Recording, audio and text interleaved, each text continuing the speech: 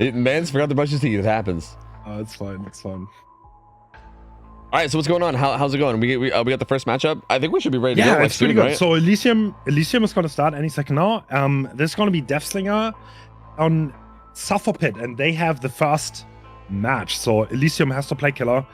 I think Xeno didn't quite make it, so they have to adapt a little bit. And Zaka has to take the stage, which is not what he's used to. I think he doesn't play this killer very much. But like as we said about Elysium, right? Like, bro, you can use the third killer and that would be fine. So like, they're not gonna sweat. And looks like second third place killer. You're probably gonna be fine anyway. Like we said the same thing about Zaka on what was it, Nurse? I think we saw him play recently, and yeah, he just slaughtered. So like, yeah, I feel like they'll probably do okay. But pretty unfortunate that Xeno couldn't make it. But we'll see how Zaka can do here. Looks like he's running a pretty standard build. This is Cigar and Reload with Sloppy, Painless, No Corrupt. This is pretty much the golden standard, I would say. Yeah, the perks also seem pretty reliable too, right? Like Sloppy is very easy to apply on Slinger because of the basic attacks from the gun. Ooh. If that would have hit, that would have been awesome for him. But this is the Corrupt side. He sees multiple survivors. He is definitely going to like the look of that. What was the gen setup looking like? Was there 4 topside? I think there was, right? Oh, he's trying. You can't do that anymore, right? Or is that fixed now? I remember Macmillan, the back of those got fixed, and you like couldn't do it anymore. Yeah, they might still be blocked. I'm not entirely sure. Yeah, I'm not 100% to be honest. I think I'm with Tofu. Last time I tried Macmillan, I'm pretty sure that hole is now patched up. Yeah. So I'm pretty sure that shot he's going for is actually not possible anymore. Which again kind of sucks because Zaka, I don't think he plays Slinger enough that he might not have realized that. And Hein makes it to the pallet. That was pretty well done. Oh, he crouched it perfectly. Ooh, okay. Strong start here for Calamity. Hein kind of juicing here. Yeah, this is going really well for them. Yeah. And this is happening way away from all the gens that are unblocked right now as well. So there should be a good bit of progress coming in. Okay, he's going to try to get Cigar value and zone him into the side, which seems to be possible. Does Hein make it to Shack? That would be ideal for him. This is so risky. No, he's leaving. Okay. That's interesting because it kind of seemed like Hein might have been dead there. Like it was like you maybe had to take a risky shot. It wasn't a guarantee, but definitely seemed like it was possible he was about to die right there. Okay, the duo gen has been interrupted, but there's no big gen regression here. There's everyone full health, but this is the 4 gen, and this is a mighty one. This is a really good gen setup. Oh yeah, it is. A little behind on these shots though. Slinger is one of those killers where I feel like if you don't play him often, like it's pretty easy to not like lose your timings and everything, right? Like your exact ADS speed, how fast the actual shot travels. So yeah, I mean, given that Zaka isn't normally their Slinger player, I feel like that might be showing with a lot of this, right? Like I think mechanically he can be difficult. This killer has an element of confidence where once you lose it, nothing feels right. There is a bit of a 50 because of the travel speed of the shot. There's a bit of a 50-50 involved. And it's similar to Pyramid Head trying to hit his heads through obstacles. You miss it once and you feel like you're never gonna hit it again in your life. Balance landing being used, and that worked out for him, but he's injured on this side. There's progress being done on those gens. This 4 gen is looking mighty strong though. They're very close together. Yeah, they are really close. 2 of them are pretty high progress though. I'm curious to see how aggressive they're being with this right now because they might really want to try to get one of these done before leaving the area. Yeah, and the first one pops already. Oh, that's such a great dodge. Zaka's not landing his shots right now. It's looking a bit rough because like this gen is high progress. If he loses one more gen on this side and someone's probably working the other side, he's losing his gen locks completely and he didn't even get a single hook yet. Yeah. One thing seems clear: if this comes down to the gens being split, I don't think this will be holdable. The distance between the furthest gens is absolutely massive. So survivors need to keep doing what they've been doing so far. Reduce the time, increase the time to a maximum when the first person's about to go down, and get another one of these gens down possibly. We might see another instance here of Cigar being used. Cigar being the add-on that allows the Slinger to very quickly recover, and we see that in its full effect right now. Nice. He really needed this because like that gen at main was so close to being done. It still might pop though. It still might pop. Yeah. This decides everything right here. If the gen lock, if he keeps this gen lock and the hook here, then he's in a good spot. We have a pain but if the gen pops, close. Let's see. I do think he's in basement. He actually has the time anyway. That gem was nowhere near as progressed as it. seemed like it was going to be. We see now the stacks the painters did proc. There is a chance all of them could have been across the map, but one of the reasons why he came to this half of the map might have been that he realized that all the good was here. The unlock is coming through though. So if Laser gets away here, even if he gets injured, if he gets to the other side, the survivors are absolutely fine. I don't think this is gonna work out. Oh, nice. They did find a spot. Now the play there for the survivor is not to struggle to make the chain last as long as possible. Oh, this is such an important way to break it still. Oh, it doesn't get it. And Laser's out. Oh, does he get out? Is he? Oh my god, that barely misses. No, he has to go back to the gen. The gen is too high progress. The survivors have so much pressure right now. This is looking really good for them. Yeah, this is devastating. This is one of those positions you don't want to be in as killer. Like there's so like little options now for what you can do. Like you have to protect this, but at the same time, you're giving up so much by just protecting this and not going anywhere else. Yeah. So one thing to note about this is Elysium's pick. So if Calamity starts showing up back here on Elysium's pick, that is pretty big for them.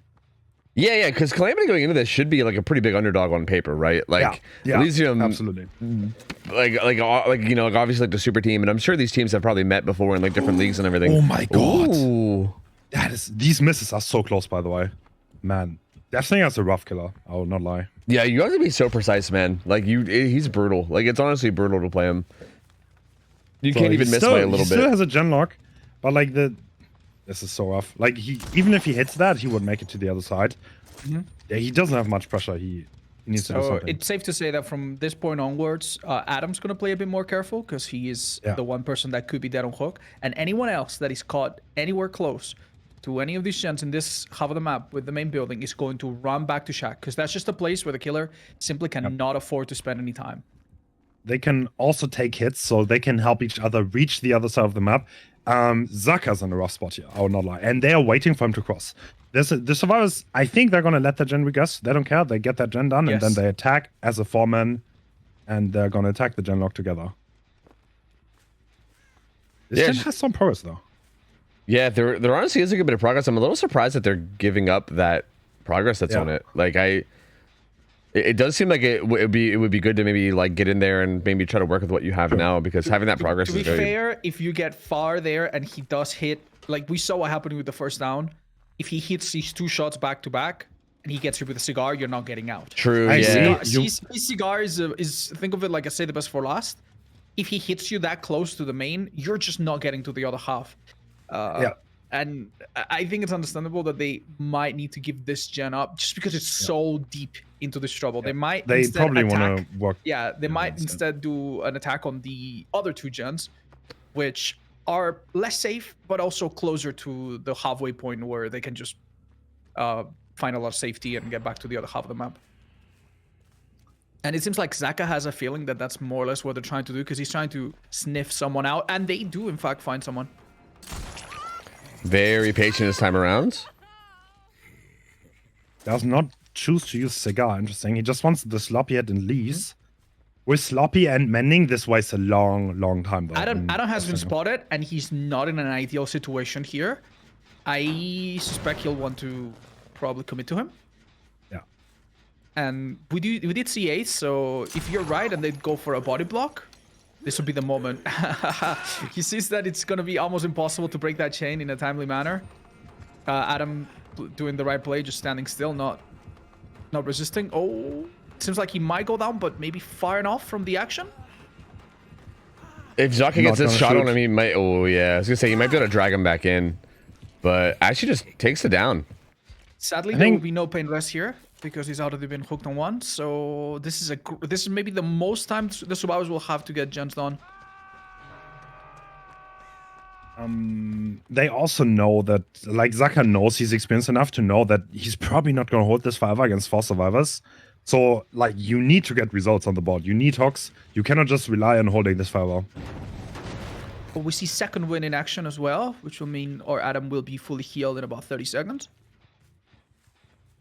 Yeah, see, interestingly enough, too, there's not that much gen progress. He didn't really give much up for that, right? Like, he made Adam Deathhook, and that's actually pretty big now, because Adam has to be super careful. Like, if he mispositions, he can turn it into a 3v1, which actually could get a big result. He didn't really give up that much for it, right? Like, the gens have not progressed that much while he was gone. So, That did seem like a pretty worthwhile commitment there. I don't. Doesn't hit anyone. I do not know what is going on in this corner of the map. We're seeing them spin around like fish in a barrel. But to be fair, it seems like a worth distraction because Ace did get a lot done in this corner. Ace going deeper in though. This is Cigar though. Yeah. Oh no. It's kind of no. He's gonna have to M1. You reeled it in too early. Yep. Wait, this is a shot though. I think he hits this. Does he? No. I don't know what took so long. That's very unfortunate. Oh, that gen on the other side has a good bit of progress too. The one that Ace left. It sounded like it had a lot. Oh, doesn't instantly leave. This is one shot that he can take. Maybe? No, he misses. Oh man, so many of these shots would be so game changing if you could hit them. Oh no. The gen pops. Laser gets adrenaline. And now we do have Noed. We might have to keep an eye and see what it's at. Survivors probably do see it coming. Yeah, this is pretty obvious. If you don't spot 4 Perks, you're going to be aware of this. They're probably looking for it already. Oh yeah, he'll be able to get that. He should be able to get that. He didn't get that. I lied. He did not get that. Marco actually gets away from it. Uh-oh. He needs one of these fresh hooks. I think he's going to be able to get Marco here. He's going to have to just take this and maybe just take that result, which is just going to be 5 stages, which is not that crazy good for this start. No. Calamity, the survivors are definitely going to take this. They are very happy. I would expect them to leave. They could probably try to do something here, but this result is already so good. Why risk it? Yep, they're just going to leave. They're going to take the 5 stages. Awesome result. Holy.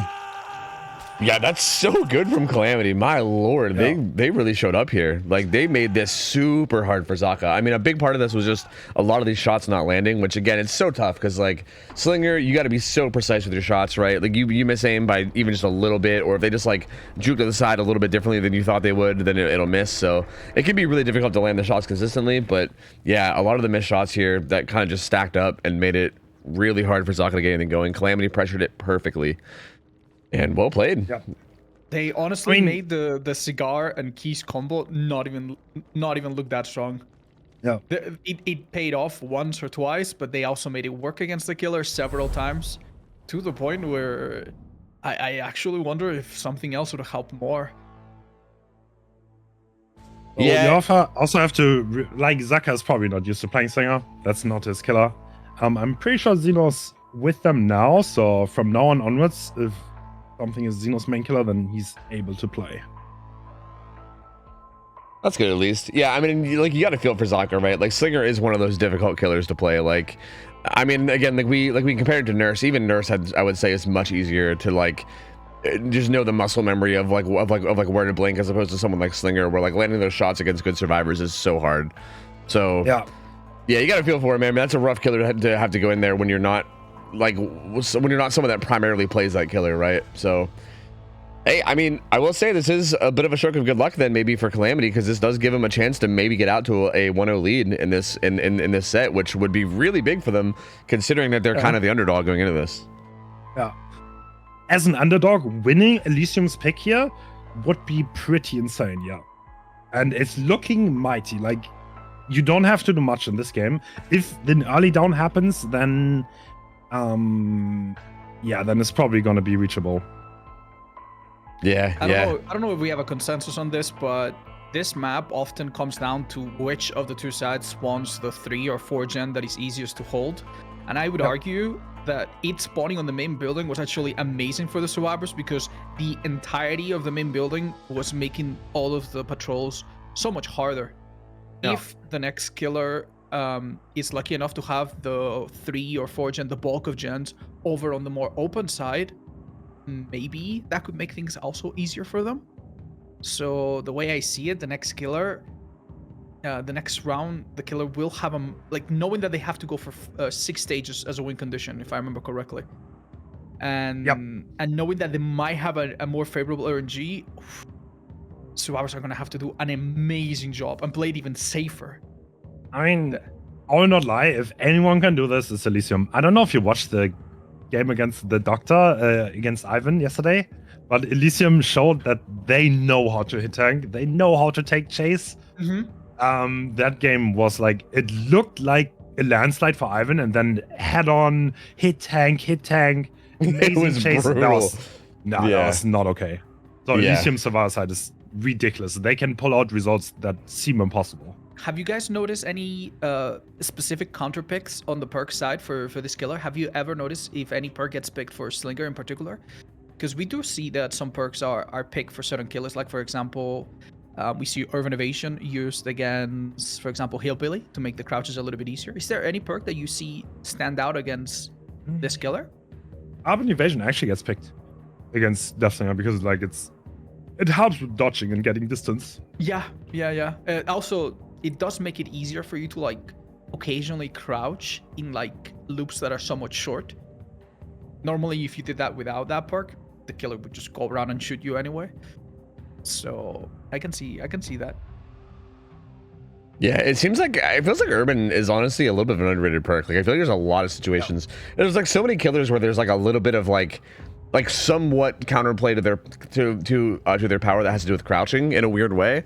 Like Urban unironically feels like it's like this major like stealthing rat perk, but then at the same time, I think when used correctly, it's actually really good for just chase. So I mean, you saw in this match, literally the difference between an almost hit and a hit is huge. We saw Orf Killer not get it down and have to drop someone just because they narrowly dodged something and it took too long. We saw so many mishits by like very, very, very little.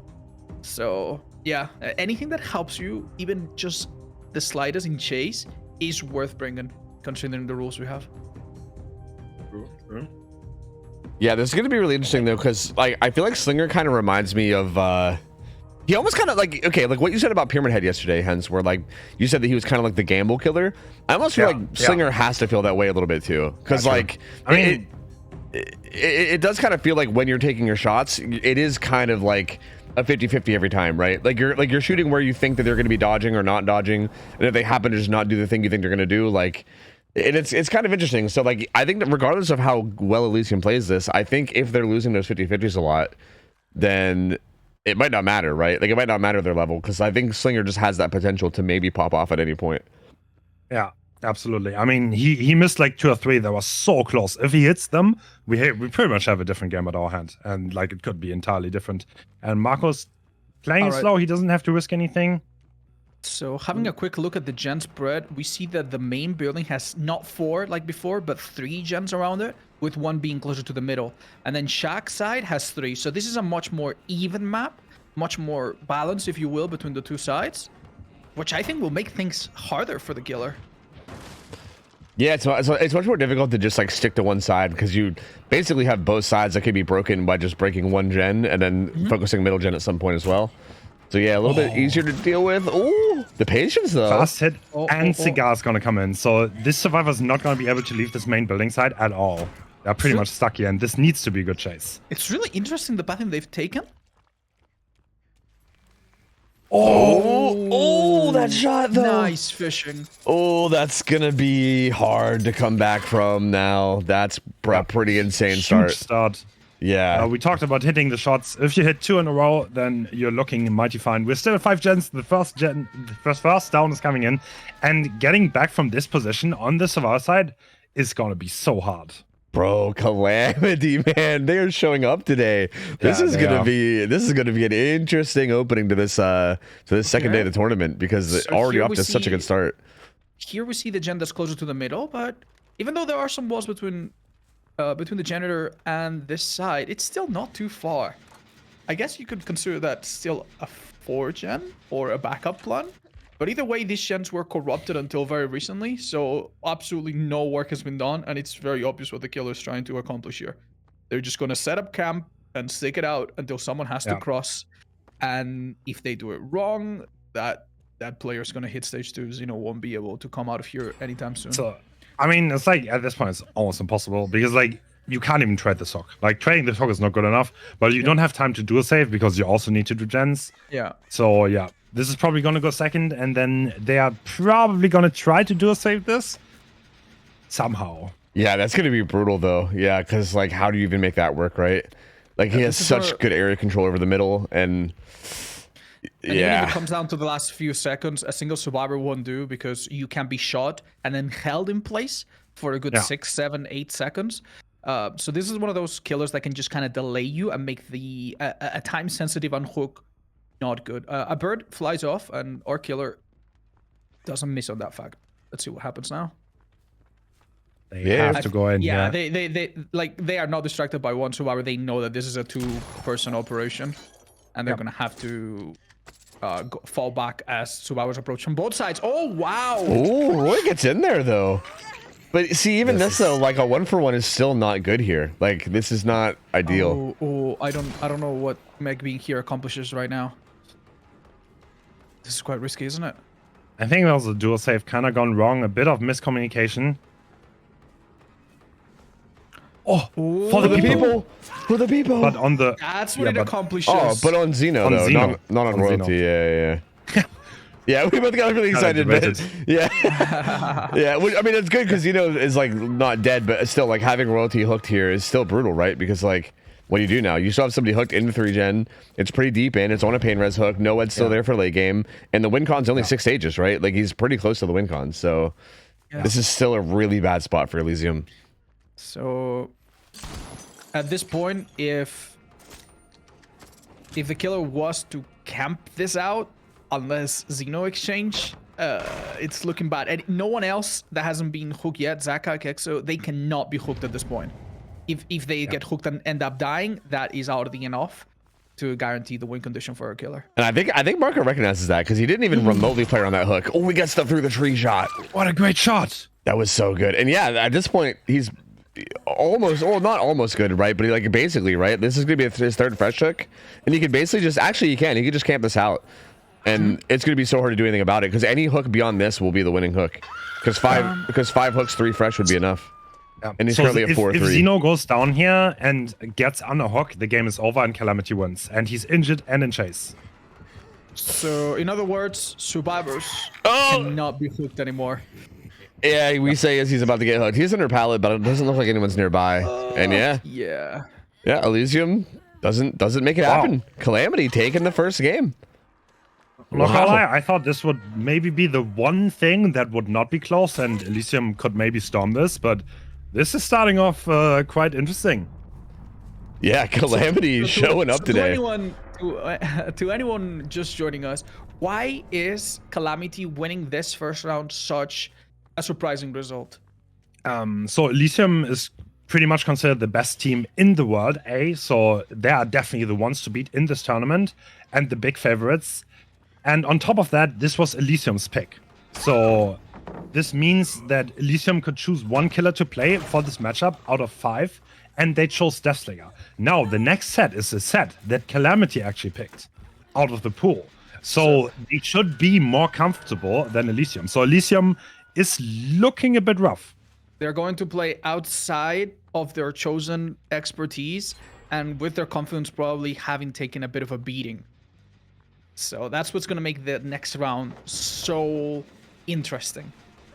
Yeah, and Calamity's got to be feeling good too, right? Like, I think Miraz's got to be high over there. This was such a good showing. On Survivor, they were looking unstoppable. Like, Marco right now just hitting shots, dude. Like, he is just... I think Marco's kind of like a Deathslinger specialist too, by the way. Yeah, I mean, it definitely shows because he is nailing these shots. Like, they are not getting away from anything here. But... So Elysium was extremely confident in this pick. So they thought this would be a free win, but seems like it isn't.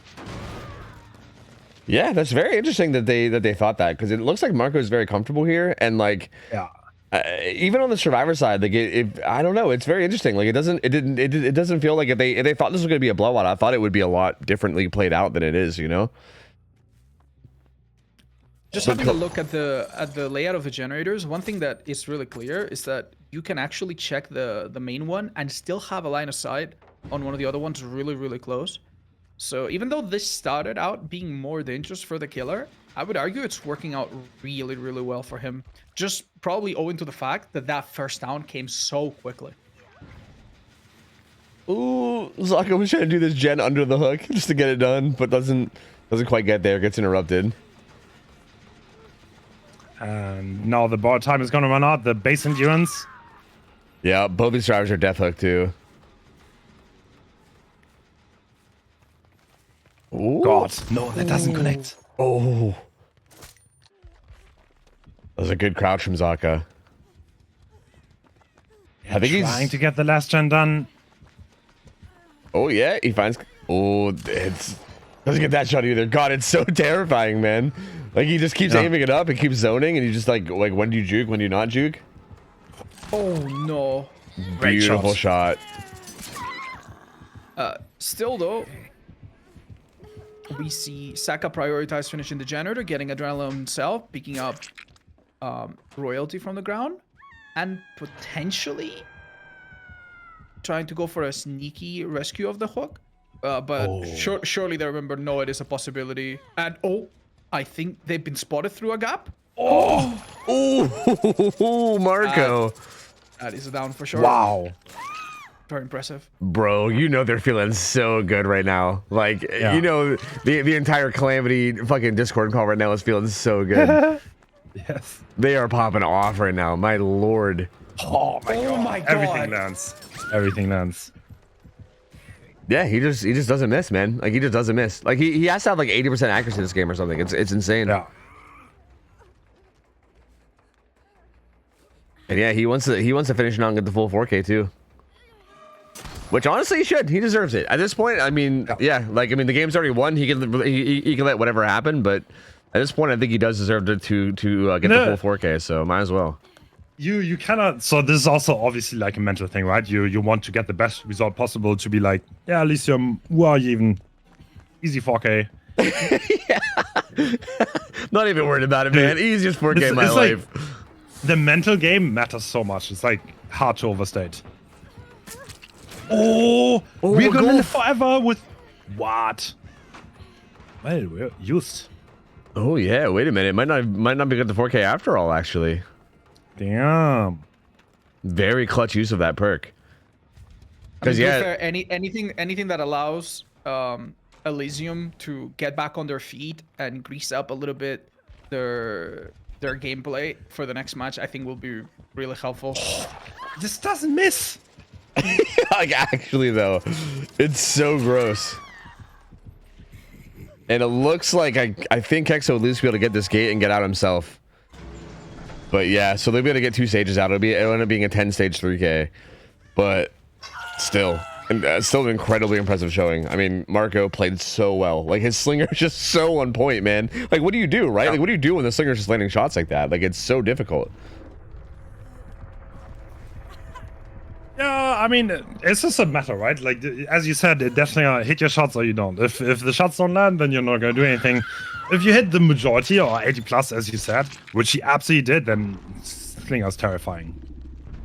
Yep, and that's when they end up getting results like this. So that's, man. I mean, do you think this is going to affect morale going into the second set? I mean, we're going right into a Wraith set now on Dead Dog, right? I believe, which is another one of those very volatile sets, is it not? I'm pretty sure that's one of those sets where like a couple mistakes can really compound and you can just like get huge results on the race end if the survivors aren't careful. So this is interesting. Damn. All right. So now we are heading into the pick from Calamity. They actually have to play killer right again, and this time it's their pick. This is Wraith on Dead Dog. A very, very interesting combo that is very well known amongst the comp people. That's a heavily played one. One thing you need to understand about this combination of killer and map, one thing that I learned when I was introduced to this, is that it's very well studied, owing to the fact that Dead Dog Saloon is mostly a very stable map. It always has mostly the same structures on the same areas, and Wraith itself is a very consistent killer. With the right add-ons, you can play around min building, you can play around everything else, you can get rid of pallets, maybe get hits in unsafe pallets that don't even need to be broken. So this is something that both sides have studied to a scary degree. It's almost like an equation that has been solved to some degree. So it comes down to survivors being able to manage their health states, and one side surprising the other with maybe a play they don't expect. That's what makes this so interesting. Once it's out of the all figured out, what is new, right? So yeah, don't want to make chess comparisons because that is always a contentious thing in the Blight community. But this is kind of those openings that is super classic, it's super studied, and we're waiting to see which side deviates first, which side does something that is unusual. So that's what we're looking to see in the next 2 rounds. Okay, like I think instead of a chess analogy, I think you should use a hockey analogy. I think people like that a lot more. Oh, that seems to be a crowd favorite. Tell us about it. I don't play hockey where I live, so no. I don't actually want to get into it. I was just joking. I was just cracking a joke. Okay, let's not bring hockey into this, okay? No, but actually though, unironically, I think Wraith is one of those killers where a lot of people will like view Wraith as very weak because of like, you know, their view on their experience with Wraith and like pump matches and stuff. Wraith is actually very powerful though, man. His mobility, his ability to get around, like the actual stealth factor, all that on top of his add-ons, making a lot of this really hard. Like it's really you would have missed on that fact if you just stopped playing some time ago. If you stopped playing some time ago, you would think that Wraith is still slow. Maybe he can still get burned with the flash slides, which was a big deal. Like none of these things happen anymore.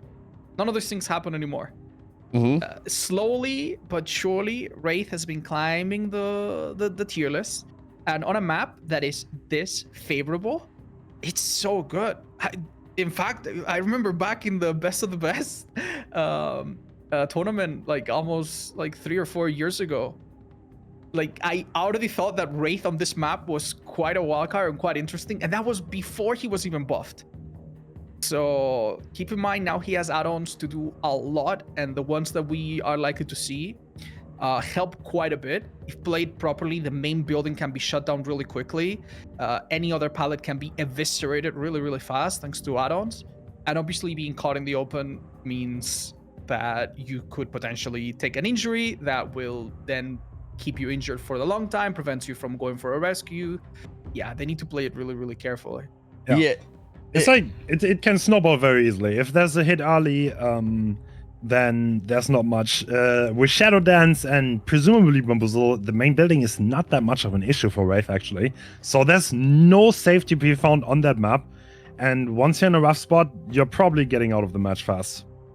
Yeah, it's important to note that the bans here too are really brutal. Like this is amongst the killers that have the most bans for survivors. They're gonna have very bare bones perks. Like it's one of those killers where like the perks you end up seeing are things like visionary and like empathic connection and like really bizarre off the wall stuff, because a lot of the strong perks are banned, which is what makes it even harder still, right? That makes it even more punishing. If you make even like a little mistake and like the killer starts to snowball, it's so much harder to come back because you don't really have those powerful things that can help you get out of a bad situation.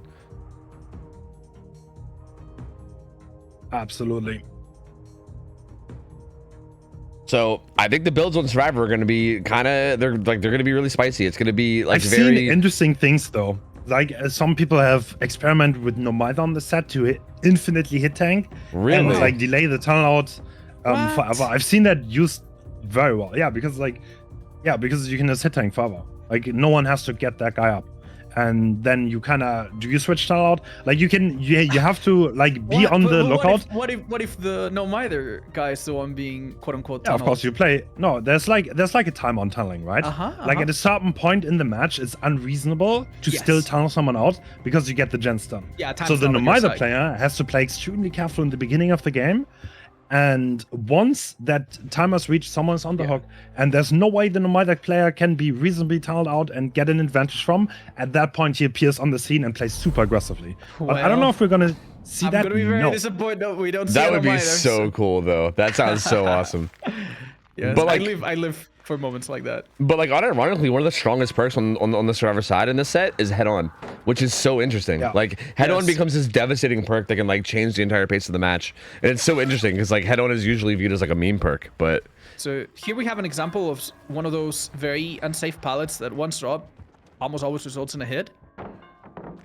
And Nancy is not looking too good. If it wasn't for Shaq pallet here, I think she would go down. Oh, yeah, this is a drop though. And residual manifest being applied. Oh yeah, the blindness. Yeah, this would counter any auto reading. Although it seems the killer has none, other than obviously the generator auto reading. That's default. He's worried about Head On. The mind game. The Is it? Oh, I don't think it is. No, it's just a bait. That's Oh, a it's just to no. make it. All right. Oh, now she is. We're in the difficult situation now where this Nancy is under a pallet, but there might not be enough people to help her out. They are threatening the pallet save. There are a lot of unsafe pallets on Deadhawk, and that's a very strong strategy. But Yeah, keep in mind that any hit here will really cost survivors because they do not have medkits. They are not allowed to have a medkit. I was looking for the hit over that the heal fence. Zeno wasn't falling for it though. But with sloppy butcher and no healing perks, it's kind of rough to tank hits against Wraith. The resetting takes so long that oftentimes not really worth it. And even though the main building is being used here, he's not getting much from it. So here we see the part that we talked about earlier, where the map is pretty much studied, and no matter what Survivor does here, Killer has an answer for it. We see another nasty gesture. This allows the Survivor to fall in a more controlled manner and make sure that they are right under the pallet. But it was a bit of That was actually a great play because he called the bluff. He didn't look around much. He was like, that's also a game sense thing where you're like, there's probably no one around. Zeno already got injured. And we see the gen being interrupted. This is Zeno's gen. Okay, interesting. Yeah, the pain res comes through. Honestly, not looking too bad right now. The hook position was like kind of like dead center of the map. Although the unhook's going to come in. Mostly for free. Indecisive. Does he want to tunnel out? Did he lose track of him? I think he might be gone.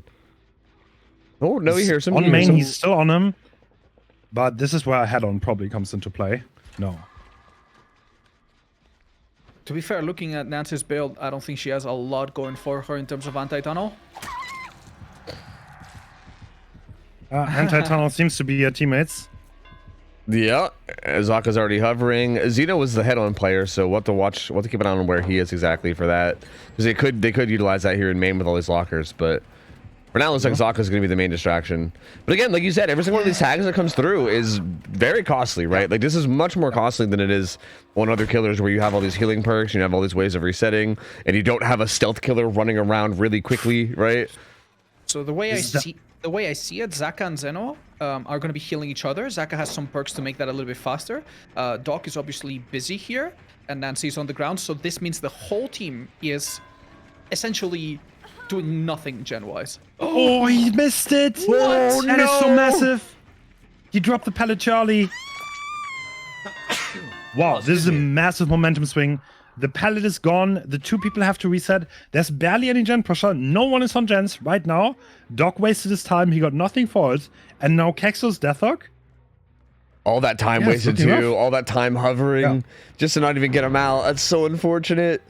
They did give everybody reset, but yeah, this is looking really good for Hein. If you can get Kexo dead here with like still a good bit of gen progress up, that's going to be... Yeah, Elysium is on the ropes right now. It's not looking good. He does have eyes on at least one of them. One thing that you learn about this map is that other than Shack, almost every other pallet is not that safe. And Shack, correct me if I'm wrong, is already gone. So that means that once this unhook happens, this Nancy has a big fat timer on her head, and it's gonna be very difficult to make it last very long. Yeah, also the head-on player is the one that's down as well too, which would be another big aspect to get up here. We see a further people play. Two people down. Yeah, this is half the team's out of the question right now, though. Oh, okay, at this point, yeah, I agree with this. He's saying, okay, I'm going to take the pain whistles.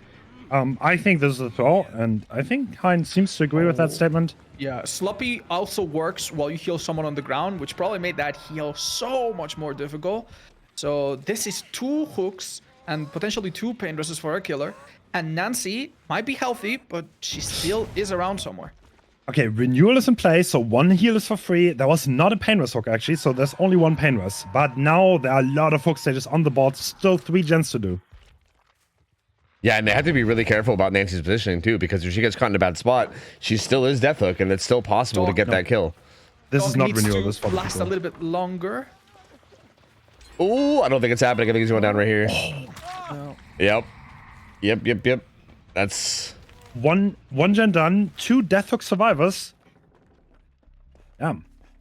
This might be one of the few situations where we see a killer tunnel from a pivot from the idea of tunneling one person to spreading the hooks to others just because they seize the opportunity. And it's really incredible. And it's not a decision that you make lightly. It is very likely to backfire. Yeah. But our killer's just managing. What he finds He's Nancy. the original target. That's Nancy on the filler pellet.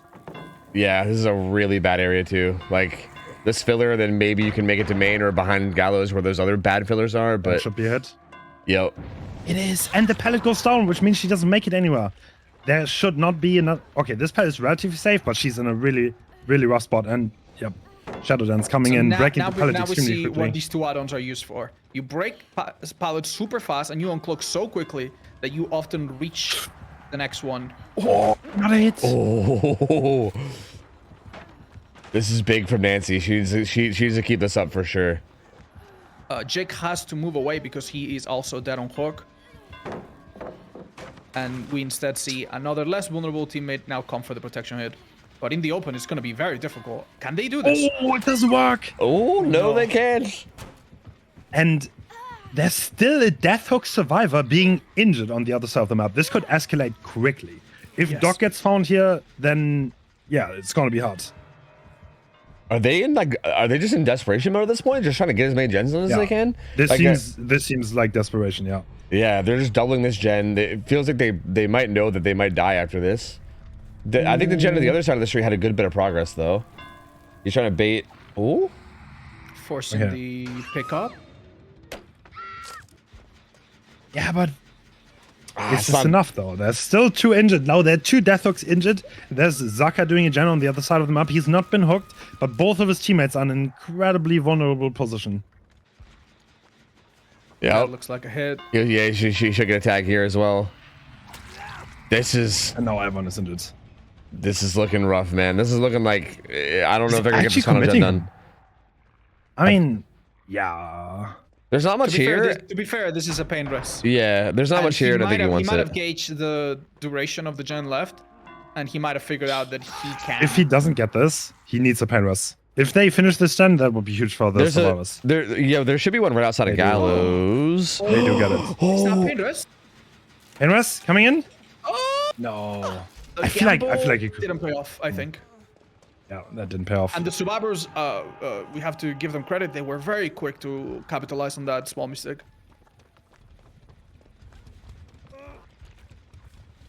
Doing a good job of splitting, though. Like, at this point, Hein has to really choose, basically. He's going to find Xeno very quickly. The 1 second hesitation there was actually quite fun. Okay, that's interesting. They don't let Zaka die. This is pretty good because Zaka still has 2 stages left in him. So if Zaka survives, that would be the best outcome. So Zaka's probably gonna hide if he can, and Doc is gonna play aggressive because that would be a slightly better result for them. I can already hear the clicking of the keyboard of everyone watching, turning on their game and starting to play Wraith after watching this. That is Doc indeed. Is he gonna take this chase or just no? Okay, he's happy to take this. Ooh, that fake though. Okay. Zaka does not get the door open. Oh no. Oh Zaka's no. Stealthing. I don't like this. This is rough, Down was man. so fast. Yeah. No. Oh, this is like if Hein doesn't find him instantly. He's trying to sniff him out. He's so close to him. No. He finds him. That's it. Wow. That is a 4K at 0 gens remaining. The very, very strong result from Hein. Elysium, if they lose this game, this tournament is over for them. So now it's now or never.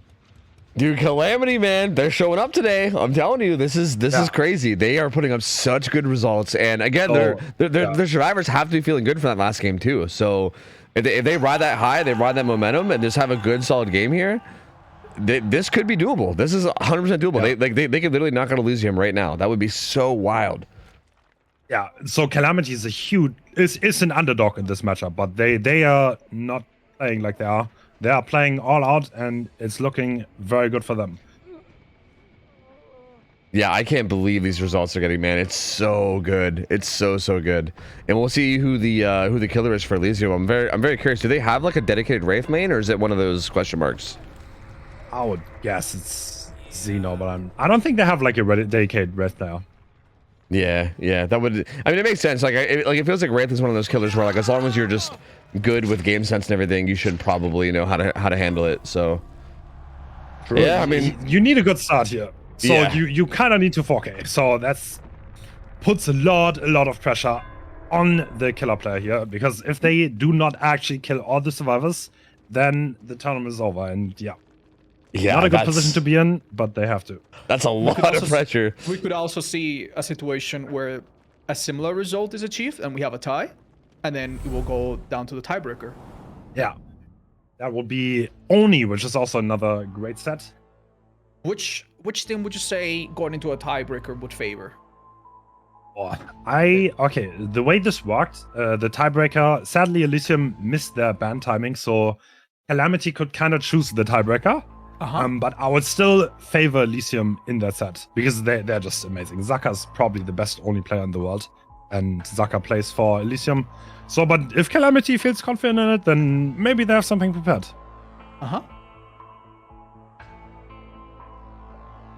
I would love to get to that set though. Like, I would love to get there. Like, I know we're supposed to be unbiased casters here, but like, dude, I would love to see like an Oni for the whole marbles between these two teams. That would be so good.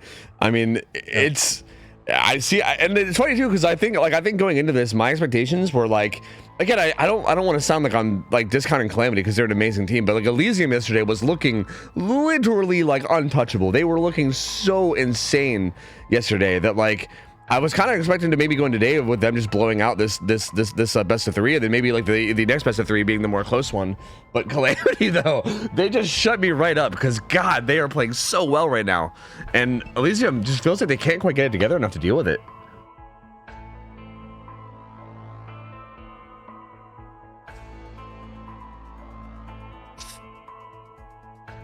I wonder who's going to. Yeah, there's going to be a lot of pressure on this killer player, whoever it is. It's not a position I'd be jealous of, that's for sure. Like, what would you expect the survivors to adapt to, knowing that they only need to get one escape? If they manage to get one escape with all gens done, knowing that that is acceptable as a win condition, will they play it safer? Will they all hide at the start? Will they be more willing to let someone go stage 2 as long as the gens get done? Would you say there's going to be any strategy that's going to stand out? So in this environment, you kind of want to delay the fast down as much as possible, I think. So you definitely want to have a great start into the game for the survivors. And then, like you said, you can let people go second. You don't have to unlock fast, but the killer will also know this. But yeah, I would expect them to be very aggressive on the gens. Just try to get the gens done. Like you said, only one guy has to survive at the end. And if they manage to do that, then they win this. yeah, that's really interesting too. It feels like this might be one of those situations where like body blocking and taking hits could actually be a lot more useful. It's kind of like you said, it's a bit like risky on Wraith, right? Because on other killers, it can be sometimes easy to just heal up quickly with your like healing perks and everything. On this killer, like again, like with sloppy most likely being in play and everything, sometimes hit tanking is, you know, like it's good, but sometimes like the value is questionable. But I feel like if you can really make it so that a tunnel out is not reliably possible, that's going to make it really hard on the killer, and like have to just make him split and make a lot harder decisions in terms of how he gets his 4K. Because again, as the Wraith player, you can't just settle for a decent result, right? Like I feel like if you're the first killer, you kind of have that benefit going for you, where you can be like playing a strategy where maybe, you know, if it works you get a 4K, but if it doesn't go the way you want it to, you can kind of fall back on like a different strategy that maybe just gets you a solid result. This killer does not have that privilege. They don't have that privilege of just being able to take a solid result. They have to make something happen. They have to get a 4K. So exactly. So for anyone that just joined, Elysium lost the first set, and now they've lost the first match of the second set, and the only result that would be good enough would be either kill everyone with 0 gens remaining, and that would be a tie, which would send us to the Oni set, or well, no, that wouldn't send us to the Oni set, would it? No, it would. Yeah, it does. It would? Yeah. Yeah, okay. If it's a tie, I am not entirely sure if we replay or we play only first. I am not entirely sure. Well, it would do something. Or better yet, this is the result they're probably looking for. They're looking to kill everyone with 1 gen remaining. That would be good enough. which I believe has happened. It's not an unexpected thing. I've seen, in fact, I've seen a lot of games like that, but yeah, Wraith is a killer they definitely can pop off, like absolutely. And it is Zaka on Wraith. All right. Fast chase being taken by the main building. Oh, we see Chick do his best to body block the way to the pallet. Might still be a hit. Oh, very fast opening hit there with that pallet greed. Yep, that is correct. This window will be bamboozled, presumably, and the survivor. Double vaulting. They seem to have a hard time playing around that. They do make it to this pallet, however. Keep in mind, you can hit through that fence. Oh, this sounds so fast. Yeah, that is a very fast down. So Zaka setting himself up for a great result.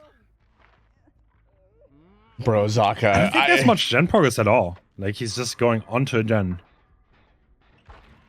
I swear, if Zaka poses, this mother, I swear, Zaka just always finds a way to get stuff done, man. Like, it's so crazy. Yeah. Like, I know the game just started. I'm not trying to say that, like, he got it done already, but, like, just the fact that he already got off to such a good start. Like, I don't know. This man is so clutch. I don't get it. It's so crazy. Yeah, he is. Barely any gen When progress. there's pressure on him, he always performs. Yeah, it's so wild. Like, I could not imagine how much pressure is on you right now as killer. And he just playing his game so nice, like so smooth, so good. Getting this tag on 8 over here as well. Like, so that removes one potential rescuer. We are almost at the halfway point of the hook stage, and we're gonna see if the survivors bother, or if they want to get a gen down first, or if they let their teammate hit stage 2. yeah, no one seems to be in any kind of big rush to maybe stealth up to this, so it doesn't look like they're taking a very high priority here. Oh goodness! Oh. I think This pallet's used. Oh, that's not a hit though. Very unlucky.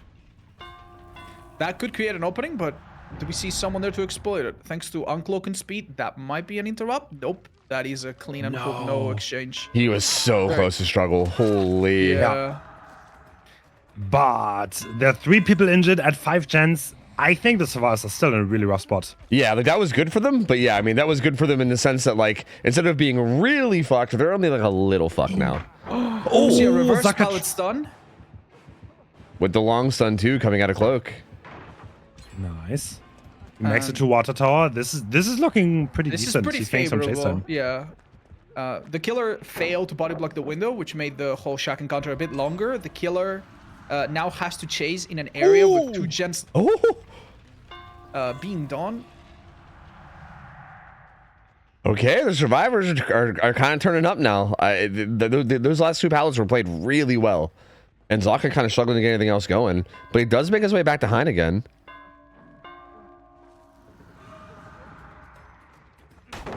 We've seen the killer be distracted by 2 teammates and ultimately not get a hit on either, which is a big deal because in the last match, we saw something similar happen. And even though they were tunneling a person, everyone else was going down for them. Here, we see teammates come and take hits or come and distract, but ultimately not go down. Wow. All right, now they fully reset. That was a great chase behind. He bought a lot of time for his team. Everyone is reset, back on gens. Even though he's Deathlock, I think he put his team into a pretty decent position. Yeah, this is only a second stage, which is like, I don't know. Like, I don't know if like if this is just a me thing, but like it almost feels like that was like a death hook chase. You know what I mean? Because of how much time has been used so far. Like the survivors have gotten a lot, right? They've taken a lot of hits. They've reset those hits. They're kind of back on gens now. They already have 2 done. They're currently progressing. This is definitely, it's turned into kind of a tough spot for Zaka now. So yeah, the tables have turned a bit here. Can he even camp this out? I'm not sure. This hook's in kind of an awkward spot too. Like it's kind of tucked behind the buildings. It's kind of hard to keep an eye on. I love how we see a survivor in a locker, which is something you'd never want to see your teammates do. That was the locker, no? I believe it was. No. I think someone was in a locker, no? I'm not sure. Yeah, I'm not sure what structure it was though. I don't know if it was this one or not. He might literally be in a locker. Oh no. It was down the road a little bit more. Yeah, Laser's going in for it. He's gonna go in for the 1-for-1. Maybe for the people if he doesn't get interrupted. No way. Yeah, no, he gets hit. That is pretty good because he didn't even go down for that. So the question is, how much time can Hein buy for his team here? This pallet is still a thing. Okay. Laser comes in and dies for it. The 4th gen will probably be popping pretty soon. Still has this window and the pallet. Very nice redirection. Makes the killer think that he's going for the pallet, but in fact goes back to the other loop, which has nothing on it, by the way. So that was a bit of a gamble. Did it pay off? I don't think so.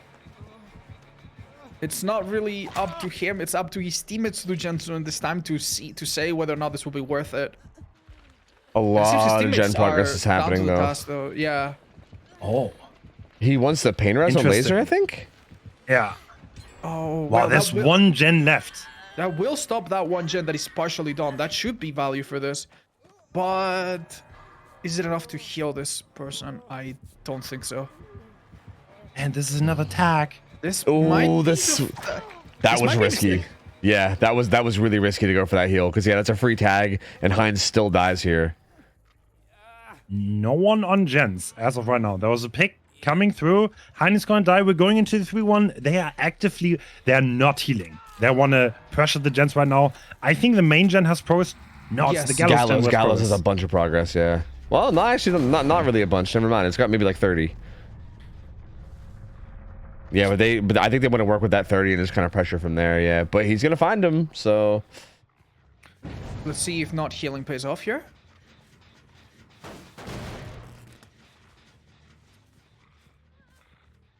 Oh, he wants the tag on Adam, and he's going to get it, nice. Presumably.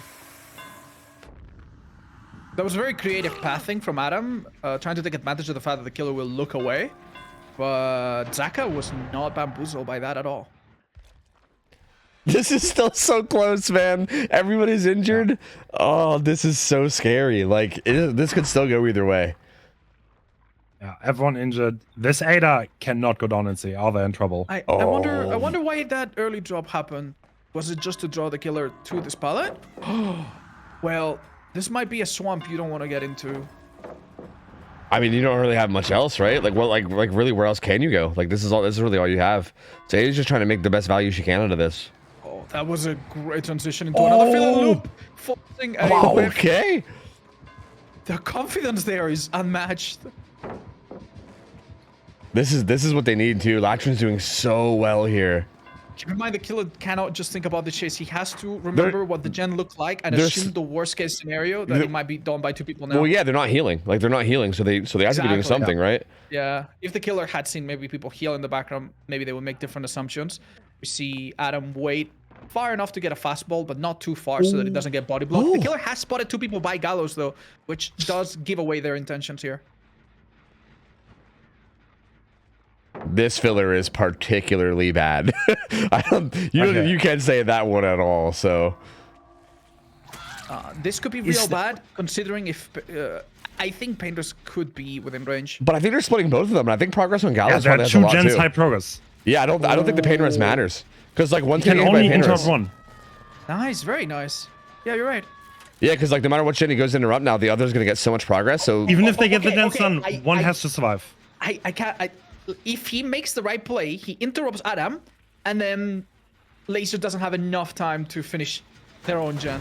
So this was absolutely the right play from Zaka, I think. But if Adam just stays alive, even just for a little bit here, then it's... Oh, that is true. Yeah, now it hinges on... Oh, doesn't hit how it! long this chase takes. Oh my god, it seems like he might have bought enough time for that final gen to get done. He'll probably want to go into a locker or do something else to... This is huge, because he's going to get the gen done. He's going to have time for the unhook, too. Oh. He needs to get the unhook.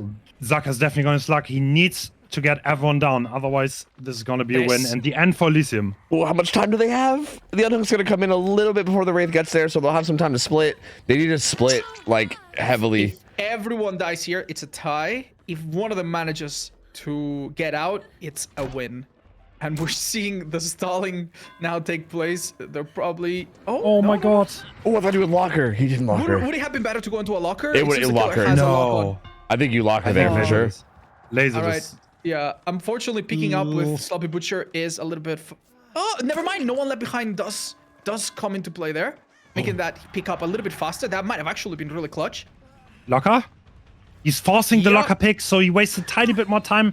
And now Lactrin can go pick up Laser. Oh my god, this is on knife's edge. No one left behind coming in clutch. Wow. No, that behind actually is so good here. Holy shit, look at this. Oh my god. Look at how much more distance they get because of how much faster that is too. Yeah. They actually get to split quite heavily. They And can Zaka split has- both gates. If this chase takes a little bit, that would be a win for Cam. Oh, he's blocking it. Very smart. Oh no, it looked like it. And I would imagine that one of the survivors is on the gate. Is this enough time? Yeah, Latrin. Don't know. Oh Is it enough? My god, I Oh. don't think it is. I think you get caught midway outside. Oh! No way. He's gonna body block. He's gonna body block it. No. Oh my god, if laser, no. if laser Comes- force blocker. It literally comes down No. to the last second. That is insane. Oh Wow. no. Wow, if they brought like 1 more second worth of time, this would have been a different outcome. Holy shit, dude. This is actually a draw. Yeah, it? it's a draw. Yeah, ends up being They're a draw. drawing Dead Dog on Wraith. Unless Wow. Pedro like bleeds out or something. Like There's a chance. Yeah, there's a chance one of them doesn't get hooked, but I reckon that's. Oh, I very think what likely. we're going to do here is I think we're going to replay the set. I think. So Okay. we're going to see Wraith on Dead Dog again. And I think Zaka has to play instantly again. But oh my god, no way. I cannot believe how close this was. yeah, that is so wild, dude. That is so Oh. wild. Like both sides play Outside- this so well. Outside of the small mistakes both sides made somewhat at the start, can we agree that both sides played that incredibly well? Dude, phenomenally. Like my god, man. Like such good plays all around. Yeah. There were so many things the survivors could have think- done wrong, and so many I things think- mistakes the killer could have made, and they were all avoided somehow. I'll not lie. If Laser goes the other way and goes to the back of main, I think he gets it. But he kind of ran into his teammate there, probably not knowing exactly where the gate was. And the Wraith, that was literally 1 second. Yeah. Like it doesn't get closer Yeah, than this. yeah. It, It really doesn't. doesn't. Like, it seemed like it might have been more than that, but it's only because the body block was the thing that delayed it. You're absolutely right. 1 or 2 more seconds, and that Ada is out, and you cannot body block her in time. And even if you do, maybe she does a little gesture and she gets out last meter or 2. But yeah, that does confirm this will indeed be a tie, and we're gonna see a lot more of Wraith in the Dog Salon version. Oh man, Elysium not going out without a fight though. You know, I honestly, it was looking like this was gonna be the last game of the whole set. Like honestly, They had a foot, it was. they had a foot in the grave. If they Yeah. manage to make a comeback, it will be quite the tale. Yeah, because this was they were like on the brink of being knocked out here. This was Oh so my God. close. Holy. And I feel like if you're Calamity at this point, you're like stomping on the grave. Like, why won't you die? Just die, please. Like, just please. Just like let's come on. Just go finals already. God damn. Like dude, I don't know. Hopefully they can keep up the energy though, because Calamity has been doing so well. They've been playing so well, and if they can keep it up, I mean, they barely scraped together that tie there, right? Like that was so close. So Yeah. yeah, I mean, like I would argue that like the end game situation for Calamity survivors was better than the end game situation, vice versa, if that makes sense. Like, Yeah. or no, we the said, opposite. We said that if Elysium wins, it will be a hell of a tale. But I think the reverse can also be true. If Calamity ends up winning after this will speak volumes about their resilience and how they're not just a one-time wonder, but they consistently perform incredible in all of these games that they're gonna have to play to win this. Yeah, they can't slip up at all now. Like on both sides, both their killer and survivors have to make sure that they're on point from here until the end of this best of 3. Because yeah, one little slip up at all, and it's gonna be Calamity taking advantage, and yep, they're gonna be donezo. So pressure's on now. Pressure's on. Is it confirmed that we're going right back into Zaka killer? I think usually you turn it around, so I would expect Zaka to go killer again here. Okay. I'm not 100% sure, but I would expect that at least. Yeah, it should be interesting because like they'll have the first game going for them too, so they'll have that kind of no expectations, right? Just try to get as good of a result as you can, type of a mentality. And it looks like we're already ready to go. So yeah, it is Zaka again. Zaka's back, same build, everything the same. We're resetting. Let's see what he can do here. Ooh, first chase being taken on an unsafe pallet. Let's see what Ada can do. Latrim was looking really good last game, though. Like, Yeah. This definitely. looks close. Oh, the enemy's fake. He Great, fell for. great Oh, that's so restraint. sick. What? That's so sick. I honestly would have not. I would have fallen for it exactly this was the killer. That was incredibly convincing. Oh, disappearing act. So that's a lot of good filler pellets in this area, but it's an area where if he gets hit early, this would be really bad for him. Adam playing it safe. Tries to zone him a bit, but Adam doesn't let him get too much, and he does make it to the next filler. Ooh. Denying Shadow Dance, at least for a second. He's leaving. Okay. This is the third survivor we rotate to, and they all seem to be playing with the same mindset of drop the pallet, play it safe. Oh, but this might be the time where a hit is almost unavoidable. Is there a pallet here as well? No, there's a pallet here, yeah, so he could do very something. good. Oh my god, bro, they just constantly win these 50-50s. Except, well, never mind. Never mind. From the start of the first time our killer spotted someone until this first hit, it's been 1 minute 15 seconds. That is far longer than any of the other matches. So This is still, we can see the effects of that with the gen being nearly done. In fact, being done just now. And that is going to be a hit. That's the fast down on Hein. But this Amazing is start. outperforming the previous two matches we had by quite a bit. Laser pre-stealthing very heavily for this, so I think maybe he wants to take advantage of when the Wraith walks away. Do they want to get a fast on hook here? Yeah, probably. And so this is so late that the Wraith will probably not stay around the sock. He wants to interrupt the gens and play aggressive.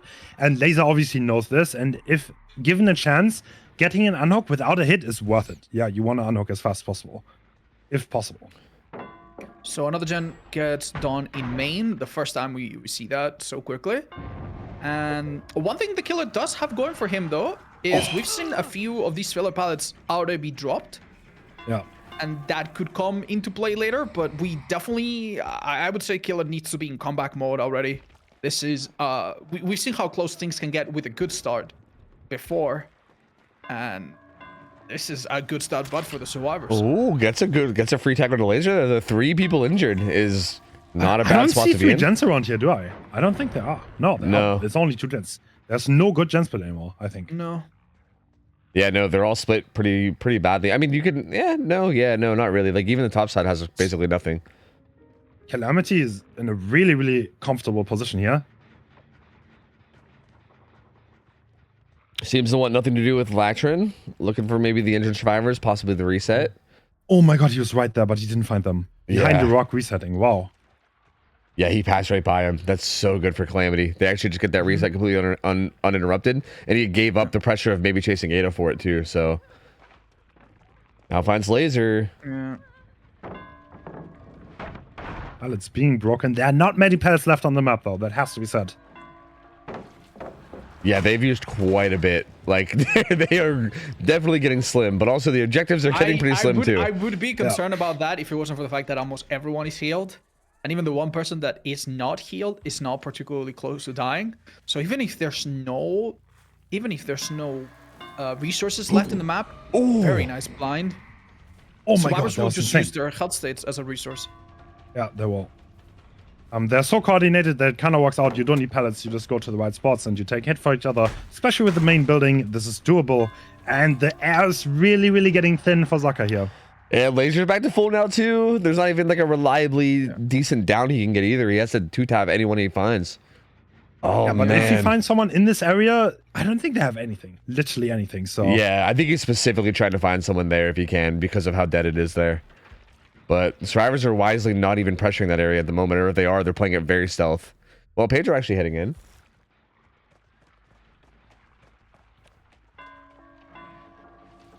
This should be a... well, actually, no, this pallet's gone. Yeah, there should be a free tag on Ada. But again, you got to end this chase. He's not committing. Yeah. I think the strategy from now on will be to run to main building. Pre-leave. That pre-leaving. Yeah. That might be the one place where they can hold the killer for a little bit if they get injured. Ooh, does he make the main though? He's not committing. Yep. Yeah, main's also pretty far from the majority of the gens that are being worked as well. So I think at this point, yeah, you just run away from the gens that are being worked, and yeah, another gen pops. It's getting so grim. It's getting so grim. It's crazy to see that we're seeing the same players that we saw from a few minutes ago with such a different result. Oh, dude in the gen injured though, Ada. That's kind of greedy. But they must. They're watching into the Wraith. Interesting. Oh, they do have eyes though, so. Yeah, Hein being the only full health survivor now is kind of sitting by this gen. Everyone else is injured. I'd assume that they're probably resetting their main somewhere. Hein is doing such a wonderful job today. That was very beautiful. meticulous. Yeah, heartbeat reading that so well. That was so good. It is so much harder than it looks. Yeah, it is. Yeah, these guys are locked in, oh my dude. God. Oh, look at them. Wow, this is an amazing result. No, by the way. Someone's gonna get caught here. But even then, he might want to greed for more, and this could backfire, maybe. Okay, so Zaka so far has been very unlucky in checking areas that are just not that useful, and obviously, or survive. Oh, but look at this amazing result. Do you think they'll take the 2-man out? No. way, They right? want more. You can do more here. He's dropping it. Wait, what's he doing? No, he's checking for adrenaline, maybe? It's not possible. No, it's not possible. It must be something else. Yeah.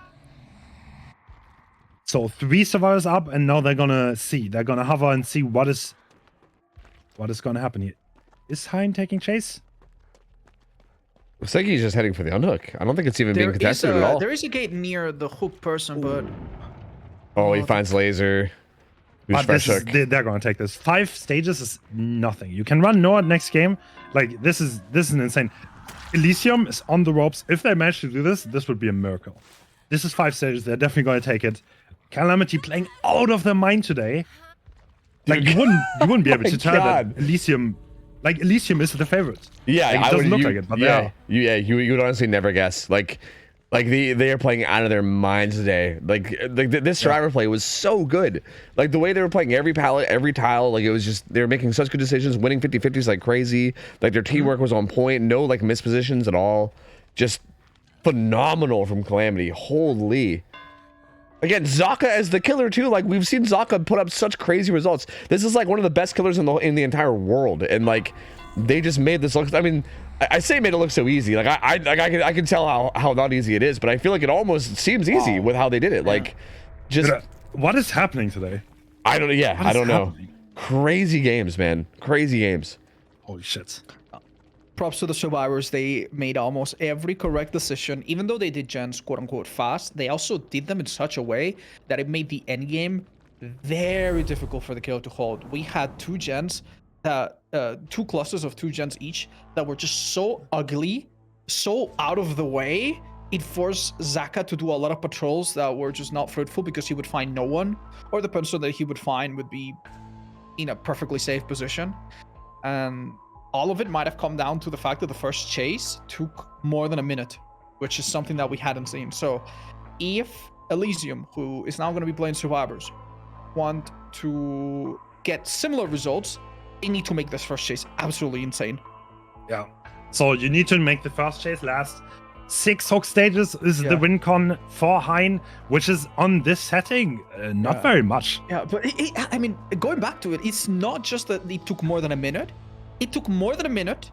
It rotated between 3 different survivors. Nobody took a hit for anyone. Obviously, it's very easy to delay the first hook if you all throw yourselves at the killer and body block.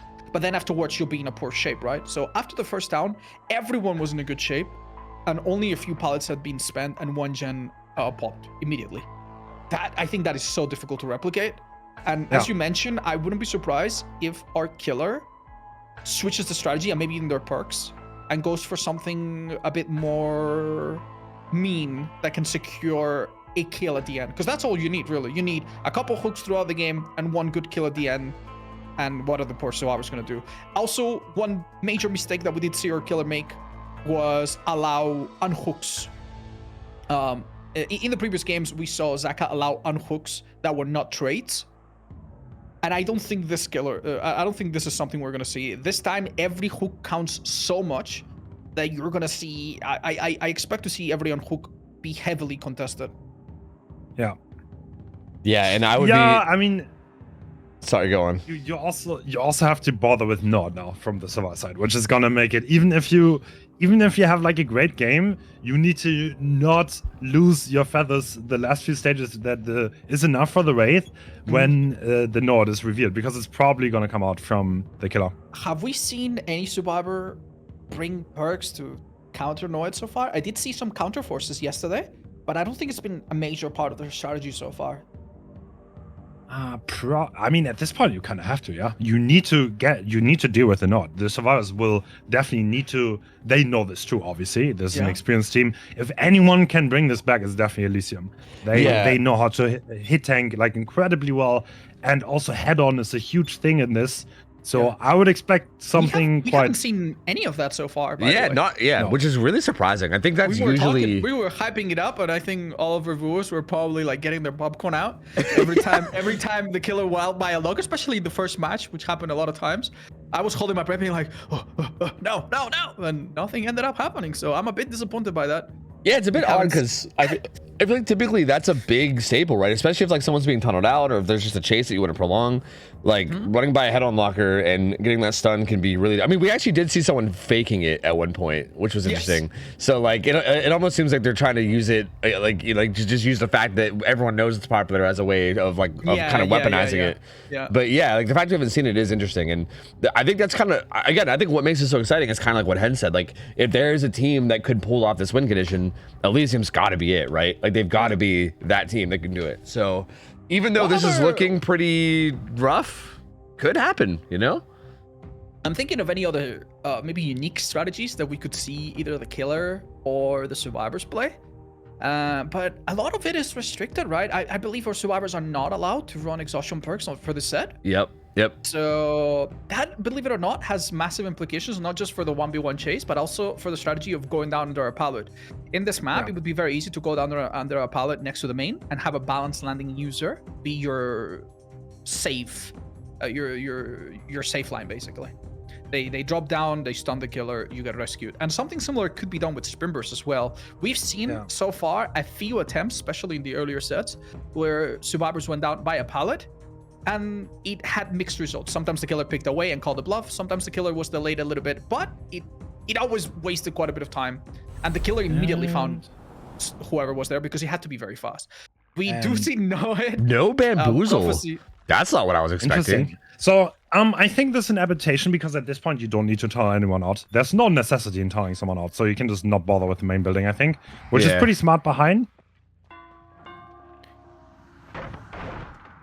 And Royalty taking fast chase. All these pallets are hard to play, and they're either gonna have to be thrown immediately like this and sacrificed, or if they're gonna be played at all, they have to be like here, like you got to be reverse stun. Wow, that's nasty. All right, we'll see now if the killer commits or decides to go for someone else.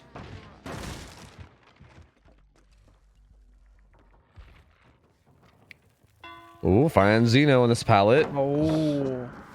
Wow. Very patient. The survivor actually waited for the full uncloak without getting hit, but also without dropping it too early. And it might be that we have a similar result to before. Ever since the first chase started, the killer needed 1.5 seconds to down someone. Sorry, 1.5 minutes almost. And now we're about to reach 1 minute. That slow non-bamboozle vault. I think with the win condition, I think Hein is pretty okay with just getting rid of the pallets early. Yeah, he doesn't. That is a really scary thing with Noid later on, by the way. Yeah, there's so like little pressure on him to make anything happen. Like that's the thing. Like even if the first down takes like even longer than the last game, there's still just, he doesn't need that much, right? Especially with Noid in the back pocket to use as well. Okay, I'm gonna play devil's advocate. Oh. Even though our killer only needs to aim for 6 hook stages, if they fail to get 6 hook stages and they only get 5, they might actually lose, because our other killer that played earlier had 3 unique fresh hooks. Yeah. That is one thing the survivors have quite a bit of control over. They could make it very difficult for him to hook 3 individual unique survivors. That is the one thing that I think would make me a bit nervous. I'm not gonna lie, Elysium is looking great right now. Yeah, they are. They're doing a wonderful job. The gens are getting progressed, and yeah, no health states. Everyone is full health. The pallets are going, but yeah, the time is running away for the killer. Not a single hit yet. It's been more than 2 minutes since the start of the game. About 2 minutes exactly since someone was spotted, and the first hit happens just now with Shack Ballad gone though. Oh, we did see him. We did see the killer notice the head-on. Oh no! Oh no! That's a huge throw. Oh, that's such a throw. I mean, they were doing so well. It was pretty well thought out, but it just so happened that the killer saw that clear as day in the distance. It's not over though. The gens are getting progress. Literally, this is the survivors still, even with this hook, they're still in a comfortable position. Yeah, it's really. Killer needs more here. Yeah, it's really honestly not looking that bad. Yeah. Like, Zaka's injured. 2 people are still full health. Roy making his way to one of the pallets that are left. Oh my god, that was a very ambitious swing. And we see Royalty do one of the things that good survivors do best, which is to immediately react to the killer's positioning in a small loop and go to the other side, which in this case saved them from getting hit. And now the attention's back to their teammate. Probably gonna die on this pallet. This is the strongest pallet in the game. Watch out. Yeah, incredibly powerful pallet. Oh my god, I told you. Oh. I told you it was. Actually gets really good value out of it, yeah. Has another filler over here to use as well. Again, these fillers are not that good, but like if you could really... Oh. Okay, this is trouble though. If like this, okay, he goes down relatively fast. He's gonna be on the hook. And if he dies on that hook or someone trades and he gets another node down, then it's looking rough. Yeah, with that being basement too, that's getting kind of scary. That's getting really scary now. 2 gens still left to go. Everyone's back to full, but yeah, I mean, if they can sneak in and get that unhook somehow, that would be great, but it's gonna be hard. Keep in mind though, the killer. Ooh. Where else he actually got away from that swing and to get the unhook? He just knocked his head. If the killer now picks one survivor and kills them straight up, that would still not be enough to win. That would be 5 stages, but 2 unique survivors. So that is a down. No hit tank coming through though. Yeah, he needs a down, and then he needs to find a fresh hook with Noah in late game. Yeah. So we're looking at the killer probably hooking anybody at all, and then one more hook and defend that hook with your life. That's it. That's what they need to do. If they only hook one person, that's just not enough. Beautiful Excellent blocking there. Renato. This is gonna be a fastball. Ooh. Oh, the lack of bamboozle. The lack of bamboozle is making this so hard. He's going to leave the chase. The gens are pretty close, but there was a lot of time to progress them. This could generally go either way. Worst thing that could happen right now is Zeno goes down. Oh, the gens are done. Oh. What? He needs. Yeah, he can't even take one kill. I think he needs to go for Zeno, kill him, and try to catch someone else, but it's so difficult. If he goes for someone else, that's just not enough. He needs 2 more. He still has a filler. Wow. He still has fillers. He's buying so much time. If they can just open the gate and leave, it's over. Oh, look at how much time he's buying with this horrible pallet. He's worked out a miracle here. Yeah, there's no way. Those gates are so good. I think you need to pressure those gates. Yeah. And the gates are also in between Noah. The other gate. Oh no! How much progress is there? Get us open. Wait, they're out. Oh no, it is. They're out. Elysium. Elysium did it. Oh my god! Wow. Remember when we said no pressure to do anything? Well, that has really turned out not to be too true after all. That was insane. So just in case anyone missed it, even though it's 5 stages, Elysium's killer got 3 fresh hooks and Hein only got 2, which means according to our scoring system, this was a better performance. And that ties it up. That's 1-1, Calamity and Elysium, and we're gonna go into the Oni tiebreaker. Let's go! Get to see some Oni! Hell yeah, dude! Oh my god! Hell yeah. You could not script this any type of way like this. Let's review some of the things that happen. All right. So Elysium chose something that they were comfortable in, and they lost. Then Calamity chose something that they were comfortably in. And then after a tiebreaker, they also lost. And now we're headed into a 3rd one to settle the score. One thing that one thing that I kind of want to mention, we've seen a really great performance from Roy. He was one of the survivor players for Eternal, if anyone still remembers him. He kind of took a hiatus for I think half a year or 9 months.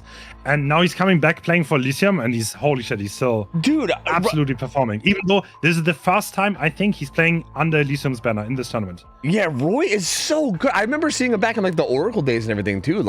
He's been around for so long. I feel like every time there's top teams, Roy's name was always among them. And dude, he just still so clean all the time. He used to play for Agony, I think, back in the day. Literally 2018, 2019. Roy's an old school comp player. He was always literally, I don't know. I've never seen him play bad. Yeah, I feel like he's just been consistently good forever and still keeping it up. In these games, he's been playing so clean. And yeah, this is now the momentum's kind of shifting though now, right? I feel like there was a ton of momentum for Calamity going into that second set after that really good performance on Deathslinger. And now Elysium after that performance especially, right? That's gotta how bad must that feel for Calamity, right? You had it, right? You basically had this best of 3 in the bag, and then not only the first tiebreaker, but then the second tiebreaker as well. 2 different opportunities for you to take it home with such good performances, and you just couldn't quite pull it off. That's got to be so devastating. So I don't know how the morale is there. Hopefully they can keep it up, but it does feel like at this point Elysium's got the momentum on their side. One thing that I think is we almost take for granted that the players know exactly what is going on, because we have the clarity to check everything and correct each other. But it's also very possible that during this match you might have lost track of who you need to hook, or if you haven't, that at least it's taken a lot of toll and a lot of mental load from you to keep up with who you need to hook, because that was a very complicated game from the killer point of view. If Hein, right, hypothetically, if Hein does not hit the ace, he goes around the ace, hits the David, instantly hooks him, and then plays with Nod, he's gonna win that. Yeah, that 9 out of 10 times. No, wait, no, he wouldn't have won that. He would have. He would have won. Yeah, it would have been 6. Yeah. Yeah, it's so many little things like that. Making those decisions split, that is so hard. After the fact, everyone's smart, right? It's so easy to be when you watch, or but he has to play. He has to make those split-second decisions. He was probably okay, I'm gonna hit him. I'm gonna keep this generator. And in the end, it barely didn't work out, and that's nightmare fuel. And recovering from that mentally now is gonna be so hard, because Calamity, they had it twice, right? They had it twice. They gave it out of their hands a little bit, and I don't know, that's gonna be hard going into the third set here. Yeah, that's gotta again, especially considering they're such underdogs. They probably felt we got it. We literally got it. We got we beat the who's known to be the best team in the world, and we're about to beat them. You've broken the barrier. Exactly. You've crossed that threshold. Oh man, and then to see it slip, it must be really painful. Yeah, twice. That really good first result from Hein where they got a 4K 0, and then Zaka just matches it, and then their survivors come back out and get 5 stages, and you're oh my god, that's an incredible result. And then the survivors from Elysium come out and just do the same thing but better, and you're just come on, man. It feels like you just can't catch a break at that point, right? It's so brutal. And yeah, now they have to come out again. And actually, do we know? I mean, I'm gonna assume, based on the system we use, I'm assuming it'll be Calamity's killer first, right? And Elysium survivors, I would assume. Wait, I think so. Wait, because now you got to come out and hope that you can put all that behind you and try to have a good performance here.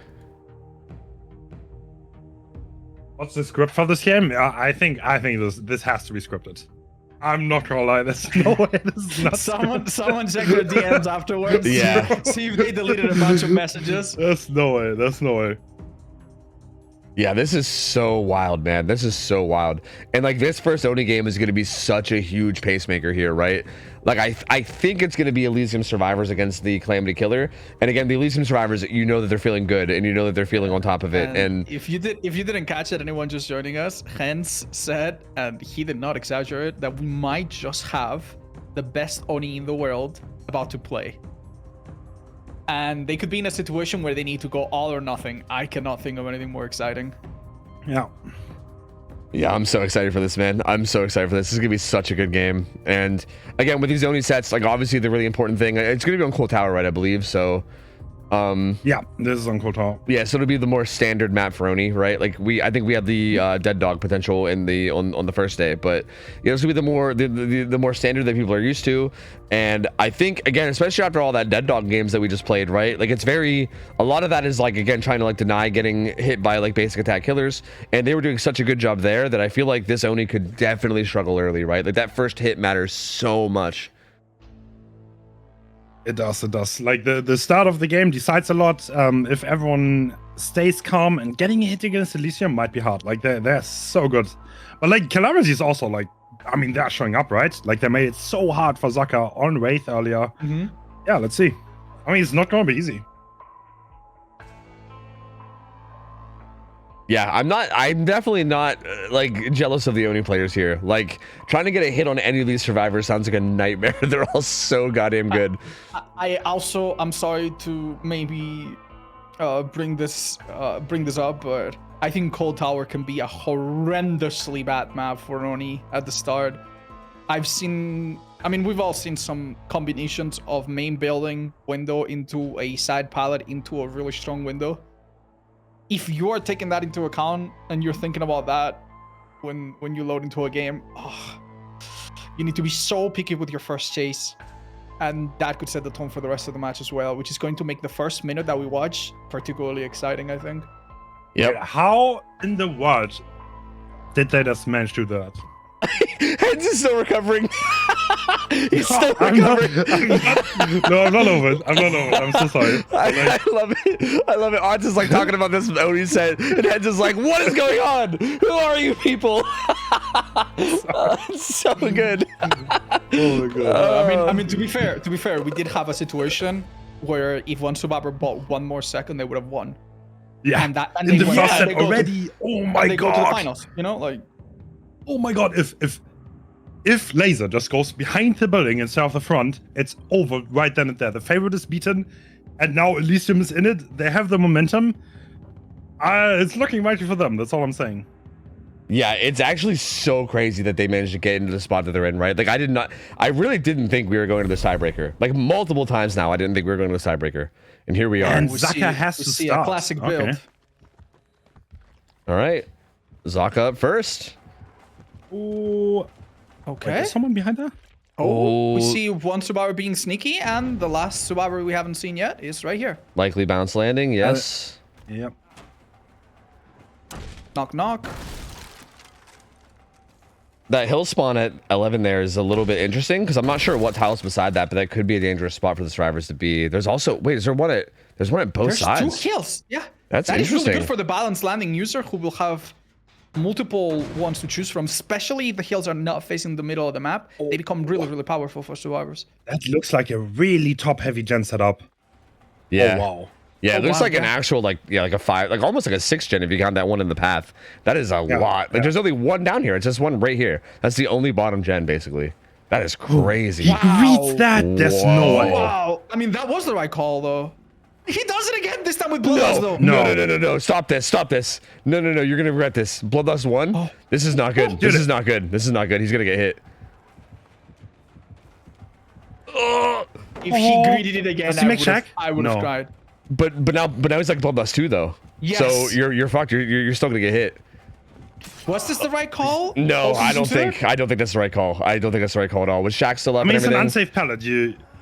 I don't know. You can't really. You need to win some 50-50s to get to Shaq. Yeah. But yeah, that was a bit greedy. Oh, Life being used. Propelling him back away from main, potentially. Has this god palette he can use. Bazaka will be collecting orbs. Yeah, we noticed that he actually hasn't been collecting orbs very much at all, and that's Oh a my god. 50-51. Oh, wow. Okay. See the other teammates spread. Oh wow, what a position on that. They're split on 3 there's gens. 3 different gens on high progress. So He has power as though. Laser Too. get his gen done, he's gonna eruption this. Now he's gonna try to go harm. Oh, hold up. Eruption had already been procced and it's on cooldown, so it cannot be used quickly. Oh, this must be devastating to see. Hein winning the mind game. That Jake absolutely knew the assignment there. And now No, we're Zaka's trying transitioning to see. catch someone that's going for the rescue. And we find them. And we down them. Not much power left though. He's still going for it. Okay, if he catches another one off guard, this will be really strong. Do they though? No. Oh, Yes! Oh, But the unhook happens.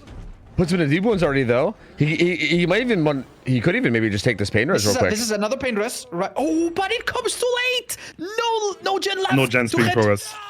That is literally a waste of it. Oh, absolutely. Absolutely clutch. Yeah, laser popping I that don't gen think there there's a is so strong huge. gen lock left. I think the gen lock is completely broken. There are 2 on the top and 2 on the bottom side. So I think the survivors don't feel too bad about this. They're in a relatively comfortable spot. But they're 2 injured, 1 on hook. They need to recover. There's a little bit of snowball going on. This could explode any second. If anything goes wrong, it's trouble. There is still kind of this top left. Like there's like main 11 and then like 10, 9. Yes, I see it. Yeah, I'm telling dude, the gens were like that one down there beside Shaq was the only bottom side gen. There was no other bottom side gens. Like it was actually absurd. But survivors Interesting decision here. Yeah, pops power So right away. there's probably not going to be an unhook attempt, I would assume, especially with the aces sticking the gen. It looks like they just want to play it safe. But Zaka's not stupid. He knows this and plays aggressively. Oh, does find laser here too. Is he gonna stick to it though? Kane hits stage 2. Ooh. Oh, we hear Lactin does not have balanced landing, so Oh, that's tough. Oh my god, someone's spotting the distance. This is rough. There's Yeah. not much gen pros to speak of. If Hein cannot die here, no? Lactrin is also already hooked. This is a rough position for Calamity. yeah, this is all happening in that 3 gen on the top left too. Like he's down right in the center of those 3 gens, like basically like triangulating them. So What is Laser going to do here? That's the question. Is he going to go for the pickup on... He could wait for his sprinters to come back, but it doesn't seem like he's planning on doing that. He seems to... He needs just to maybe- act before I Hein think- dies. No, I think he's giving it up. Like, Lactrin I'm is not gonna a get body, picked I'm off, not a that's body good. language expert, but that to me seems like Killer running away from the hook. yeah, but I mean, I think he needs to pick up Latrin before Hein dies, or else it'll get really bad. So I think he was just really trying to make a move for Latrin and make sure he gets out. But yeah, Hein dies no matter what, which is massive, because there's still that 3 gen down there that needs to be dealt with. Interesting that he's chasing on this side of the map now. And Marco not getting surprised by his mic game. He does not apply eruption to that gen or anything. Seems like he's almost forgotten about his perks in favor of just following the game plan right now. I see why you find this curious, because this is the one gen he could honestly give up. Is the balanced landing user dead? That's quite relevant. Yeah, that is. Yeah. Oh yeah. No, that seems all right. So no balanced landing. So this hill gen is pretty unsafe. The main building gen is also very unsafe. That is a big deal for the Survivors. Yeah, the only towel here is those LT walls too, which are not the best. Especially Now when the we killer see has eruption. bamboozle. Now we see eruption be applied, and now it's really gonna hurt. Crow flying over there though, so someone's there. The others are resetting. Yeah, Oh, sprint bus. That was really good. Unfortunately, The resets happen though, so he knows that everyone's away from this. Yeah, he's applying eruption, collecting some blood. It's gotta be hard for the Survivors. So Yeah. sprint burst is kind of the one perk that can kind of allow you to walk the main building gen, because you can stagger and then use sprint burst, but against Oni it's really hard. In power, you're probably gonna go die anyway. Yeah, it feels like maybe Lithe can get away with pressuring one of the other gens pretty easily as well. But yeah, it's like no bounce landing does make that really hard, because like typically the bounce landing player would be the one pressuring that main gen, because it's just free safety with the bounce landing up. see that sprint burst being 99. And keep in mind, Oni, even without a speed add-on, which he does have, is 170, I believe, speed. So, no, actually, it's more than that. I think it's 200, right? I Yeah, thought it's 196 or something like that. So it's significantly faster than a sprint burst. It's still not good enough to bail you out in every situation. Ooh, the power is being popped. So now he has to commit this chase. Oh, spotted. Oh, That's such a fast down too. Barely used any of his power. He sees more. No locker force, so now, oh, this is trouble. another survivor spotted. Oh, this is that's yeah. That's basically Dunzo. Yeah. That's so huge from Zaka. Oh my lord. Laser's just like, guys? Guys? Yeah. What's going on over there, guys?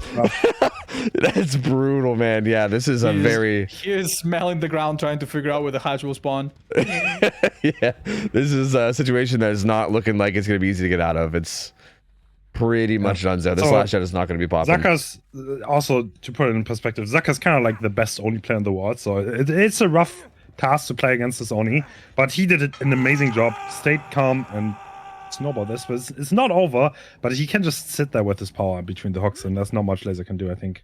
The one thing though, knowing that the hatch is going to spawn in a fixed location, is there any hope? Not really. If the doors are the killer can literally wait until last second. So again, against most killers, this would be a good spot to be in because there's a gate on the other side of the map from the hatch. But because it's an Oni, he can just pop his power, close the hatch, and then go to both gates. So I don't think he has any chance to get away here. Right. Well, the developers did hint some years ago that there's a third way to escape the trial. I think Laser might want to do some research, see if we can find out what that is right about now. That would be a good time. Yeah. Yeah, looks like he's not making a play for anything here. Yeah, Laxton's already dead. Marco's basically on his way out. Yeah, I think that's going to be it. I think Laser's going to try for that gate because you might as well. But considering he just cannot do it. I mean, you could hypothetically wait out the power, and like if the gates are really split. I'm not sure where the other gate is. Like there was the one that was like 11. I'm not sure where the other one is, but it's off to the side. That's okay. Okay, he's gambling that the killer's gonna check the one on 11 and not check this one. Okay, interesting. So if the Oni goes in power from the hatch to the gate that is on the top side of the map, does not check this one, he might have enough time. So this is a mind game off the mind game. Yeah, this actually could work hypothetically. All right, so we see Zaka do exactly what Hans predicted. Let's see if the next spot is also what he predicts. See, but like with speed, I feel like you have time to go to the right first if you wanted. Yeah. Like I feel like if you didn't have speed, maybe, but is he? He's not doing it. He's not doing it. I mean, this hill, he's not going. No, he didn't try. He did. He's just letting doubt fester. He needs to let him check. And after the check, I mean, he can just be in the middle. I think there's no way to win off from this point. Yeah, you're gonna have to let him. You're gonna have to let him get. Yeah. There's no way. Oh. Yes. Right. Well, maybe he can do a miracle, but yeah, the third way seems like the best option here. This is not favoring our survivor, sadly. So this is not a result that is unheard of though, and this is not over. So Calamity's killer can still at least match that, and if they did, then so we would be looking at. Go in later. I'm out of here. See ya. This is a mind game, guys. Watch it's a mind game, dude.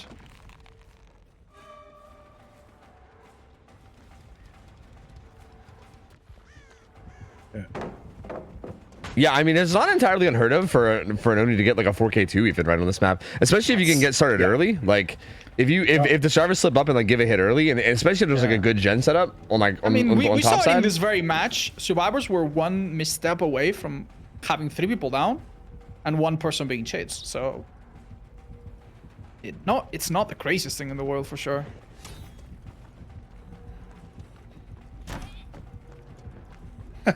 Laser doing a good job juking, keeping the honor up.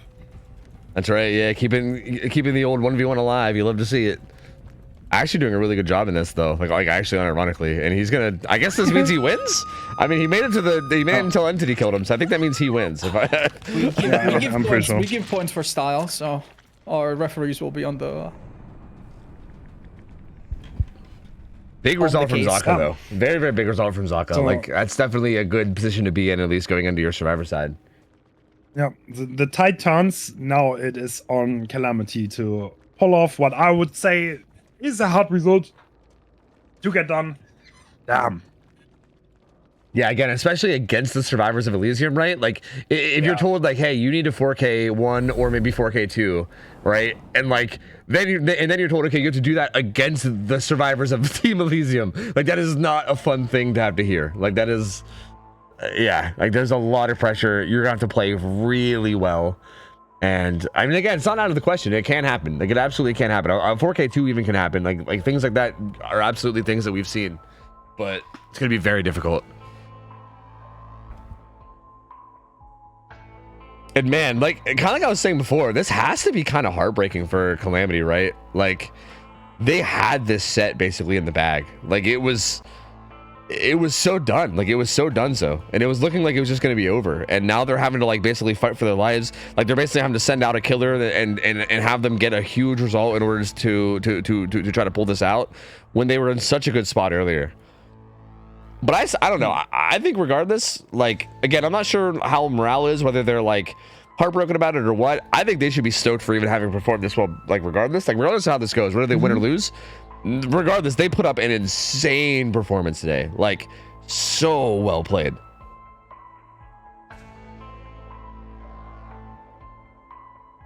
Yeah. I wonder who's gonna play Oni. I'm not even sure, but tough task ahead of them. But Elysium, I mean, we've seen it. Sometimes things go wrong. Oni set extremely volatile. If something goes wrong early, then yeah, things snowball out of control pretty fast. Would you say the killer needs to make any adjustments to their build? Maybe drop some gen defense perk in favor of something more snowbally? It feels like the Oni build, from what I understand, the Oni build seems very, like, figured out. Like, it feels like it's very hard to deviate from it. Yeah. Like, it feels like Oni Cool Tower, especially. It's like very, like, scientific almost, kind of like you were talking about before with, like, Wraith and everything. Oh, so you need corrupt because I mean, would the killer, do you think would the killer be okay with trying to go for a tie and then absolutely. They're probably gonna aim for tie. Yeah. Not tying is close to impossible. So corrupt is necessary because of the early game. Painless is so strong that you always want to take it. Eruption allows you to stall at 1 gen left, and then there's 1 perk slot, and most people will go for Bamboozle or Brutal Strength. There's not much. I don't know if you can. I don't think there's much room to optimize this. Yeah, I didn't consider. At first, I thought, well, if he does go the eruption route, that almost guarantees that it's going to come down to 1 gen and it's going to be a tie. But I didn't realize a tie might just be what this killer needs. Another chance for his team to prove themselves and do what we've seen them do today, which is honestly play amazing. The problem with trying to snowball is just locker forces, because they will force lockers at the right situations more often than not. That did not happen in the last game. The survivor went down without going into a locker, and that's why this all escalated. But you can't rely on that. Can you tell us why locker forcing is not just good in general, but particularly effective against Oni out of all killers? Because in Oni, when you force a grab on a survivor, the power ends. So he needs to get blood again, and he cannot just go for the next one right after. So in most situations, you want to go into the locker to prevent the snowball, so that the Oni can only get 1 person.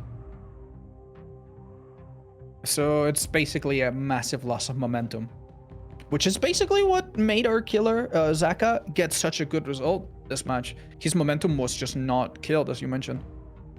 Yeah, it also managed to get 2 downs back to back. It also does feel like, especially because, like Hen just mentioned, like there was kind of a lack of forcing lockers in the Wraith set that we called out a little bit. And I think, again, the players from Team Elysium, like they're not dumb, right? Like I'm sure they're aware of what's going on. I'm sure the teams on both sides are aware of that. I'm sure both sides noticed that going on. So like with that being so fresh in their brain, I feel like there's even less of a chance that that's going to happen again, right? Like I think if you're trying to bank on them messing up and not forcing locker, it's so unlikely that's going to happen with that kind of happening recently, and them kind of having that on the mind of like, oh yeah, let's not do that, right? So yeah, it does feel like going for a hard snowball here, not really the best idea, unless like a really good opportunity presents itself. Then otherwise, it's going to be pretty tough to do, I think. Although, I mean, we have seen some deviations from the normal build. As a matter of fact, I think there was something that we casted recently where I think one of the players from Elysium actually threw in a build that was like, I think brutal and bamboozle. I think like they had both. Yeah. And it actually worked out pretty well that game. So like there are weird things like that can happen. Actually, very interesting. That was a very interesting build. It was corrupt, brutal, bam, and no out. It was an extremely passive build, but yeah, you can't really snowball. And with this high win con, we see 0 surprises. We see the very same build, but it is duration and speed. Okay, trying to go for the snowball a little bit. Wow, no Splintered Hall is very surprising. Splintered Hall feels like the core. Splinter Hall is the add-on that will make blood drop more frequently. Yeah. And basically gives you your power a bit sooner or more frequently throughout the match. But make no mistake, duration also does that. Duration, if you use half your power, because technically it's less than before, you need less blood for your next one. So it's not just for the snowballs, it's more for the mid game, if that makes sense. Yeah, the one kind of factor here is that when you get your first hit, it will take a little bit longer between actually translating your first hit into your first power use, which is kind of the big stuff. Oh no! The double mind game coming out. He kind of won it, but then he lost it. What? Oh my god! He's so lost. He doesn't know where Zaka is. There's like 50 layers of mind games there. Oh my god! Yeah. Incredible. I think Latcher got lost in the 4th layer. Xena was in the 10th. He cannot commit this. Yeah, no, there's no way. It's away from all the gens. He has to go. Also, it seems quite obvious that we don't have a 4-gen situation like before. The 3 gens from main are, I think, a little bit more isolated than before. And now we see some of these nasty windows that can spawn. Oh, that was a great fake. Okay. Pallet is going down. This one is hard to play though. Yeah, it is possible. This one's not like perfectly safe, but it's pretty good. Like it's. And need connects to a very strong jungle gym. Oof. Ooh, this pet is gone and not been called. But head-on is coming in. What a play! Oh, oh my god! Oh my god! That pallet came out early. Yeah. Elysium is showing why they're considered the best. Incredible teamwork. No hit still. It's getting kind of rough at this point. You could see the killer was desperate for that. Yeah, this is a really good start for Elysium. Gen pops. 2 gens pop. Last time 2 gens pop, a survivor was on the hook. Or was down at least. Another good pallet. It doesn't seem like it's going to be the case. Incredibly clean. Xeno playing this chase so well. Yeah, Latcher, you just can't find anything. This is where it might get a little hairy. This is isolated. Although this side over here. Oh, that doesn't hit. Oh. Rough, rough. He's Looking rough trying, for the Oni. he's trying to break Bloodlust. He's trying to. Yeah. Here, I think he did. He broke it. Oh, for a second. No. Only for a second, though. He got rid of 1 tier. He doesn't. No. Bloodlust 2. So by walking strategically, for those of you that don't know, the killer mechanics kind of make the game think that he's no longer chasing you, which interrupts the Bloodlust, which slows him down quite a bit. It didn't quite happen, but it was a great attempt. 3 gens done, though, and he's just now getting his power. Is he gonna chase Xeno here? He obviously can't, right? No, he's gonna leave him. To be expected. Oh, there were 3 people here, though. What? There's so many people here. This might be a mistake. Oh. No. Oh, he doesn't collect. Oh, no. Into a balance landing? Balance landing, yep. Survivors are just doing a great job staying in the dead zones of his power. This was really critical. This was maybe the only 3 gen outside of main that the killer could defend, and it's broken now.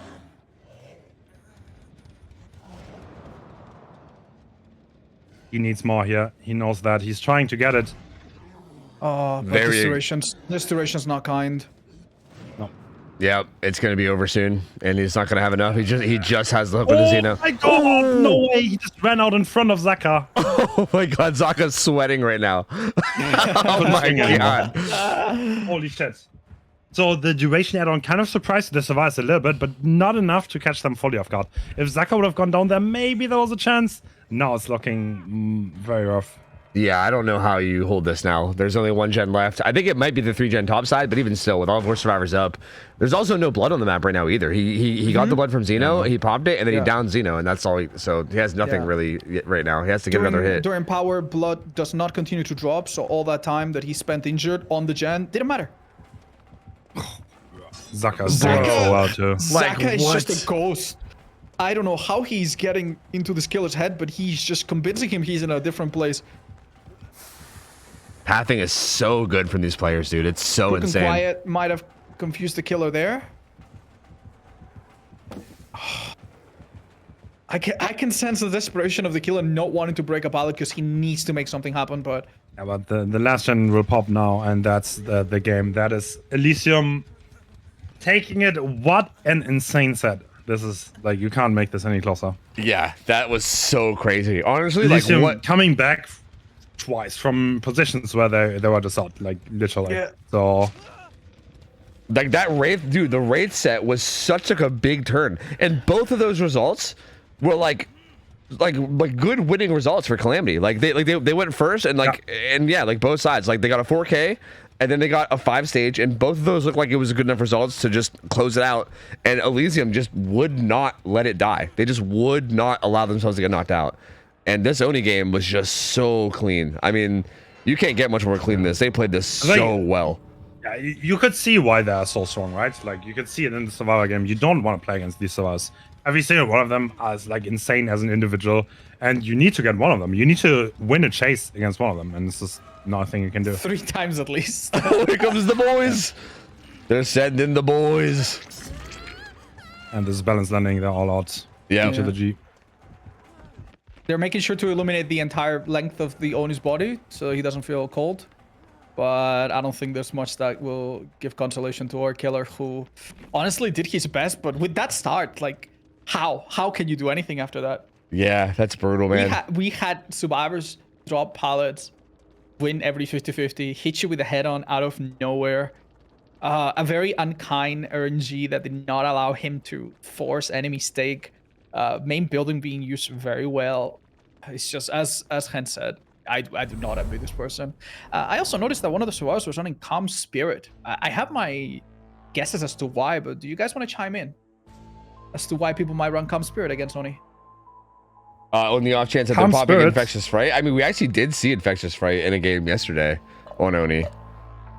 Yeah, that was my guess as well. It also, I guess, if you get hit by Eruption, it would prevent you from screaming, which might throw him off slightly. I thought that might be a secondary reason why they might run Calm Spirit. And obviously not showing birds because you don't set them off. I mean, we've seen what a bird flying in the corner of the map can lead to. We saw that in the previous match. So yeah, congratulations to Elysium. That was a very clean comeback. I am so excited for this next set though, dude. X9 versus Eternum. Both of these teams yesterday looked literally like godly, man. Like, I don't like X9 was looking unstoppable all day yesterday. Like, in every single one of their sets, they looked so good. Like, they looked like right there with Elysium to the point where they were like where they were looking like untouchable yesterday. And I'm so excited to see them back. But Eternum also played so well. They went like they actually knocked out Ariendel, which was, again, me with my limited knowledge, they were like one of my favorites to take the whole tournament, right? The massive names on that roster. Yeah. Like, basically like the whole, like, half the roster from Eternal mixed with some players from Old Trauma, like insane looking roster from Ariendel, and Eternum just did so well and wiped them out yesterday. And they yeah, it's just crazy. Like, such good performances from both these teams. I'm so excited for this set. And we're seeing some really explosive killers that are going to be played. We might not get to Doctor, but Spirit and Blight are definitely on the menu. And I don't know which one you guys are most excited for. I personally, I don't know. I have a weakness for Spirit in tournaments. I think she's ridiculously fun to watch. So both of those teams showed up massively yesterday. I think X9 survivors, like what they did on that survivor side against Oni, is almost unthinkable. Eternum on killer side, Obi showed why people consider him so highly, and he literally pulled up a montage of the Wesker game. It's hard to forget that. Yeah, I mean, I'm excited to see them play again. Yeah, I want to see more of OB for sure. That man popped off so hard yesterday. I could not believe it. That was the craziest shit. It is, I think, important to note X9 picked Spirit, and it was a tournament that picked Blight. So I think X9 will be feeling pretty confident in their Spirit game, and I would assume we'd be seeing Wispy, right? I believe Wispy is like their primary killer on most things. So curious to see how this goes, because Wispy, very talented player. I feel like every time we've seen Wispy play, it's been pretty disgusting results, pretty much no matter what killer it is. So yeah, a lot of potential to see something big here, and it's going to be on Wrecker's Yard, correct? Yeah. Yes. So X9 kind of relies on Wispy. Wispy is the driving force behind the team, IGL, and plays all the killers. But recently it is phenomenal. Like, it's working out. Wispy's on form, and yeah, force to be reckoned with. Yep, and honestly, their survivors seemed so good too yesterday. Like you mentioned it earlier, but I just like blown away at how clean they were playing. And but again, it's just so wild to think about though, because so was Eternum, right? Like that team was also just, it's so crazy because both of them just look so good that I can't imagine either one of them losing here. But one of them has to, right? One of them has to lose. It's like they can't both win. By the way, to give a bit of context to why there was BMing at the end, because Elysium was not happy that Calamity took advantage that Elysium let the pick ban timeout, and they took the killer and they didn't want to go back on it. And Elysium was a bit mad about that, but yeah, that was on them to let the timeout, to let the pick ban timeout, and that's why they were unhappy. So there's some context to this, but yeah. All I'm hearing is that but you also have to consider these are friends, right? They know each other. Like everyone here, the scene is pretty small. The top teams within themselves, they know everyone.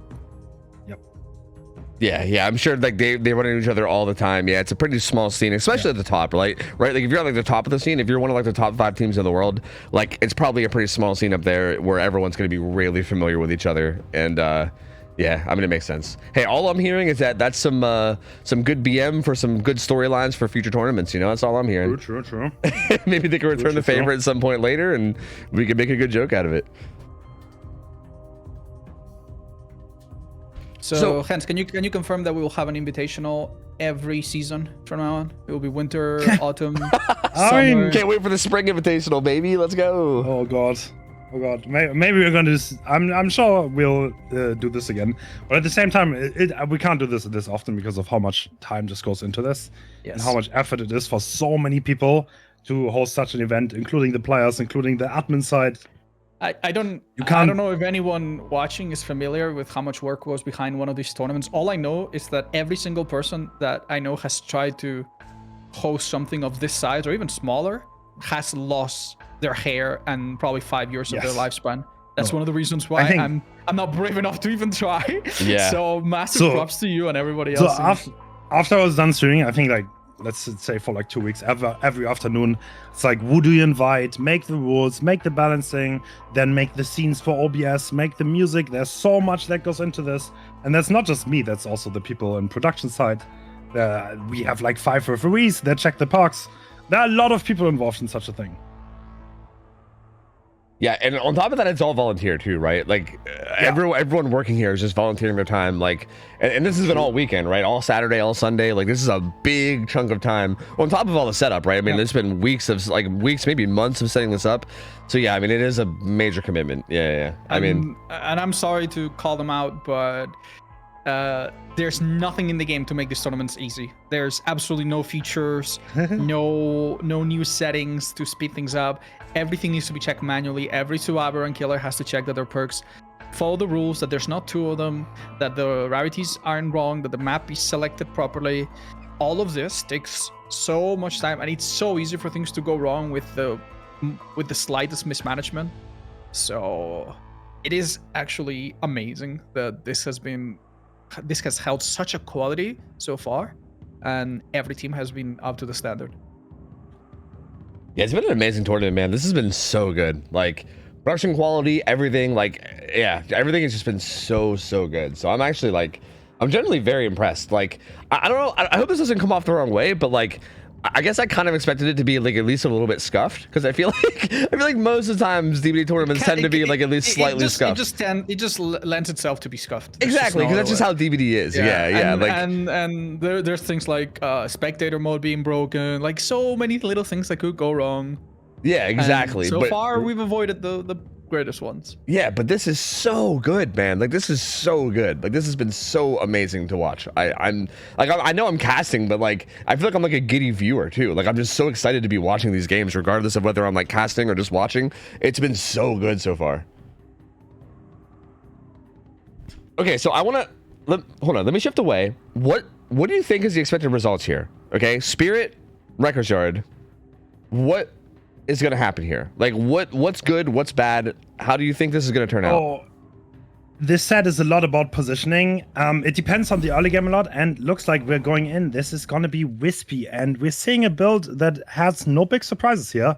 That is pop, edgy, sloppy, and corrupt with speed and recovery, and almost always stealthing. So the early game decides a lot here, and they kind of want to get out of the start without losing too many feathers. So out of the, I noticed a really interesting trend. Almost all of the survivors chosen are particularly quiet, which is a big deal against the Spirit. And notice that one of them, the Ace, is running a perk that allows him to crouch and move a little bit faster. While crouch, your breathing is almost completely gone. But that didn't manage to fool the killer here. That's a really fast tag. Ace has been spotted, and that the fastest is the one that matters. Juking now is close to impossible.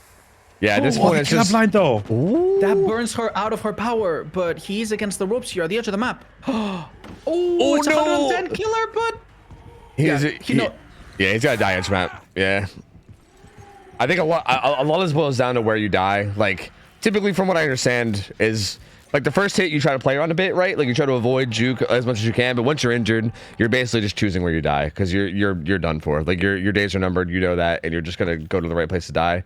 And I think Zoe did a really good job there. He's really far away from the current gens being progressed, but they don't get this done. The gen is being doubled. This pop is absolutely huge. Yeah, that's really good. That's a really good start for Wispy. Now I wonder how exactly they heard it, because I'm telling you, someone crouch makes basically no breathing noises, and the walk-in is just almost inaudible. So that was either a great game sense or perhaps a small perception of some grass being moved. It comes down to these things against the Spirit. Yeah, this is a kind of a rough start for the Survivors. So they didn't manage to pop any gens, and the Ace is still stuck here behind this pallet. Yep, he's zoned back here. Wispy gets the rebound so quickly. What can you honestly do here? You can go to the corner to die, which he didn't do, which is honestly quite a big deal, but still on the same hook, okay? Yeah, it's interesting. Wispy keeping him tucked in that corner. I think maybe just wanted to take advantage of how isolated it is back there for when it gets unhooked, but could have carried him a little bit further in. Oh, they're going to go for the fast unhook. Maybe the heal with will make it. That's interesting. While the kick is coming in. I think that could happen. We do have Sloppy Butcher, which, correct me if I'm wrong, would lead to a 10-second heal unless some skill checks are hit, which don't even make that much of a difference. But it seems like they found that time exactly. And with Overcome, this Survivor being hit will make a lot of distance, potentially going somewhere a little bit safer. Shack Pallet also being up. So if there's a hit coming in, I would expect... Oh, the hit is coming through the pallet. That's so bad with Sloppy Butcher. So this Survivor should make its way to Shack. Eventually, at least. Dodging the face, very good on. That was difficult. Recovery means her power will be ready in just a couple seconds. This is where we see Urban Evasion really come in. Very nice. Oh, Soleil! Oh, he's doing so well here. This is so huge. Oh, he had him though. Oh. I wonder how even that came to be.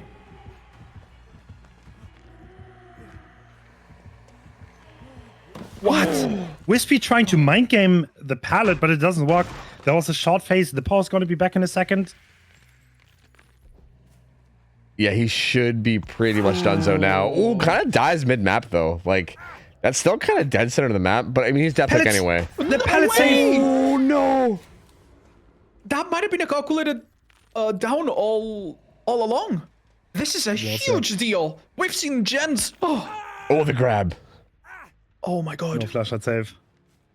That is one kill, but he bought so much time. Yeah. They were Now, looking. There's gonna be progress. Keep in mind that Nia came to the pallet safe after completing that gen. I don't feel like they even wasted that much time. But we'll see now what the gens are looking like, and one of them is gonna eat a pop very likely. So, Survivor spotted in the distance, but Killer prefers to focus on this generator for some reason. Interesting. It doesn't seem like there's... I don't understand the reasoning behind it, but there must be one. Was Karma spotted? I'm not sure if Karma was even spotted. I was not sure either, no. Yeah, but seems to think that maybe he was, so he's gonna start bailing. But I think he's just gonna get tagged here for free. Oh, Wow. A very unfortunate decision there. Short face coming through. Karma deciding to go away from both of the active generators that are being walked on. And dies on the other side of the map. It's like one is already starting to rotate. We can expect to see Spitz with a nearly completed gen. And Daimao presumably is inching towards the unhook. Taking it easy, actually. Oh. Ooh, some leftover scratch marks have been picked up.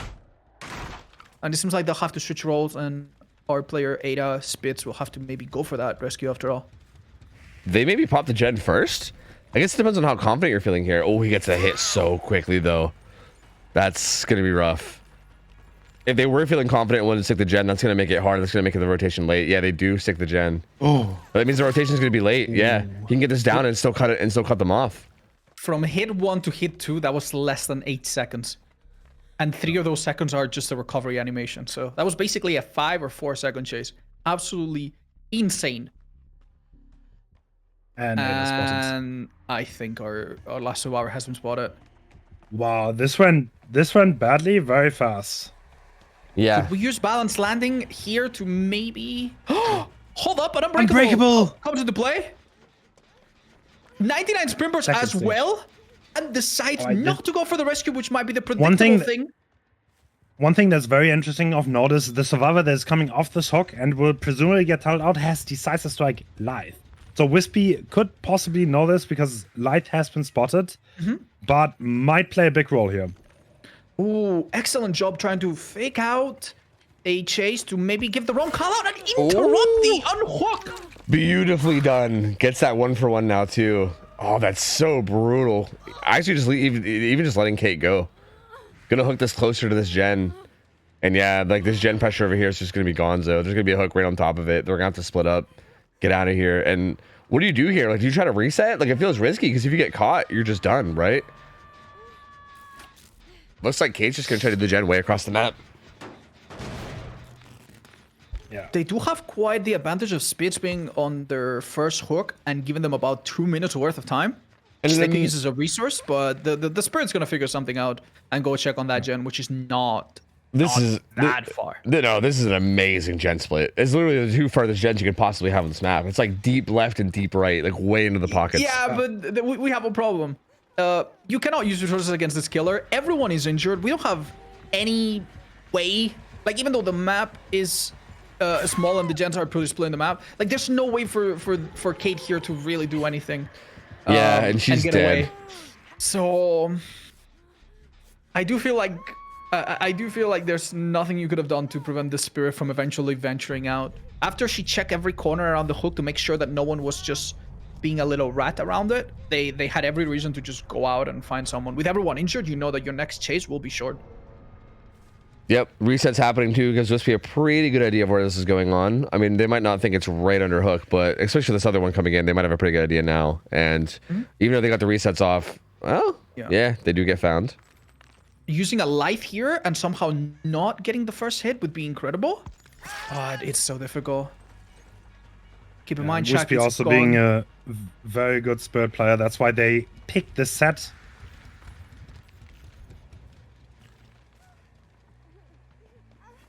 I cannot begin to fathom how the hell you're supposed to play against this. What an amazing tracking from Wispy consistently throughout this match. I don't think he's been off a single time. It's so impressive, man. Like, everyone has this dumb thing where they say, like, oh, you want to be good at Spirit, just buy headphones. This killer is so hard to be good at. I've literally given up on even getting good at this killer because it's so hard to, like, be able to pinpoint, especially when they're, like, kind of like you were saying earlier, Rots, when they're, like, full health and crouching. There was a time when Ace was healthy, crouching, basically not moving. Yeah. And I'm pretty sure, I can't really know, I'm not in their head. I'm pretty sure that they just figured out where he was based on pure elimination. Just being like, okay, he's not here, he's going to be in the middle, and turns out he was.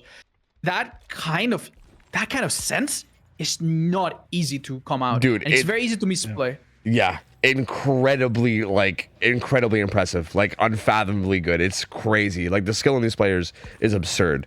And yeah, you're not wrong. Like as Survivor, it's so hard to play around. Like it does come down to just dying in the right spots a lot of the time, like trying to make something happen when you're healthy, but even then it's so difficult. Like Wispy just playing this so well.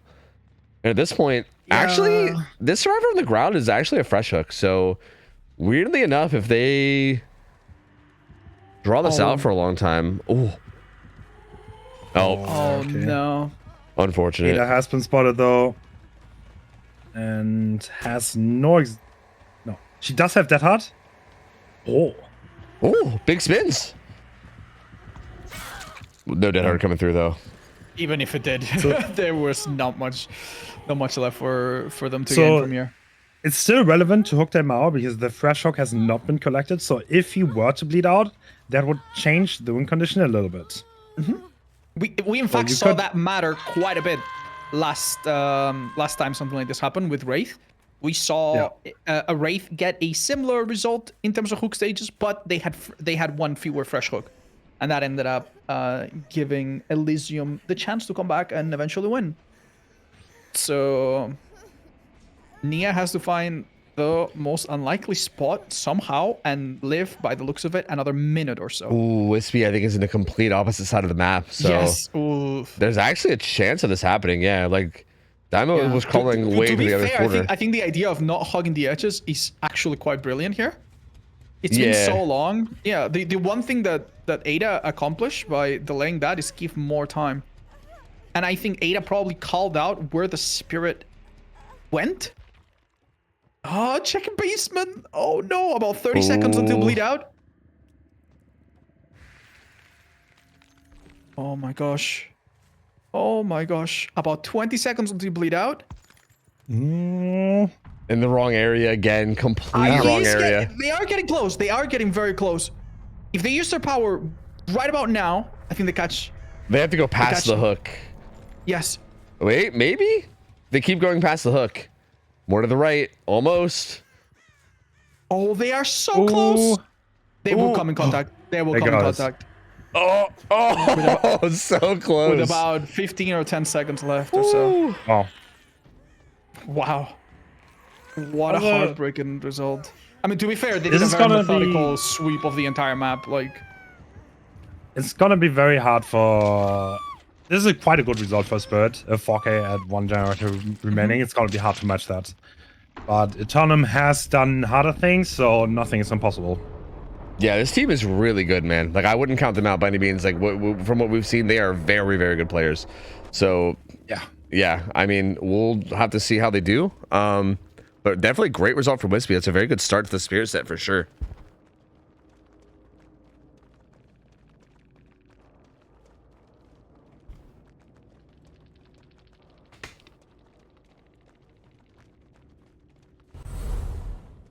So do we have any idea who's going to be playing Spirit here for this team?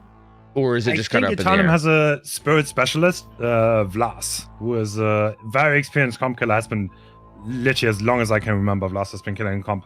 And he plays Spirit. Yeah, also very well. You could expect a similar performance. It's just hard because Wispy had such a great start and got the first hit for free. And from that point onward, the game was almost like autopilot because you have someone injured, was easy to track, which just kind of hurts. And Vlas needs an equally good start here to keep this up.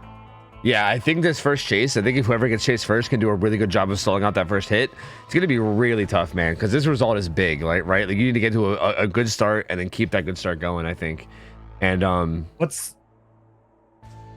funny about Spirit is, like, which survivors are going to be taken is pretty scripted because it has been figured out who's the quietest, who's breathing the quietest, who's going to be the hardest to heal. I can tell you right now that the 4 survivors that we saw in the last match did seem to be picked in accordance to this, or I don't know if it's a coincidence, but for example, Ada, which was picked, is both quiet when injured and when healthy, which is a big deal.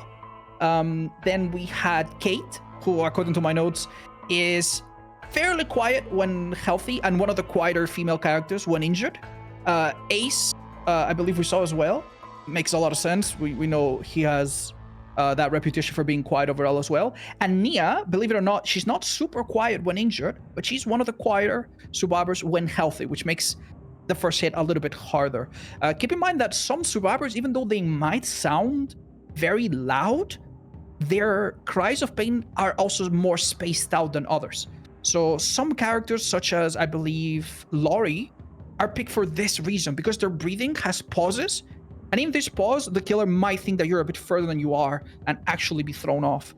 The fact that they also brought clothes that are relatively adapted to the map. We saw a green Nia, trying to adapt to the green color scheme of the map, is also a pretty big deal. Because one thing you realize when you play Spirit is that sometimes you come out of the phase without a perfect idea of what you're looking at. And you will use a visual cue, like make a split-second reaction based on what you see. And when you come out of power, if you don't immediately identify the survivor being in front of you, that slight hesitation might be the difference between you getting the hit or you getting stunned at a pallet, for example. True. So, Nancy would be another one with very infrequent noises, why they're picked. Shava's a pretty frequent one. Mariah, I think, too. It's a bit about preference. Also, Trubarao is also another one.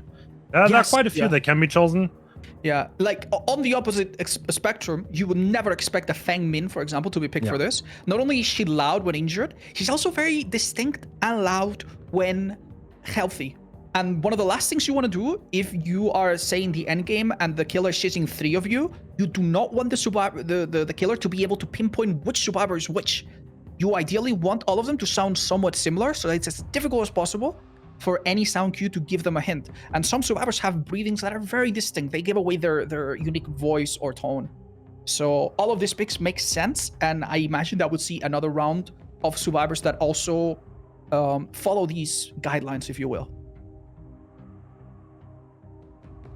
Yeah, it's interesting how much goes into that, right? How much like thought goes into just like those picks to get those little micro advantages. And it's even funnier to think about how well Wisby did despite all that, right? Despite all that, Wisby just hits like almost every single phase everywhere. Survivors are finding the one cosmetic with rubber shoes that makes less noise and trying to hold their breath for 3 minutes, but it's not always enough.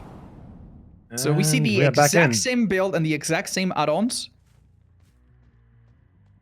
That is correct. And Vlas looking for the first chase. This early game will be huge, man. This is going to be very telling to see how this is going to go. And yes, again, we see 3 of the same survivors, and the only new one is Renato, who is also, you guessed it, one of the quieter characters in the game. I think Vlas misjudged the spawn because he's just spawned in the middle. But now, looks like we're taking chase. Oh, he guessed someone was here, but was slightly off, and a pallet comes down.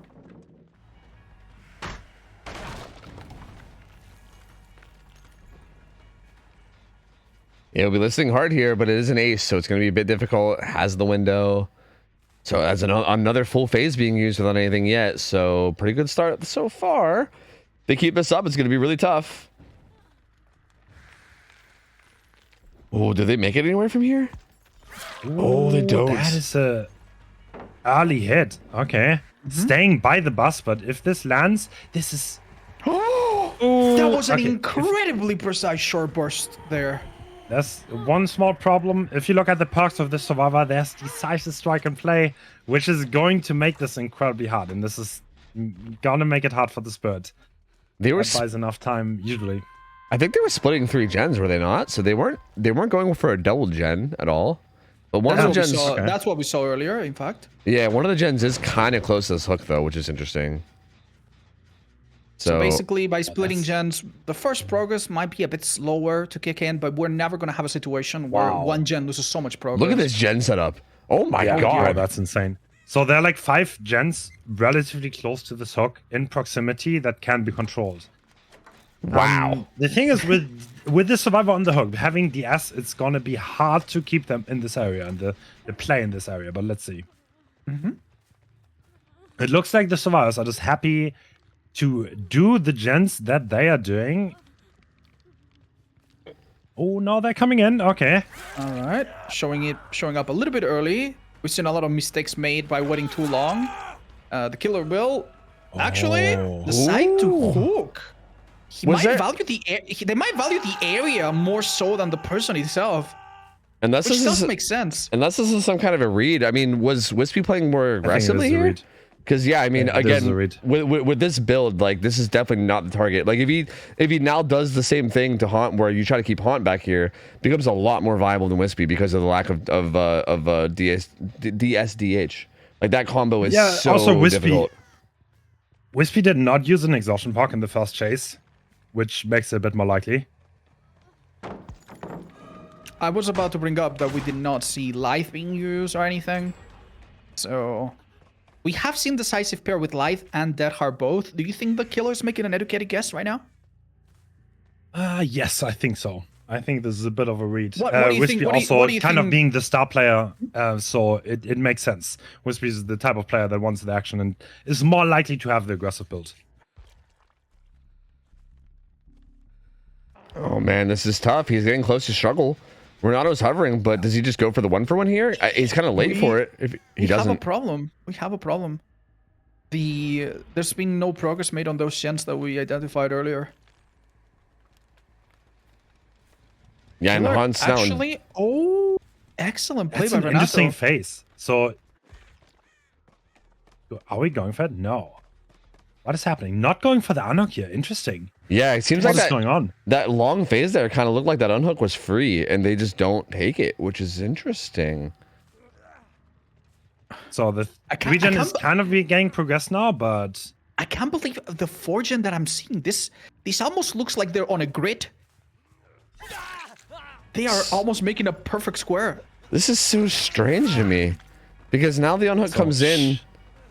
But it's Shack Pellet is still a thing. Oh, they're going to drop the Shack Pellet and it's going to be for the people. That's why Ada did not go for the unhook. Okay, that makes total sense. They were already thinking this far ahead, knowing that after this unhook happens, Ace is the expected target. And believe it or not, Ada, even though she was in tunnel, now she's putting herself in a position where her decisive might be relevant. And she does have Deadheart still. This was such a good play from X9. Yeah, it was. Very well done. Yeah, that was a tough spot to be in, but they're pretty much out of it now. Like they're a lot of things have happened there as well. With that for the people, Ada also charged up her second win, which means that if she does get hooked, she'll come out with a heal happening over time, with a decisive and with a Deadheart. So Ada is a difficult target. Haunt or Ace is a difficult target just based on the fact that he's healthy. But survivors have to adapt to the fact that they have 4 gens that are incredibly close to one another. Live play coming through, getting Jaw out of there, and now, now they're just... This is probably... No, not committing. Okay. We saw was that an early pallet drop?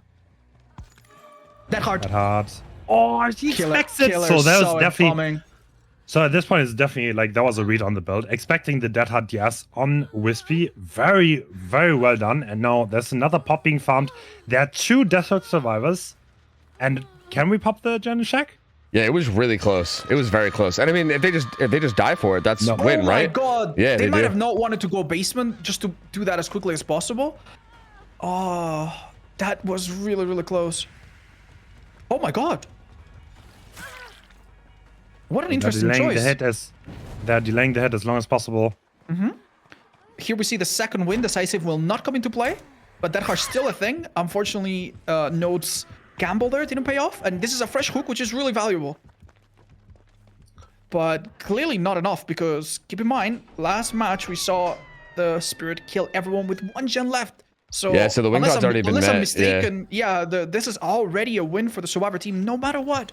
Yeah, they played this so well. Like the way they handled that situation with him in the corner hooked was so good. Like they had everything ready to go. And again, like that, like Wispy not running for that hook looked weird for a second until we understood the plan. And then yeah, I mean, just so good of them to be able to recognize that and put that play together. And that just puts the Spirit in such a tough spot, right? Like from there, what do you do? Like it felt like there was just not really much you could do from that spot. I really would have struggled to see how letting that person hit stage 2 was a good idea. But yeah, you're right. I think their plan really came together. And that's really hard because we see a lot of times survivors have a plan that just falls apart the moment they struggle a little bit with this or that. Ooh, and they don't want to let Nancy die either. They're trying to send the boys. Ooh, but someone's dying for the here. people. All the people. Oh yeah. It's not enough. It's not enough. Dead hard for the people dead hard. Oh yeah. They're trying to make it for the people dead hard play. Wait. Someone's not coming out alive here. Yeah, no, it's Renato. Yeah. One thing that's very interesting, X9 seems to have a lot of special picks prepared for this. They threw Cynic off pretty hard with the Singularity. They seemed incredibly good in shape on the Spirit set with the For the People play on the Deathhawk. They looked like they were on the ropes, but they brought back like there was no problem at all. What an incredible use of Shack Pallet as well, just to buy those 3 seconds they needed to get that for the people, which did so much. And keep in mind, we saw a failed Dead Hard, but if that had worked, if that Dead Hard come into play, that would have been such a brilliant way to use it as well. In a slightly different circumstance, it could have totally worked. So, wow, to think that this plan could have worked even better is really crazy. Yeah, this team is...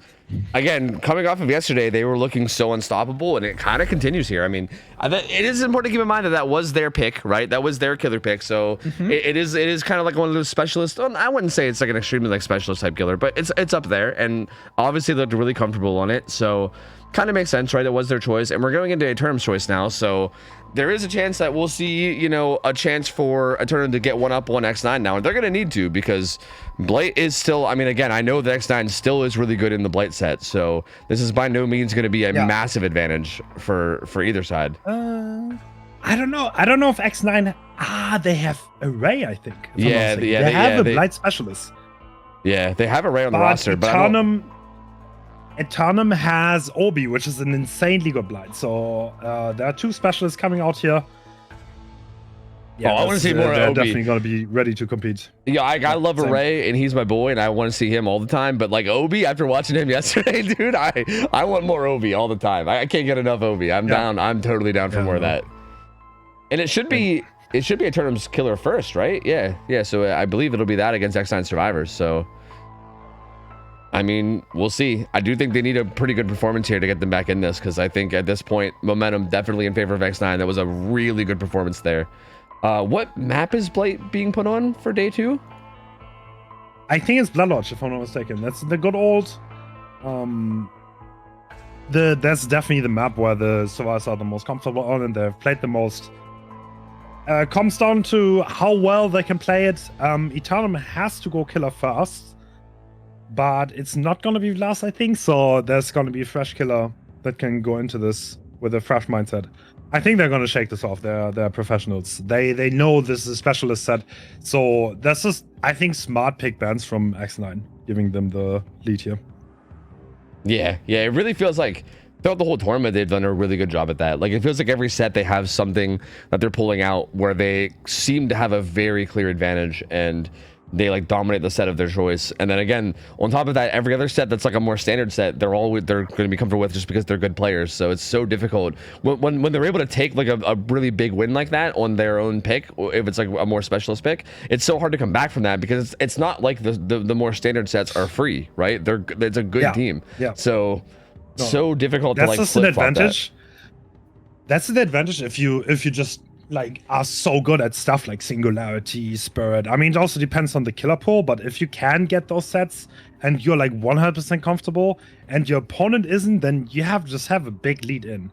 But stuff like Blight, you will not get a big advantage. Everyone knows how to play Blight. It's one of the most common sets. Yeah, but it comes down to execution, and there's a lot of chase skill and macro gameplay involved in this. So, would you argue that this compared to the Spirit set we just played, is a bit of a harder map for Blight. Because I do think this map we just played in pretty much highlights every strength about the Spirit and doesn't really show much of her weaknesses at all. But I do think, I don't know if I feel the same way about Blood Lodge. I feel like Blood Lodge is actually not the easiest map at all for Blight. It is. So Blood Lodge, like, if there's not a 4K, that would be a huge surprise. Really? Meanwhile, on Wrecker Spirit, if 4K is the odd, is not normal. So you would not expect a 4K on Spirit, but on Blight, if the Blight plays well and he plays the palette well, then you should get results. The reason for that is that almost every single filler palette is figured out. They know how to play all of them, and the survivors have to kind of win mind games. They're not very favored to not take a hit on almost everything. That's fascinating. So we're talking about people just get this idea that know every type of loop that can spawn in the game, and they essentially do not take chances. They will have a method for each of them, and we see a very interesting build. Obi, 5 rushes, not a hit though. We did spot somebody though. Yeah, Blight does have a lot of restrictions too. That's an important thing to keep in mind. But still, Bitter Murmur is a interesting choice to see. Like even with the restrictions, Bitter Murmur is a very spicy one for sure. Dying Light, not that uncommon considering everything that's banned, right? It's pretty bare bones. You see things like spies a lot, things like Discordance a lot. I think Obi anticipated the fact that survivors would call out his position and start maybe on this gen together, but only one is found. Shack Pallet's given up pretty early. And this is the Deliverance player. Oh no. I think survivors might be shaking in their boots right now. This is not the person you want to go down. That's a really good... It kind of looked a little bit bad at the start, but now it's shaping up to be pretty good. He doesn't get the blind. He's gonna die corner. And that's the first hook at 5 gens on the Deliverance player. And probably pop being applied too. That's a really good start. Ooh, that's a really good start. They are going to get the double gen done though, so that is the one silver lining here. Because if that gen gets interrupted and hit with pop, and it doesn't finish in exchange for this first hook, that puts you in a really bad spot. But getting that done, that's at least a silver lining here. Right, that's... yeah... I don't know if he saw the sprint burst. I would assume that Obi knows what he has there and what good of a spot he is, but he might not. Yeah, like if he saw the sprint burst, he can assume that the survivor also is going to have Deadly Unbreakable. That is a very common combo. It's a really strong combo together to use. And yeah, if he does know that as well, then he'll also know that that survivor has nothing in terms of anti-tunnel, and means that they're a really good target to stick to. What a great find. So he can pop the gen. He got a free tag, so the guy has to met it up. No one got the rescue in time. Yeah, this is a great position. And now the Clutter is trying to come in. Maybe trade this. Wait, no, she's not going to get it for free. This is a trade at most. But he can still body block, so... Yeah, this is a pretty body blockable hook. We see a mating ritual going on. And, well, at least now the sprint bus is spotted, so Obi probably knows it's assumable that this is the Deliverance player, and at that point you don't want to let it get away. Because these players usually don't have any anti-tunnel on them. Also very unfortunate that the one person that has the faster healing from Dying Light is the one that cannot heal anyone right now, and instead has to be healed.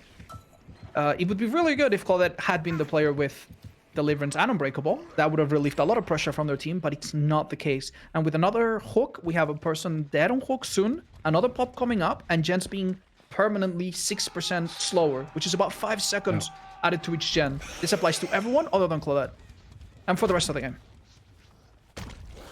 It also makes each pop a little bit harder to recover from as well, indirectly, because, you know, more damage that takes longer to repair is more meaningful as well. This is still a really strong spot for Obi, honestly. Like, I think the gen setup though is not looking too crazy. There is a pretty decent setup down here on like Shack's side, but nothing too insane in terms of a gen setup. But regardless, if this kill comes in soon, and the unhook just now happened, for the people,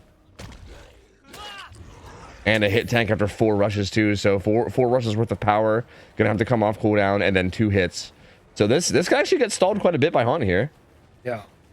Oh, he doesn't hit it. Okay, this chase decides a lot. Obi kind of needs the hits fast. Unlucky. Oh, 2 rush hit there, so that's really good. That puts him in a good spot now. On gonna be in some trouble. Does have He will be lucky if he can manage to chain this back into the tile. Oh my lord. He's dying under the pellet. But is it a bluff? Wait, no, wait. actually This does make sense with Unbreakable. It could be the one chance to get value out of this perk. Wispy gets found and tagged though. That's the only person nearby as well. If Obi just now picks, which he might. Oh. They're trying to stall it. Nope. Wispy's out. An attempt was made, and honestly, good for them. But this is tough. Yeah, they will pop Shack Gen for this, but still going to be 2 gens up. And again, once you get into this situation with a Blight, like 3v1, it's so difficult. It's so difficult to get anything done, especially with 2 people injured now too. Like he's gonna, he's gonna keep it up. I'm starting to see why Hens said that this is typically considered a good map for Blight, and it's somewhat easy. One thing I've noticed is that thanks to that hill in the middle, he's been able to keep like a bit of an overwatch around the entire map. And every time he's hooked someone, he's never been too close. He's managed to catch people going in. He's had so much control. And a map that's it's not the smallest map in the game or anything, has felt so tiny. Going into 3v1 with 2 people injured is also very, very bad because it's so hard because pop is going to come out every once in a while. The pallets are going to get less and less. And even getting to 1 gen left here would be a very good result. So it will be difficult. Well, We also saw the obsession. Yeah, the obsession also switched back to Renato after using For the People, which means that these 2 survivors remaining are now almost 10% slower on gens, which is just brutal. And it's probably starting to really add up. And that's why Dying Light is a pick. Obi is making a great read because he's camping this hook and they're not splitting 2 gens. So there's only 1 gen being progressed and he gets at the second stage. He's probably going to leave afterwards. And this is going to work out beautifully. That's all the progress they had for it, yeah. Like that little progress that Claudette had, that's all they had to show for this. And now they're going to interrupt. And Claudette is already injured. And if she goes down fast, this would be another pop being farmed.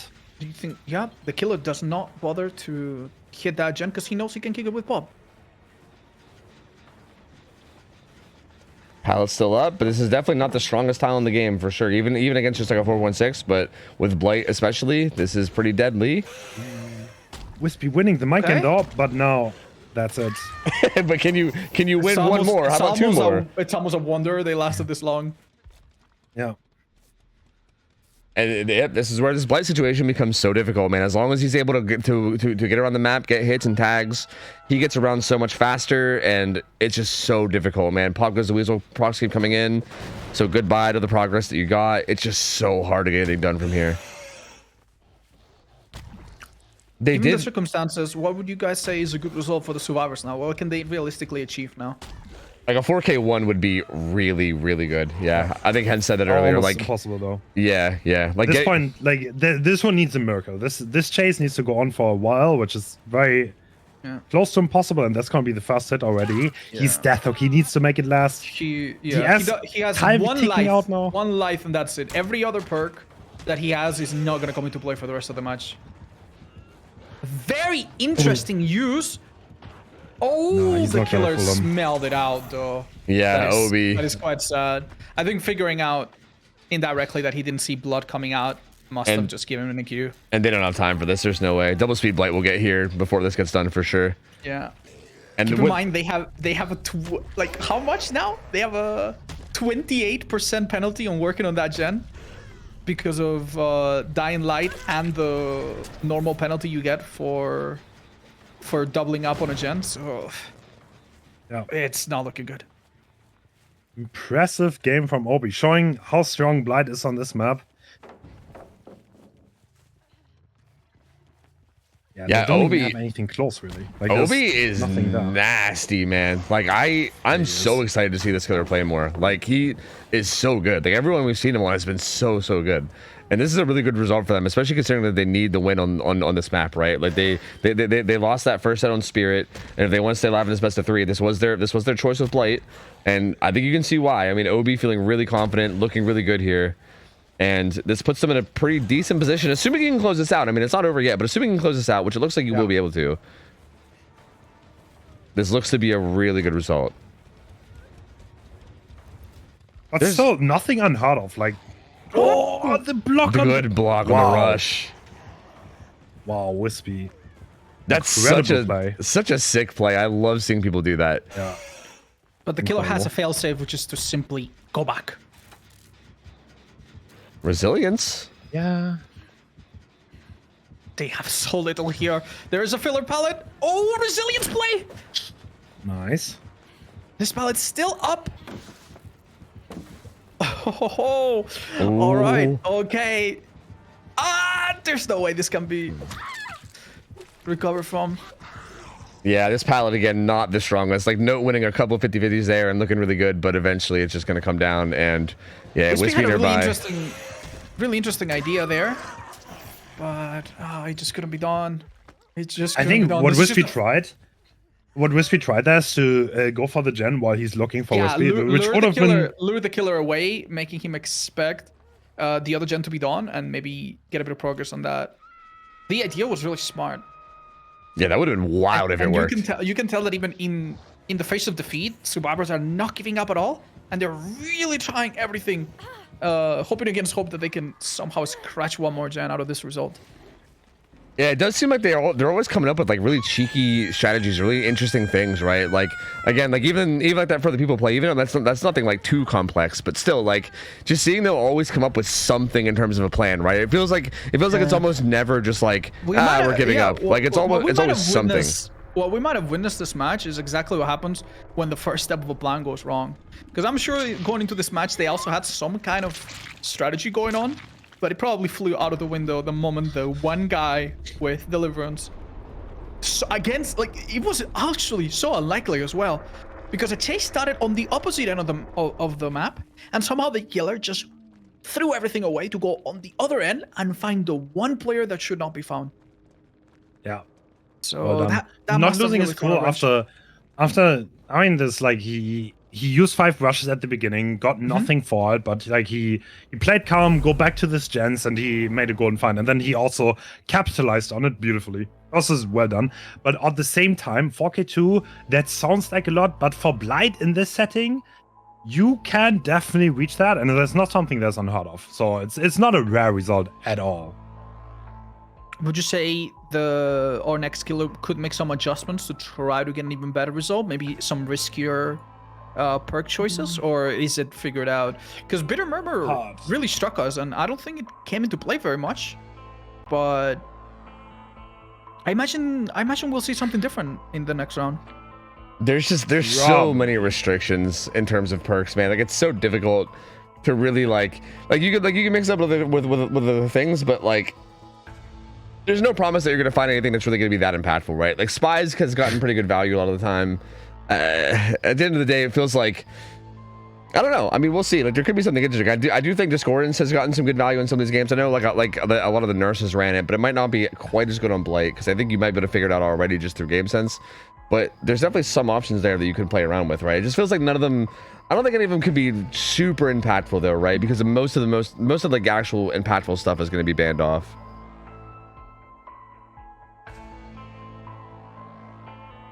One thing of note is also the Blight is relatively hard restricted. The survivors have pretty much every perk available. In this kind of comp setting, Blight is by far the strongest killer in the game. That is something that is worth noting. He's the only killer that Deliverance is allowed against, because it is too strong otherwise, with the grabs being removed and the Deliverance player just being able to trade.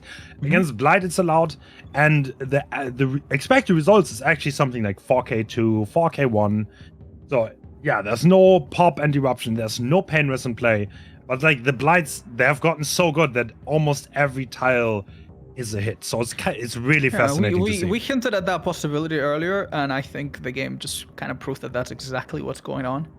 The fact that a survivor is so willing to drop Shack Pallet as early as they did, and still it didn't help, it's honestly quite incredible.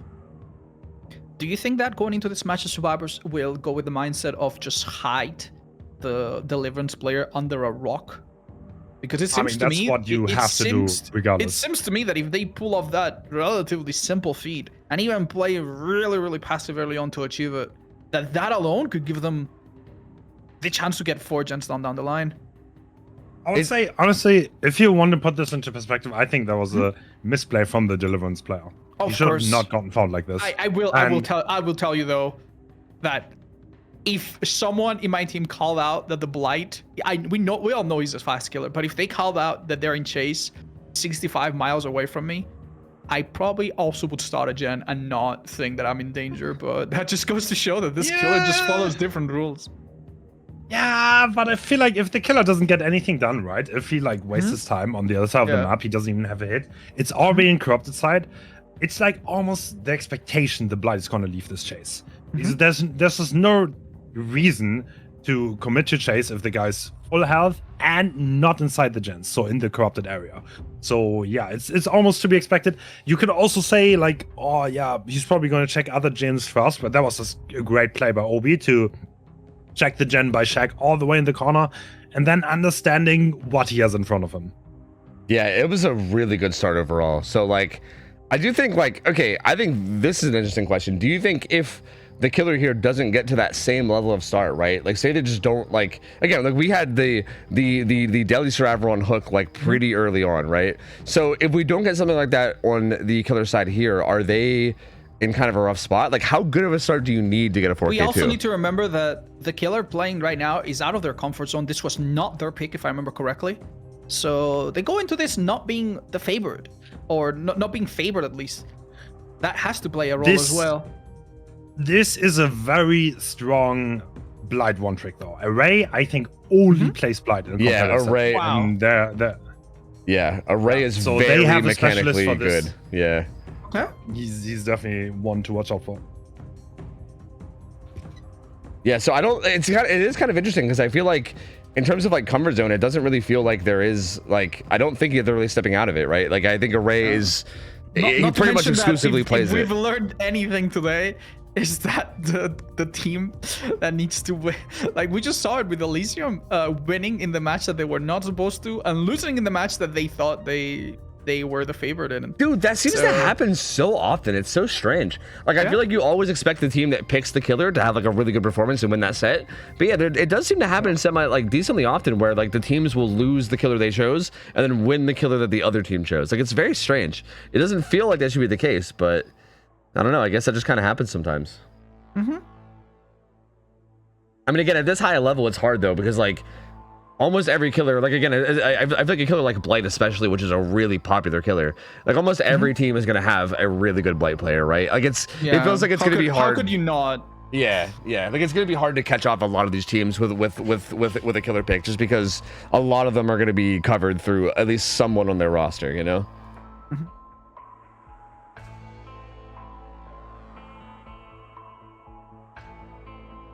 Pressure's still on here, though. It's like the survivors are probably. I don't want to be like the survivors. Definitely have momentum here, so it is mighty rough to play out of the spot, knowing that you have to get a crazy result. If the survivors play relatively well, then they don't even have to pop every gen, so you cannot hold a 3 gen even. It's impossible. You need to have your chases insanely fast. You just need to apply whatever perk you have. It might be eruption or pop, and play from there. It's probably going to be pop though. On the survivor side, have you noticed any counter pick perk that helps against Blight in particular? Because we talked earlier how the choice of certain survivors and certain perks can make it easier to last a little bit longer against a spirit. Is there such a thing against the Blight, or is it just macro? It is mostly macro. Like get chase on the right survivors. There's GS in play that can definitely help. Deliverance has to be used. I think if the survivors played properly, then yeah, they're gonna get they can get 4 gens done. But if Array hits every single rush, then yeah, well, it's also hard. So it kind of depends. You need to play the chase correctly. Chase needs to go on the right people. It can go both ways. Yeah, and there are a lot of those like 50-50s that you can have at tiles too, right? Like it's been pretty crazy watching like a lot of Blight games like over the past while, because a lot of the times the Blights just slaughter people, but every once in a while you'll find one of those games where even with like a really good Blight player, you'll get like the survivors just winning multiple 50-50s in a row, and sometimes it'll start to look like, wow, like the Blight can't get anything going all of a sudden. Like that can happen, right? It's difficult because especially on Autohaven, a lot of the tiles are pretty, like, again, pretty advantageous for Blight, but it is Yes. not a Ray. Wispy's playing Blight. Okay, very interesting. okay, We see a okay. slight change in the build, favoring this time Thunderphobia instead of the Bitter Murmur info perk we saw earlier. Otherwise, same build, I believe. Fanat and Dying Light is an interesting combo, though. I mean, you get those stacked up, and I guess like the numbers could kick in pretty decently. But yeah, definitely an interesting choice to see. Oh, wow! I'm not even sure the killer knew where the survivor was before that pallet was dropped, frankly. But I guess the survivor didn't want to take chances. And this is a good chase. This is a survivor with decisive strike. It might have actually been a purposeful distraction, and the killer might smell that and go for someone else. Oh. This is not the Deliverance player, thank goodness. And that is Overcome being used. He's on the other side of the map. He's going to make it to Shack, and Wispy does not seem to commit. Want to see... Oh, see someone walks away? Okay. Oh my god, that is the Deliverance player! No, wait, no, it's not. No, it's it is not. not. It's Yeah, no, it's Claudette. Yeah. They've done a great job hiding her, however. Oh, very, very nice. Ooh, this one looks like it's actually going to be committed to, though. This pallet's not the best. Ooh, okay. No way. 5 rushes used with 5 no hit, rushes though. used. Yeah, that's a long cooldown now for Blight's power, where he's just a 4.6 killer for a This minute. pallet's coming down, isn't it? Yep, you're buying Spitz is time doing for a sure. wonderful job delaying.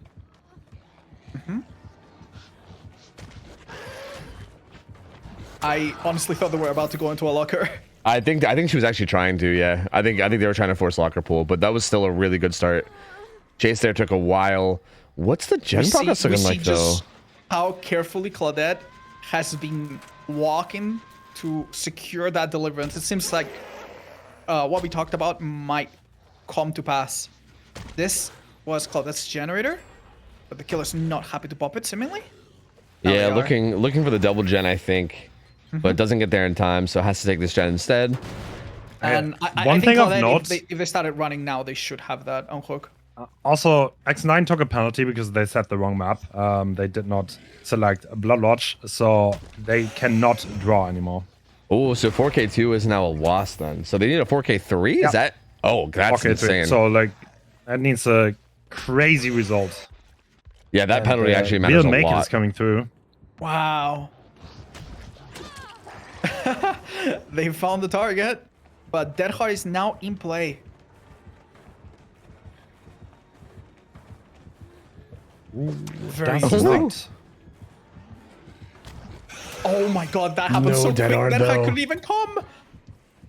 But there are 3 different people walking 3 different generators, and if one of those gens pop, then it's looking pretty bad. If 2 pop, then yeah, It's already over. Yeah, it's already over if 2 of them pop. Yeah. And there's only 1 pop goes to the Weasel that can be used. So like only one of them's getting hit with massive amounts of regression. The other are gonna stay pretty high progress.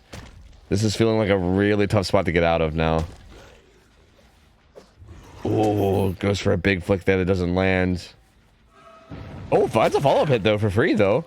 Without even use of power, so that's kind of nice. Do we want to commit to a survivor that doesn't give Dying Light stacks, that's not close to hook to death? Probably not, however. We see another will make it, I believe. Used on the unhooked survivor. Yeah, I think the problem here is I think they recognize the win con, because at this point, like, you say, like, do we want to do this or that? But at this point, it's almost like, what do you want to do, right? It's so difficult to reach the spot.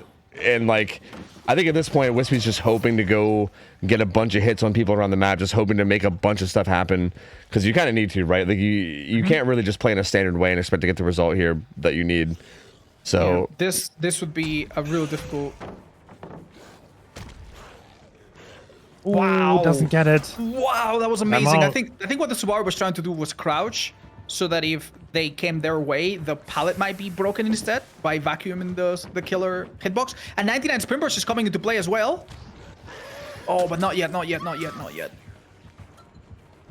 This is also the Deliverance player, so even if this one goes on the hook, it will be rough to convert this. And the chase is being left.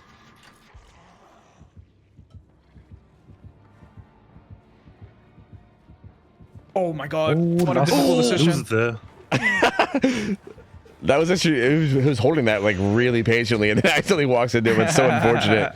But gen number 3 pops, and we're 1 gen away from the win con being met. Oh, that was close. Yeah, that was a wild flick. But yeah, it doesn't land, and yeah, we're getting closer and closer to the win con being met here. I think, yep, there it is. So. Oh my god, that was a really narrow miss. Wow. The attempt there was to preserve the exhaustion and use it to get away. It was a very good effort. They could get him out actually, and have decisive strike, I suppose. I think the idea was to play with a pallet vacuum, but Wispy did the correct thing. By hugging the pallet, you can actually hit the survivor, but you have to be literally on the pallets. Right, so we talked about the vacuum earlier. So what will happen with this killer is that if he tries to hit a survivor close to something that is breakable, such as a wall or a pallet, sometimes the games will prioritize breaking the pallet. And survivors try to do certain tricks, and hence apparently knows that this was one of them, to make the killer miss and break the pallet instead of downing them. And leaving the chase again. Without having one survivor out, it's going to be rough to prevent the gens from further and further getting progress. The turnout had to be abandoned relatively early to somehow try to win before 3 gens get completed. That was not possible, and now it's kind of... Now the survivors are kind of running away with the lead. Yeah, this is one of those games where like the final result is not going to be like a very good representation of like what the result could have been. We did explain that they have to outperform because of the penalty, right? So getting the same result is no longer a possibility. So they now need to get something frankly better. That means that kill everyone now. Wait. No, it's already over. No, yeah, is it impossible for them to win anymore? It's been over. Over. Yeah, it's been over since even like the last gen, so it's been over for a while. That's why Wispy was playing so desperately, right? Like if Wispy was like just wanting to get like a 4K1 or a 4K2, they maybe could have like prioritize that tunnel out and go from there. But because they were playing so risky, they had to play for the yellow nothing. Yep. So might end up not getting a great result here, but again, that's mostly because of the playstyle changing based off the win con. You know, like. It's tough. It's tough. Sometimes you gotta take risks. Sometimes you gotta put yourself out there and go for the big, the big result. Even if it, even if you know more than likely you're gonna end up getting nothing out of it instead. Does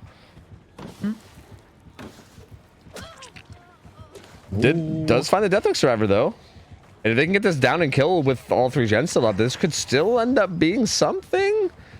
But true. Feels like it's gonna be hard because hard. No. Very unfortunate.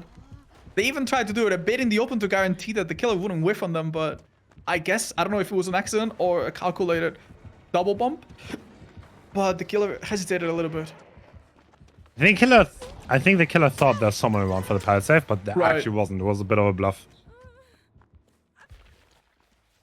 Yeah, it does find a tag though. The only full health survivor now is the deadly survivor. Me if I'm wrong, but I turned him one round just now, or one set, and so did X9 earlier. So we're gonna go into the 3rd match after this, right? Yeah, which I believe will be a doctor set, which should be really good. I'm really excited for that one. That sounds like a really, really good set. Again, a tournament has like a doctor specialist, if I'm not mistaken.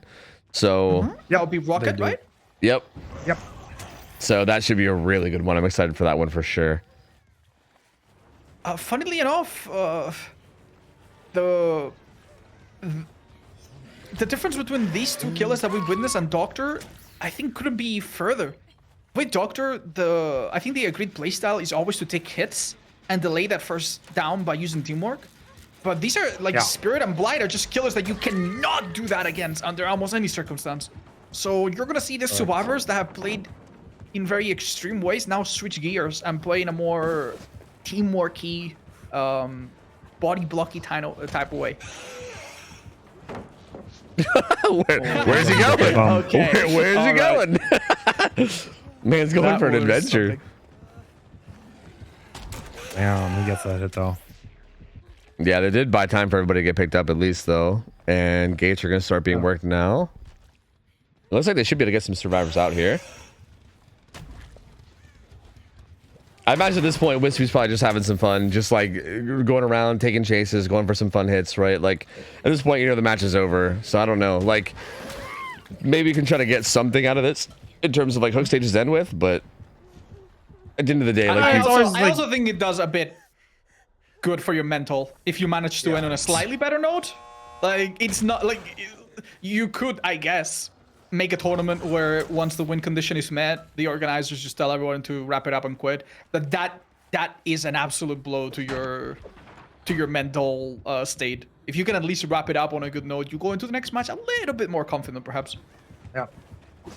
Yeah, for sure. I feel like, especially if you're the killer player, right? It kind of gives you a chance to like maybe get your like mechanics back on point, right? They give like if for instance, if you think that was something that was maybe lacking, you can kind of like warm that up a little more and maybe get a little bit more comfortable. So yeah, I mean, it definitely does make sense. And knowing that survivors have nothing to lose also gives them an opportunity to practice some edge case scenarios where, I don't know, they do something riskier that might not be the usual, but that might be necessary down the line, like getting a rescue that must absolutely happen for them to get the required points. So I think it's good for both sides, I suppose. And great for us and the audience, hopefully. It is. And Silo taking chase once again. He's rocking the Z-wall. Yeah, the old Z-wall. I feel like Silhi has been very unlucky in the close quarters. He's been forced to play some of the worst loops ever. Yeah. Ooh, okay, Kate's pressuring a gate. It looks like Ada and Claudette are both at the other gate. I think they're just gonna take these outs now, which is honestly really good. I mean, yeah. So like it looks like so. Oh, Karma does not quite make it out.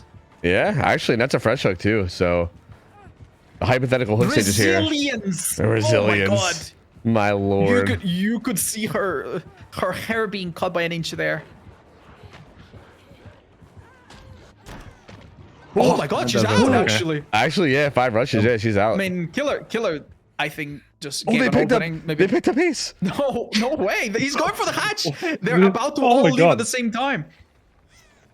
Oh, I don't think the guy that picked him up. Does the killer realizes? Yes, they do. And that's full health deli too. So full health and deli. I don't think that's really a target you can go after. They're looking for ace instead. No, I think the killer realizes that someone is waiting by this. Yes. And now they're all gonna leave in 3 seconds, probably. He's on the wrong side. Yeah, not on the right side. Unlucky. And that is it. So in the end, we have 5 stages for the Blight. No hatch. Yeah, really good showing though from Eternum here. I mean, their killer OB came in, got a really strong result. I mean, again, with the penalty too, Wispy had a really unfortunate win con, right? Like that was a tough one to try to reach. So yeah, it's really tough to know that you cannot tie, that you're gonna go from win to loss, and the win is so far out of reach. Yeah, I can't imagine that feels great to know that. And maybe maybe after a mistake that that someone made that they didn't intend to make. That's really sad. But they definitely have a chance to come back from that. Yeah. Because we have 2 Doctor games coming up, and I think, oh man, I think this leads to some of the most intense chases that you can possibly have. Yeah, Doctor sets are so good. They're so good. Yeah, Doctor is a lot more night and day, more 0 or hero, more 0 of 100. Like, it's all or nothing as well. With Blight, with Spirit, we know the killer has the upper hand. We know survivors will often die in corners, and it's not about winning the chase. It's about losing it, maybe in a corner of the map. But Doctor is a bit different. Doctor is a killer where teamwork matters, where one right play or one wrong shock means the difference between a pallet coming down or you getting a hit, which could be your first down. So every chase is going to matter a lot, and we're going to see perks now that are probably geared towards preventing the body blocks on the killer side. We've seen Force Penance in some of the previous Doctor matches, and also to enable the quick heals and multiple body blocks on the survivor side. So I do think we have some restrictions. We could review them right now. One thing that's interesting about this, I feel like both teams kind of dominated their own picks, which was pretty interesting. And now it's coming down to the tiebreaker, which means both teams banned killers in the pool until there was only one left. So they both should be pretty comfortable on this. Yeah, it's going to be a great show. But right now, I cannot say who's the better team and who's the favorite going into this. They both seem mighty strong. X9 Survivor roster has showed insane things yesterday against the Oni, so they are definitely up for the task, I think. So having a look at the specific bans for Doctor, survivors are not allowed to bring Calm Spirit, as that would make it a little bit harder for the Doctor to know what's going on. The killer himself is basically allowed everything else that is already allowed. The iridescent add-ons are not allowed, however. So he will have a selection of several purple, green, yellow, and brown add-ons. Predictably, what we most often see, correct me if I'm wrong here, buddies, is the green range and discipline, which makes each shock hit a little bit sooner, makes the anti-loop of Doctor a little bit more consistent.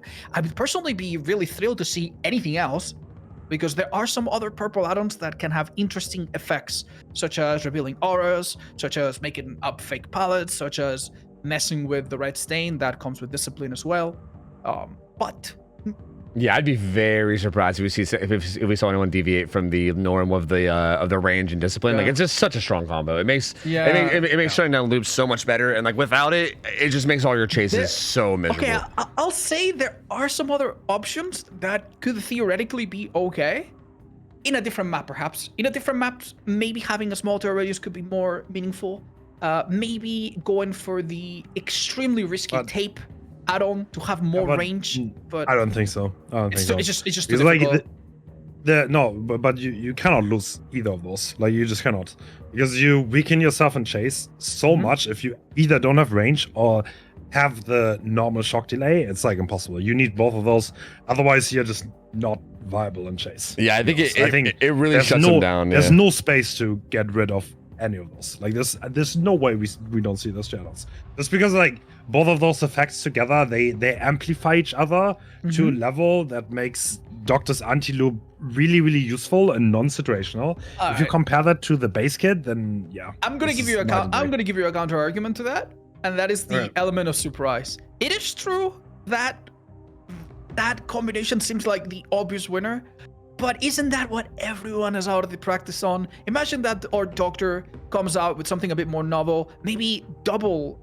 discipline, which would make suddenly, okay, his range obviously is shorter, but maybe they put in the practice of they've realized that, hey, if I play around Shack, maybe I don't need the range. Or maybe if I play around this map, which I know I'm going to, maybe I don't need the range. And that extra 0.2 seconds from a second discipline add-on, who knows, that could make the difference. Now, I mean, like, throwing survivors off is always worth a lot. You're absolutely right, and we saw that yesterday with Ivan not playing Bamboozle. Yes, as like everyone so respected it. It's like, it can definitely work in your favor, but it's like, it's so risky. Why risk? I don't think anyone will. I don't think anyone will risk it. I think both of those teams are confident they're gonna play their game. Yeah, and I do feel like if you're gonna risk anything, I think doing what you said of like maybe doubling down on discipline is maybe the only thing you can do, because I think discipline is 100%. Yeah, I think you need discipline. I don't think there's any way you get rid of that anyway. But even same thing with range as well. Like I think taking off range is so massive that, like, once the survivor team realizes that that's not there, they can then play around that, and it just lowers so many of your options. Like, I don't know, it just changes so much about the way he plays chases. Even if only yellow range was allowed, that would still be probably picked. That extra meter or two, it just makes such a world of difference. Not just in the short loops where maybe it's not relevant, to prevent on hooks, to maybe delay a gen by a little bit, maybe shock a survivor that's about to get the exit gate open. There are a lot of situations where the shock can come into play. Perk-wise though, what do you expect the Doctor to bring? We could see some forced penance, right? Because, I mean, body blocking is so popular. Or Sloppy Butcher. We're about to find out. Oh, it seems back on the Sloppy and Say the Best for Last route. And yeah, the add-ons are basically the predicted ones. With Say the Best for Last, the killer doesn't have the ability to make them broken, but he can go through hits faster, essentially, if people decide to body block. Save the Best for Last is an incredibly aggressive pick here, and it shows confidence. Yes. This is a set where you can easily not get your first down for quite a while. And Save, I respect it. That's a show of confidence. Yeah, I mean, this is definitely one of those perks where you can pop off really hard, right? Like, if things go your way with Save, you can make some crazy stuff happen. But I think likewise, it also has the risk of sometimes doing nothing at all, right? It's an interesting perk. So that shock there prevents the pre-drop, which is one of the preferred ways to deal with this. And Survivor has really interesting pathing, constantly alternating between two objectives, but I think they're choked out of options. I think this will be a hit. Ooh, very nice. And they drop the pallet. They're still stuck in this place. I think Wispy's gonna like this situation. Wait, they managed to get out somehow? Oh, And that's a not a miss. hit. Oh, that shot that's not big. landing is huge. Yeah, that gives them the whole map basically now. They get to run basically wherever they please. Killer did not break the breakable wall, which seemed to be expected by the swapper. Instead, decides to go for someone else. Time will tell if this is a good idea. This is the obsession, which is going to set us back on the state as well as stacks, but it might just be a necessary evil right now. It was a pretty fast tag though. Like came in very much quickly. so. It looks like Ada Yeah. thought she was going to drop that pallet and wasn't quite able to, and kind of got caught off guard and got hit pretty quickly. Yeah. We've heard the dog whiff at the pallet, expecting Bill to be playing around it. That is a really nasty trick. With one well-timed shock, this will probably be a hit. That is where discipline makes the world of difference. Oh my That's god. a hit, yeah. Oh, and he throws pallet as Close, well. close. Yeah. Yeah, to be fair, So they've this- given up some this- really good pallets, but I was about to say, there's probably a reset going on the top, and that has been found. And I mean, the Kate is probably still around for the hit tank, but not the best position to be in. Two missiles up here back to back though, so this pallet will be denied, but there should be more over here to use. Yeah, double window tile. Ooh, with the pallet as well, but ooh, those too are late there.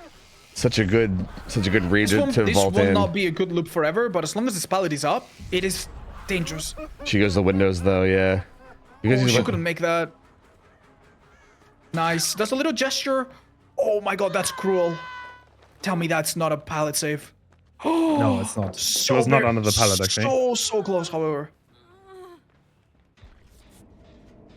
Alright, this is an interesting situation where if they want to protect the person off the hook, because she is the obsession, no one else is the obsession. So whoever takes it will inevitably feed the save the best for last machine. Although a further people could change that, I suppose.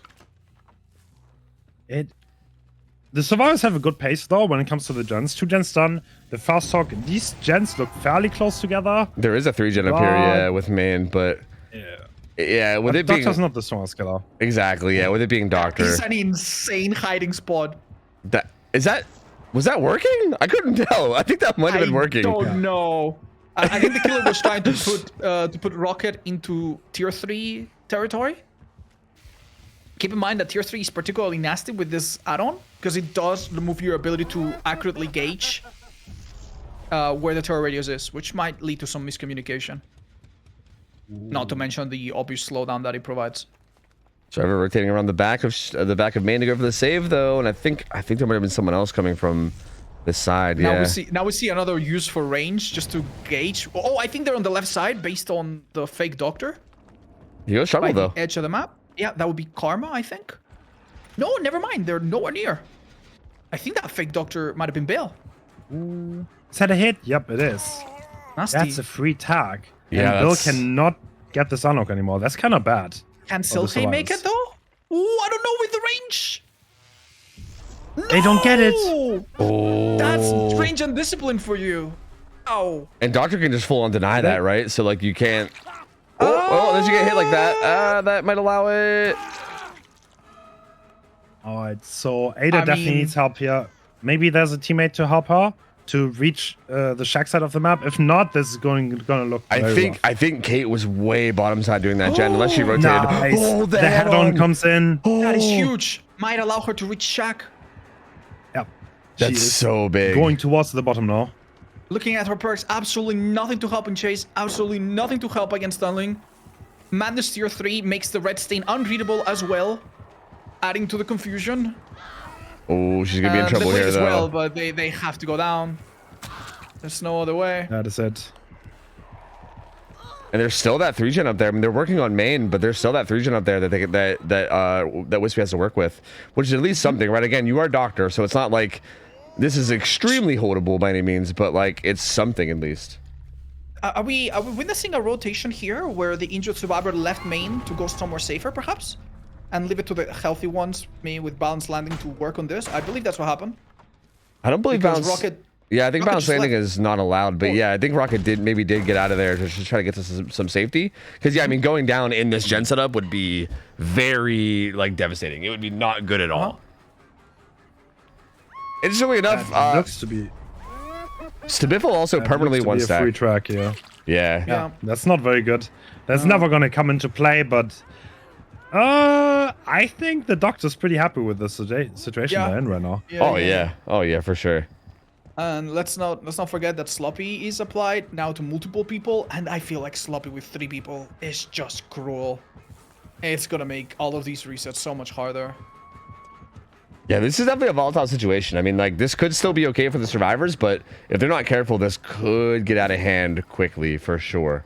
Like, this could swing either way if they're not careful. Oh my god, that was a great fake out from the doctor that pretended in a pretty convincing manner that he was going to break that pallet. Now we see a actually not 3 resetting. survivor. Yeah, they can't.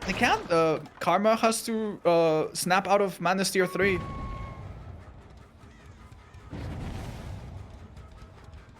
Okay, has this double window, but it's really all that's here at the moment. That shot's going to deny most of it. In a rough spot. Yeah, this is tough. I think he's going to be going down here most likely. Actually, could have maybe made that window. He's running back into the gens. This is interesting. Yeah, this genlog is why? in the middle of them. That seems to be a tiny... Oh! Wow! What a read! That's such a crazy read. What? Right. I think Wispy understood why Silly packed the way it did. Yeah, because that was the head-on in the locker. That's so massive, dude. That's so massive. Because if that head-on play would have worked, that would have... That's so risky to go for. Are we sure that was the head-on player? Yeah, that's the head-on player here. We had on earlier. Karma was it the one? Yeah, I mean, I mean, it would have to be, right? Like, why else would they be there? I think even if it wasn't the head-on player, I think the idea... Wow, what an ending. The idea was to maybe stay close for the rescue. I'm not 100% sure if that was them, but... Dude, this is a ridiculous read. They didn't even do the gen that was separate from the 3 gen. This is a 4K2. This is literally a 4K2. That is crazy. That is an incredible result that is so hard to match. Yeah, that is looking to be like, yeah, I mean, Eternum is obviously still going to put up a try here, but for the survivors of X9, this is looking like a pretty solid result that they should be able to just take this. That the first chase took place on main, and a lot of good pallets were dropped, and he took a long time for the first chase to go down. How are we even in this result afterwards? That's actually insane. Yeah, I mean, that read on the head-on play was so massive. Like, I think once we got down to this 3v1, it was like a good spot for Doctor, but it wasn't necessarily like a game over spot, right? Like, it still could have swung either way. But that head-on read was so... Yeah, because it makes sense, right? I mean, why would he be running into the gen setup, right? It really doesn't make any sense unless there's something like that going on. So, it was just like again, it's so incredible to make that read on the fly, right? Like, in the heat of the moment, just being able to be like, okay, what's going on here? Must be someone in this locker with a head-on. And then just to make that play is so huge. And that just... It all just fell apart from there, right? Like I think the second he gets that pulled out, the game's just over. It's just over from there. So nuts. Wow, man. Wispy is so good at this game. My lord. Yeah. Wispy showing how dominant it is, and yeah, no, great read. Also, a bit of a misplay. I feel like Italem kind of dropped the ball a little bit there. Yeah, I do think that was kind of like a ballsy play to go for, right? Like, I don't know if it was really like necessary. I mean, we would have all loved it if it had worked. The idea was so out of pocket. And let's be honest, the reason why the blast allowed them to figure out what's going on is because no one screamed within the range. So at that point, you know that they're either far or they're in a locker. And if you figure out that they weren't far before, then you might figure out that they're in a locker. Yeah, you guys were absolutely right. Kate was the head-on user, and I guess the plan was to hit the killer on their way to the most obvious hook.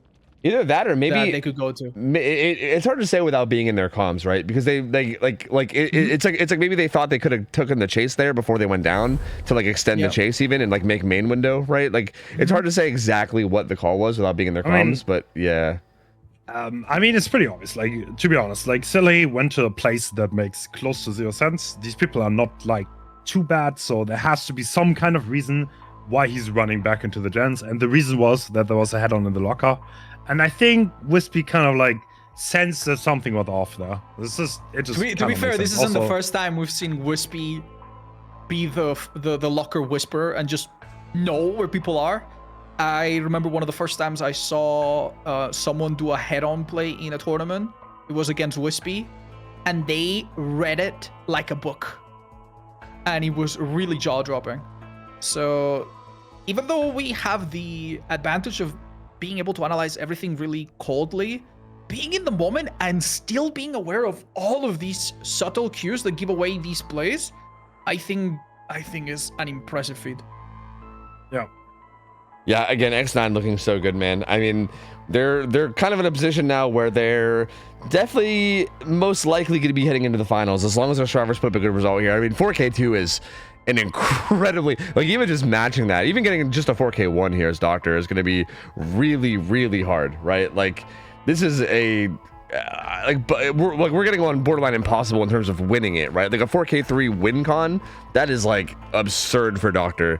So they're in a really good spot where like even a tie feels like it's really hard to reach. And X9 looking so good, man. Like this whole tournament, they've looked so good.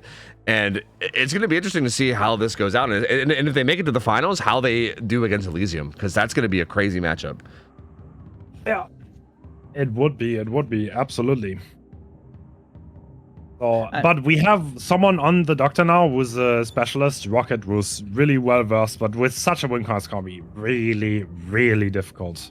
Yeah, you got to feel for Rocket here. I was really excited to watch his Doctor because, like, yeah, he is a Doctor specialist, and like I think I definitely have high hopes for him to put up like a very good showing.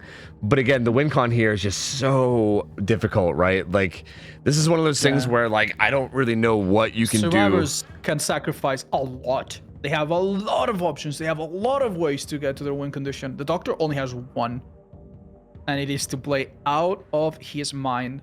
And one thing that I think was notable about the previous match is that we saw Save the Best for Last. We commented on it, but the killer realized pretty early on that he had an opportunity to just ignore it and go for the plan that made the most sense. It is very difficult sometimes to come up with a plan or have an expectation of what's going to happen and then take the risk of breaking the mold and playing outside of your plan when it makes sense to do so. That kind of adaptability, I think, really helped our killer.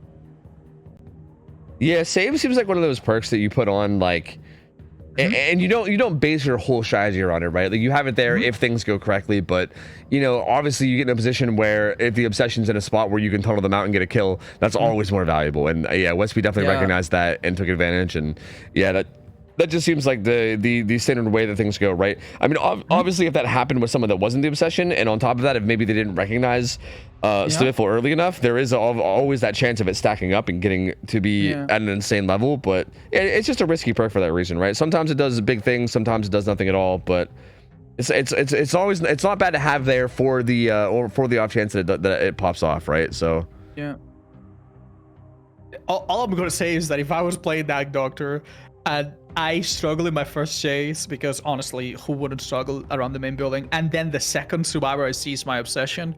I know that would have been a big blow to like my ability to keep my composure and think clearly about what I'm gonna do next. But yeah, they played into almost every strength of Doctor. They used the range to deny the unhook. They used the discipline to get crazy hits. And the Knight really type vaults. It was honestly pretty incredible. And to know that we have another Doctor player that's also able to perform at this level or even greater is honestly something to look forward to. Yeah, I think something you said there, honestly, to me, I think resonates a lot with. I think a lot of these players, it's really crazy their ability to like keep their cool in situations, right? Because if you've ever been in situations like those, right? Like, I mean, I've only like dabbled in like scrims a bit, right? I'm not like very experienced, but like when I do, man, like there's so many times where I'll find myself in situations where I'm just like, I have no idea what to do. Like, I don't know. Like, I'm so much on the back foot and I just have no idea. I know Hens will agree with this, but this is not something that necessarily gets better. You would think, oh, if I'm very experienced and I played 20 tournaments, 21st, I'm gonna feel bad. Nope. No, you still feel nervous. You still feel like crap when you do something wrong, and your team, you know, now is in a worse position. So it doesn't really get better. It is nervous. It's also what makes it great in the first place, though. Of course, it's like you need lows to have highs, kind of. And yeah, if you win, it feels so good, but if you lose, it definitely feels incredibly bad. But the thing about Rocket here in this position is like, he's nothing to worry about. Maybe he pulls out a miracle, maybe he doesn't. No one's going to be mad at him if he doesn't. And he's choosing to go for the exact same build. Save the best for last. Yeah. Kind of being a win more perk that can maybe help him a little bit to get to his win con. Right. He does have a pink stick instead. That is the one difference that we're gonna say. Let's see if it helps. Oh, that pink stick's gonna Again, make a the huge first difference. the first chases orbit around the main building, but they quickly get out into a trash gym that this window could connect to something strong. Nice, nice hit. That's a crazy hit, actually. That's so wild. That's a really, really early hit, though. So, like, that's actually that's a good start considering what's needed here. Yeah, it is. So we see every survivor. There's not much gen progress being done, and the chase is being taken now. Very unique pathing from Wispy. Oh, what? Backfires horribly. Oh, so well read by Rocket. That was so good. I don't know how they pull that off. That just goes against just anything you would expect from a survivor at this point. I mean, Rocket's a 1v1 grinder, are they not? So I feel like if somebody, Yes. if there's somebody here that would know how to deal with like the pathing that you'll see from these survivors, Rocket feels like the type. My God. Oh my God, tell me they make that. They do. They don't.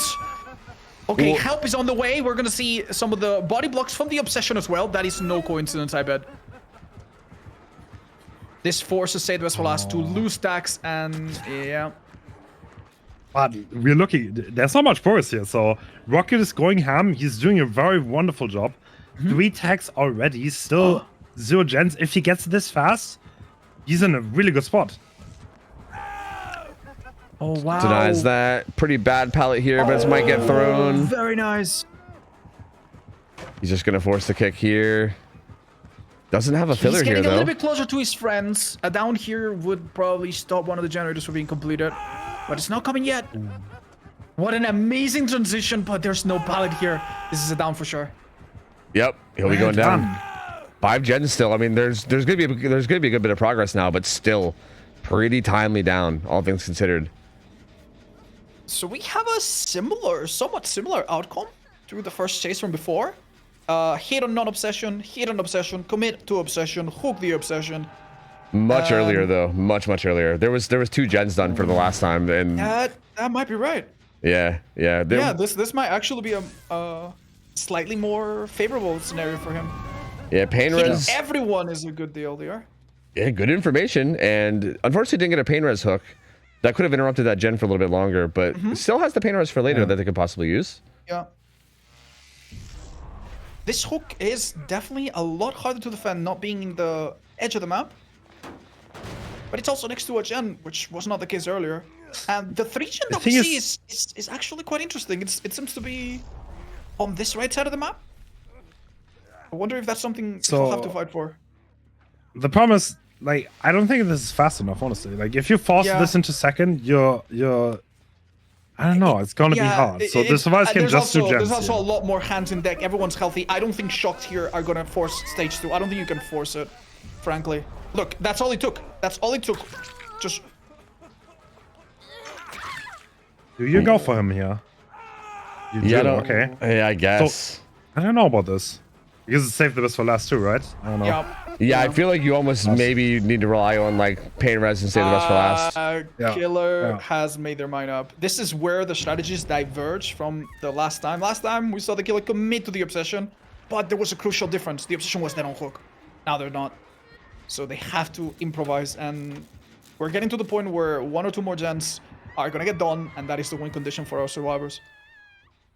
That one was a pain res, so pain res does get some value there. I think a big change here too is that the survivors are also aware that like they just gotta get 4 gens done, right? Like it's not like if he wants to like get a tunnel out there, they don't have to worry about like, okay, how do we handle like the 3v1 situation? Because all they gotta do is just slam gens and then you're good, right? Wow. So that was incredible pathing from Ja. Did you notice that? that was really good, yeah.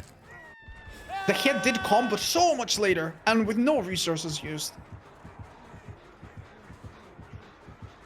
The unhook comes in too. He gets a good bit of distance here.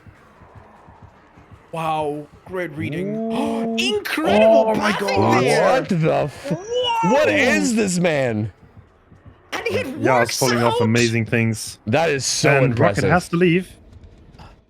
And that is with no red stain and no terror radius read, because discipline was obviously basically removing that. That's insane. Dude, that's gotta be so frustrating on the killer end. Like he's just in your brain. Like he's literally in your brain. You could tell that the killer initially was not surprised by anything, But still, it worked out, and then that Blight must have really thrown him off. Oh. Ooh, Yep, could maybe the thing deny gets this. the palace Oh fast no, enough, it does get just it. fast enough. But can she even make a loop around? Don't think so. Has to go to Shaq. No, We'll get denied everything here too. Unless a hit is possible. We see a very interesting Nice. idea. Probably what do you- trying to deny pain rest by Yeah. going into the basement, but he's still going for it. Probably has one in range, and this is a lot of pressure. There are a lot of save the best for last stacks. No one death hook though. There are 5 gens on the top side of the map, really close together, and everyone being reset. Pressure kind of reset. Yeah, but not Right, a one- crazy amount of gen progress coming in during all that either, though. So, Yeah. Absolutely not. like, it's still not looking good, but it's not looking as bad as it feels like it could be either. For the Yeah. doctor player. 6 stacks now. Yeah. The gens are relatively decent here in this area. There are 5 gens pretty close together, which he can hold to at least force a draw, which would already be an insane result. Yes.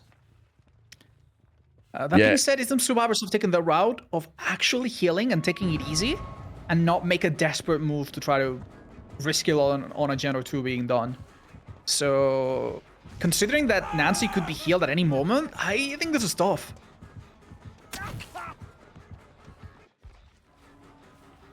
Ooh, Save the best for last coming in. I don't think he makes it all the way to Shaq, so this survivor tries to make it, but he doesn't. He's gonna die on the other side of the map. This is the first death hook coming in though, and yeah, I don't think any gen is about to pop. This is a pain risk, however. Yeah, this is a pain Because risk. the initial one did not trigger. They are a bit far, but I think they make it based on what we saw earlier. So No this will be gens. a pain Look at risk. this. Wow. Yeah. 3 fresh gens right now. Yeah, thanks Jen was the one to blow up. And keep in mind, one of these might be done, but they need to do 2, correct? Yeah. Yeah, they do. Yeah, but yeah, it's kind of like Ken was saying. There's like barely any progress though. Like it's actually there's been a very good amount of pressure just from all the hits that are coming in and all the resets that have been happening. They've been off of gens for a pretty decent amount of time. Yeah, that pallet which has been playing around finally comes down. The killer sees 2 survivors and can pretty much guess where the 3rd one's gonna be. So it's safe to say that the killer has seen all the gens, and probably this is a hit. No need to use power, I suppose. The killer is aware of everything going on, and they should recognize that they're in a good spot. Staying topside here is interesting. Wow. Not gonna commit to it though. Yeah, he doesn't commit either though. Yeah, Maybe he I mean, was to be worried about fair, that there are gen, some- but I don't know. Yeah, he if he commits here, he could see 3 people triple on one of the gens, which I think is a legitimate fear. But the unhook just came in, and you probably have a pretty good idea that they're going to be resetting there too. So you know that 2 people are bottom If side. this Like, is fast, yeah, there's no way they can get 1 gen fun done. If this is fast, if this down comes in fast, then Rocket is in a really good spot. Oh my goodness, why did I just win this? What in my game? He doesn't anymore. Oh, the fake! Oh, that was another one. Okay, the second 50-50 that Feng took did not work out. Wow. But that was impressive nonetheless. They're okay, but they're doubling 9. Did they get it done? Yeah, this is not a pain rest anymore. Yeah, I think do. yeah, 9's gonna pop. Yeah. So This is the draw. There's still 1 gen on the bottom, so there's no gen lock to hold anymore. oh, that's really unfortunate. Can Is there a gen on the bottom? they take a hit? I'm honestly not 100% sure there is. Is there not?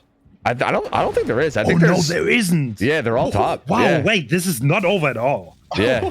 Yeah, there's a Oh bunch my of God. gens up here. Inside the middle of 4 gens. Oh dear. We The first survivors stacks of need save to the best do for last, and the only person that can avoid the save the best for last and reduce it is the obsession, who is also dead on hook. This is a Spanish telenovela writing itself in front of us. This is actually pretty crazy. Uncle This Caesar survivor will not right make now. anywhere. Yeah, he Yes, got he's hit not gonna make deep in it that anywhere. corner. Yeah, that was interesting. And he might give a Oh, goes for a risky He might give a vault. pain dress as well. Oh, that was such a ballsy play. He tried to catch him off guard with the quick and quiet vault, hoping to get some distance, but yeah, it doesn't. Oh no! But Oh, there's shit, it's out of nowhere. Painless? Painless? It is happening. It's happening. No, that's Oh, over. they Wow. pop it. God. Wow. Rocket putting up such a good fight, but it's not enough. Oh my God. Wait. Theoretically, no, it's over, right? It's over. Yeah, it's over. this is Yeah, no, done. it's over, It means yeah. no chance to tie, let alone a win. Oh. Oh, But if that pin dress anyway- was a pin dress, right? If that had come Yeah, into play, it was a pain res. Yeah. damn, That was a like millisecond. a second or less before that triggered. I'm not sure if it's like the Wow. ping of the spectator or not, but it seemed like the survivors were maybe It hitting looked greats like, too. yeah, I think they were hitting it greats. looked like, from my point of view, it looked at least like they were not going to finish it in time. Yeah, I think they got some great skill checks or something, because yeah, the bars seemed like it kind of nudged up a little bit. So if so, those were some clutch skill checks, man. Yeah. Like my lord. Oh my god. Never thought I'd get excited about skill checks, but Imagine losing a tournament because you didn't hit a great skill check that appears Right. randomly on your screen and he's going backwards, you know? Like, keep in mind that this is a doctor after all. Honestly, though, really impressive showing from Rocket, considering how hard of a win con it was. Yeah, Like, he this went is- into this match with an extremely difficult mission. Absolutely. And Yeah, he definitely showed how good he is on Doctor. Oh yeah, the way he played chases were I disgusting, man. cannot fathom what the hell he did in that trash pile, Jim, where he spun his camera about 7 times and somehow managed to flush out the survivor from that place. If we could have a replay, I would replay that moment right now.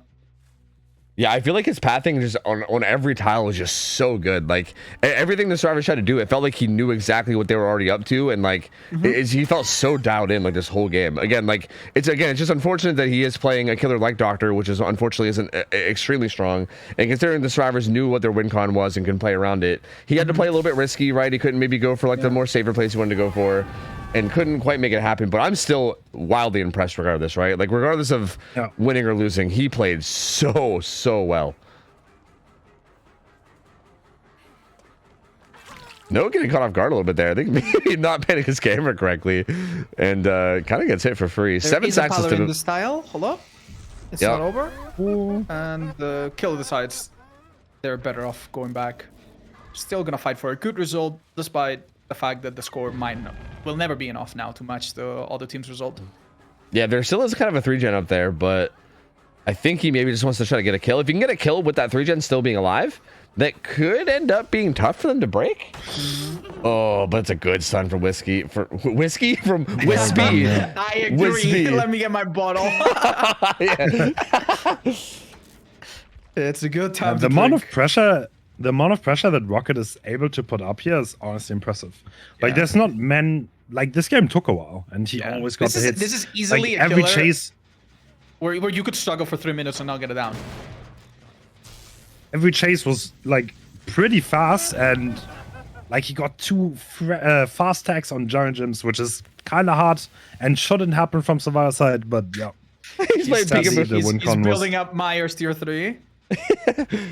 Almost unreachable.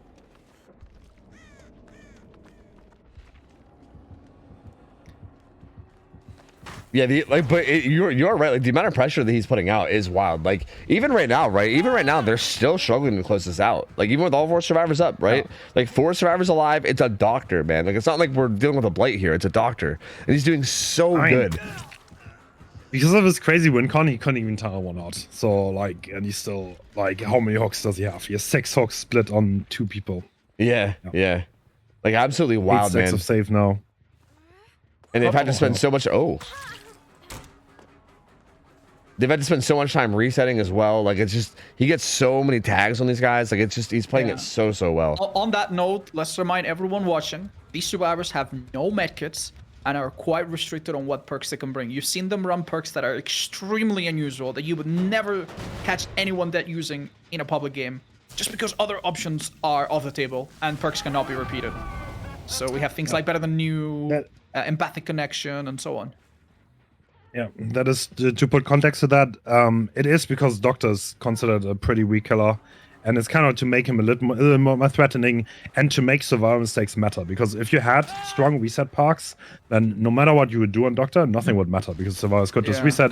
You couldn't capitalize on their mistakes. I mean, and then it would not be as exciting to watch. I don't know if you feel very vindicated, but I think this match was and the previous one was a great example of how these rules make an otherwise difficult killer to play at this level actually quite scary and difficult to handle for survivors. Me and Jens in particular, we played in a tournament where we played almost the exact condition.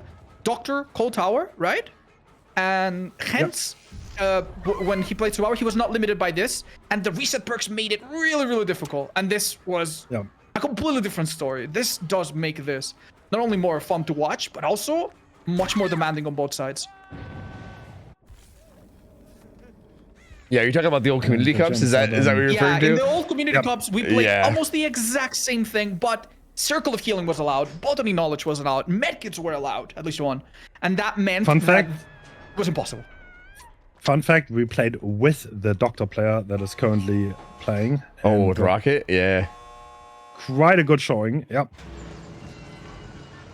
Man, I kind of miss the community cups. I'm gonna be honest with you. Like I kind of miss them. Like they were kind of scuffed, but I kind of miss them. Is he? He's WSing. Bro, he's okay. Kind of reminding me of my dog right now. Just WSing the wall. You love to see it. Okay, it's still really good showing though. I mean, again, like. Unfortunate that the win con was so difficult, but like Rocket, insane Doctor player, like very obvious. X9 is not a joke of a team on Survivor. They are nasty good players, and Rocket just made it look. I can't say it look easy, but it made it look very calculated. Like everything he did was very calculated. Got so many tags on even strong tiles. Was able to call out their pathing perfectly. Very, very impressed. But unfortunately, Eternum will be I guess not getting knocked out because we still are going to have our third place matchup, but they're not going to be going to the finals. Yes. So what's next? We are going to see the match for the third place in a second. We're going to give Eternum like a little bit of a break. It's going to take 5 to 10 minutes. And then Eternum is going to play against Calamity in the third place match. And after that, we have the grand final. But still, props to Eternum. They played insanely well. Let's not forget about Obi's legendary Wesker performance. They definitely showed that they're an insane team. Catch the VOD, watch the YouTube video, wait out for his montage that he's surely making. That was one of the best competitive matches that I've ever seen, and I might not have watched as many as OhTofu and Hens, but that is saying something. One of the best games I've ever seen on this caliber. Absolutely insane. Do not miss that match. That was awesome yesterday. I had to clip it and watch it again to believe what I just witnessed. Yeah, I literally could not believe it. I was losing my mind, man. It literally just felt like somebody farming clips, but then like you would look at the Survivor roster and you're like, what? Like how? Like literally how? It was so impressive, man. Like Obi was looking so strong. And even today when we saw him, just looking incredibly strong. When we saw his Blight earlier, insane levels of play. So. Dude, Obi is such a legend. Holy shit. Yeah, he's so good. Yeah, he had so many impressive performances today. I think if I would ever play against Eternum, I would look at Obi, which killers he plays, and pick something else, I think. Yeah, ban around him particularly, yeah. Honestly, he's terrifying. Like, he actually is terrifying. You guys want to play some Knight, yeah? Some Skull Merchant, please? So, our third place matchup is going to be, what, Calamity versus Eternum? That's going to be a really good matchup. Yeah. That sounds like a really solid set. And then our grand finals is Elysium and X9. That's also, both of those sound like such good sets. Wow. That is Europe versus NA, the good old, quite the finals. But Calamity versus Eternum, these are also two top tier teams who did a great showing. Calamity, if you guys missed it, oh my god, they should have won. Like, to be honest. Yeah. They had it like 3 times. They barely lost versus Elysium. They nearly did the impossible, and they looked mighty strong this tournament. They looked insanely strong. Yeah, they really showed up. I feel like today especially, they were looking out of their minds, man. They were playing so well. Again, Elysium is a very, very hard beast to topple. So, like, even with that being said, they still didn't quite get... Again, they fell just short, like, multiple times. They were so close to taking that set. And, yeah, I mean, I think Eternum's going to have a pretty tough matchup with them going into that finals, into that third place game. That's going to be really tough.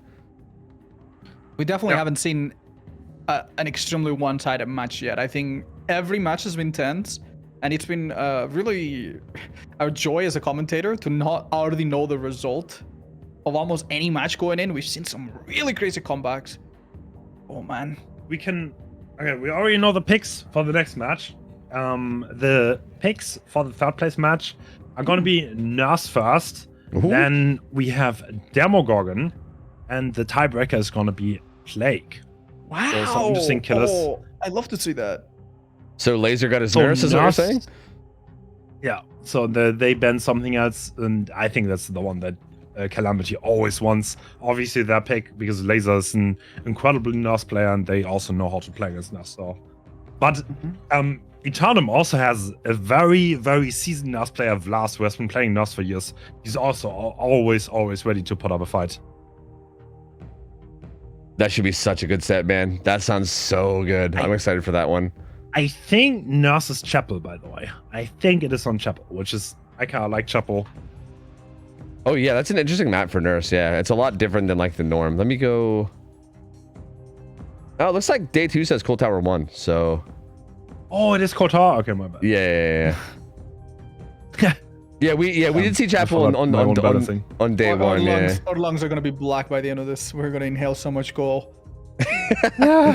Bro, I can watch Cold Tower games all. Yeah, I can watch that map honestly all day. I love that map. It's so well made. I love it. To be fair, on Nurse, doesn't matter too much which map it is. Doesn't matter all that much. Actually, it's not even. I think yes. It's a good question. Yes. Tell me why it matters. All right, so I just watched a video that says that Nurse ignores everything. So tell me why it matters. Sure. Okay, so the smaller the map, the more choices Nurse has. If you play a little bit of a bigger map, there's more margin for error for the survivors. Cold Tower Nurse is rough. If you make one big mistake as a survivor and the Nurse plays it out perfectly, then you're not going to recover anymore. That's just how it is. And what is one of the harder maps Nurse is typically played in that you would say challenges? Groaning Storehouse. Groaning Storehouse or Chapel 2. That's a map that are just like a tiny bit bigger and where the survivors can make it hard by just like going to the right spots. That's just always how you beat a Nurse, because her mobility is just not crazy high. So she has the best chase in the game, period, but her mobility is not actually that high. She excels at like controlling a zone if you give her the right spot. But if you don't allow her to do that and you like don't give a hook next to valuable gens, then you can definitely beat a Nurse, even though she seems almost unstoppable. Now that you mention it, I have seen quite a lot of obviously really good Nurses seem to struggle in Storehouse.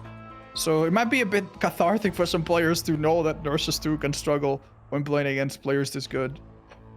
Groaning Storehouse, like the idea of playing Groaning Storehouse Nurse is because the map has 2 pockets. So like the shape is kind of ideal to counterplay her, because like the rough idea, whatever you do, you just die in one of the pockets. In fact, I remember OhTofu talking about this even some years ago.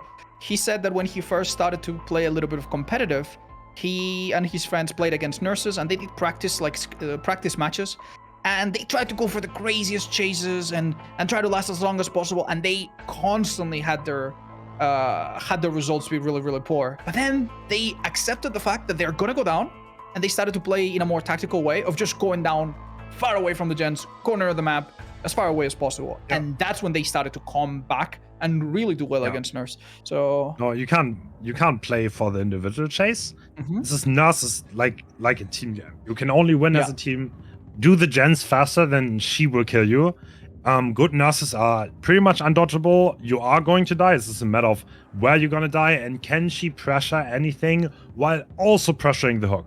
And if you never allow the situation to happen in the grand scheme of things, then you can absolutely do the gens in a fashion where it's going to be fast enough. But it's so volatile, because if there's one mistake, there's one down in the wrong area, then it all goes downhill, because then the Nurse is in control and she's gonna make it hard. What would you say is the number one blunder that a Nurse could make in her first minute of the game or 2 minutes of the game? Is there such a thing? Yeah, I mean, you kind of need to get out of the gate swinging. Like, you need to work on towards getting one of the survivors out, because 4 survivors are just unholdable long term. You need to get one of them out. If you don't manage to do that, then yeah, it's just not really possible anymore. So you wanna kind of like isolate the spawn of the survivors and kind of trap them in there, and then hopefully have a little bit of a gen setup in that area. It's also a bit RNG.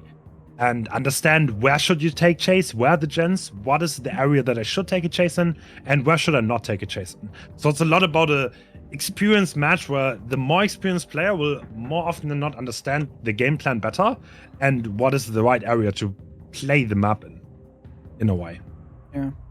One interesting fact about the map that we're going to is that I believe it's the only Macmillan map to have 7 tiles that are all very spread out, and it has 1 of each. And it just so happens that Macmillan has 7 tiles in total.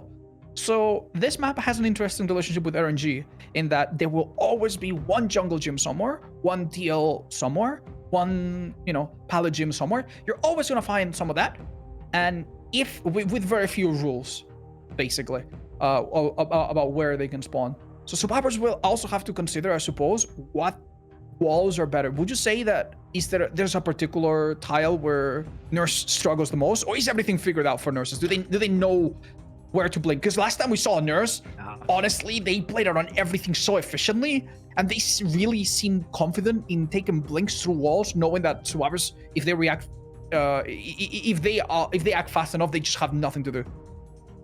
Yeah. I mean, it's like, I would almost say, like, Chase in the nurse game, as weird as that sound, does not have a big role.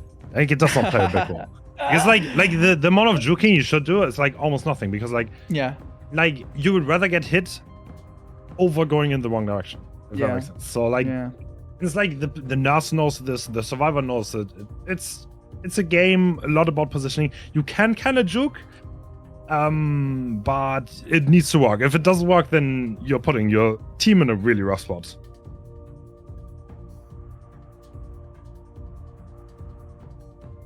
Well, I think that even if they do their best, they will be in a rough spot, because this is gonna be a difficult one. That let's remember favors. Which team would you say is favored here? It's obviously the one that got to pick it, right? Yeah, this is I would give Calamity the favor here, but like tournament is not bad, so nurse is not a thing. Do they have a player that stands out? That stands out for their ability to play nurse? Do you have an idea of who's going to play them? Yeah, that's going to be Laser for Calamity, and then it's going to be Vlas for Eternum. They both of them have played nurse for like a million hours. Vlas is like an old school comp player. He played comp when the only thing you ever played was nurse Cold Tower. So he played for hundreds of hours. So Jesus. Yeah, so this person has played more Cold Tower nurse than we have played normal games, probably.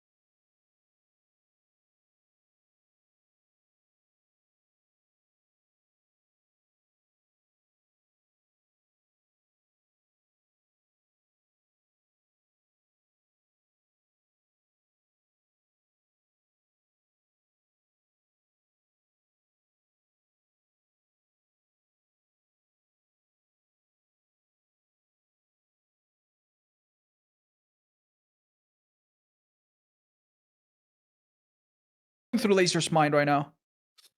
Right now, Laser's ahead. He wants to focus on keeping this lead. He does not want to let Karma get away from this gen setup, which looks mighty. This is a really strong spot for him to be in, and I think Karma might die on this. I think they're giving them up that heal's not going to be fast enough.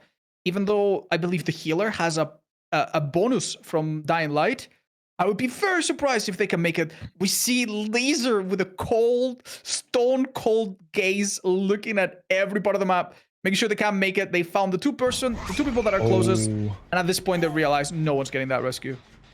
Yeah. Mighty position to be in. 3 gens, almost 0 progress, so Laser's looking really strong. And we were talking about early game. If there's one mistake in this kind of setting, then things go down south. And that mistake happened. Kate went down really, really fast. Then Silhay got found with... Oh, Ada's on the left. Oh my god, did he not see it? Oh.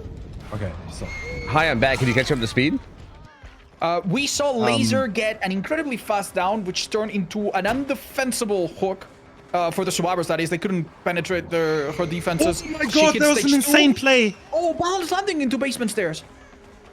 Spitz doing an insane play to get out of that position, and Laser's on the wrong side of the map, wasting time. The other ones can do gens here. This is a bit of a comeback, missing another swing. Misses another swing. Wow. Oh no. Getting fenced in. Can he hear?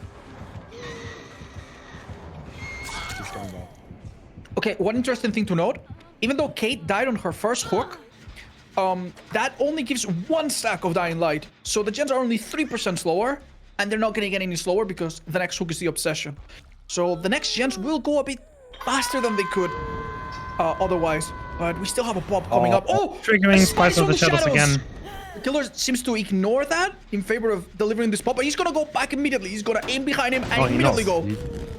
He knows that the survivors are thing, and if they're not going for the rescue, he knows exactly where they are.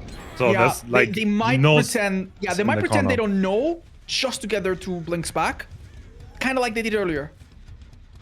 This is crazy. Oh my god, no blinks used. This is the end of the game if you played correctly. Oh, insane blind. Right over top of it. Actually gets the unhook without. Okay, that firecracker is pretty huge. If Ada goes down here, then. That's a rough spot for the survivors to be in. There's only 1 survivor standing. What? Oh, wow. That's still counted. Yeah, that's crazy. Okay. That looks so late in the animation. I can't believe that still counted. Yeah, that's wild. Oh, great blink by Laser on Daimao. Yeah, it cuts him off. We were talking about it earlier, but these survivors are on the same region, so really, really tight plays like that are possible, and probably not something you would see if they were in different regions, right? Yeah, it's also kind of important, it's kind of interesting to note, Spitz using Dead Hard, even though he had DS available, because if he gets slugged in that situation, then the game is kind of over. Even though you kind of want to use DS before Dead Hard, and that, like, the killer would not pick up. There are rules to follow and normal guidelines to follow, but sometimes you have to break them. And he would have been slugged. And I don't think he has Unbreakable, so... Yeah, that would have been way too much pressure to come back for him, at that point. That Dead Hard was actually super vital to keeping them alive. Still not in a great position, though. The cross just gave Laser info that someone passed towards the shack, because there were 2 crows respawning in a line that... Yeah, now he's looking there because he knows someone went there, and there's also reset. Oh, it's right there. That's the survivor.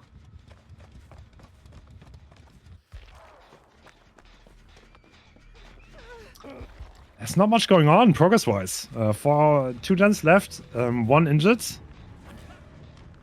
Do we think the survivors are settling in for a potential 4 kills, but at least 1 gen left to go? Yeah, it looks like Claudette was maybe pressuring that shack gen down by... Yeah, because it looks like Ada's hovering, and I think Claudette's just going to be pressuring that gen as much as possible. And maybe if Laser goes to defend that gen, then Ada can kind of just like slip in and grab the unhook. But I think at this point, they'd probably be satisfied with just getting that gen done and making it a 4K1 based on the spot they're in. Yeah. Actually, Ada's going to slip him and get this unhook, even without the bottom gen being pressured.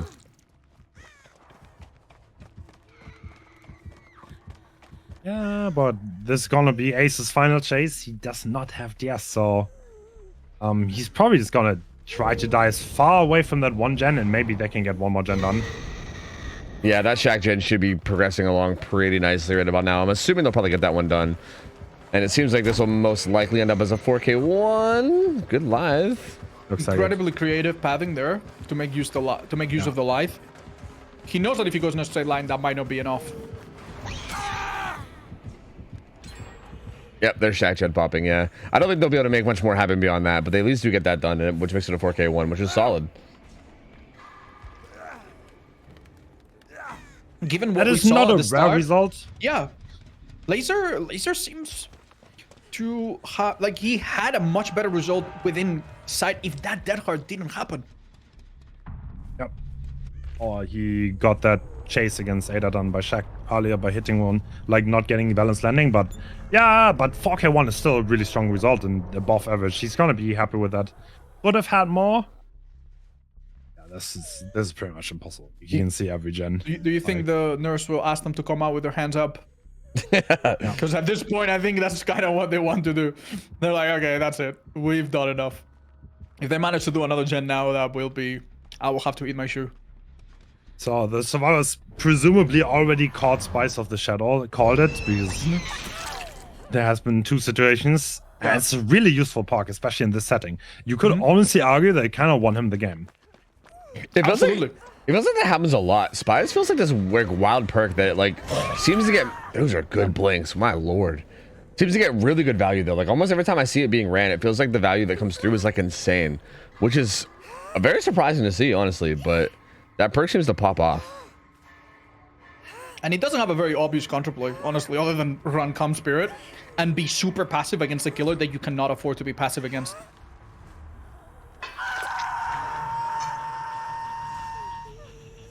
Is there any opportunity for like any kind of gate? No, the gates are both on the side, so yeah, no really opportunity for gate play either.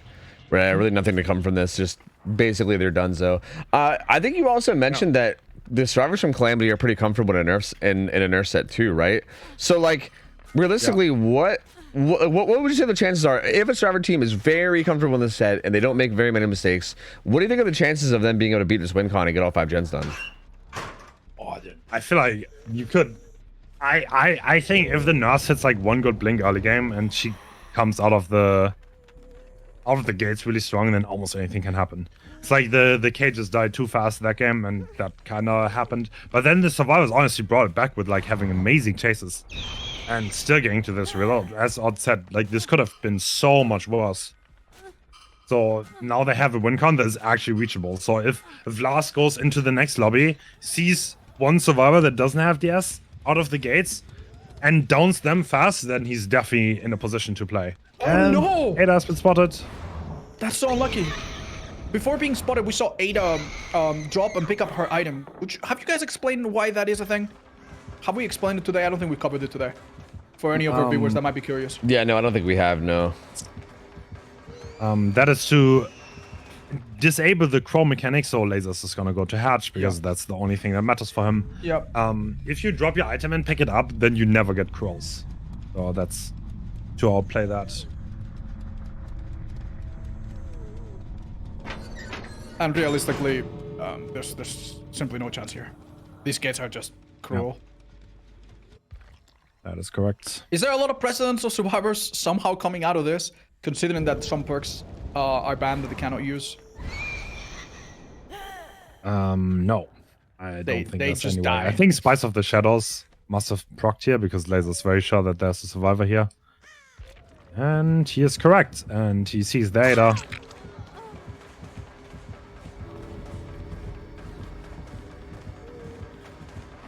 Well done. Yeah, it seems like a very solid result. So this will be interesting to see how this goes into the second game. I mean, I think the early game is going to matter a lot for sure, depending on how the first chase goes and who gets spotted and how fast that goes down. But Calamity seems like they're confident in this nerf set, right? It seems like they choose it every single chance they get. Like it feels like their go-to set in terms of their choice. So I feel like if there is a team that seems like they're going to be confident in it, probably going to be Calamity here.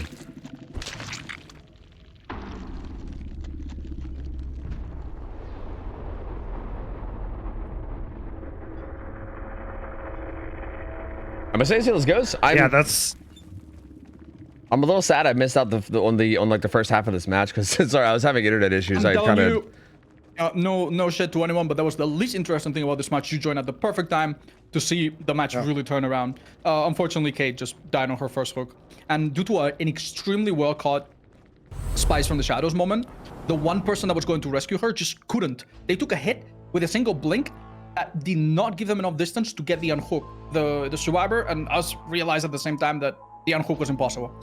And that was stage 2. And after that stage 2, the team was in no shape to get the rescue without further sinking in. So they made the right call. Given what we saw afterwards, incredibly difficult decision to let someone die with like 4,000 points. But that was the right play. Spies of the Shadows betrayed Ace twice, which kind of like led to the situation where the nurse was so far ahead. Yeah, it's kind of like an interesting perk, but it's pretty common now against nurse. I don't think Eternum must have not practiced nurse that much. Because usually, if you're used to it, like if you upset a crow, that has massive implications, you know? Because you can always expect the nurse to have that perk. That's kind of what I was wondering. I wasn't going to say it, but I was thinking, like, shouldn't the survivors be a little bit more aware of, like I think if you're going into a nurse set, if you piss off a crow ever, you're like, oh, that might be spies. Uh-oh, you know what I mean? Yeah. So and that being said, it is the one perk that you can never fully rule out on confirm, because there's a chance that she could have found you, there's a chance she could have heard you, there's a chance she could have seen you, there's a chance it's another perk that revealed you. So they have to just assume it and work under the assumption. And we know what assumptions can do. We've seen some killers fake certain perks and get away with it, so it's really not easy.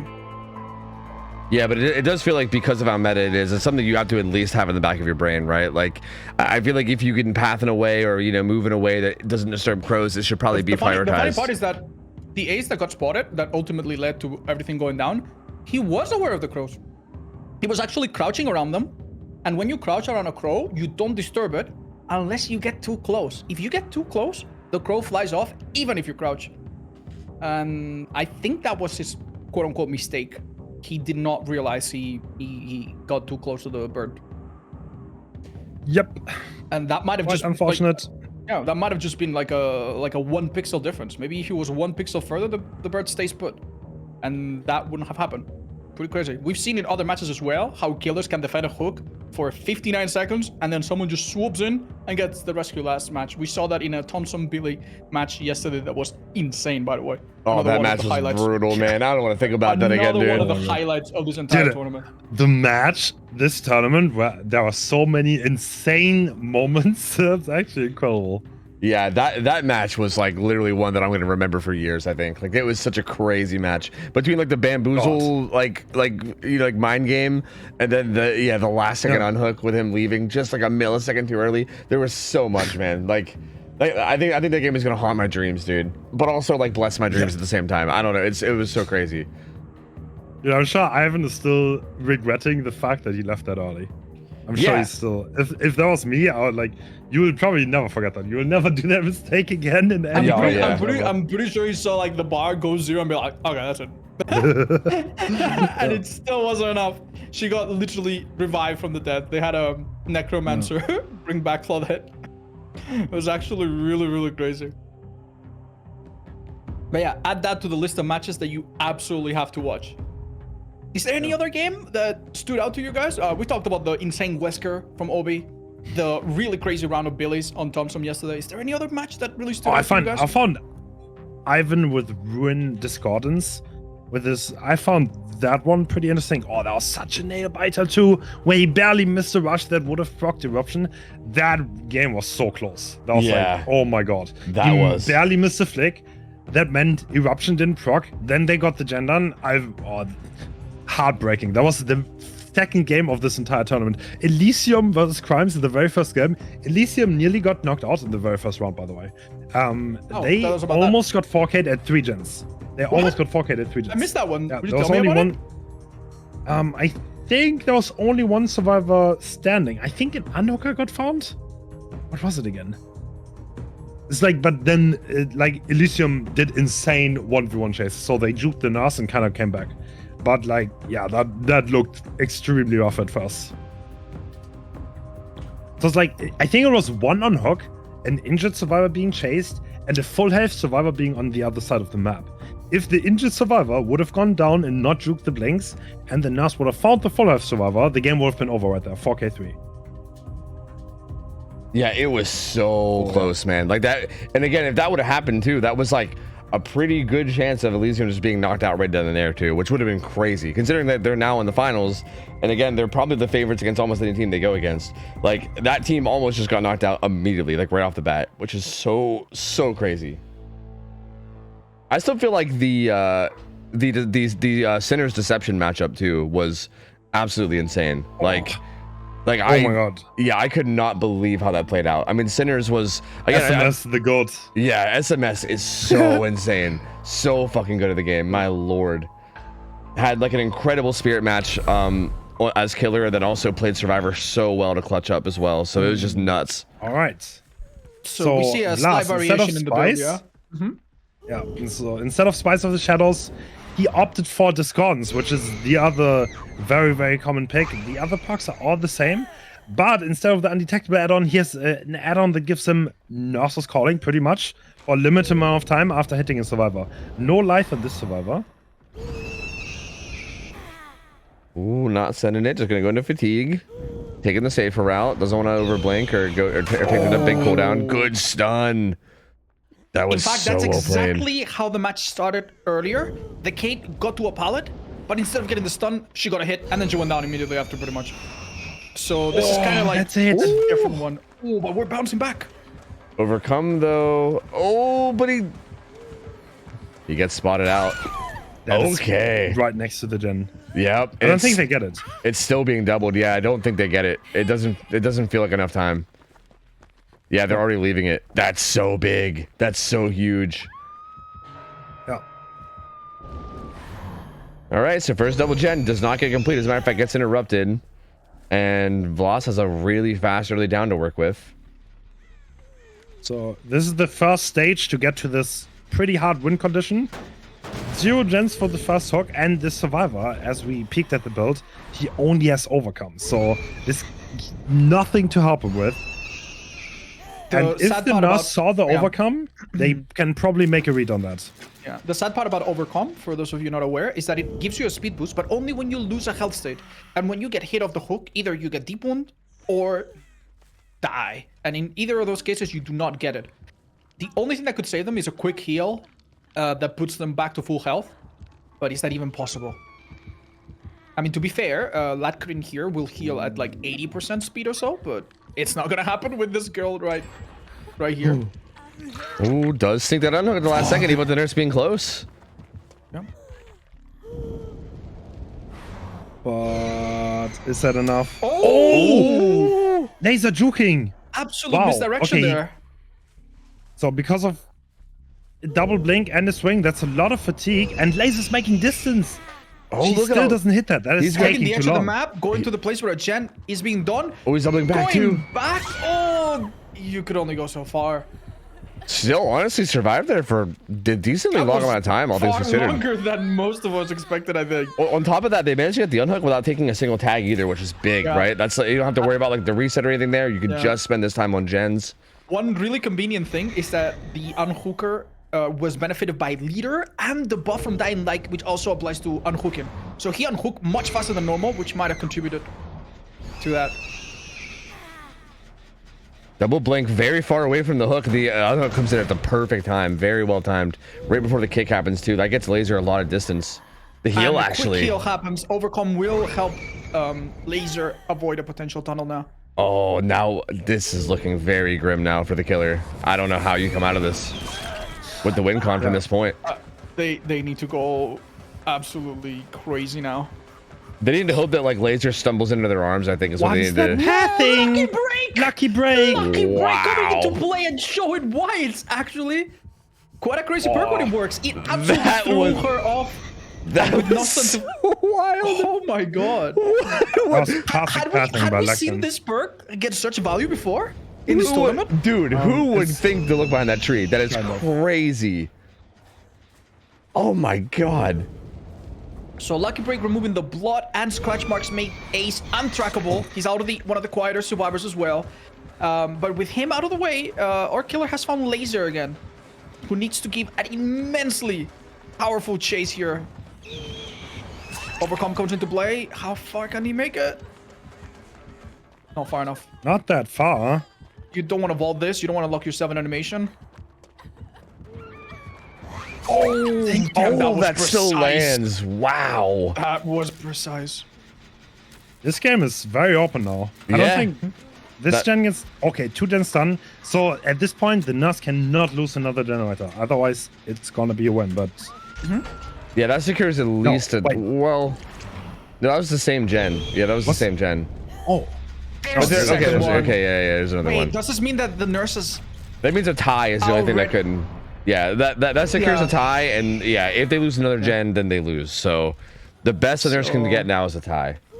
Yeah, and even that is difficult because if we look at the hook stages, they're not spread at all. Every person is a fresh new hook.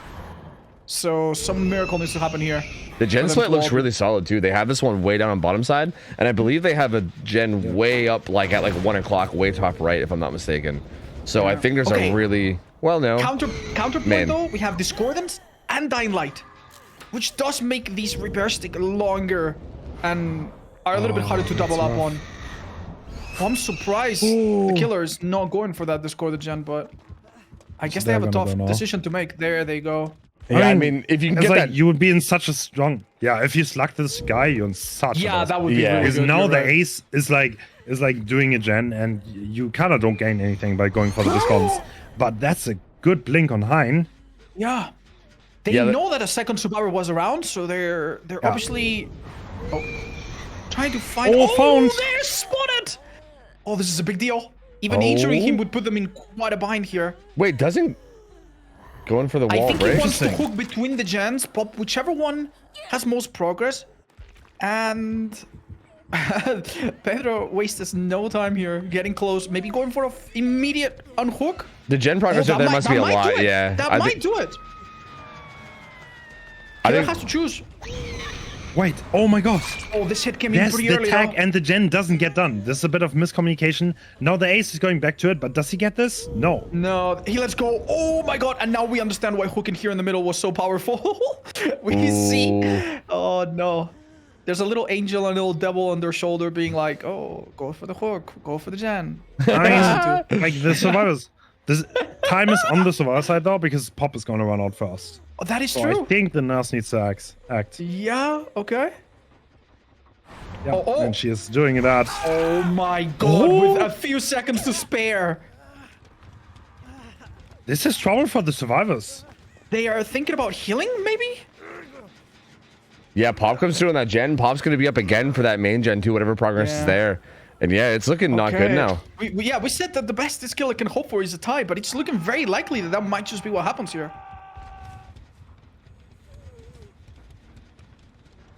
Can they locate the survivor that's stealthing nearby? Oh, they get some kind of a sound notification over there. Young Jin heading down to the bottom side to pressure that gen. So yeah, there's a stealthing survivor. Adam is stealthing up top side. Really important that he doesn't get found, because Young Jin is being obvious and getting found. Actually, maybe was that a failed skill check? I'm not sure. I thought she was trying to make noise, but I'm not 100% now. She definitely could be more hidden. I do think it's a bit of a strategy. Make the nurse think that Adam is on one of the gens that she cannot quite see. Induce a little bit of analysis paralysis, but this is still such a dominating place to be in for the nurse. It's such an open part of the map as well. Yeah, it feels like Young Jin might try to... She's kind of scared of the main gen though. Yeah, she's now going to check, and when she sees that it's not done, she's out immediately. But Adam didn't use his opportunity. No. And second stage is secured. Oh, this is looking tough then. I think Young Jin's just going to pressure that bottom side gen, and Adam's just going to hover, and then at any point if she commits down to this, he gets the unhook, I would assume. Yeah. Let's remember, if one more gen gets done, that's GG and the survivors win. Interesting. The unhook predictably happens now.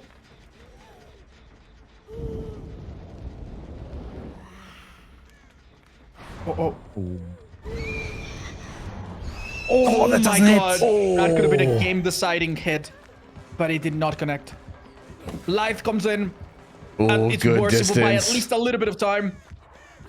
After the nurse gets this down, if she gets this down, she'll have to guess which generator the survivors are deciding to pile up on. They know a little bit because of discordance, but they could be splitting up. Yeah, they might end up splitting. Yeah. Or they could. Great job by the survivors. Now 2 survivors are full health, and Hein kind of took chase for a little bit, and now they can split again. They got it back a little bit. Yeah, this is. Ooh, good find though. Good find. But that gen bottom side is being pressured a lot. I think Vlas probably understands that. It's gonna head down. It's actually so good that Ace can work on this gen because he's the only one that's not hit by the 12% debuff as well. Oh, it's so cruel for the other players. Yeah, he's just trying to hold distance as good as he can down here. This allows them to get some progress up top. Oh, okay. An interesting stun. Dead Heart's now available. But we're back to where we were with... Oh, wait a minute. Discordance, yeah. Discordance. Ace has to run back to the gen and pressure it as soon as possible. These poor kittens have to run out of here before they're boxed in with the nurse. And a nice peppers. Oh my god. And Ace is back on that gen. Starting to run out of options as the nurse. Like, what do you do here? You can't really leave that that top side gen. It's got a lot of progress. No way. You need it down now.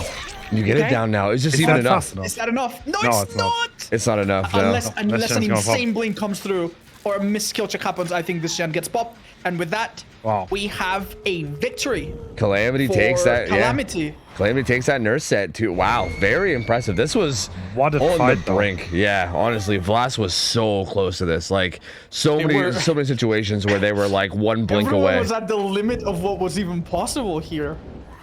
That was so close. Oh my lord. Unbreakable coming into play, but healing on the ground also gets debuffed by both Mangled and Dying Light. I don't even know how long that would take to pick someone up from the ground like that. But either way, the survivors are definitely breathing in relief, knowing that no matter what happens next, they've already won this round. And the next one is going to decide whether they take 3rd place or not. Yeah, they look, I mean, I can see why they picked Nurse. They look very comfortable in the set. Even when things start to go wrong and things start to get a little bit hairy, it still feels like they make really good decisions, right? Because, like, things are going to happen, right? No one's going to play perfectly all the time. So, like, it's really, you can tell that they know what to do, right? They don't like, hesitate. They just make the good decisions. They make things happen. And they handle this really well considering the spot they were in. And, yeah, they managed to get that win condition. Vlas almost had it, though. I mean, kudos to him for putting up such a good fight here. Oh, that was an excellent fake from Ace. Ultimately, still leading to a down, but I thought that play was commendable. Yeah, I think he was also trying to block the blink spot on the other side of the wall. I see. By doing circles, essentially. Yeah, so since we have a bit of time where nothing much is happening, we can talk about that.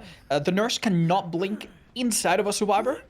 The space around the survivor is a bit of a blocked area, so at this high level of play, survivors will actually stay in certain strategic locations that might not make a lot of sense, but that actually prevent the nurse from blinking to the place where she would normally want to be. And that's basically what Tofu explained there, which is a much deeper analysis that I initially gathered, so thank you for that, Tofu. Yeah, it's a really weird situation because, like, when a survivor does it to you, you end up just blinking, like, nowhere. Yes. Like, you just go nowhere with it. You're just like, what the hell is happening? The way you know that's happened to you is when you try to blink through a small wall or obstacle and you are stuck in place because the game doesn't let you have enough space on the other side, so you just land exactly where you were before. And not gonna lie, when I learned that, I was like, okay, now I know how to play nurse. Before that, I didn't understand a thing. Yeah, there's a lot to it. It's pretty interesting. But this was a really good set, man. Really good set from Calamity here to go up 1-0. That's gonna put him in a good head start to maybe try to take this 3rd place. Laser kind of showing up on both sides of the spectrum, on Survivor and then on, like, first on Nurse and then on Survivor. Yeah, Laser had the most difficult role here to play, having been basically annihilated in the first chase with very little to do. Like, everything was so against him. And then comes out of the hook, knowing that he's going to get tunneled. And that slightly longer chase than usual, I think, ultimately allowed everything else. Knowing how everything else was so close and came down to, like, the last second. Yeah. Kind of crazy to think that you can die so, quote-unquote, early. But still, everything you do has a consequence. And every second you buy has a meaningful effect later on. Oh, boy. It's going to get intense in the second set. Who do we have coming up? For a quick second. Demo Gorgon coming up. Okay, sounds good. Yeah, Demogorgon coming up. All right. That's another really good set too. I love this. I feel like Demogorgon is one of those like he's pretty like standard, right? He's just like he's a 4.6 killer. He's got just like a real basic like dash attack type ability, right? Like very straightforward in how he's played in terms of chase and everything, with like a little bit of mobility with his portals too. So feels like just a very like confident pick if you think you can handle like standard gameplay really well. And it looks like he's gonna be played on Thompson House too, which is actually a really interesting map to see. Me and Hans were discussing earlier how in competitive play the portals of Demo are rarely used because they're just very sluggish, very slow. They don't keep up with the pace survivors will basically dictate, right? But yeah, could there be some argument to be made? Because in this map, you sometimes get 3 gens that include 2 generators next to main, and then the main building generator, which is always on the 2nd floor. But yeah, obviously, not being a nurse, you can't really do much about that. But could there be an argument that you could bring a portal up there and make that part of a 3-gen? Do you think we'll see any of that? Is there any chance? Yeah, and on top of that, just with how big this map is, it wouldn't surprise me, right? Because like demos are very often played on Cool Tower, which is not that big of a map, to the point where like the mobility on that is a lot less important, I feel like, than it might be on something like this, because like kind of like you said, maybe going upstairs on main building the whole way to like shack or something might be a massive amount of distance, where, you know, on a map like Cool Tower it might not matter as much. So yeah, we may see it used a little more, but still it is a time investment, and what might not seem like much to, like, you know, take like 3 seconds to put down a portal, a lot of times those 3 seconds can matter a lot with like catching people off rotation, maybe even spawn trapping people based off where they spawn, because again, we do force offerings, right? Like offerings are forced for survivors to spawn together and spawn far away from the killer, so you want to get in there and start pressuring them where like, you know, like where they are ASAP. But if you're taking time to set up portals beforehand, that can be costly, right? It has like a very pros and cons type, like there's a lot of like you know, there's a lot of things that are good and bad about it, so it's just something that the players are gonna have to weigh. And it wouldn't surprise me if we still see no portals used, but I feel like this map kind of lends itself to the possibility of it being used a little more. Yeah, I think that's exciting. Yeah, because I definitely would not mind seeing that at all. I do think it's mostly just going to come down to the micro play, right? Yeah. Just chase. Yeah, and how well they're shred. Yeah, how well they're going to be able to use that, and I think that's going to be interesting because I haven't seen a whole lot of Demogorgon on a map like Thompson House, but it feels like a lot of the tiles on this might actually be a little scary. Like a lot of them are going to have to be forced pre-throws, I think, because a lot of them with the shredded could be a bit dangerous. I mean, we know some things about this map. This map has a guaranteed 2 jungle gyms. There used to be certain rules that prevented them from spawning here or there, but they're gone. Basically, you have 2 jungle gyms somewhere. It also is the map with the least amount of pallets, I think, pretty much in the entire game on average. I don't know if some of the new fillers that spawn in the middle of the corn can change that very much, but it is a map that doesn't have a lot of resources. They need to be used really carefully. Oh, it's Rocket. Interesting. Ooh, so okay. The 1v1 player Demogorgon is kind of like a killer where 1v1 matters a lot, and it's no bamboozle, it's painless pop.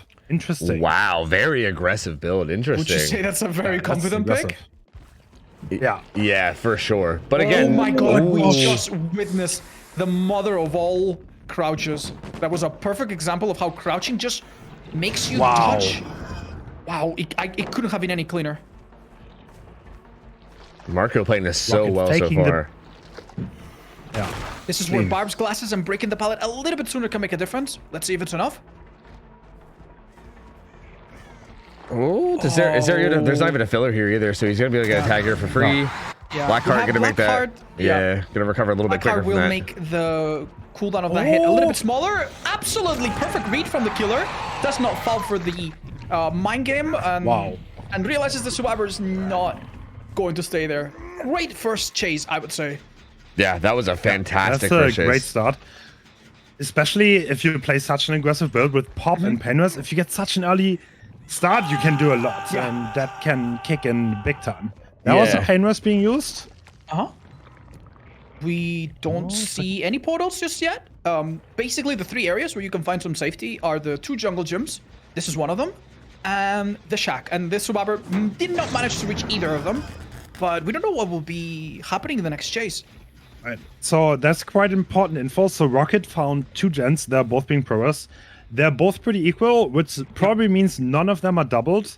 And the assumption from that point onwards can be that they're probably splitting 3 gens. Yeah, and it sounds like he heard Anok is coming through. he heard the progress on upstation too. The ability to fly off the building, I don't think exists anymore. There's like an invisible wall, so he was not able to launch himself. But Ooh, is that a hit? I think Oh, it he should have been, didn't but even- he didn't charge he's it. out waiting the BT. Yeah, he's out. He could have gotten that for sure. He's waiting out the base game for time. He's gonna keep him on the TL wall because there's no way he's gonna make it anywhere. Another redown really quickly, and Impressive. and again with how aggressive this build is, I would argue this is like what he Incredibly good. Like not only is this good, I would argue he needed this, right? Because I think with this aggressive of a build, if you don't get off to a good start, then I feel like your build ends up not really being that useful because you're just so far behind that like it doesn't even do anything at that point, right? So I think like I think this build and also this start being tied to this build means that this is going to give him a pretty good chance at making some good stuff happen here. Like I think it's Despite all of that, though, we have a Survivor finishing a gen, another one with a gen very close to being finished, with balance landing, which means he's pretty safe here. Also, he's bugged out right now. So the killer, killer is bugged out. When you that's a spectator bug that This is a exists, but spectator there's also. Chase. We know he's there. Yeah. And now it's fixed. He's on the main. He kicked the gen. Yeah. Probably It looked gonna like- use some portals now. No. Yeah. Actually not. It's really hard to place them here, though. You don't have enough space sometimes. He's gathering information from being on the balcony. There you go. We did not see this portal, but it was there. I guess it was placed during the moment where the game was bugged. And now the other portal that was placed earlier actually takes a lot of meaning here. Because, damn, Marcus seems like they're going to die. And if they exchange, that's a pain rest they're giving. Yeah, Marco's No, dead. that was- Also, any 3 chances? gens close to this. I mean, somewhat. If the main one doesn't pop, it's coming down to what we expected somewhat, where there's going to be a 3-gen in front of main, right of main, and inside main. And these 2 gens that are a bit further are probably going to be dropped by the killer.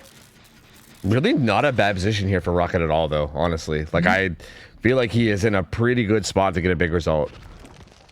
That being said, none of the other survivors have any hooks. This is both good, because there's a lot of pain dresses left, and bad, because none of them are close to dying. Let's see how this is balanced out. Oh, he does have... Spy Shack. Oh, just portals up. Interesting.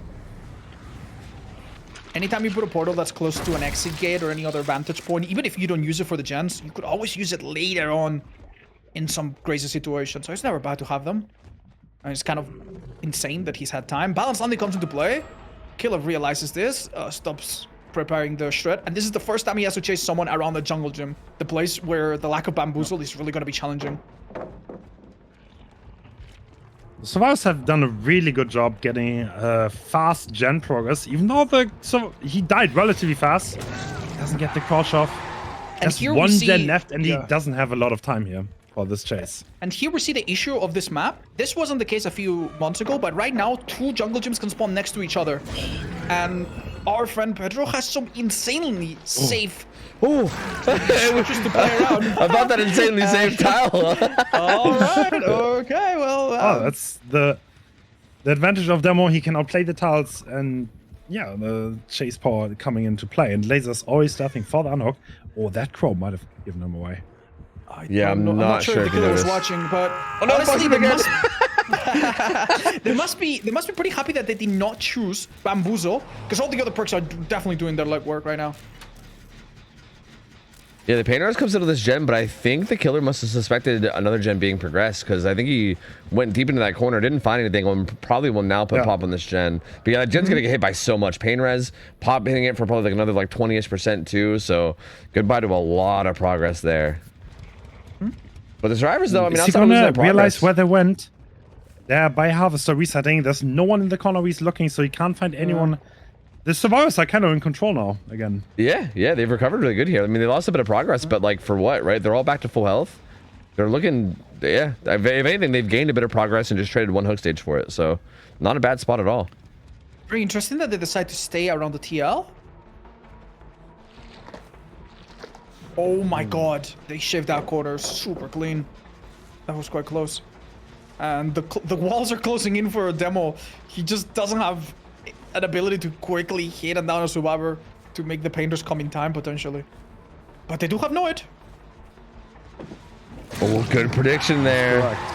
Gets a good wins that 50-50 in a really big way, and that's gonna let him be able to leave him alone, and he's gonna be injured now, so that's gonna be a worry for them. And he can maybe pressure another survivor.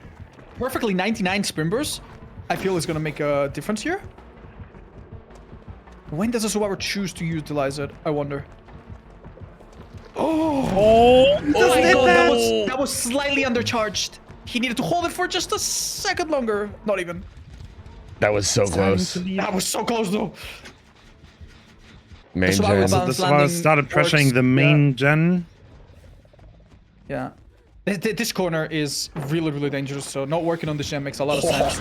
Oh my god, what a calculated Does he get this in time? Yeah, this is a pain dress on the left, unless he killed a survivor there already. Which I believe he did. That gen is so much progress though.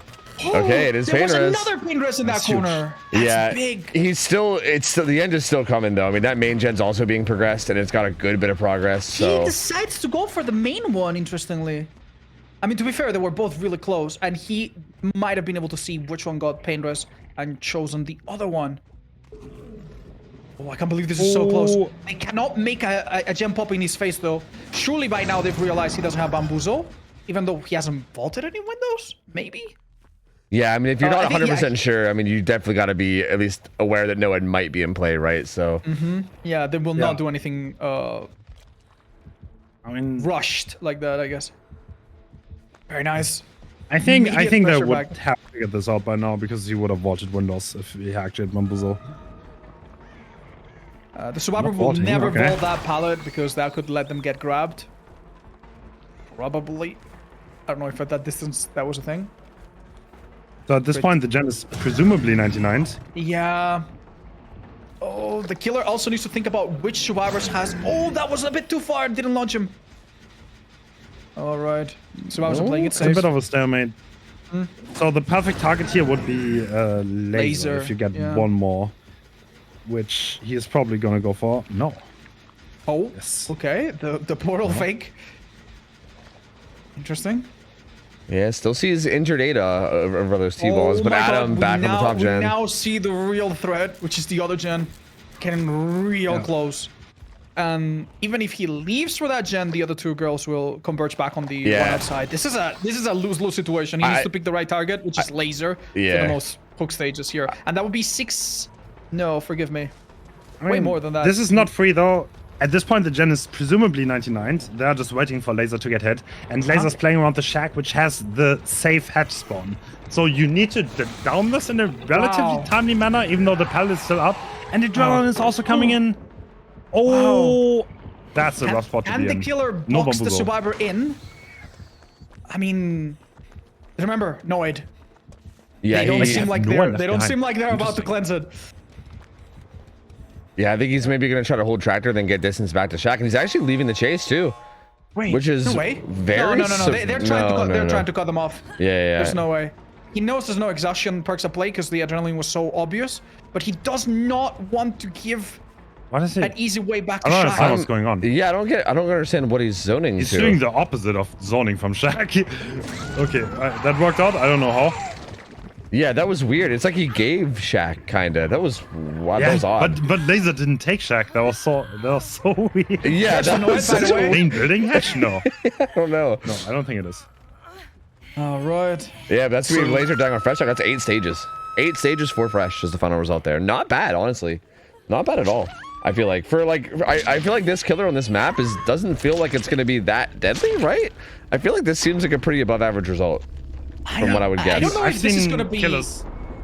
easy to reproduce because think about it. We had our first survivor that died, the Ace, go down 3 times. Well, not the third time he died on hook. He went down 2 times, somehow unable to reach any of the jungle gyms, unable to reach Shack to drop it if they're being tunneled. So they were caught so naked.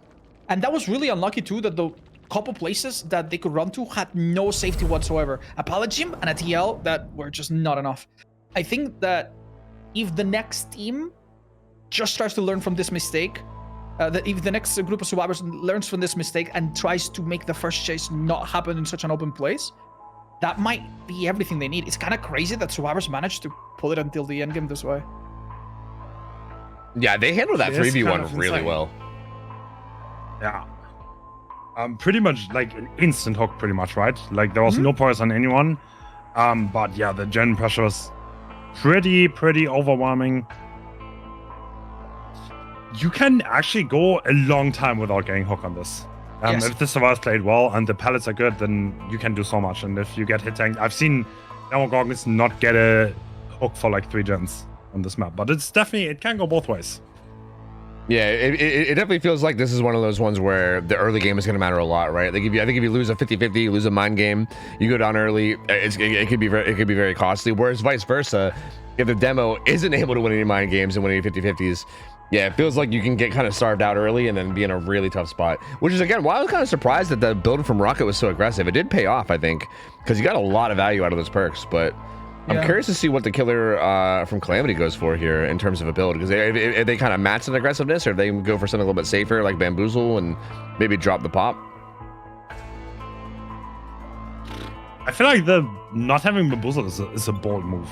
Yeah, like if I were the killer and I didn't bring Bamboozle, I would so expect the survivors to literally never move from a jungle gym. Which, okay, we saw earlier that under a bit of pressure, even a jungle gym hit is not unheard of. It's not impossible. But as a first chase, oof, this killer is going to start to lose the game really quickly the moment he doesn't have a massive successful first chase.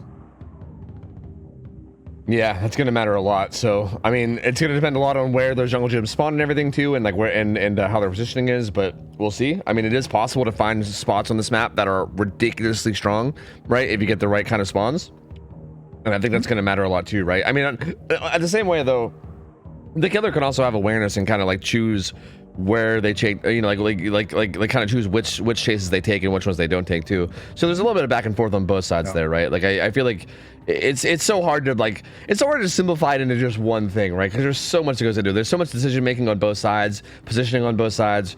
So it's really just going to boil down to which side, I guess, plays a little bit sloppier and kind of gives room for the other side to take off and get that big snowball going. But the killer definitely needs to have a good strong start, I think, to match his result, right? Like I don't think this is the kind of result that you can beat without a strong start on a killer like Demo.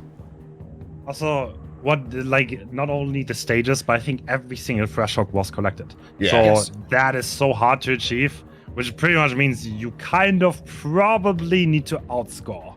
Yeah, we've seen a very similar situation with the Wraith game on Dead Dog Saloon earlier, for those of us joining us that didn't watch it.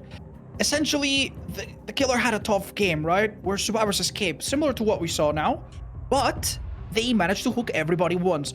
And then the next group of survivors, taking advantage of this fact, made it very difficult. In the end, even though the hooks were very similar, the amount of fresh hooks was a big deal and ultimately gave the win to the first killer playing. So we might see that. We might see that people are left on hook, or that survivors are happy to just open gates and get one person out. Maybe even protect one person at all costs. If someone's dead on hook, the person dead on hook might protect someone else just to avoid those fresh hooks. Do you guys have problems with this Discord, the voice quality? I You're going don't to hear you call. poorly, but I've seen in chat that people say we sound robotic sometimes. Oh, Okay, yeah. I'm gonna call you guys. Yeah, everyone sounds fine to me. I don't know. Hello. Hello. You sound beautiful, Tofu. Oh, thank you. Oh, thank you. Oh, you're saying I didn't sound beautiful before, huh? Is that what you're trying to say? That's, Okay. no. All right. No, it's fine. It's fine. I'll just take the compliment now. It's okay. No, it's okay. I see. It's all good. No, yeah, I think things do sound better here, though. Yeah, I don't know. I wasn't running into that many issues. I mean, maybe earlier on there was like a little bit here and there, but this should probably make it better, you would think. Hey guys, you hear me okay? Just kidding. Oh, I have a voice changer too. I should have used it when I came in. Oh, that was such a missed opportunity. Damn. That could have been so good. All right, so do you know who's going to be playing demo here? Is it going to be Hein, maybe? I think so, yeah. Presumably, I would guess. He pulled off an amazing start. That's the very same build. Both not running Bamboozle. Interesting. Okay, Yep. Interesting. Very bold from both these guys. Yeah, it's out of fashion, man. Take it out of your builds, everybody. The Billy yesterday set the scene for everybody else. All right. So far, nothing happening yet. Oh, Ace, or actually Ada getting found in chase. How's the jungle gym though? Yeah, jungle gym drops. Bamboozle not in play, so this has a bit less weight to it, but nice fake. Seeing him through the cracks. Yes, through the cracks of the wall there probably helped a bit. Excellent play from Spitz. Yeah, and they will know about the lack of bamboozle now too, which is pretty big because now they're going to know that all these windows become way more powerful as well. Is this filler here? It is not. Looked like a hit. Oh, man.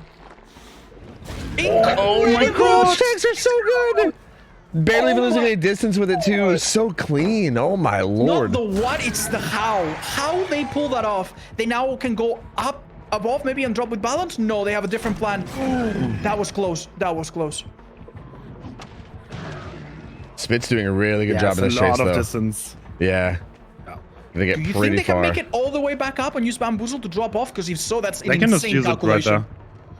Is this a drop enough big? Oh, big enough drop? Yeah. Yep. Absolutely. Oh my god, that was beautiful. They could have gone up, but they decided not to. Are they counting on a body block from a teammate, maybe? I think they maybe just want to keep it here just for the sake of the gens across the map. I think they're just accepting dying here just to get gen progress elsewhere. Yeah. And that was a pretty like long delay there. Honestly, that was a beautiful chase from Spitz. Yeah. Gens are gonna start popping soon. There's gonna be a couple more coming, if I had to guess, pretty shortly. Yep, there's a second one, third one's probably coming soon, right around the corner. So already the survivors have been dealt a slightly easier hand. Instead of having all the safety in one area, no matter where they get hooked, they have something close. They have the jungle gyms not together, but actually split. And obviously the part that's not occupied by the jungle gyms is maybe main or shack, which we're gonna see him play now. Absolutely no respect for the shack ballot. Rocket, you're trying to do the old Looney Tunes tech, where he hides behind a tree that's like thinner than he is, but it didn't work out for him. At this point, it's very hard for the killer. Like, telling one out is not possible anymore. You need these kind of things. If these things happen though, then there's a chance. Yeah, he needs keep that. in mind, he can't just kill two people. He has to hook everyone and kill two, or kill everyone with gens remaining, which at this point seems like a long forgotten dream. Rocket surely going to be very comfortable here, though. Again, like one of those 1v1 grinders. This feels like, you know, just taking a chase like this. Oh, a body block comes in. Oh, good Killer hit had a bit take. of time to decide, but decides that this is the time to take it. Oh, he's going to switch this Claudette. He's actually in a pretty bad spot. She should be dead, yeah. Okay. She's pretty zoned. Oh my god! Oh, no! You say that! You say that! Oh my god, that was so disgusting. You could feel the neurons firing up in their brain. Oh my god! The patience. Though it does eventually go down, though. Whew. Should we ban the perk left control against this killer? Wait, ban what perk? The perk left control. Left control. Okay, I see what you're saying. Did you guys explain crouch teching, by the way? I assume you guys have, but basically there are a handful of killers, I think most noticeably Hillbilly and now Demogorgon, where they have a very generous lateral hitbox. They will hit on their sides. However, if you crouch, they don't really hit on their sides unless they are dead on in front of you and hit you right on top of you. If you're a little bit off to the side and you crouch, you get away with anything. You don't get hit. And we saw how Spitz did that in chase in an incredibly precise way. Oh god.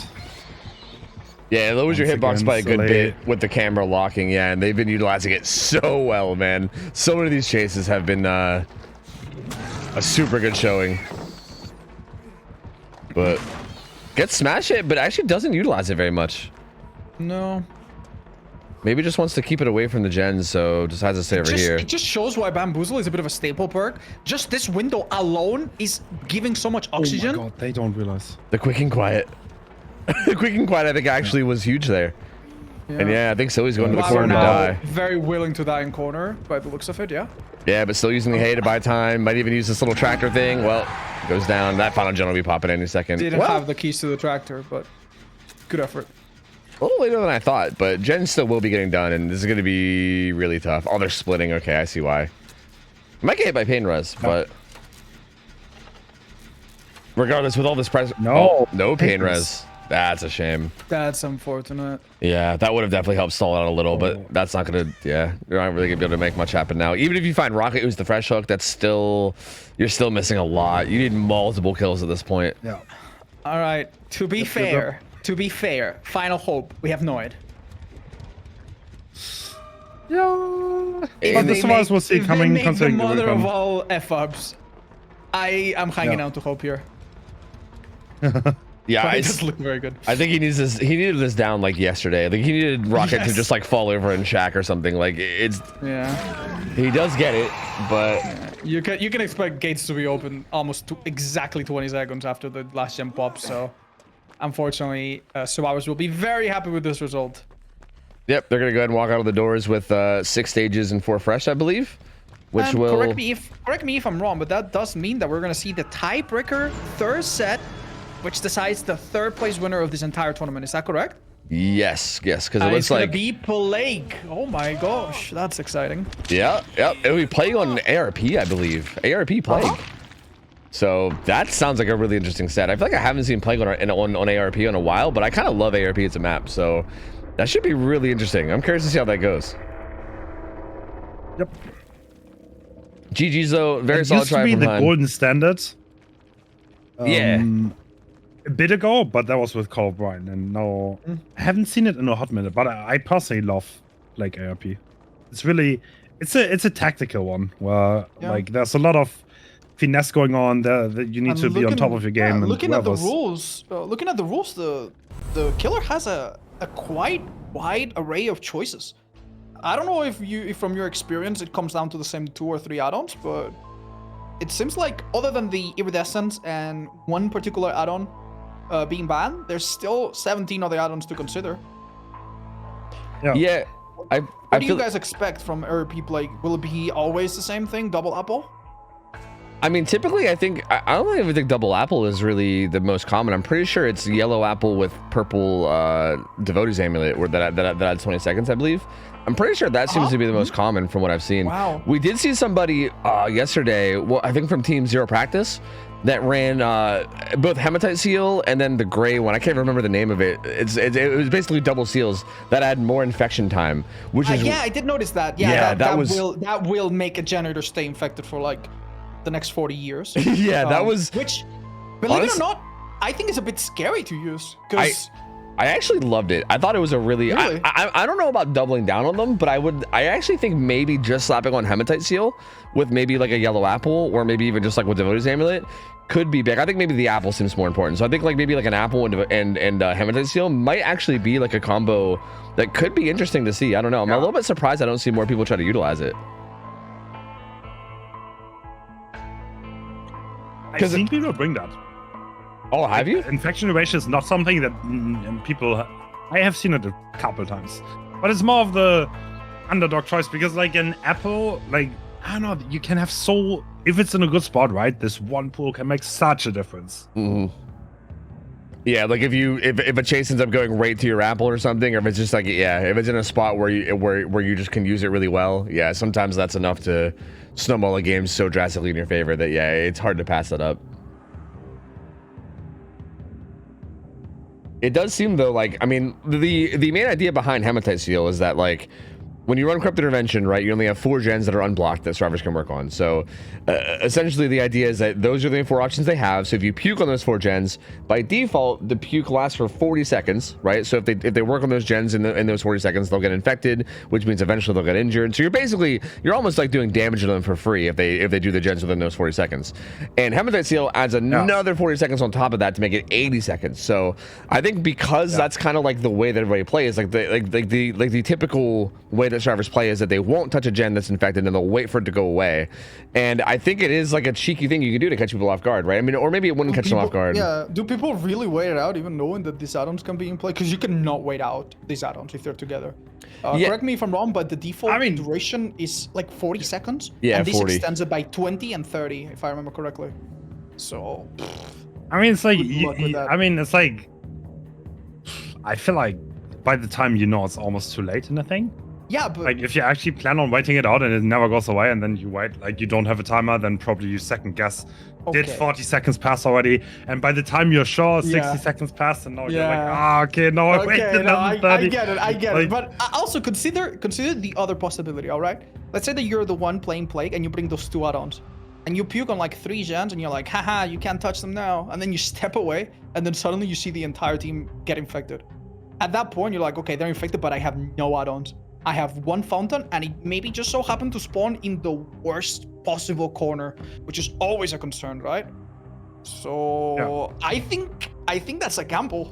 Yeah. I think that's a massive gamble. If you bring an apple or 2 apples or 1 apple with extra duration, the nice thing about that is that your chances to have 1 fountain that is in a critical spot that you can pick up whenever are much higher. And even if you have duration, you can pick up 1 from the edge of the map and not lose half of it by the time you find anyone. Yeah, that's why I think splitting the difference there is the way to go, right? Like duration plus apple. I think double duration. Like we did see double duration in the in the round of 8, yeah, which I think maybe was committing a little too much to it, right? Like it was still interesting to see, and I still love that they were mixing it up. So like, don't get me wrong, I was still a massive fan. I agree. Yeah. But yeah, it did seem like it has the potential backfire of you only have that 1 fountain. If the survivors realize you only have that 1 fountain, that they can play around that too, right? And they can kind of do like the denying, the whole like denying you your power, which I think is also what happened that game. I think he used this 1 fountain and then had nothing more.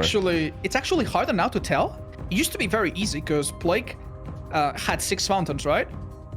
And obviously you could figure out exactly how many were left, but now it's a little bit hard to know if and guess the Plague's add-ons, because if you bring green apple or yellow apple, the result will be different. Does that make sense?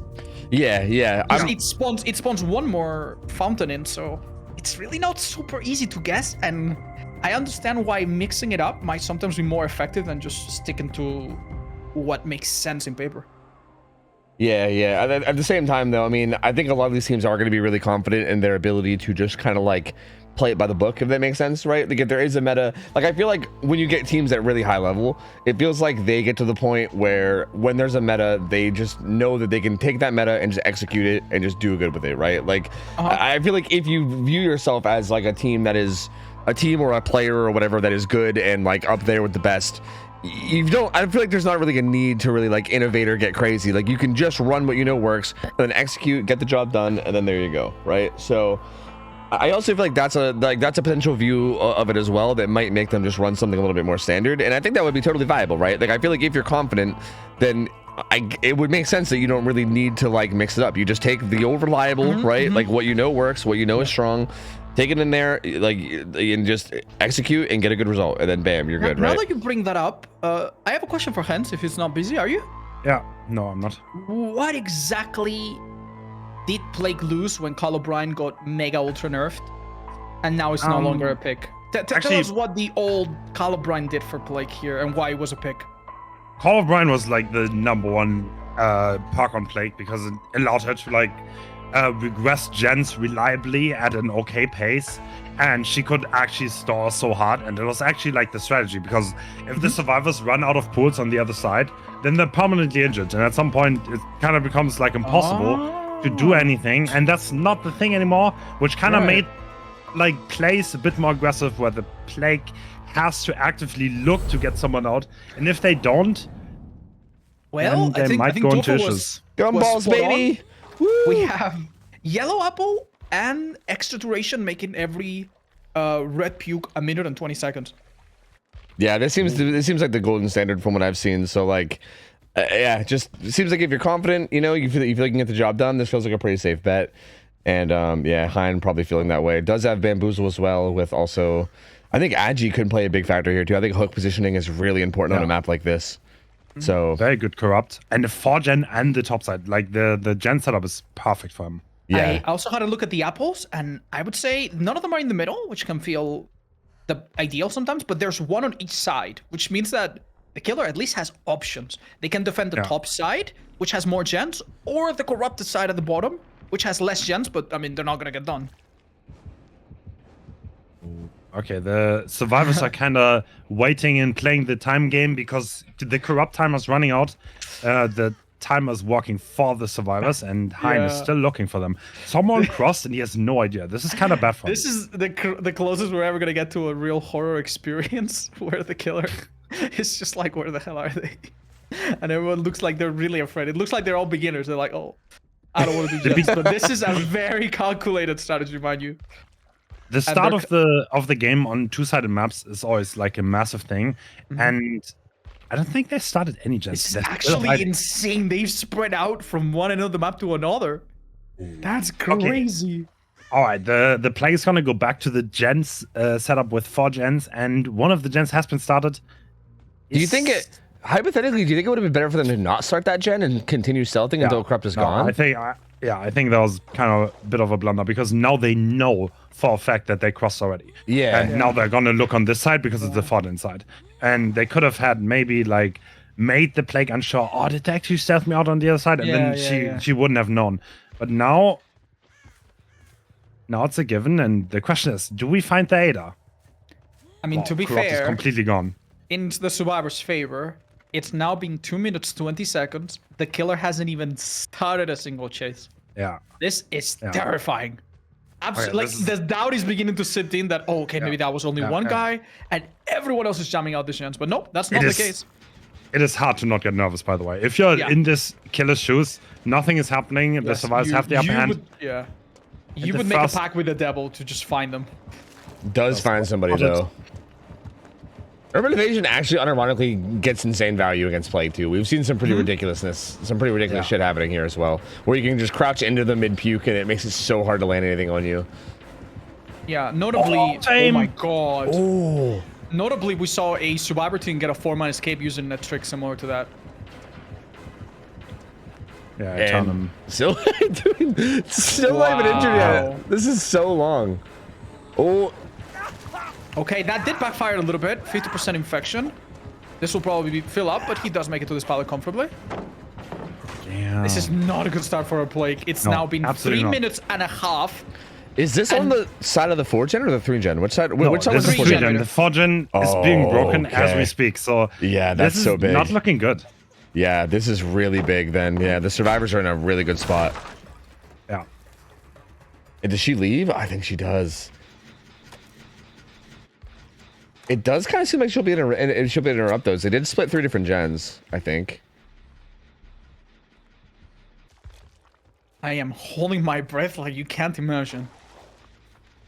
So hey, just cranking out a gen on the other side though. Like now that he is sick, it doesn't really have to worry about it, right? You can't really bank on him not doing gens anymore. Like he's just gonna be cranking over on the other side. So these gens, right? Like you can puke on him, kick him, and then you can know, okay, like at least I probably have a little bit of time where they might not want to get injured to do it. I mean, or if they do, like they at least will take an injury in exchange for it.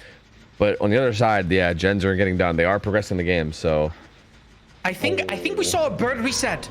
We saw a bird reset in this corner. And that means someone was here a few seconds ago. That might have given the Plague enough confidence to actually seek out, and they're not far from finding out. If he gets randomly stunned by this. No! Yeah, I was about to say. That's a down blow. Oh my god. Yeah, goes to the corner. Whoa. But the gens are popping. Yeah. Two of looking them kind of rough. 2 of them on the 3-gen side though. None on this side yet. Yeah, no. The core of the 4-gen is still there as far as we could tell. I think, Gens are 80. Oh, pain res though. Oh, huge. Pain res keeps the 4-gen up. Yeah, can we he? have about Wait, 40 he can. seconds left. Oh, if this Claudette goes down fast, this could be an opening. But Yeah.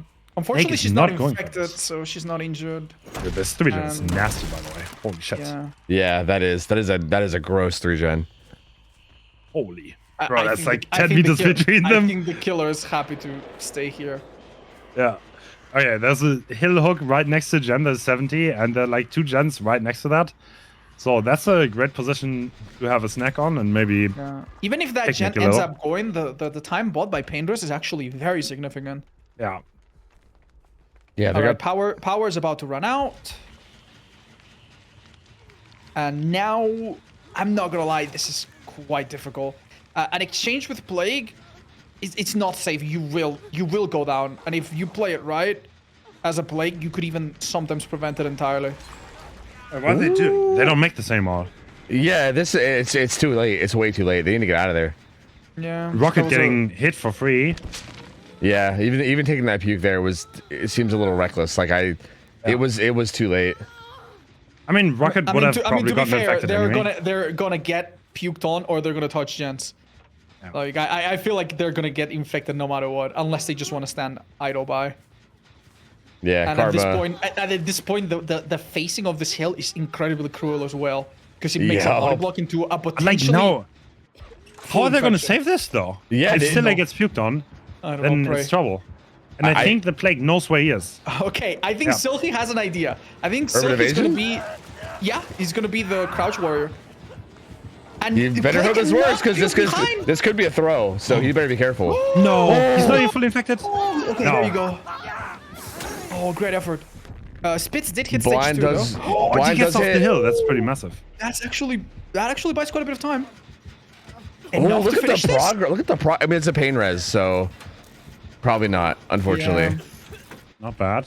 Oh, still good progress on both of these, though. Both those two gens seem to be progressed a decent bit. They only need to break one of them. They don't need to do both. For anyone just joining us, the last gen on the other side of the map is the easy one to do. They only need one of these.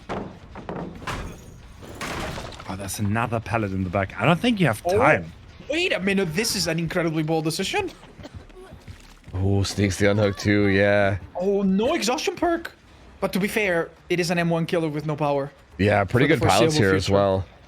And someone could come and take a hit at a moment's notice as well. Yeah. Alright, seems like she's gonna stake out and defend this for. Oh, no, they pop it! Oh, shit. Okay. And turn him in a really good spot now. To be honest, there are some hook stages on the board now. It's not looking like too bad. Considering how bad the start was, I think it's okay.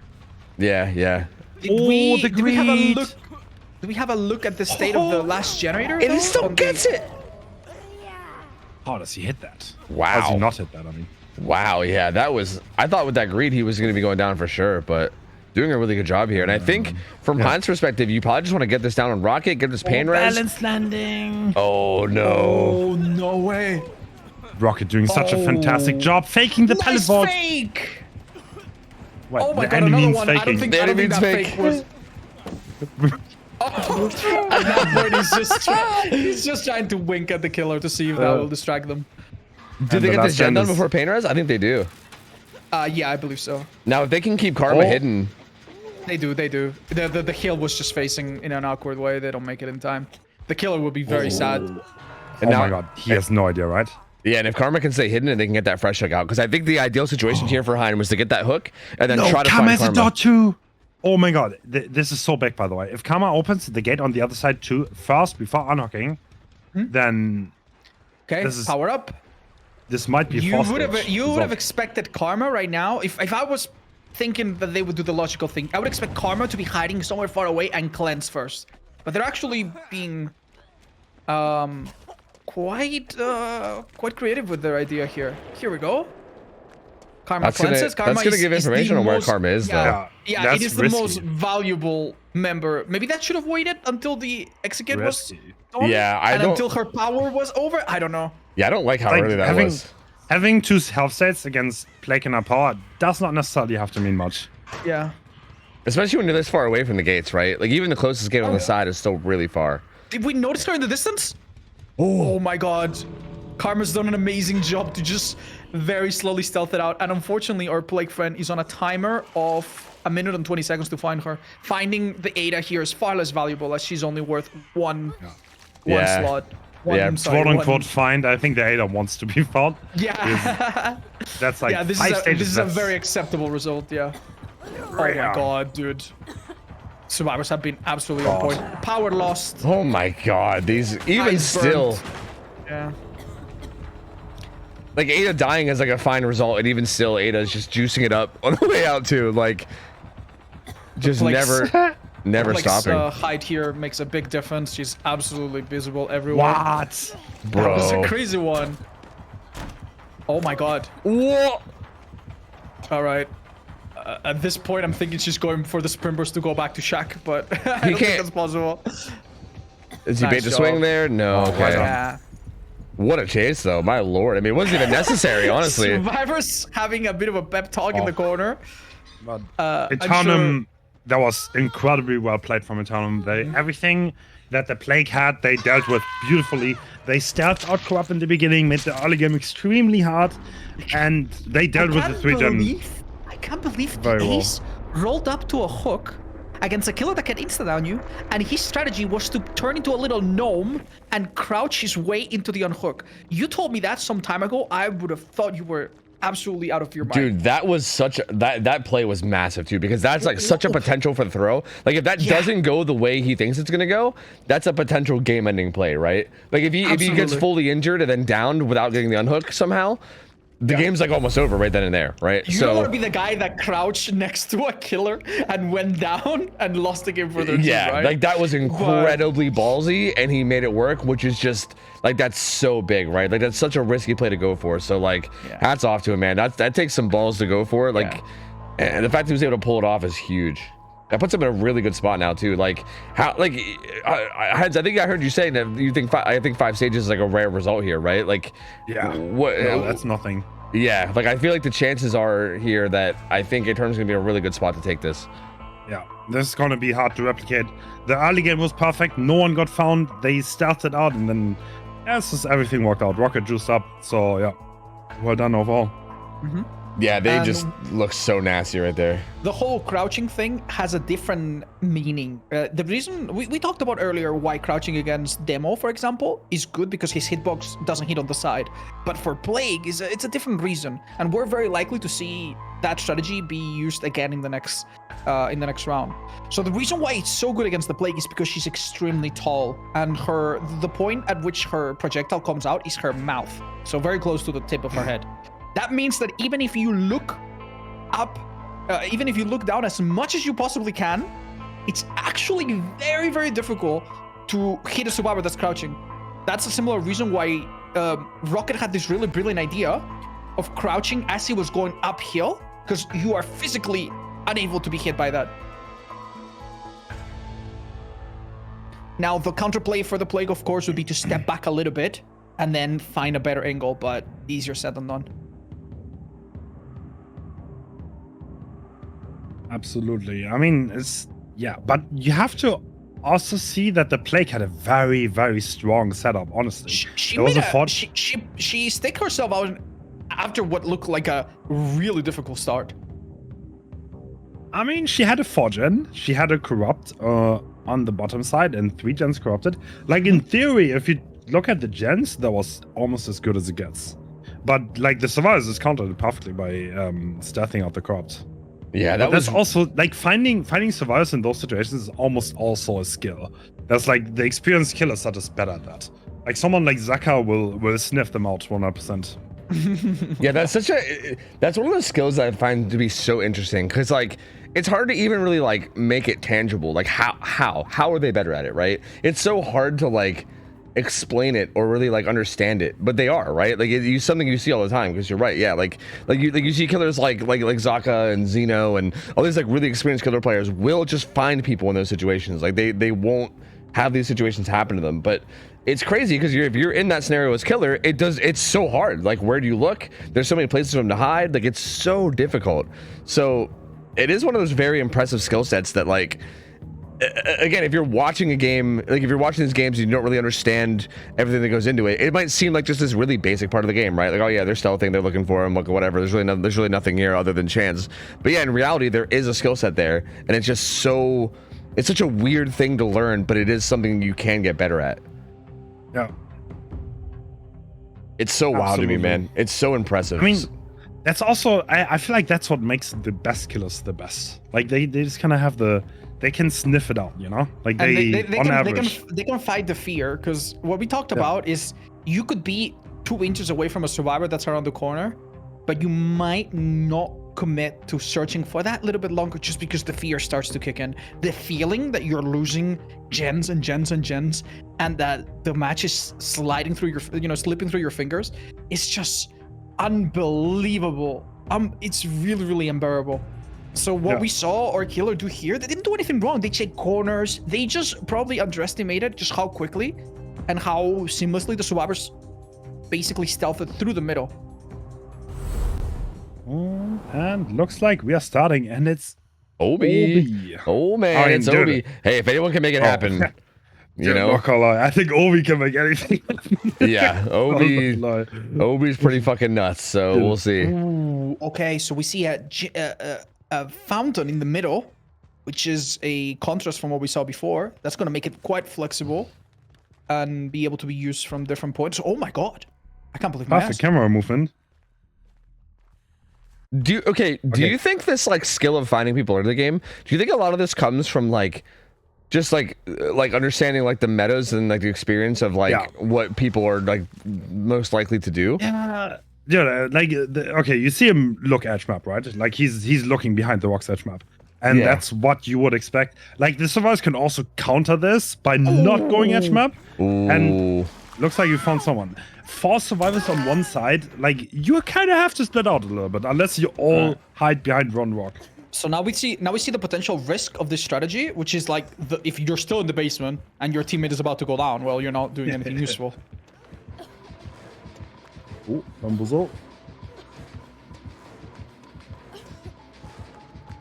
Oh, that was a mistake. Oh, that's a really fast down considering the wind condition that's needed here. That's really rough. And this is right on top of basement too, right?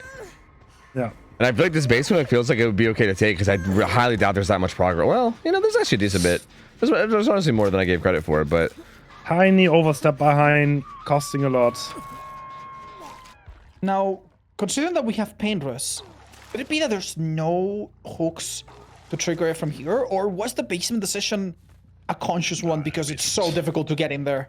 And the killer, keep in mind, has no way out. They can secure a lot. I think it's picnic time.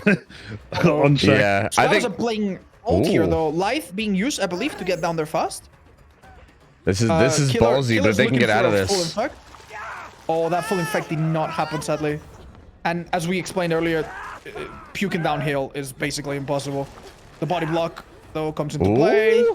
Oh, Obi's doing a wonderful job, though. Whoa, how the hell did he manage? Wow. Oh, Marco gets out of it, though. Wow, he actually gets out of it. Yeah, I could not believe he got out of that without being injured. That's crazy. He was really hoping the infection was going to build up enough in time before he had to, but... Okay, so something really interesting happened. You do not get infected if you keep walking. So the survivor literally just stopped running just to pause it probably at 99%. And then during the cooldown, use that time to drop the pallet. Quite smart. Ooh, swing doesn't connect. Ooh, okay. Oh, what is this? Oh my god, another really aggressive swing, too. He's getting away with this insane greed. Oh, is this going to He's unblock? faking it. Bro, he's faking. What is this? I think it was. Why is he getting away with it?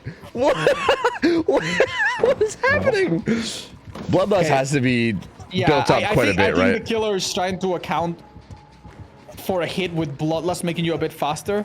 Yeah. And I'm sure the nerfs probably don't help. Marco, though, what a weird chase. Oh, they're working 2 of the gens on the side, though. This is the 4-gen side, right? And they have a good bit of progress here already.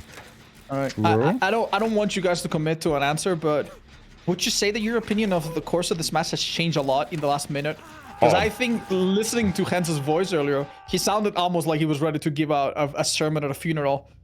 And this is not over at all for the survivors now. They actually have a really good chance to come back from this. Yeah, I think honestly... This took so long. Okay, it's pretty obvious that this is the light player because he's slow vaulting that. But this seems to be a relatively decent setup. Let's see what he can do here. Only 1 gen left already. Like... That's crazy. Yeah, it's so close to being This over. is almost done. Yeah, it's so close to being over. Yeah. And this ball comes in. And it was 5 stages, what, 2? No, the 3 fresh. So yeah, like if they get the last gen done soon. Oh. Yeah. Killer. Oh, the timing on the bamboozle. What? It's not live, by the way. It's quick and quiet that he wanted to hide. Interesting. No way, he's winning this money 50-50s, dude. Oh, she's lost it. Oh my god. Bro, how are you still alive? What? And now he uses the filler on the side, which will maybe force Lactrin. Oh, and he gets the stun. Oh my god, Lactrin. And there's another filler. There's another edge map filler. How is he buying this much time? Oh my god, and he he goes down on a pallet, does a last second gesture, maybe to strike a little bit of fear into the killer's heart. If he can No get one's this hook combo. though, if he can get this hook, and if he can find laser, Yeah, and we haven't had secure a single that. pain res. We haven't had a single pain res, I think. yeah, this Have might we? be the No. first one. It's not. It's not! Oh no! If he just Oh my God. secures, the way I was already triggered too across the map. If he just secures this, that'll be a tie, I think. No, yes. Yeah, Yeah, right now we're tied. Wait a minute! Right now we're tied. No. Oh no. That's actually insane. And if he gets any of these other survivors that have heavily been hooked once, and they get the So- save, it'll also be a tie. He needs laser. He Correct me needs if I'm- laser. He Yeah. needs laser. Yeah, he needs laser. Yeah. Assuming that laser hides, this, correct me if I'm wrong, the survivors need to rescue 100%. Yes. Yes. But the rescue's my coming God. through, and he's gonna Oh force my locker. God. I can't believe what I'm seeing. This is gonna Oh be. my God. It's a tie. It's a tie. It's literally a tie. They're all gonna run to the doesn't opposite have to side. No Way Out still No, has no. prevented the gates from being open, No. though. They only start It's now. Yeah, but there's one way Yeah, across no, the I map. think they make it. Yeah, I think they make it. it's way across the map. They all go there. Is They all this go a there. He doesn't tie? make it. Yeah, it's a tie. No. There's no way he makes it there. There's no Wow. way. How- They're all how gonna. is this a- They're all gonna converge here, and there's no way he What makes the it in hell? time. What? Oh my god. What? Wait. There's one survivor I'm not seeing. Oh, No, there they they're are. all there. No. Okay. That's so crazy. Oh my What? god. Oh my god. Who do you think is happier to get this tie? I generally can't tell. This is insane. Definitely the survivors. Definitely the survivors Yeah, here. that's Yeah, the- Calamity here is ecstatic to get this tie. Yeah, this felt like a tournament should have been able to just bring this home with this game. Yeah. But dude, those chases, what was that? Oh my god, so well played. Bro, Lactrin definitely carried this one. The captain took it on himself to bring this one home. That was an insane chase, and he definitely brought that for his team. Yeah. Marco had a great chase as well, but his was like weird because a lot of it was like Obi swinging really early, right? Like, don't get me wrong, he played really well too, but a lot of it also seemed like Obi being really aggressive. But regardless, I think yeah. Obi wanted the last pixel hit, but didn't get it. yeah, it's just such a strange game though overall. Those chases were so wild. That basement save too, like that was such a sketchy situation with them coming out of basement like that early on, and they got out without taking any damage. Just such crazy things happened that game. That was so wild. Never in a million years I would expect a competitive Dead by Daylight game to be so exciting and us get so excited to see Ace running to basement twice. Right? The best parts about this game was Ace running into basement with the killer right on their heels. What the hell is this all about? What an absolutely unique situation. Dude, that was like that was one of those games too where like I say this a lot about some of these top teams. Sometimes when you watch these top teams, it literally feels like they have like a fifth survivor in terms of like efficiency. Yes. Like those gens were flying, dude. Like I couldn't believe like when we got down to one gen left, I was like, oh, dude, there's one gen already. We're literally down to one left. Like it's crazy how fast it goes at times. So yeah, like again, very, very efficient. Calamity just all over it, man. Like good chases, good efficiency, like no hesitations anywhere. They got that, like they got the job done. That is so crazy. That was such a good result for them to pull out there. And now I'm assuming we're gonna are we gonna have Obi again as killer? Can we give both of these teams the third prize? Can we just give it to them? Can we just send them home? Yeah, seriously. They've had enough. No, I want to see one more plague. No. Me too. One more plague. We need a winner, man. We need a winner. No, this can't end like this. These teams though, man, they are so close, so neck and neck. Like this is exactly the set I thought this was gonna be. Like when this set was like lined up to be played, this is exactly how I thought it would go. Like these guys are so neck and neck. The results are so close. Yeah. Like It was so different as well, because one of them was like corrupt, completely outweighted. 2.5 minutes, no downs. 3 minutes, no downs. And then Plague resisted. And this was the opposite. Everything went wrong for the start. One survivor got spotted. Corrupt did almost nothing. But then survivors all of a sudden just made an insane comeback. yeah, I cannot believe that. I feel like that second match especially was so like, I mean, you have a rough start and then you manage to pull something out of it. I feel like that happens, right? Like that. I feel like that's something that's kind of understandable when happens. But I think having that bad of a start and then being able to bring it back to get that result, that is like not something that happens very often. Like that is, like that was really impressive. Really, I mean, really impressive. And if we're gonna be perfectly honest, I feel like a little bit of a slip up from Obi's end too, right? Like, I mean, obviously the survivors, like we can sit here, we can praise one side and put down another. I mean, we've seen some incredible plays from Obi, so I feel like with how much praise we've given him today, I feel like it's fair to say that he kind of let that one slip from him a little, you know? And we're already he's back got in. a chance. He's got a chance to prove Same himself now. same build. Yeah. Exact same build, if I'm not mistaken. So no changes from Obi. He spawned relatively in the middle, I think. So Did he have double apple last time though? I think his add-ons maybe. Yeah. No. It was double apple. Oh, okay. we found someone very early. Oh, head on. Oh, wait, Stealthy's out of the window here. Oh, Hein taking it up towards the unblocked gens too. Oh, this might need to be a early pallet drop. Oh, wrong side though. Into an M1, most likely. No, he doesn't want M1. Goes That for was the, a lot of full fuel. infection. Latron also sick as well, doing one of the gens. Yeah. I think. I mean, the downside of this is that obviously you don't get the immediate pressure, but the upside is that this person on the hook will infect anybody that rescues her. And if This they is have not to a safe let go, pallet. yeah. What? Dear. I'm very. Is this a down? I think it's pallet drop. Drop. Ooh, by a pixel though. This is interesting that the chase gets taken over here. I mean, I'm assuming it's because there's a 4-gen on the other side. So maybe they just want to take advantage of that one unblocked gen down there and just get it done to make it two separate 3-gens. But yeah, I mean, that gen is most likely the... Oh. Strong mind camp by Also, one slight downside to going down here, I believe all of the fountains are on this side of the map. Yeah. And that means that you have a bit of a license to camp. And frankly, unless survivors work out a miracle, it's going to be really, really tough. Hooks are a bit forward, though, on that side. Like, not super deep. Yeah, interesting Yeah, choice. but they better rescue now. If she gets her power up, she has two of them right next to each other. Oh, seems like they're doing that right now. Yeah, but that also, again, with the hook being that far forward, it kind of gives the opportunity, right? Like, if they were hooked deeper in. Yeah, it does make sense, yeah. Maybe that was the only painters available. Yeah, it seems like probably, it seems likely that's... Oh my god, the Still mind within game. the 10 seconds. Yeah, I think Obi this round has started to grab that sensor from like slightly further in the chain. I think his M1s are hitting further this time.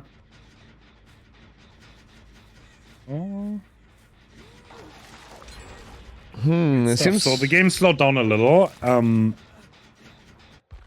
Does it seem like he wants to just hold this side? I mean, he does have... I think you were saying a lot of his fountains, maybe all of his fountains are down here. So maybe he's just wanting to hold this side at this point. Oh my god, if that's a hit. He's not gonna get away though. He's stuck on this side. That's not good for him. Unless he really that- took a gamble that there. should be a Yeah, no. down. Yeah, if it's not, it zones him out. So yeah, I mean, it's a pretty safe peak to go for. Yep. 2 more fountains. Yeah, still 2 more fountains here. Yep. Time Pretty- to set up camp, I think. On the hill, maybe? Oh, No, I think he'll go back to the same paint res because it's the only one he's got on this side. I think we can kind of deduce that based on how other hooks that are more favorable, he's just hard ignoring. to defend though. I don't know. It is. I don't know if I I'm, don't know. I don't know if I like this. Yeah, like I don't know if I'm honest. wrong here. Like I'm not saying I know this game better than Obi because this guy's a monster. But like speculation wise, it feels like even that first hook, if you would have put it either in basement or up on the hill, but in the back, Yeah. like with It's Plague like being so such an defendable. yeah, with Plague being such an area control killer, like that feels like it's more valuable than the. That was a perfect puke. Well, this might just be the hook that accomplishes that. No, it's going for a third paint res. I mean, to be fair, No Way Out is slowly stacking up. It's gonna be easier said than done later on when everyone's done on Cork and the gates aren't getting open and she still has 2 fountains in the map. Maybe more later on. Yeah, This gen is getting done though. He's about to lose his genlock on the side. Yeah. So like all this like defending over here, and I don't really know if it's accomplishing enough. Because again, it's hard to like want to walk away from this hook very much because of how like forward it is, right? Like if you walk away even a little bit, then you're giving up so much. Yeah. It's really strange, but I think this gen might be about to be finished in their face. Yup. That is huge, by the way. We had 3 gens on this side, now it's 2 gens. Yep. Very, very different. This will not be a paint res. And they break the 3 gen on the other side too, yeah. 4 gens have turned to 2, and I think it will be 1 soon. Yeah, so Playing extremely aggressive. yeah, I'm Still up. Like look at this, yeah, like both these guys injured with the power still up on the same side as the hook. That is very aggressive. Scrimber's not gonna get you out of this. Oh my god. Oh, that was a nice attempt. A little bit of the remaining Scrimber's used to loop around. Resilience, though. Actually, unironically, that rock loop pretty solid. Yeah. Power's gonna run out soon too. Yeah, power's out. Just 8 out of the is out. Oh. Good mind game though from Obi. My god, he's gonna get the down. How does he do it? He looks faster than a normal killer. I swear he's so good at just, I don't know if it's like building up the bloodlust or just turning around and getting in their heads, but he's got made for this. Yeah, I think that's what it is. I think it's just one of these perks is a reskin. It's a texture pack. So, I mean, if you look at it right now, there are a lot of hook stages on the bot. There's one there right next to the gen. Nowhere out is still a thing. And everyone is injured. You could, in theory, just camp this. Honestly, I think that tie is going to be the best thing that could have happened to Obi. It seems like he's really properly warmed up now. This is redemption arc. Yeah. Yeah. Like no one can rescue. This person's dying in about 35 seconds. If they want to rescue, they need to use more fountains, which is going to hurt them because stacks of no way out are pretty high, which means the swabbers are going to need at least 1 minute or so. What I'm curious about is, do they? I don't know. They don't. I was gonna say, like, do they finish the final 2 gens in exchange for this death? And if they don't, he's gonna be able to have this fountain that he can maybe take down to the gen setup. Yeah, this is okay. So I'm gonna tell you right now, even a helpless survivor will not be able to uncloak here unless some adrenaline shenanigans happen, and it can't because they're broken. So this is 100% a death, and after that we'll have about a minute left of plague power. And if you find Lactrin, the Atom, oh boy, that's a lot of hook stages. Yeah. I think. Keep in mind that survivors also cannot stealth anywhere because they're stinky and they keep coughing. Because they're stinky. Yep. There's gonna find some action down here. Maybe not there. It's kind of funny how survivors just kind of vacated the area. Did we see blood? No. Oh, there I they saw are. blood on the floor. I think Obi didn't. Yeah, they're trying to outweigh the power, but yeah, because no one has cleanse. I think this might be her last one. Oh. No, well played. Oh, it's just a little bit more. And gets it. I'm curious if Ace jumped back on that gen on the bottom side. Oh, he did, and he just popped it. Did they get this one done though? I mean, it's not painters anymore. Oh, but I think he'd have to die for it, which is probably not worth it because he's fresh. Skill check? Yeah. Ooh, this looks no tough. too. Yeah. So I think he's gonna die for it, which is hope though. Oh, okay. Oh, does he have hope? The survivor has hope. Ah, he does have hope. Yeah, this will make him infinitely harder to catch. Oh, another filler. Oh my god. Keep in mind that if he gets away, he has another filler on the other side as well. And another great window here. No way out timers on. Another filler. What is going on? If you're Obi, you have to full send this, right? I mean, this guy's worth 3 stages. Like, this is so... Yeah, no, like... But, dude, this could end really, really badly if this survivor does a good job here. Yeah, because the other two could run into scenarios where the Noah out is going to run out, the gates are going to be open. Yeah. Keep in mind, though, he's still injured. He's only 1 hit. And body blocking can work to a degree, but not really. Bro, I would never want to chase one of these survivors with hope. Holy dude. I think they have it, but they need to start working on the gate only now. Yeah, the gate's before. The gate's gonna unblock very soon. Yeah. Oh my god. Look at how many rotations he can make, dude. Oh my god. Nah. Do you think the plague is figuring something out right now? Yeah. Yeah. Oh yeah, she knows. Deciding to leave. Is it too late? Oh, she's getting power even better. Wait, she might get more than she bargained for. To be fair, they probably did not expect her to just drop. But I think that means the action can maybe go to the... I mean, if they were splitting gates... Yeah, they should be able to go to the other side of the map. That's pretty big, though. Like, denying that fresh hook. I can't believe that, though. That hope was insane there. Holy... Oh my god. Yeah, denying 2 stages and a fresh hook. Wow. Like, three stages. Well, yeah, I mean, obviously, like, this is 1. Yeah, the difference, of course. Yeah. So, yeah, like, it could have potentially been 10 stages, 4 fresh. Yeah. Instead, 8 stages, 3 fresh. That's a big difference. That's a huge difference. That's a massive difference. Because the result they would have gotten would have pretty much meant 4K or nothing. And this is something that's, like, relatively achievable. So, yeah. It'll be interesting to see. Wow, dude. Still Wow. a really good result from Obi. Yeah, still very solid. Congratulations to Lacting. I bet they're feeling really happy about now. Imagine if they were thinking about Hope or some other perk and they were like, yeah, let's go Hope, see what happens. That is actually unbelievable. Yeah, I think that's the most value I've seen on Hope maybe ever. That was so incredible. Yeah. Like, again, the fact that the play didn't have their power and had to go so far away to get it to, like, there was just nothing you could do there, right? Like, Chase not surviving around with that speed. Like, you're not getting anything done there. It's just not happening. There's just no way. No. Wild stuff, man. Wild stuff. So hey, that puts the tournament in an interesting spot here. They might be able to get this. Gonna be the killer from Calamity coming back to try to beat that win con. It's gonna be either 8 stages for fresh or 9 stages to take this win. Yeah. And it's best of 3. They've been battling it out for so long. These teams are so neck and neck. Props to Eternum, by the way. They played the semis, instantly went into this, and now we're going into the 4th set because they tied. And Yeah, it's like it's gonna their be 7. Yeah, wait, it's like their 7th set in a row, right, or something? Yeah. Yeah, that's insane. Yeah. That's got to be like the fatigue of that has to be insane. Like the fact that they're keeping up such high level play for this long, very impressive. Very, very impressive.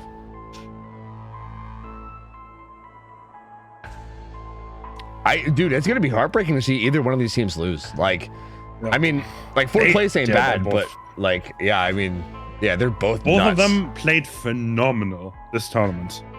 Just see. Like Calamity was literally like a centimeter away from making it into the finals. Like they were, they literally were. Yeah. How did they not get it? I remembered. Not the existential crisis again. How? Not like this. Dude, I think Laser seriously. will remember that. Yeah, Laser no. will definitely remember that. Actually, though, yeah, like that was unbelievable. The comeback that came through earlier, and Eternum, this whole tournament has been insane. Again, I still think like them knocking out Ariando was to me one of the biggest shockers. Like, I mean, now I feel like maybe less shocking now that I've become more familiar with this team. But again, on paper, Ariando was one of my favorites to maybe even win the whole tournament. Yeah, and Eternum just like made easy. I say made easy work of it. Maybe that's not giving enough credit, but you know what I mean. They just played so well and pushed into the semis, and they played so well this whole tournament. Have looked so clean, and both of these teams I feel like have fought so hard and definitely deserve this 3rd place. I feel a little bad for saying earlier that I wanted to see Blake. I feel like I got the monkey paw. We're gonna tie. You know what's gonna happen, right? Yeah, they're gonna tie again. Yeah, we're actually gonna be stuck here forever. It's like Groundhog's Day, but for playing games. Yeah. We're gonna find out which add-on is the best because we're gonna see them all. By the end of the week, we'll have seen every variation. They're gonna play every single build imaginable, every possibility. It's a Plague showcase in disguise. Yep.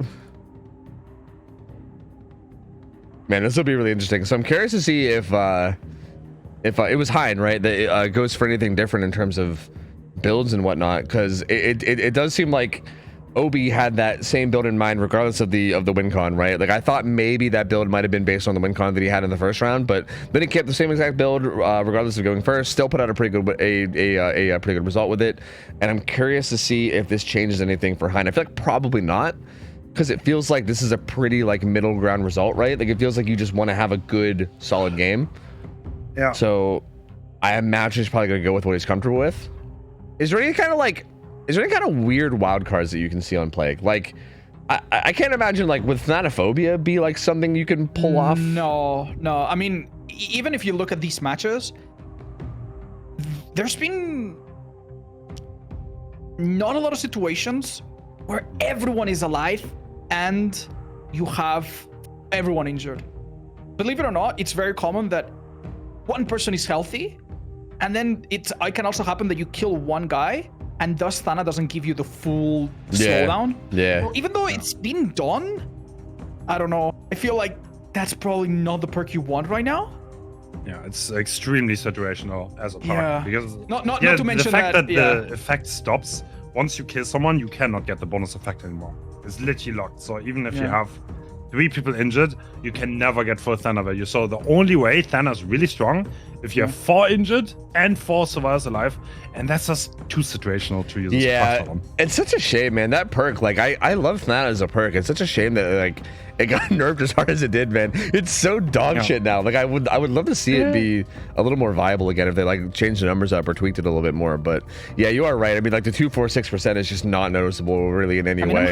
I'm having a look at the I mean, we're gonna say in a minute, so maybe all this speculation is pointless, but I'm having a look at the rules, and I don't think that Plague has any hexes banned. Oh.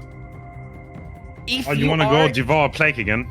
No, not devour, but I do think that if you were unbelievably ballsy, you could go for something that no Plague has done so far, which is to pick up a red for your first chases.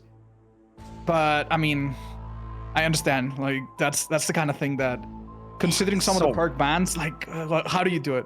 Ultimate weapon's not a thing, you know. So wait, running what for? Basically using the red puke to get your first chase. So far we haven't seen Plagues do that. We've seen them either infect people or try to lock it down. We haven't seen anyone pick up a fountain for their first or second chase. We've seen them save it.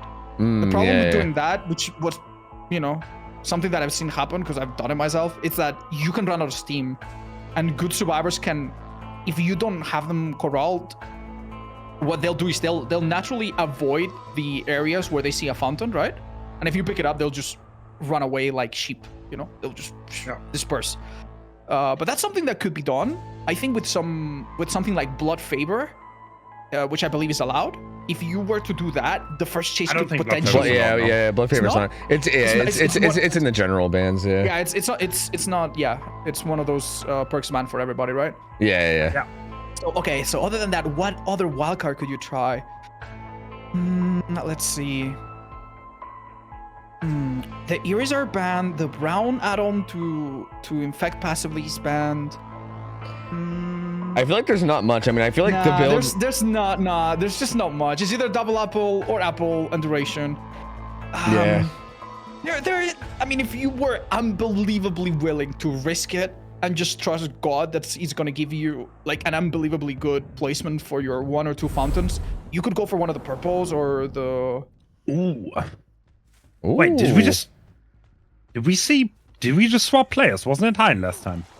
I think so. I mean, I said Hein, but maybe I gaslighted you. Maybe it was Marco the whole time. I think it was Hein. Yeah, right. I mean, I mean, it was Hein. So that would explain why the build's different too. Yeah, we swapped players, and Marco's looking for the survivors. He's looking edge map, seeing to find them. That this is an excellent hiding spot.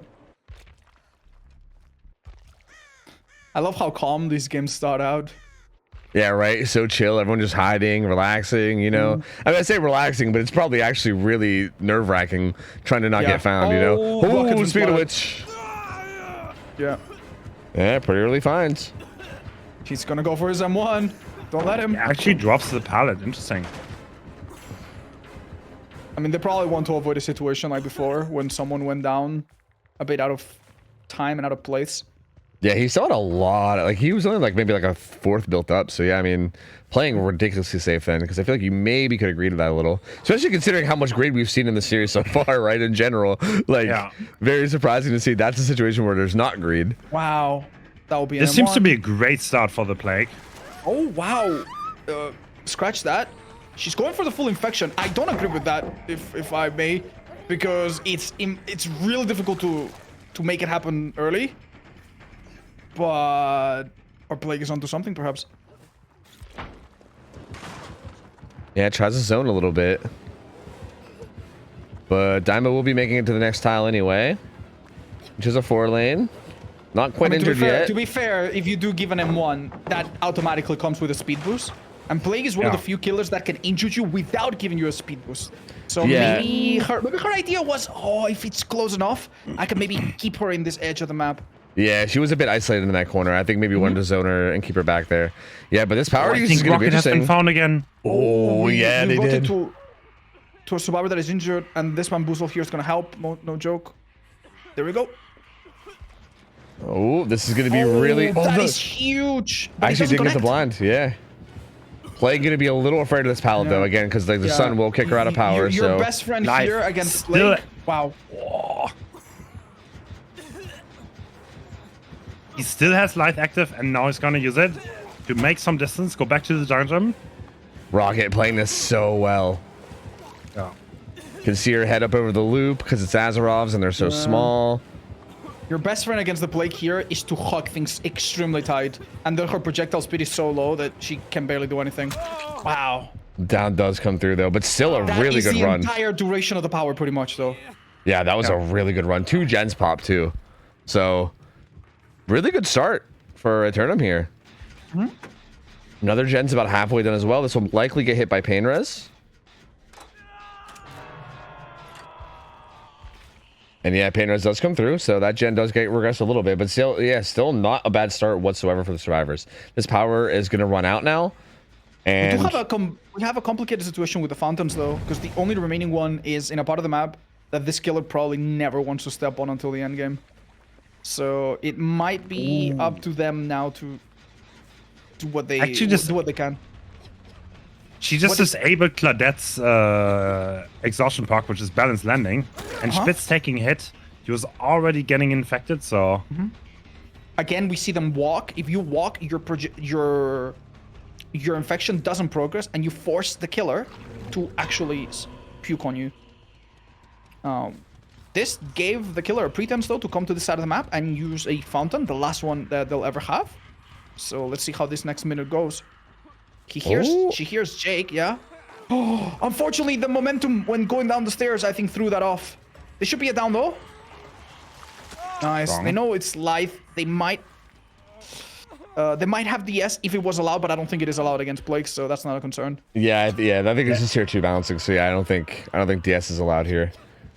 So no concern there. Oh, does Daimo get sniffed out? Oh, this is a bit concerning. They do. Certainly seems like it. Yeah. This is great find. Yeah. There's no genlock on this side, so. Oh, do we see a snipe? No, did her power run out? No, she still has it. Just a few more seconds, perhaps. A bit far away, I think. Just needs to still catch up with distance a little. Oh my god! Oh, Daimo.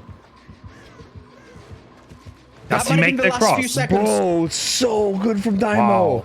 Oh my god, so good avoiding that. Wow. Yeah. That would have been so big getting that down next to the hook. That would have been massive. Oh my god, I love to see the little spray. But yeah, unless Ace rolls up really, really quickly, and even if, I think this is probably a kill. I mean, securing this kill though, but like at this point, what are you gonna have to work with this gone, right? Like you only have 1 second, no way out, and I'm assuming a 3rd gen's gonna pop, like right now, or sorry, a 4th gen, and now you're definitely gonna need to make something happen before this final gen pops. Otherwise, your no way out's only gonna have 1 stack, and you only have 1 set of 3 hooks down, and that's it. Like no other fresh hooks, no like nothing else really going for you. So this is risky. This is definitely risky. This is gonna be really important, this power usage here. So survivors we've seen before, when this happens, they typically spread out and hide to try to outweight. There's only 1 survivor that's injured, and that might be what the Plague is looking for. Some pools of blood, anything at all that helps track. There are some faint scratch marks here, but not enough to maybe give him a lead. Are the survivors able to stealth out this power? This would be massive. Okay, this is great intuition, though. This is insane intuition. He's figured out that Ada is there. But does he have the time to check behind everything? Likely not. And again, the fear of failure is just... You cannot check under every nook and cranny. Ace working that gen. He actually has DS, so we were wrong, actually. I think DS is allowed against tier 2s. So scratch all that we said earlier. But Ace was playing a little aggressively there on the gen. But yeah, he does pre-leave with enough distance here that it doesn't look like the Plague wants to pursue. Or maybe they just didn't see it. Is there someone in this area? I don't think so. No, they're only there outside a shack, I believe. I think both of them were over there. Yeah, Claudette was here a minute ago, but she's long gone. And power's gonna run out now, so... That is really, really tough. Now time is not on her side anymore. The gen spread is pretty awful, as you guys mentioned. No way out is only gonna hold the exits for about 24 seconds. So this is looking tough. So if this down were to come in relatively fast, maybe we can do something, but... We have Shack Pallet, right? It's gonna be a double vault. Yeah, this is... Yeah. At this kind of level, you're not gonna play Shack. This is not gonna happen. Yeah, there's no way. There's no way. And again, all Domino needs to do here is buy time for the gen on the other side to pop. Yeah. And they're in such a good spot. they can use balanced landing on top. So, Well, they're exhausted, Yeah. so oh, they are. Okay, no one. yeah. So I mean, at least some urgency here, but still should be able to buy some time. This pallet is still up. Okay. I'll simplify this for you. If Claudette goes down now, and then someone else goes down, and the killer gets 2 kills, they win. So this is probably going to be a slug, and the killer's going to desperately find someone out of position. If the killer finds another person, oh, I'm That would be surprised a they go tie. for the hook. That would be a tie, right? No, that would be it a was- win it because was- they'll need it was 9 8 stages stages. and 3 fresh. Yeah, it was 8 stages, 3 fresh. So yeah, they need to get this and one more. But the problem is you need to get one more while not giving up this one, Yeah, which is true, just, true. which is the hard part of it, Yeah, right? Like that's okay. so hard to do. Like it's borderline And the impossible. gates are And split. the gates are split, This should which be is over. never lucky. Yeah. Yeah. I think the This killer should be- I think the killer recognizes that these survivors are not stupid enough to let themselves get caught together. Unless Ace is getting found right now on this side of the map, then that Yeah. should be game over. That would be pretty game changing, but it doesn't seem like it's And the case. Ace- He actually He was and has there. hope. Like technically, He was he there. was there. Yeah, no, the intuition was correct. The Oh. intuition was correct. Damn, Yeah. close game. But no, but there's absolutely no chance, sadly. seems like Eternum is going to take it. They're going to secure 3rd place in an Very- amazing Very impressive. Drake exchange. Yeah. This has been a very calm endgame, but don't let that distract you from the fact that the last few matches we've had been absolutely brutal for both sides. Dude, And both of well these played. teams. Wow, Yeah. man. Incredible And showing. Yeah, actually, I'm a big fan. Eternum, especially Ovi, they showed, as also on Survivor side, they showed incredible form. I really both like the of fact those- that the previous match they adapted and instead of going for the stealth, they leaned more into the head-on at the start. It was very impressive. Yeah. Yeah, I And was now- already pretty like familiar with Calamity, and I mean that team, obviously a bunch of great players, love them. Huge fan of Eternum now. Did not know much about them going into this. Massive fan of them now. These guys are so good, dude. So fun to watch. Do you think they sell shirts? Can we buy one? I'd get some merch. Yeah, I'd do it, man. These guys are beasts. Like they were so enjoyable to watch. Put on such a good showing. Again, Calamity was like an inch away from making it to the finals too. They obviously had a really good showing, but both these teams, fantastic. Massive fans. All right, so now we're going to set up the final match of today, which is going to be the grand final. This is going to be X9 versus Elysium. X9 showing excellent form this tournament, I think. Like, Wispy popped off almost every game, so going to be an interesting one. Elysium being my personal favorite, they're definitely the ones to beat. But yeah, it's going to be interesting. Yeah, this is actually going to be a great final because like... Okay. So one thing I'm hyped about, the very first game, I need to say this, is gonna be Ghostface. Oh, The very first game, really? In the very first game of Finally. this grand final is gonna be Zaka Ghostface. What? Finally, dude. So- Wait, I was literally joking yesterday about how much he gets banned. Like every single pick ban, Ghostface is banned first. We're finally seeing it. So, Zaka, pretty known as the absolute god of Ghostface, the one that always, I don't know, he is a very interesting playstyle. He sniffs out the survivors like no one else. He can, smell them, and is always a treat to watch him play. Yeah, the thing about smelling survivors is that when you play in a very small map, they have not much room to escape. So it's really good that we go this tournament without missing at least one round, one set of rounds of Ghostface. You know what's funny? So yesterday, every game was a 2-0. Every best of 3 was a 2-0, literally. And today, we are always going into tiebreakers. Yeah, and on top of that, we've had multiple ties in the tiebreakers too. Like we've had had multiple sets go 4 games. Yeah. So Yeah, the ties are tying. yeah, like literally, we're getting like the maximum amount of content possible today, which I'm not even mad about. The games have been so good. Like it's so amazing. And yeah, we have a really good set of games coming up here soon too. Yeah, the choices actually are pretty interesting too. It's the very first set of today, the favorite almost fell instantly. Calamity almost literally sweep 2-0 against Elysium. That was, dude, you cannot overstate how close that was. If Laser forces Locker, then no. Okay, can I ask a question? I don't know if we're supposed to answer this because we're supposed to be unbiased casters. If you were a gambling man, who would you say is going to win this? Like if you had to bet money right now. I would give probably Elysium. Okay. I would give this like 70-30. Would it be fair to say that since we have to consider that this is a best of 5, the fact that X9 seems to have such sharp picks on certain killers, that's gonna be a bit less meaningful? Because they're playing so many matches. It's gonna average out a bit. So, is that maybe that doesn't play for their favor? Talking about sharp picks, did you see the second killer? No, So- I didn't want to spoil it, but I did see this. Yeah. So the second killer, which is Singularity's pick, is No. X9's pick is killer, Singularity. bro. Yeah. X9's pick is Singularity. I fucked that one up. Which they showed incredible form on earlier, which they kind of rolled Cynic on that. Yeah. Which is gonna be interesting if that works against Elysium as well, because they looked incredibly sharp on the Singularity. Yeah, something that I just like, okay, like something I've noticed from the sets today. Now, I know Elysium is like a god tier team, so I'm not trying to discount this, okay? Because I know that they're nuts and I know that they're extremely capable. So I'm not trying to discount that or anything. I think they're on paper probably the favorites, right? But throughout this tournament, they have had multiple times where they were almost knocked out, right? Very first round, they almost got knocked down in the best of one nurse. On purpose to put on a show. They maybe. Yeah.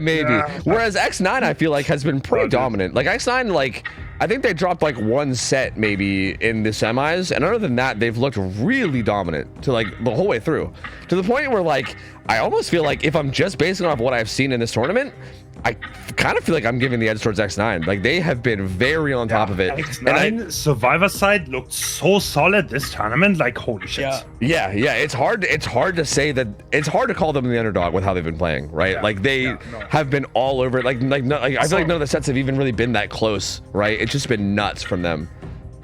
Yeah. Oh, absolutely.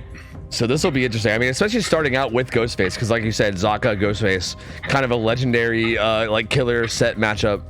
So that's going to be a very big test for the survivors of X9, which we've seen be popping off all day today. Overall, just really interesting sets. We're actually, I don't know if you want to reveal all the killers that are coming, but the 4th set is really interesting too. I'm very curious to see how that one plays out.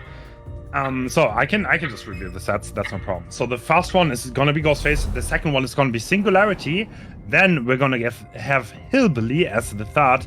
The fourth one is Xenomorph. Yeah. And the very last one. And the very last one, Dredge. Hell yeah. Okay, well, this is looking mighty cool, man. Oh, what a treat.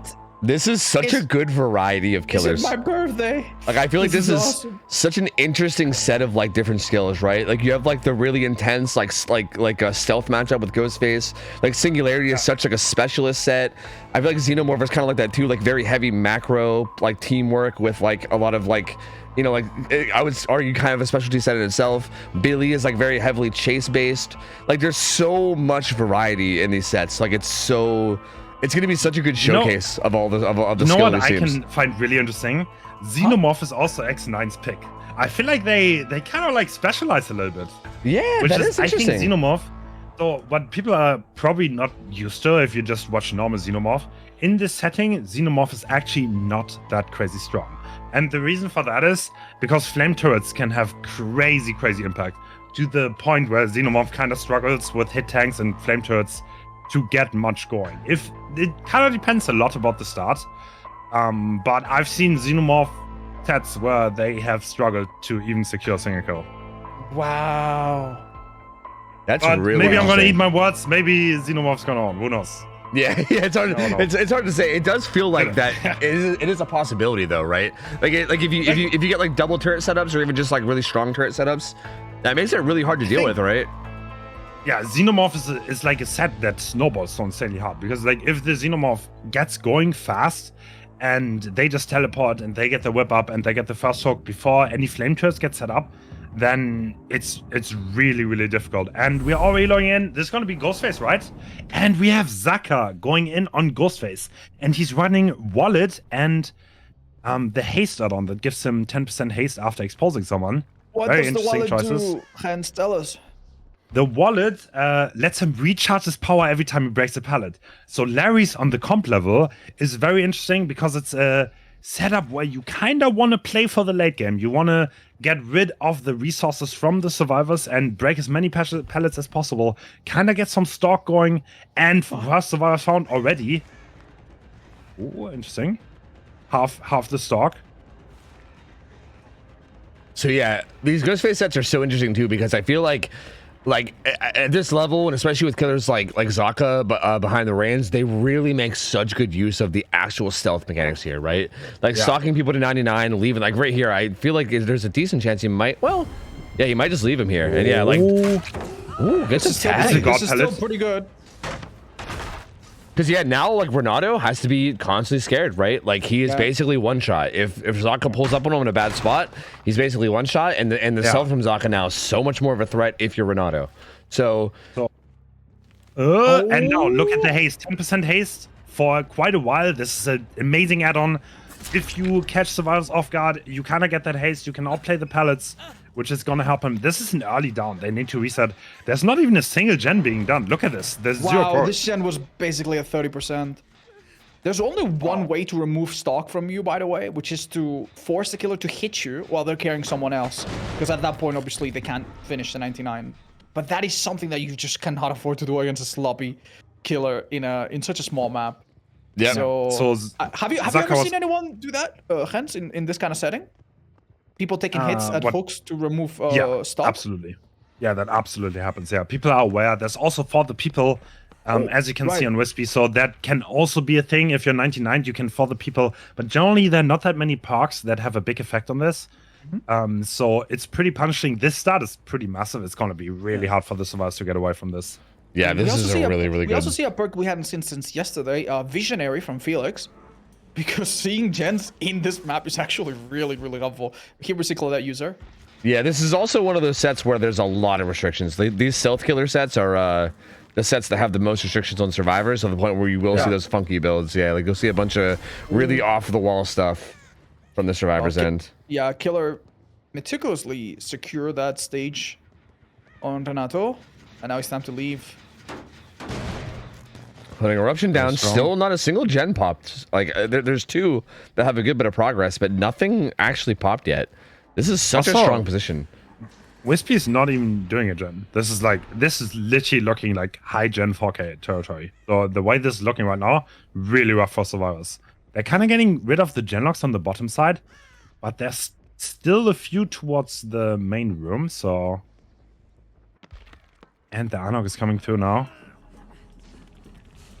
Yeah, they're gonna get it. No way. For the people coming through. Yeah. Gonna keep Renato alive a little longer. Zaka does show back up. Eruption triggers. So, this gen safe. So yes, Death Hook, but because there's so many pallets and Zaka barely destroyed any, he's not gonna commit to any chase. He's just gonna poke the survivors, see what gives in. Oh my god. But generally, on this level of play, there's so many god pellets, you cannot just commit one chase. It's just one. Do you guys catch what happened with the Paintress just now? No. Paintress happened 1 second after the gem popped, and that's, I think, the only gem they have real progress on. Okay. So had that Paintress come 1 second sooner, my goodness, that would have actually made quite a difference. Actually, that gen setup is not that good, actually. It's actually not that crazy, yeah. So I think maybe they recognize that, and that's why they're just maybe slamming gens and being kind of content with having hooks over here. Seems the survivors have also anticipated perhaps the presence of either Ruin, Noid, or both, because we see them with some totem perks, funnily enough. Yeah, Ruin is not that rare in the setting, but Zaka not opting with it. This is this default build. This is what he always runs. Yeah, this does feel pretty aggressive. I mean, I feel like Noid on Ghostface definitely feels like it's very powerful. But I mean, if you're Zaka, and maybe you're not getting to know it very often, right? I mean, he is a really good killer player. So like, with him behind Ghostface, it kind of makes sense he'd be confident enough to run this kind of a build that's very aggressive. Probably hoping to end the game before he even gets there. Just to let you know how confident this man is in playing this killer, when he made a tier list of killers based on the common maps that they get played, he plays Ghostface as the 3rd strongest killer in a comp setting. That is really interesting, actually. So, yeah. I mean, leave it to him, obviously, to play him at a high level, but still, I found that really interesting. Doesn't get... Oh, this stock progress is insane. So this is a Death Hook survivor. He's 99 now. If he ever slips up ever again, it's over. And this is not a safe palette, actually. Even if he reveals This him, is my keep in chemical. mind that the wallet is going to give him power back. So Yeah, he didn't see his power again. he has He does have power his back god palette already. right back here, though. Oh, Killer seems to prioritize something else, however. Or perhaps he lost the trail and figured that this is Renato. No, No, he's it not can going to be, commit it to can be. chases. It can be, yeah. He's not. no. He like generally in this setting, it's like a bit of a hit and run thing. Oh dear. Ooh, he's going for it though. Oh, he actually sends it. Yeah, he actually takes it. Interesting. Yeah, it's really important to note that like there's so like a lot of the if you know how to play Larry's, the palettes are incredibly strong to the point where like committing. This is tough. Oh, though. does the haste get in the? He doesn't. Yeah, no. No, To be he fair, doesn't get when he proc the full stock, the speed boost from the purple add-on didn't really matter because he had to break a pallet. So I feel like that was a bit wasted. It was a bit of a gamble. He could lose a lot here. He could actually Yeah. lose a lot if he doesn't get this. Ooh, baits him into. This isn't good. Oh, this is a safe palette though. No, not on this thing. Oh, he's on. Oh, that's right. They're on ping. I forgot. True. This is actually dangerous. Eruption procking he on gets top. it. And hence comes with the prophecy. Zaka was listening and was like, "All right." For the unknowing people, this is like the smallest safe palette in the game. But if you have a tiny bit of ping, like the leniency is not enough, and you cannot win this by vaulting with timing. I have to Wait, say was though, that- for the dead survivors third have gen? gotten. Oh my god! No It was way! about to. They're trying to way. rush it down.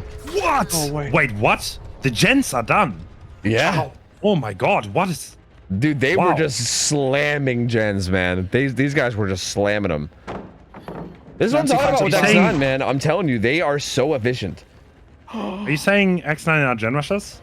That's what I am saying, yeah. I'm telling Reddit. Okay. I'm literally on my way to Reddit right now. Wait a bloody minute! What happened Whoa, here? that's a Lucky fuck up. break! Was that lucky break? It had to be. Yeah, but this is... Yeah, are they gonna take the one out here? Yeah, I don't know. That's a It good... is not... That's 9 stages so much. They shouldn't, right? Yeah, you would... Yeah, actually, really. It looks like they are. I mean, Gosh. what's Okay. what's their option here? You can't. So not 9 do it. stages... Okay. 9 stages is like a pretty high result. Like, usually this doesn't happen. Like, either the Ghostface gets a few stages or he gets a 4K. And this pretty much means that they will have to 4K this against Elysium, which is pretty hard. But I mean, if they get a similar start, then this is definitely possible. Could we argue that this Ghostface was a bit unlucky because the 3-gen around main was not all that powerful? It's probably below average. I mean, he could have just not played it though. I feel like he just invested so much time, like being around the hooks, and the survivors just were pretty no, gen they efficient. identified that they didn't have to really throw everything Yeah. immediately. No, the survivors honestly played amazing. I And do it's, like- it's still mind blowing the fact that they did 3 gens in that short time. It's really easy in hindsight too, but I feel like maybe full stocking Renato when he was at that god palette, probably a bit of a slip up as well, right? Like again, in hindsight, obviously it's easy to say that that's a mistake. I mean, where yeah, to be honest, like, who else do you chase having basically Also, zero hooks on everybody else? allowing the further people. So, yeah, went second stage on the hook in the main room. So this side doesn't have that many god pellets, and the fact that 4 the people came in on that unhook, I feel like kind of threw it off a little. At that point, it's hard. Yeah. But at that point, you also said something like, well, Renato is healthy. They haven't gotten rid of a lot of pallets. So I guess your idea was to basically neutralize that possibility before it could even happen. Would you have, like, maybe gone for the exchange or pressured it afterwards? Hard. yeah, it's tough, man. There's so many decisions that come into play here, right? It's such a Not to difficult. mention that we're splitting hairs here, but we just saw Ghostface get 3 kills. Like, that's still pretty amazing. Yeah, no, true, actually. I feel like considering how good his start was, it was not the best performance. Yeah, I think like I mean maybe the expectations of Zaka are higher too, but like I'm a little surprised to see that, right? With how good of a start that is, and with Zaka being the one on Ghostface, very impressive of X9 to be able to pull out that result that they got, given the situation they were in.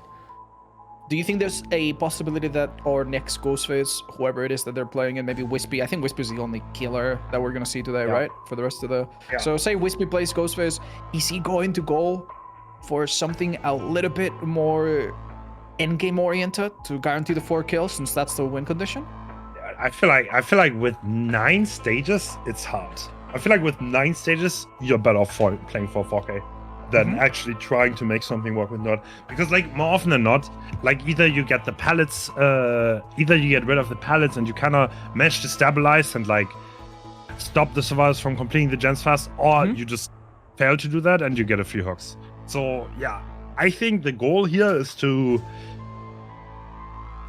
go long and get rid of the pallets and then try to go for the 4K. So if Ghostface is actually winning in this setting, the game more often than not draws out kind of long. Like 15-minute games are not actually that rare. Yeah, I've heard a lot of horror stories about Ghostface games going forever. So isn't a similar reputation associated with Singularity as well, or is that just me?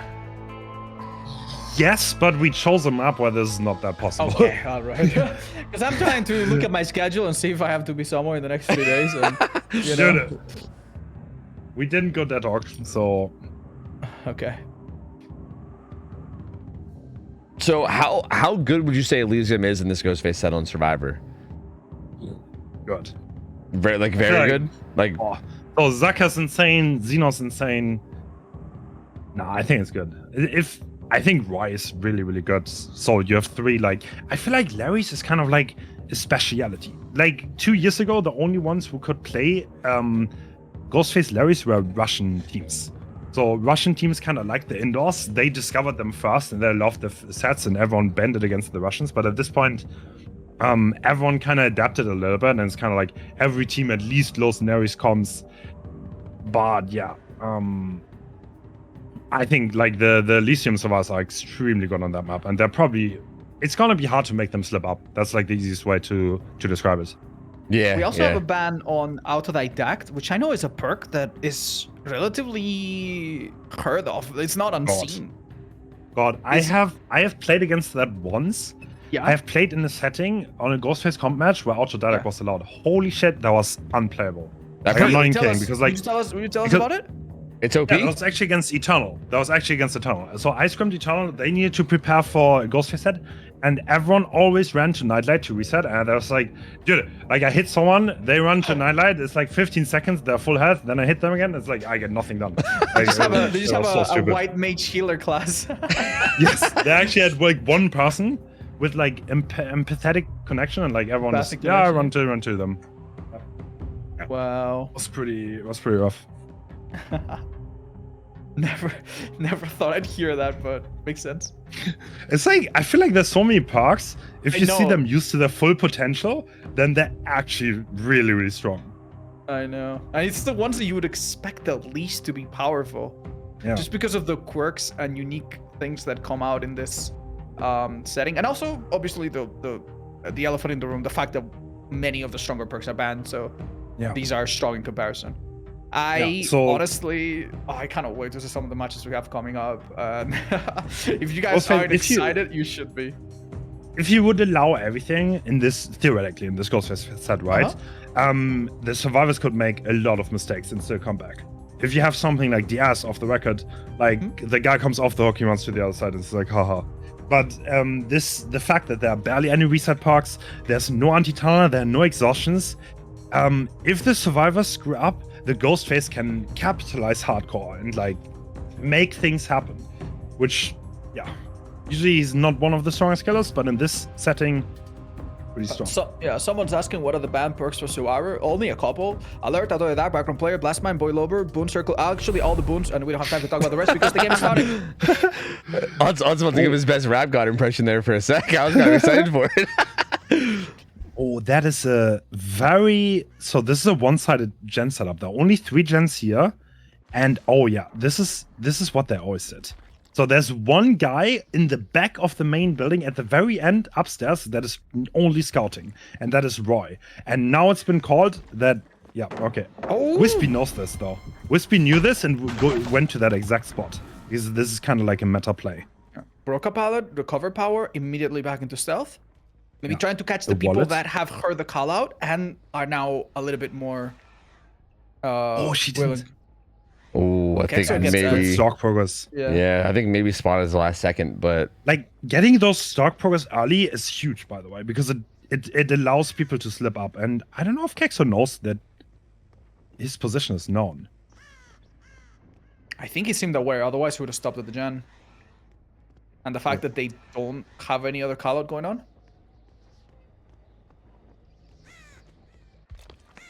yeah. If you see people running, then the Ghostface has been spotted, by the way. Oh, okay, maybe not. Uh-oh.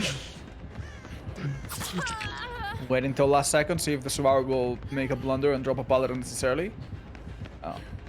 This pallet is outplayable, though. Is it? No, he's just gonna break it. Oh, No a blind. blind that did not happen.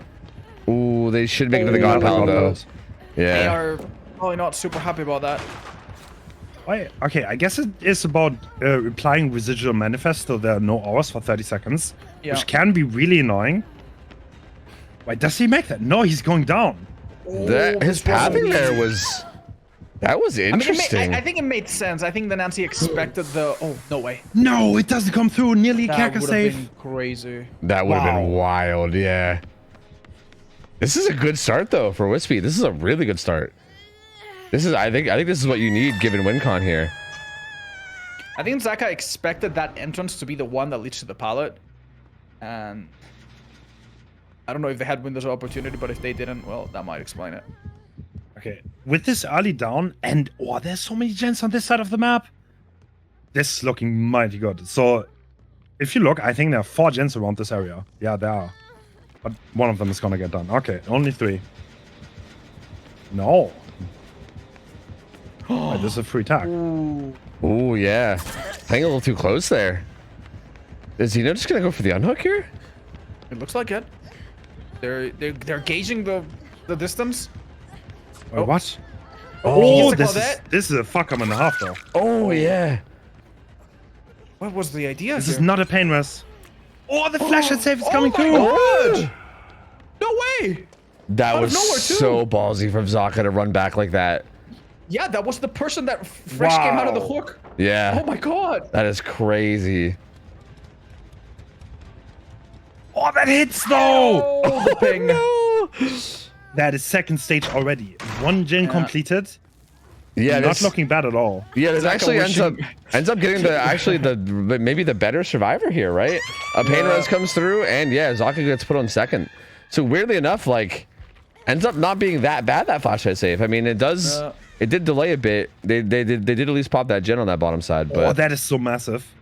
Oh, keep in mind And though, Zaka if the getting killer gets 4 kills under any circumstance whatsoever, that's enough.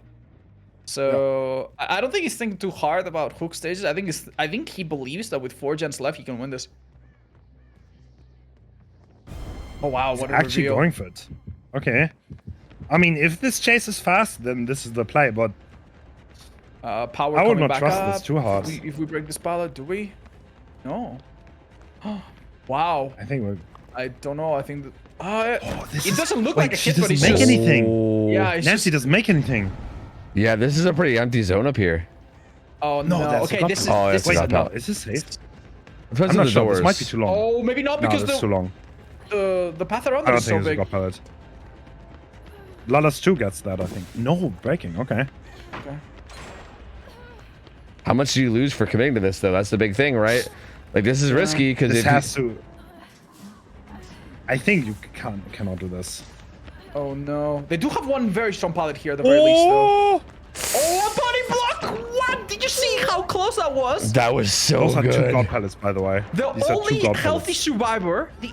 survivor, managed to block like 10% of the door frame, and that was enough. That looked unbelievably close.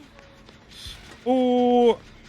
No, they're getting out. Okay, this is... Oh my God. This looks like Zaka's honestly kind of winning the game for his team. He can go to the library now. That's another really strong There's pallet. a really good pallet here. Yeah, he's not going to be going down anytime soon, yeah. He can run back to main where there's still a really strong pallet there, they still too. have at least 1 or 2 good pallets. Yeah, they this- can hinge back on. Yeah, there's this pallet out front of main's a Wow. god pallet once he throws it, so yeah, no. he's safe here, too. No. 1 gen left. Everyone injured though. Yeah. There's no hit tank coming in. Eruption has had so little time to do anything in this match. Zaka is dead, however. No pain res. Can he needs to prevent the last gens. They reset, so this should mean there's not that much progress on the last 3 gens. Yeah, there should be probably none at all, to be honest with you. Yeah. I don't know how the gen split is looking though. This is holdable. There are 2 gens on the top side, and Injured Survivor has been found. On the floor. Injured Survivor is also the one that's stalked slightly. So even if Zaka leaves them, they might just get a bit of stalk to make them a liability later. No, they don't seem to care. Is that resilience? I believe this is the player with for the no, it's not actually. That would be Zeno. Ooh, hard committing to this though. They are on that gen across the map. I can't believe that works. Does get the down though. Pain res still available. Not that bad though. There's nothing on the bot side there. I mean, it's library, main room, and 1 in the middle, which is not the worst gen split in the world. But Wispy needs to do things here. Yeah. This could still swing either way. Like it's gonna this did get rid of the injury plus the guy that was stalked. So this is like most of the danger that Elysium had, I think, was in royalty here, and he's gonna go down and get hooked. Yeah. So this gives him like a bit of I mean, beyond the hook, it gives him a bit of a reset in terms of stock progress. It's crazy how Zaka being alive bought them so much, but the moment he died, everything just froze immediately. Oh, I'm not coming through. That's a free tag at least. And no, what is that pathing? He's not gonna make anything, no? Oh yeah, they do have a pallet right ahead, but with ping maybe? He doesn't make that. No. I don't think. Oh, he does make it. Just kidding. Yeah. There's another pallet in the next room, but I don't know if they know about it. Oh, they find this is a very unsafe pallet. Yeah. Yeah, the moment he comes down, it's over, basically. They need to get a stun. This is it. I love that. Oh, I love the crouches. Oh, but this is an interesting one. Oh, Zeno gets hit. No, everyone is injured. Yeah. You're paying dearly for this, but maybe Wispy's getting in their head that the last gen could be worked on? Is that the case? Not this one, no. I mean, I think regardless if Zeno goes down, he's gonna go down. Yeah, even if the final gen gets done, it's still a bad spot because everyone's gonna be slugged. No! Oh! A whiff, not a stun, but a whiff. Dude, this pathing from Zeno. Holy, he actually convinced the killer to leave. This is insane, actually. Wispy makes the rotation back to the slug at a really good time, though. Oh my god, if they made that. They turn around, they're gonna get it. Oh, no, they trade. Oh, well. So hard on ping. Wait, he doesn't make any distance. They can slug this. There's no god pad anywhere in this area. Going for the vault, but this door is open, which means this pad is very unsafe. Alright, so... Oh, that doesn't get gonna cost him, because now he gets to the window. We'll be able to keep his loop alive a little bit longer. Maybe loop back around to this pallet. I mean, definitely gonna be dying soon, but bought a lot of time there. Isn't enough, though. What's Zeno been up to? Oh my god, this is not what I expected! No, did they? Are they going? Oh my god, they don't get it done! Oh, Wispy's showing up at it! Oh, that's so huge! They don't get it done! That's tough. And there's nothing here to save these guys either, right? This is... Wow. That's it. X9 is taking the set that Elysium picked. Wispy with an insane performance here. Holy. What's the plan I feel like there? Zeno taking, like, the 2 mistakes kind of, like, levitated this, I think. There was, first of all, Zeno taking the free hit, and then everyone was injured, and then kind of snowballed. Yeah. And Roy not getting the pallet save, which is really hard because it's on ping. Yeah. So timing that perfectly is difficult. I think the problem might have been that Kexo did such a great job that Zeno might have not believed that he had any chance to go for the unhook. It's actually quite crazy how well this arena just managed to hold Ghostface. So maybe they thought that doing that gen was their only possibility. I mean, if you think about it, if they finish a gen and somehow hit, maybe they could have gotten hatched. Would that have been a similar outcome? No, it would have. No, you cannot, because like even if you get out, the gen score goes first, so you need to do the gens. Yeah. Yeah, that is so wild, dude. Wow. Wow. That is so crazy, man. And that's So gonna now we're going into X9's pick, which is Singularity. Singularity, which Wispy yeah. showed how strong and dominant they can be on. Yes. By the way, the score on the top right is incorrect. We are looking at 5, 12, 4 versus 5, 10. 9. No, or 9. 9, sorry, 9, 9, 3 or whatever. Yeah. Yeah, So, but regardless, X9 still does take it. Way, Yeah. Either way, yeah. So that's a small mistake, but either way, it is without a doubt Man. time to congratulate Wispy on this incredible performance. I don't know if okay, so Elysium struggled every single time when they went into set, by the way. Like every single time they loaded into set first, it was kind of like a struggle. Like the first round, they kind of brought it back a little bit, but they were almost lost 4K3. What was the quarters again? The quarters they played Torment. They played Torment, and who was their choice? I remember Torment picked Billy. They picked. I think against Torment they were quite dominant, but in the semis oh my god, that was so close to losing to Calamity. Yeah, they seem to have they've been having kind of sloppy starts to their sets, and that's a really unfortunate one because again, like Ghostface feels like such a heavy favored set for Elysium, right? With like Zaka behind Ghostface, with their survivors being so comfortable in that set, like that's got to be a huge like win for X9 there. Like being able to come away with that, and now they're going into their Singularity set up 1-0, already having Ghostface behind them. That's so massive, dude. That's so massive. Yeah. So, and Wispy can go killer right again after the great performance, so that's also gonna be great for them. So I'm sure they're gonna love it. Yeah, already riding that high. It could be, like, assuming that we play, I don't know, up to 5 games. Do you think that has a strain on Wispy, who has to play, I believe, Survivor and Killer every single time? Could that be a factor Maybe. as well, or is he just rising up to the challenge? Because I feel like these guys are unstoppable. Yeah, I think Wispy's unstoppable right now. That's what I think, honestly.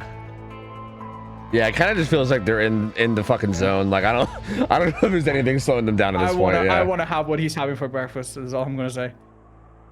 Yeah, absolutely a lot. It is going to be Groaning Storehouse 2 again, so same map as yesterday. And yeah, I mean, so pretty open. There's a lot of line of sight for the Singularity power, and we've seen Wispy utilize that perfectly the last time. That was an insane game. I think against Cynic, that was 4K2 if I'm not mistaken. So extremely dominant game around playing around the main building perfectly, because there was like a web of cameras, so no one could ever touch the main building without instantly getting slipstreamed and going down. So if we see that again, I don't know how prepared Elysium is for this. yeah, this does feel like a very odd set where like, yeah, if you don't prepare a lot, especially because it's on such a unique map too, right? Like I think most Singularity games are played on things like Records Yard and stuff, and that's probably what they're used to. And yeah, it feels like Wispy has a very like a playstyle that's like very set for this map, right? Like it's like this map plus that playstyle is just such a unique way to play. And yeah, if you're not prepared for it, it might be difficult. We saw before, very aggressive. I feel like a lot of times like Singularity players will take time to like set up turrets, kind of have like this big setup for like, you know, surveilling gens, seeing progress, like holding up cameras for like late game and everything. But we saw Wispy did like barely even ever like deleted cameras, just like set up cameras around main, got the tags, set up cameras when they needed them, wasn't really afraid to like reset old cameras, just really fast, aggressive play around main, and it was so hard to get anything done with it. I wonder if Elysium has something to answer with that. Like I really do wonder. I mean, I wouldn't want to be them if they lose this next round, because think about it. They lose 1, they lose 2, and now if they want to win, they have to win the remaining 3 sets. Fun fact about... So I've seen Elysium lose the Singularity set very recently, when Nightlight actually held them hostage for like 40 minutes in Wrecker's Yard. Was very interesting to see. So I don't know how confident they are, but yeah.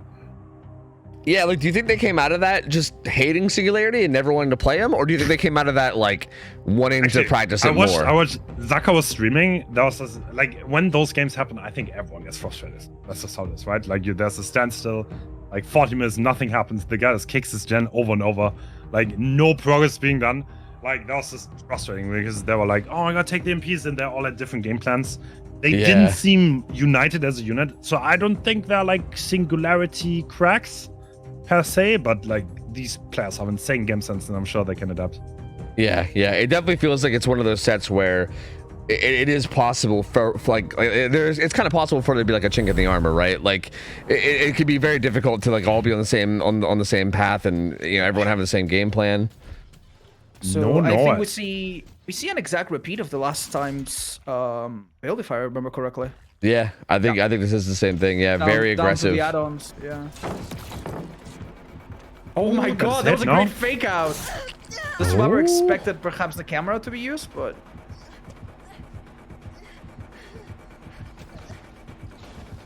oh wow, they are zoned to this corner. This is looking pretty decent for him. Yeah. Oh, gets the slipstream tag. Can reuse the camera now again. It's gonna be done. Yeah. This is this that was a misplay. Standing still there is means the Singularity spawns right behind him. Yeah, I'm not sure why he didn't hold the corner more. Maybe he wanted to try to force him into breaking the pallet. I'm not sure, but yeah, I thought he was gonna vault back and force him to be on the outside, but just run. That wouldn't work if you're that close. Yeah, that's a really unfortunate start for Elysium here. That's a very fast hook. Pain res coming through. Pop goes the weasel up now as well. Only a few turrets set so far, but Wispy going to be changing that here real soon.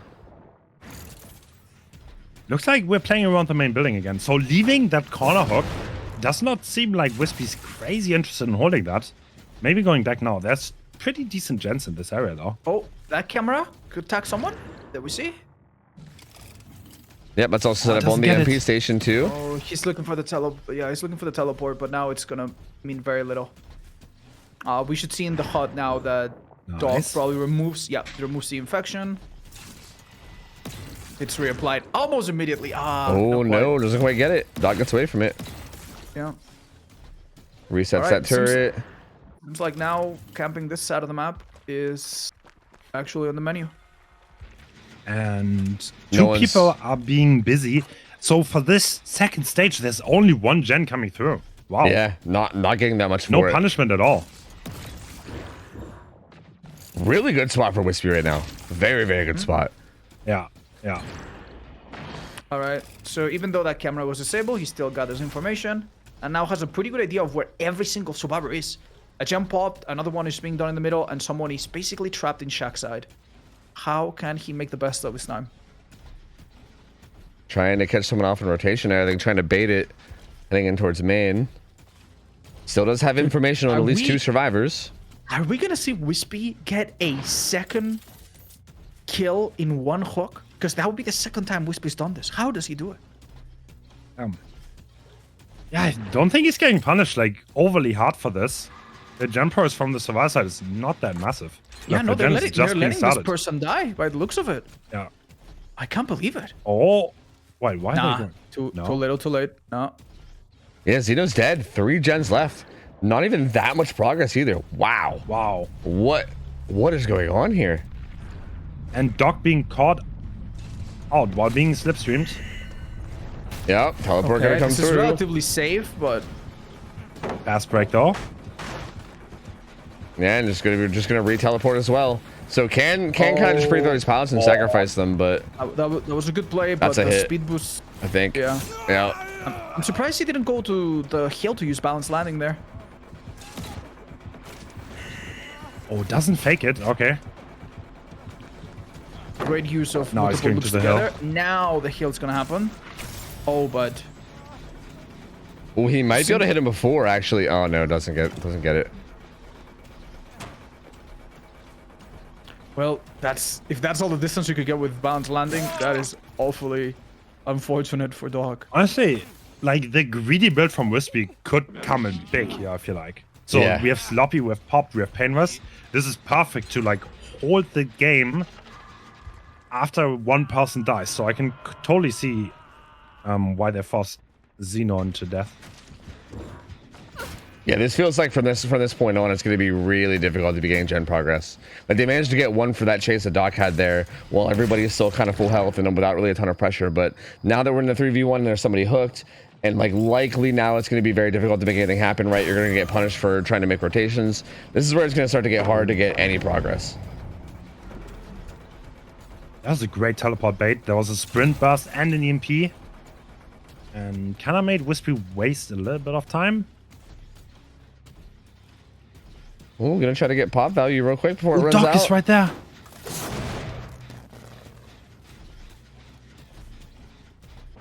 Ooh. EMP Heading right there, into though. one. Yeah. Can't get. I don't think we'll be able to get that teleport in Wait, time. this is a bad idea though. Even though there's no hook on this corner, going down here still keeps you really close to all the gens in this area, which have not been touched pretty much at all. So I'm not really sure this is a great place to be. Okay, Oh, that rock. Yeah. being mad unfortunate. Oh, play does right take the Attacking vault though. teleport. This is kind of what we expected Xeno to try to do, right? Yeah, exactly. Actually goes around. Okay. Does Doc make it? Oh Wow. my god. Nice. Oh, this is big. This is actually so good. This is gonna get him some gen progress. This is really what they need right now. And is Really Wispy good chase by leaving? Doc. Yep.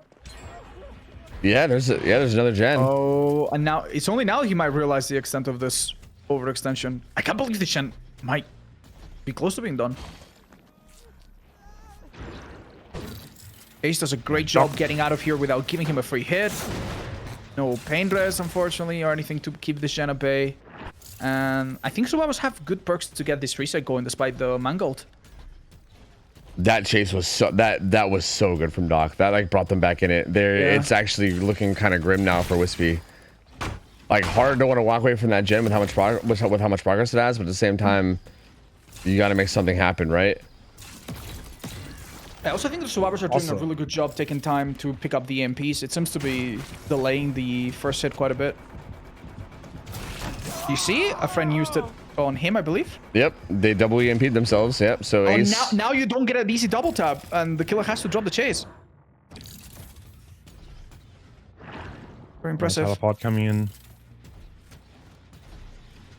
I imagine Zaka probably is pressuring a gen somewhere else on the map too. So we are haven't kind of seen on him- a we haven't timer seen him in a here. while, so Yeah. expect him to be close to the gen that's near Shack, maybe, or closer to Shack at least. Oh, mistake. Yeah, he tried to aim there. There you go. Oh, that's so fascinating. Oh, found them both. They wait until he checks, and then break it. Yeah, that way you get maximum value. You get maximum downtime on the turret. So Yeah, but now he's kind of getting split apart. He has two gens that are relatively high progress, and he kind of needs to contest both. yep, he needs it I down. know, this is if he manages to get 4 kills here, that will be quite the feat. Yeah. Especially considering no eruption here. Jake injured off to the side there. Maybe trying to bait. Oh, he doesn't get it. Oh, hesitated a little bit. Couldn't quite figure out who was who. That would have been a massive teleport to get. Yeah. So the survivors are kind of, they don't have EMPs right now. They're all 3 slipstreams, so I think they need to let go of the pressure a little bit. Doc is still there though. Okay. Yeah, I think he's playing aggressively because if they commit to him, Oh my god! He actually noticed that he noticed the scratch marks and switched to a secondary camera that had a shot on the spot the survivor had gone to. Really good stuff. do they have time for that gen though? I don't think. It's so close, but I don't think. I think someone's bringing an EMP to support. Is he gonna try to die for adrenaline? No. Interesting idea. Not yet. There's not enough time. At the same time, he cannot. Well, unless he does a teleport here. No, impossible. Yeah, but Wispy needs to get hooks on the bottle. Oh, Like, this is really tough. Now he's got. Oh my god, now he's got those 2 people on that gen, and no doubt Ace will come back to this one. Yeah, the camera's still. gonna be disabled. Yeah, still just being split apart here. Oh no, that's so important. Good. What are these Rainbow Six Siege operators, dude? They all have EMPs. How are they doing this? This final gen pops. There's no way you stop it now. There's no way you stop Yeah, it. but can he get another hook? That's the question here. Oh, they're both there. The gate is being opened. He's dropping Doc because he knows he's not gonna make it, and they both leave the exit gate. He obviously wants one of the other survivors because Doc has already been hooked, and getting 7 stages instead of 6 would make a big difference. Yeah, that's definitely a huge difference with the extra fresh hook as well. That's a big difference maker for sure. This is where the aggressive build and the lack of NOED also plays a big role here as well, right? I mean, again, it was looking like it was going to pay off, but Elysium handled this so well. And now the lack of NOED is going to be hurting here because you could maybe make something big happen. I can't believe one good chase gave them all of this, despite losing one survivor on their first hook. I can't believe this is the same match we're watching. Oh, unlucky. Breaks a pallet over his head. That's going to get some distance there. This is a double window tile, but a body block comes in. Oh, surely not enough to let him go all the way back. Ooh. Doc likely opening the gate. Yeah, the gate's open. If they can get him out, that would be crazy. Springburst is about to return as well. That might be the thing they need. Yeah, one wrong teleport, and the Springburst will probably get them. I think Wispy just wants to stall fun game timer. I think. Yeah, I mean that does make sense. Time's on his side. They could. It's really awkward. Why did 3 people know? I don't know. Do you just? What if you just like heal? Like, what if you just start to heal them? Yeah, they need to heal actually, but the 99 is going to be gone. But it's sloppy. You can't heal interrupted. It's sloppy. Oh. So unless you want to do the heal in one take. Oh yeah, true. But can't I just? Can you just take the down on Doc now? Oh my god! That's what are they doing? No! Doc is also not safe. Oh, Doc is not safe. Oh. Uh-oh. Father people though. Whoa! Where's me? Instantly turns around. You get a hatch. This is insane. Actually Wait, insane. turn around now. Oh. Does he make it? I think he gets ace. He gets ace. He gets ace. Oh, okay, but okay. Okay. Oh, that teleport! Oh my god! Oh, no! that max range teleport. Ace is gonna be able to crawl out, but does Zaka die here? Oh, perfect shot. No camera. Right on the spot. Oh my god. Slightly out of range. Oh, he managed to go back in. Doesn't get it. He knows. Is that gate open? This is the other gate open. I don't think it is. There's no way. There's no way they had time. There's no way. No, no, surely not. Oh. There's another camera on the outside, but I think Yui's very aware of it. Is Doc gonna be crawling out though? Oh my god. That's the teleport. Oh no! There it is.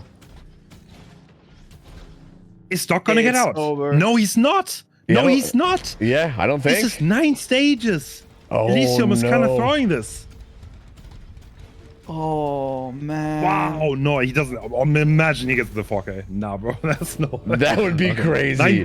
This is 9 still stages. That's wow. So in order so to they prevent, greeted they. Yeah. In order to prevent 3 stages, they get 5, right? No. Yeah.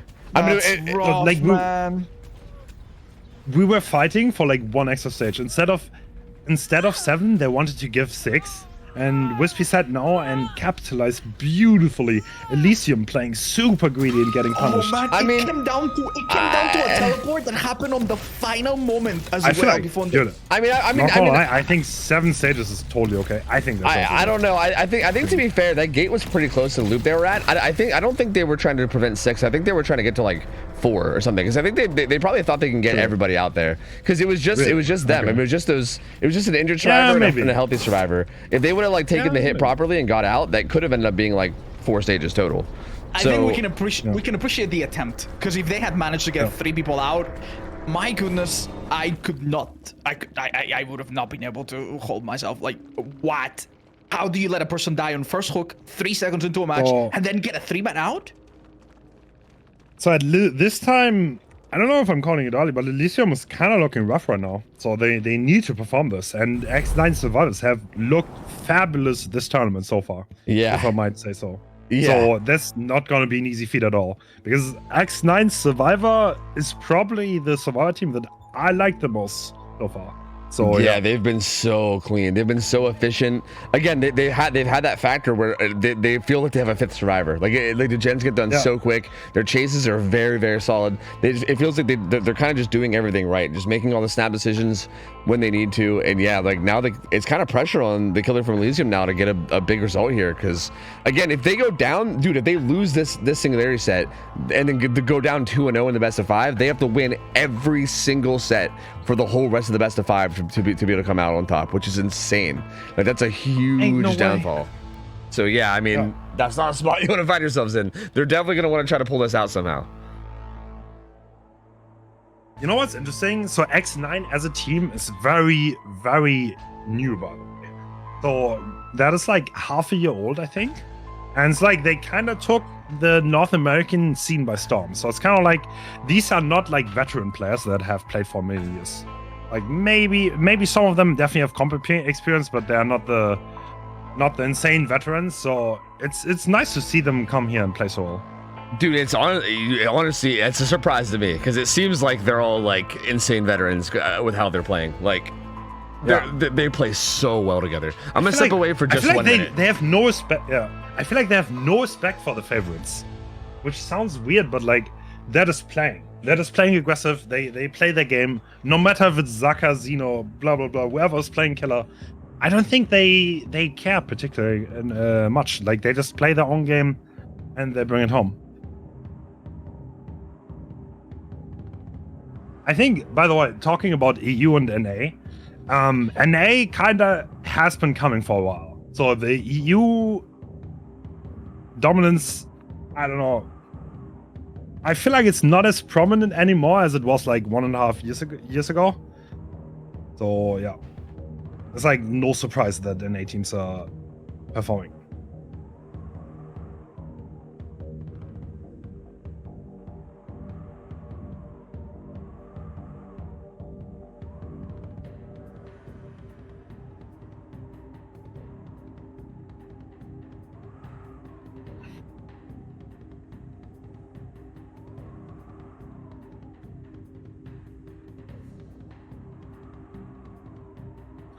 So, Elysium is going to play Singularity now. 9 stages, which pretty much, honestly, that's almost 4K territory, where it is easier to 4K than to actually get to that. I feel like anything over 8 stages there's not a 4K is relatively rare. It's like, honestly, a lot more common to see 4Ks at that point when it goes over 8. So that's a tough task. And we've seen X9 Survivors play against Cynic on Singularity, and they seemed very comfortable on that map. All right, I'm back. So yeah, I mean, this is gonna be interesting. Do you know which killer we're gonna be seeing, whether it's Zeno or Zaka, or maybe they have a specialist that I don't know about? I'm not sure. Looks like Zaka is what I'm seeing. If that information is correct. Last time Billy was played, it was Zaka, I believe, right? I think so. But yeah, this is Singularity. Yeah, for Singularity. We're not a Billy yet. No, that's true. Yeah, it looks like it's gonna be Zaka from what I'm seeing. So this will be interesting. Yeah. I'm curious to see how this goes. Again, I mean, even on Ghostface, which is like one of his more like signature sets, X9 was able to pull out a pretty good result. So we'll see how he does in Singularity. I think it comes down to what Hens has been saying. It's just we're focusing so much on the person playing killer, and we're maybe not giving enough credit to the fact that the survivors are just out of their mind. Oh yeah, yeah, absolutely. Like I think the survivors from X9 are like just absolutely wild with their levels of like efficiency and just how well they play chase, and like it feels like they're just barely slipping up. Like it feels like, and with most teams we're seeing some slip ups here and there. X9 there's just so few, like so few and far between. We see the exact same build, and we see a lot of pods being placed around the main, and they're already gathering the first bio. Yeah, we see the first survivor already working on EMP to maybe relieve. Like this is something we saw them do. They get the first EMP early and waste a bit of time on it to help the first survivor in chase. So keep an eye on the Nancy now. You'll see that her slipstream might be cleansed at some point during chase. Ooh, tagging up multiple people around the map though. Already finding quite a bit. Yeah, a good start so far. And yeah, those early EMPs are kind of hard to come by because they don't automatically like spawn, you know, like there. You have to speed them up or wait for them to spawn. So yeah, these early tags can be pretty impactful. Oh, not spawning underneath the pallet. Interesting. Yeah, interesting that he's actually going for the hit here rather than... Oh, there you go. Slipstream freed from 2 different people. But it's coming back soon. Not quite as soon as our killer would like, but... Wow. Ooh! He found a bit of a Dead zone. One of them's gonna get him for sure. Just gotta wait for the right moment. Wouldn't that have been a hit? Yeah, I think it might have been. know. I don't know if that teleport was necessary because it also just gives him the window. Is he dropping chase? No. Keep in mind, lucky break. He might have lost Renato. He's also one of the quietest. Oh. Yeah, true. And that might have allowed him to do exactly this. Look at that. And yeah, okay. Dying all the way in the corner so that there's no possibility to hook it in a central position. And I think that's a duo gen that's popping. That's also nice. If there's a bit of luck on their part, maybe the closest pain rest is also really far. Wait. Wow. They get that done. Oh my no god. pain So, res used. Okay, so survivors have learned two powerful things. Number one, well, congrats, you managed to do 2 gens. And number 2, if you die on that corner, the killer realistically cannot get to a pain res in time. Well, to be fair, I don't think they know because the only 2 gens they had worked on popped right before that pain rest came in, so they might not even be 100% sure on that, to be honest. That is true. Yeah, they might not be able to rule it out. They might think So I don't think it's not Zaka's really in a position where he can play passive and just stand by the sock. I think he needs to actually make things happen. Yeah, this is a lot of gen Considering the progress. steep win con that he has. Yeah. Let's be honest though, those gens look so far. I am getting tired just looking at this. I don't think I could walk all the way there. I mean, he has biopods. Yeah, luckily the Singularity is probably not 30 like us, you know. Our team of 30-year-olds coming through soon. Yeah. Can't walk across the map, getting too old for this, sorry. Yeah. Where's So my there's- mobility scooter? Actually, second stage coming out. Okay. But like, I don't know. Is this fast enough? Yeah, I think mean, this- they're getting a lot of progress. I think they're splitting through different gens, so like it's not going to be like this very obvious showing of like gens flying and like popping left and right, but they are progressing a lot of gens around the map, and yeah, this is going to be tough to deal with. I mean, to be fair, he seems to be taking these chances with, I'm going to tunnel this guy out, and I might still have 3 gens, and if I get 3 kills, that should be roughly enough. Yeah, but that's the problem is, are you going to have those 3 gens if this guy dies? That's even if this guy dies. Well, Zaka has weighted the options, and he believes that he can hold this one by shock, and the other 2 closer to the hook, it seems. Wow. Okay. We'll see. Let's see We'll if see that about holds up. I think they might let Ya die here. It looks that way at least. Yeah. I mean, to be fair, this is so far a similar mirror to the previous match, except the gens were a bit faster. So if the survivors trust themselves, they could get a better result, yeah. Yeah, only 1 gen left. So- This is the only one with progress. Yeah. Also, correct me if I'm wrong, but that was also an undelivered pop, right? It did not hit any gen, so yeah. Yeah. I think Zaka's perks are gonna be a bit unfortunate. That slowdown though. Floppy coming in. Yeah, but he can't really commit this, can he? He needs to make sure that the other gens are not being walked on. And both Note and Haunt have an EMP in hand. So he needs to get rid of that first. Very unlucky 10% regression on that gen. When a survivor left, it seems like skill check came up. That gen by Shaq though did have a bit of progress, so like it's again, it's gotta be stressful to walk away from any of these, right? Like there's so much progress. Oh my god, he's setting up perimeter. There's another EMP literally in that box. It's gonna be hard to get rid of all of them. Yeah, it feels like they have a big head start on this like EMP economy, so it's gonna be very difficult to keep them slipstream for sure. All right, now we're starting to see Sloppy Butcher maybe begin to justify its slot. Oh yeah, 2 tags does make this a lot more dangerous, right? Trying to pressure these while injured. Yeah. Very scary. I mean, them having EMPs makes that a little bit more reasonable to do, so they might consider doing it anyway. But they need to be careful. This is gonna be so difficult. Yeah. Oh, I think they pre-EMP'd those biopods already too, Yeah. which is gonna make Zaka have to come over here, reset these. Like, there's no way that he can just let this go. He has to deal with this. Yeah. And the gens are pretty I think far what he's apart. trying to do is put so many biopods that it's really hard to hit them all with a single EMP. That might be the only thing he can do. But this gen's gonna look. Oh man. I think the problem with that is like a lot of the EMPs are only going to be able to see certain parts of the gen. So if you can still get 2 for 1, there might be like a certain angle in the gen you can work where you can't get hit, right? Reset. So, oh, they got it. Wait, found. Though. Okay. Yeah, they do manage to finish it at least. It doesn't get fully interrupted. Ooh, is that a teleport? Yes, it is. Yep. Gets it. Full health survivor though, who does have some distance away. Yeah. And yeah, I feel like you probably at least just want to tag here real quick if you can, but even this is just taking so long, right? Having to run the whole way down here. Yeah, there's no chance. Oh, what? You can do that? Yeah, he actually very deliberately. They don't know where it is. They have no clue where it is. Yeah, that biopod's actually so good. Light happens though. Is that enough? Oh no. Wow. Ooh. That's pretty clutch. He has to check on the cameras right after this. Oh no. Are they buying time for that gen? How's that gen progress though? That might be enough. That might be enough. Oh, they're they're resetting. No, they're resetting. Oh my god, Zaka certainly doesn't know that. Yeah. Now he's gonna go pick up maybe. Hey, he's like, oh wait a minute, it's there's fine. no progress. And yeah, well, you can hook this in the middle. Wait. Of them. Wait.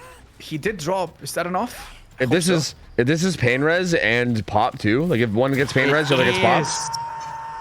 Yep, this could be big in terms of regression too. Wow, that little ninja camera in the tree allowed him. Let me remind you to anyone that just joined. He was across the entire map having hit Nancy, and he was far away from his objective. And he managed to first stack and then teleport to Claudette towards the shack, completely on the other side. This is, bro, if Zaka can pull this off, this will be huge. This is, like, this was looking very, right now. Yeah, he's honestly, like, finding himself in a pretty good spot. These biopod setups he have, they're struggling to deal with him. And he's got really good setups on both these gens that they're trying to pressure. Zaka did a great job here, but I think also we have to commend Hunt for staying out of the line of sight of all of the bots and then using sprint burst to make it back to main. Ooh, teleports back onto Wispy. Has to get rid of that pallet. Don't even know if they could use the CMP because it slows you down while you use it, right? So it's gonna be hard to even justify using this mid chase. Oh, I'm surprised that didn't come down. Wow, that's not a hit. That's crazy. Oh my god, that's so well played. And gets the EMP off. That's so good from Whiskey. Whiskey, I keep saying it. From Wispy again. Holy shit, that's so clutch. Yeah, forces him to reconsider the target and go back. And trust me, he would love to get a quick down on another pop here. Yeah, dude, getting that down there would have been such a big, like, momentum keeper for Zaka. That would have been so huge. Dude, I feel so helpless watching these poor survivors. They fell for it again! Oh, but to be fair, balance landing is honestly a great resource here. I wonder if they still don't know where that is up in that tree. Like, it's such a weird spot. I feel like they might still just not know where it is. Looks like they just want to commit the gens at this point, literally. Yeah. And they're giving up on EMPing. Oh. Alright. Oh, they tried to find a dead angle, but that's a hit for sure. And every hit with Sloppy just sets them back quite a bit. Yeah, and now, you know, the whole, like, full send gens, maybe I'm back to bite him, because if they don't actually get it done, then this could start to... Oh, dude. I feel so bad for these people. They just keep getting harassed by the cameras. Oh. He's checking with the other ones, he said, see if any of them is still available. But it looks like he'll have to come and do it himself. This is so time sensitive, man, because if you just ever, like, step away for a little bit too long... Yeah. Oh, I still setting some turns just if you need to. Trying to get the turn. I mean, there's a lot of progress here. Yeah, there's a lot of progress on the gen. Like think about it. Every single pod he has is serving a purpose. So that's why he doesn't want to have any redundant ones, and he actually takes a second to reapply it. And that one over there to disappear obviously works super well, so he applies it again. Both these gens though do have a lot of progress. Oh, that's deadly. What a find. But does he lose it? Wow. Does he lose the gen for this though? Both those gens had a lot of progress. Like, does he even have time to get this hook? I think he's gonna immediately look at the cams again. Oh, that gen. Oh, balance landing.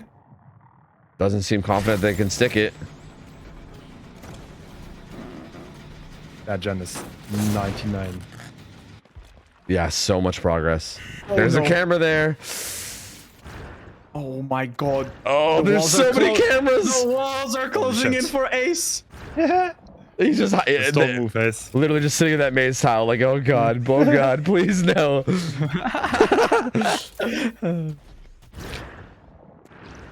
So without balance landing up, it's really risky to walk that gen. Yeah.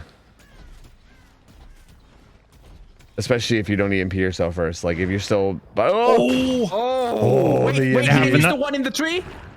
Oh my god. Yes! Yeah. It worked! They have no Wow. idea where that The camera MVP. is. That camera is another killer on its own. That's helping Zaka. That tree is so nuts, dude. How does it even work?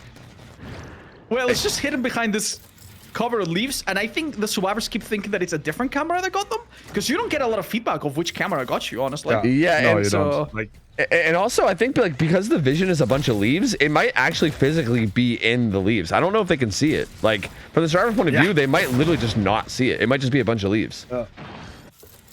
This is insane. Uh-oh. surveillance network This too is great. trouble. Wait. Wait! Another my tag God! by the... The tree, dude. Wait, the gen. Oh my god! Gen is 98. The micromanagement is insane. The thing is, Note probably Yeah. has balance landing back up, so he can pressure the other gen. Yeah, but he has to go. Oh my god! He's getting treed again. Not the I bet he tree. wishes he had Uh-oh. eruption. I think this. Oh, he forced locker. That's it. Yep. Yeah. That's it. You don't make that. That's it. No, even if he drops and teleports, these guys are not infected. So yeah, you're absolutely right. Yeah, that's gonna be really So if hard. Note Oh. or Horn escape from this point onwards, Yeah. EMP as well. Also adrenaline on Wispy gets him back to full. This is gonna be so hard. You got to get so much in this late game. I mean, to be fair, he has some cameras. He hasn't checked in a minute. There we go. Oh, they don't have a clear line of sight of the gates, unfortunately. Oh. And time is slipping. they need to interrupt this. Yep. Yeah, but this opens up Wispy to go pick up Note though, which is Yeah. really tough, right? Like again, this is one of those spots as killer where there's like almost no right choice, you know? Yeah. And the craziest part is that Zaka has downed these survivors so many times where he can never pick them up. Yeah, he just never has the time. How? Locker time? I Cannot think he make it back. wishes. Yeah. Yeah. Okay, Wispy's gonna hover for the unhook, and Note is gonna open this door. This is gonna make it hard because, well, you can't allow this door to get open. And even if you commit to Note, yeah, Wispy's just gonna open the door that's closed. Yeah, okay. Ah, this is like, there's no winning scenario because the yeah. killer cannot commit to either. Yep. Yeah, I just don't think there's any way you come out of Survivors this on only top. need one survivor out of here, if I'm correct. And that's gonna happen. Yeah. No, And that is that's- Zaka putting up an insane fight to unfortunately only still lose. And no, you don't make this, no. Yeah, because then the I don't think comes they even in. try. Will they? Oh, they do. They're Well, no, healthy. they. Oh, they- camping! They do need They're to. camping. Yeah, Oh. camping with a camera gets you a super slow down teleport, which is no good. Minus rep. But either way, Dude. one or two survivors out. It was the same result for The- Zaka, so he might as well try. All right, so you know, in the semifinals, we saw the crazy comeback from Elysium. They're gonna need another one, man, because after the first two sets, X9 up 2-0. They're gonna need to 3-0 the rest of these sets in order to win this. This is a massive Elysium deficit. needs to, Elysium needs to clean sweep. There are 3 sets remaining. They need to win every single one. If X9 And, gets yeah. 1 out of 3, it's over. And don't worry, guys, because the killers that they have to play are super easy and definitely not some of the most mechanically challenging, absolutely insane killers that we could possibly have. There's definitely not a Billy and a Xenomorph coming up. Ooh, oh man, all right, this is rough, man. Billy? Right into a Billy game. Yeah, we're going right into a Billy game, and I think it's gonna be Elysium starting out on Billy first. So I think we'll be going into into Elysium's Hillbilly up against X9 Survivors, and they need to make something happen here, man. They can't lose another set. Like this is This is potentially like they could get sweeped here. They could literally get 3-0'd by X9 if they don't take home this Billy set. Okay, I will go ahead and say this. I think Billy is a pick where Elysium is way ahead in terms of comfortability. So Xeno's a really good Billy, and I don't think Wispy plays that much Billy. If I'm not mistaken, that's one of the killers that Wispy barely plays, and that's the problem if you literally only have one killer player. It's all on one, and yeah. Okay. Counter argument. Xenomorph was their pick. So even if they lose the Billy round, which very well could be the case, they go into the Xenomorph with the confidence that they only need one more win and that they are doing so under their preferred rules. So yeah, tough, really tough. Yeah, and Xeno being one of those kind of more specialty killers too, like they might have a big edge in that set if they get to that, right? So yeah, it's a lot for Elysium. It's a lot they have to get through here.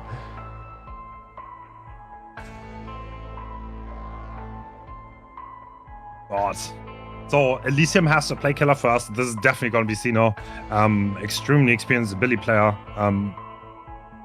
We seen him yesterday, no? Against Torment. We seen insane. He did insane things. Oh against Torment. Yeah. I remember we were talking about the Shack. How he was trying to mind game Shack palette. He played the Shack palette. Yes. Yeah, he literally got a hit on Shack palette. Yeah. Wow, he's so stupid for mind gaming Shack palette. 5 seconds later, actually hits the survivor and mind game Shack. Oh yeah, palette. He shut me up real quick, man. Real quick. I was immediately like, all right, never mind. You know what? Just gonna not talk. Yeah. Oh yeah, Xeno's nasty on Billy. So yeah, I mean. Definitely, if there's a set that I think they have a good chance to come back on, this feels like probably a good one to get them back in. It's just, again, it's so brutal because even if they win this, they're still down, right? They'll still be down even if they win this. Like, they have to just clean sweep it the whole way from here on out. But, I mean, we've been saying this about Elysium every single time they find themselves in this situation. If there's a team that can do this, it's probably Elysium, right? Like, oh, like you're down 2-0 and you need to win every set. What team can pull this off? Probably Elysium, right? So... it's never over until it's over, man. I mean, we've seen this team already be in positions where it looks like they might lose. It's happened a bunch of times this tournament. Who's to say it can't happen again and they just bring it back, right? It seems like at this point, that seems to be their story for this whole tournament, so... I would not be surprised if Elysium just wins 3 games now. Yeah. I'll just call it right now. They're the type of team, just, oh, really? It's getting hard now? All right, let's start playing. But yeah, well, X9 is also here to play, so anything could happen. Yeah, X9 has just been looking so dominant today that like it's tough, man. Like X9, honestly, they just sweep through this, right? This tournament. To be honest, they kind of did. I think they dropped one set at one point. I can't remember exactly who it was, but I think there was only one set that they lost, and everything else was just a sweep. I think in the semis, yeah, I think they lost one set to a tournament, and that was it. Meanwhile, I think everything else was a sweep. Elysium looked very shaky, so they definitely looked very, very beatable. And I'm pretty sure X9 was also there to see those, so yeah, let's see. Yeah. That's what I was saying. Like, again, going into this, I think like Elysium is definitely the heavy favorite, like on paper, but based on what we've seen in terms of performances, yeah, X9 has looked way sharper throughout this whole tournament. Like, they've just been dominating sets, whereas Elysium, again, like they've been struggling, but at the same time, they then come through and play amazing whenever they need to. So like, that's been kind of their story, right? They'll be shaky and then they'll come out and be amazing when they need to. But at this point, like, I don't know, like it feels like they were a little too shaky here, right? Like going down 2 sets in a best of 5, it's a big downfall, you know? It's a lot to come back from. So I don't know, at the very least, I think this Billy set can be a momentum shifter, because like you said, it does feel like this should be a big advantage. If Wispy doesn't play a lot of Billy, and we already know that Xeno's very cracked at it, so this could be one of those sets that kind of gets them back in it momentum wise, and if they can kind of build up the momentum, then this could maybe be a chance. Yeah. This tournament went by so fast. We're already in the final. I know. Like it's gonna be over within like a couple hours or so, right? And it's I'm almost sad about it. Like, it's been so enjoyable. I mean, it just started. It can't be over. I know, right? Like, dude, I want more. Like, fuck. Well, at least for the next set and potentially for the next 2 sets, we're gonna be spending quite a bit of time on Wretched Shop, which you can see on screen right now. And this map has one of the most convoluted histories out of any map in recent times. So it used to be arguably a killer-sided map that spawned a lot of dead zones. It also had a bug that prevented 2 pallets from spawning around the main building, which made it something spawn only 5 pallets, including Shack. So that wasn't so good. But on the other hand, it was also one of the larger maps in the game, even though it might not feel like it. But now it's a different story. The bug has been fixed. There's 2 pallets that properly spawn around main building, which can be fairly strong. Then we also have a new type of filler pallets that spawn on the edges, and those are everywhere, and they make dying on the edge of the map, which is already a bit of a strategy in this level of play, actually a lot more scary for the killer, since they could potentially not even finish a chase there and waste a lot of time. True. It's like the edge map pallets are also against Billy very deceivable, because you're like, oh, they're not that long, I can chainsaw that, but it is quite hard to land a chainsaw on those pallets. So it's quite a good resource to force him on. Red Shop is a map that can be very strong, and it's actually possible to run a Billy for a very, very long time on this. Now, one more thing that could be advantageous to the killer. If the main building rotates a certain way and faces the middle of the map, it's much easier to actually harass it.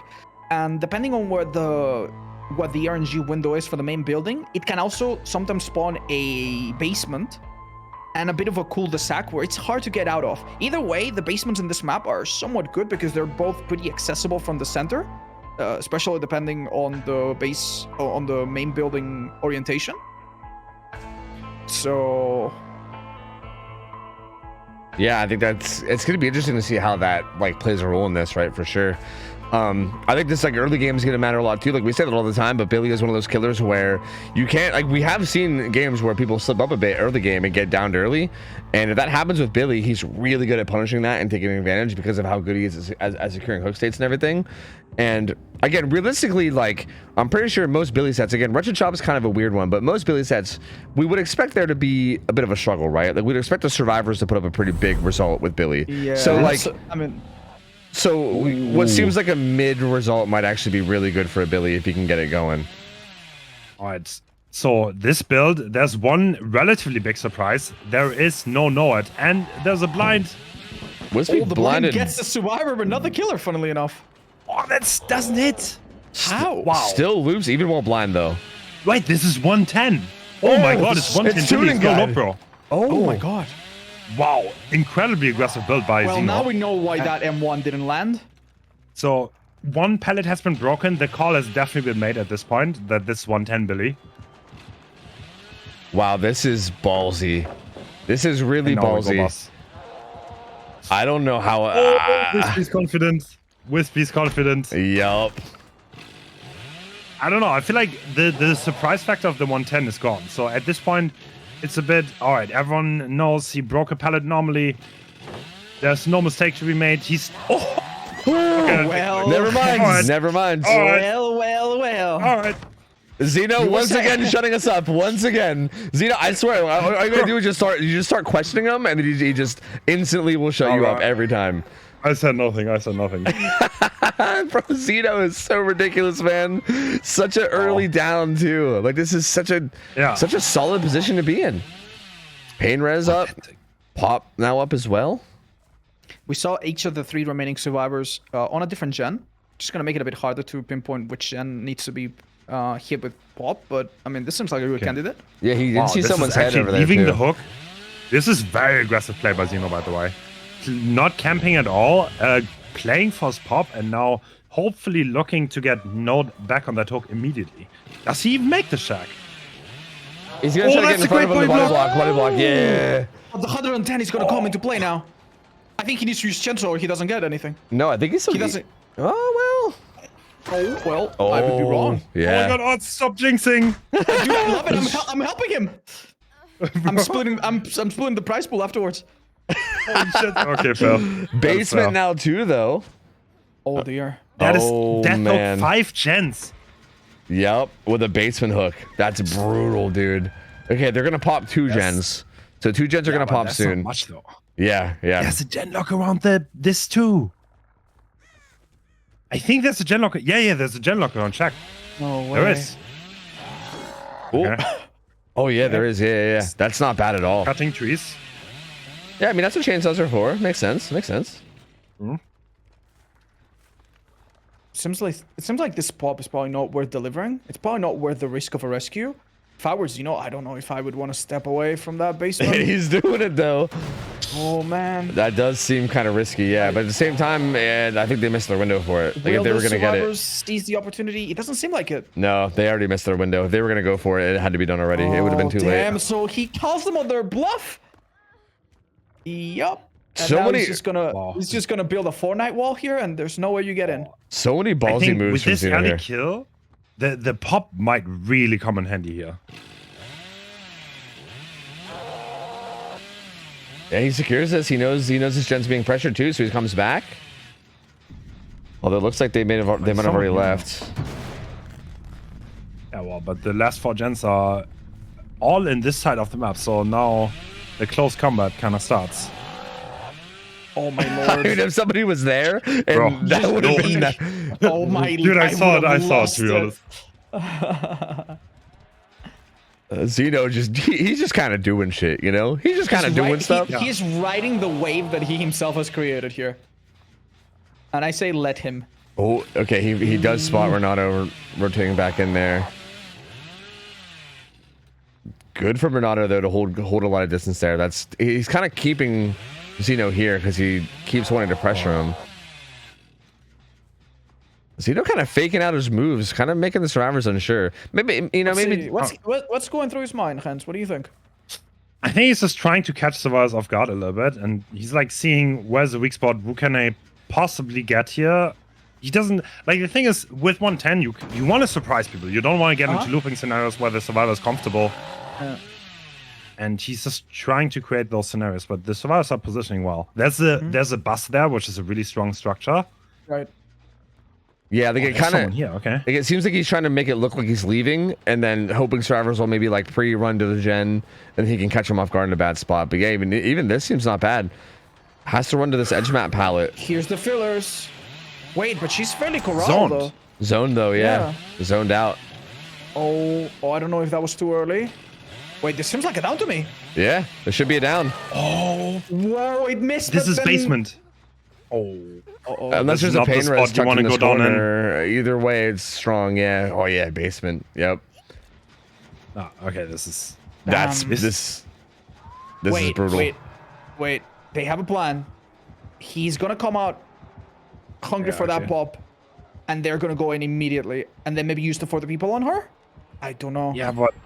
I mean, Like it's yeah, Billy. It's thanks Billy. a lot. Like, yeah. There's no way. I mean, there's no way you both What get they out of can this, do right? here, they can force double locker. I would guess they're gonna go double locker here. Yeah, make him 50-50 on who he picks, basically. Ooh. Oh, maybe not. All right, this buys a little bit more time, but he popped the gen already. I don't think you gain anything from this. Yeah, if anything, I think you just lost a little bit of progress, and that's it. No, for the this most is part. not good. This is not good. Oh, look at the rats. Dude, you can. No, okay, dude. Oh my god, I think you might as well put one of those gens in the basement itself. I don't think you're getting to them. You just walk the gens, dude.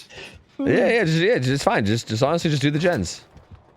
Wispy Gowl looping shack as well. I mean, to be fair, Hunt can be there for 2 minutes, and they only need to do half a gen. Yeah. So Actually, it's kinda not true. that unlikely. But Does he still have his pop-up? He does. Yeah, but look, like you can't just. You're not winning anything. Okay, he's faking going down the basement. no way. That's Using the Iron no, he Whale? doesn't forfeit. Okay. Doesn't forfeit. I thought that was quite smart. Wouldn't it have been a good idea to go there with the potential head-on play? Or is that too gimmicky? Oh my god. Okay. Uh-oh. No. That actually This is lands. known. Wow, he didn't fake it. The cuff is coming through, and that is. Oh my god! What? All right. Okay. Okay. That set of tires. That set of tires is Team Elysium's. Dude. Yeah, I don't think Elysium is done. I think they still want to play. Wow. Okay. I have a bit of an awkward question here. Okay. Okay. So Billy's typically don't get results like this, right? Like Billy's typically like you get like 6-7 stages and you're feeling pretty okay about it, right? Is it possible this is like a big momentum shifter? Like is X9 could X9 get like tilted by this and maybe have that be an effect?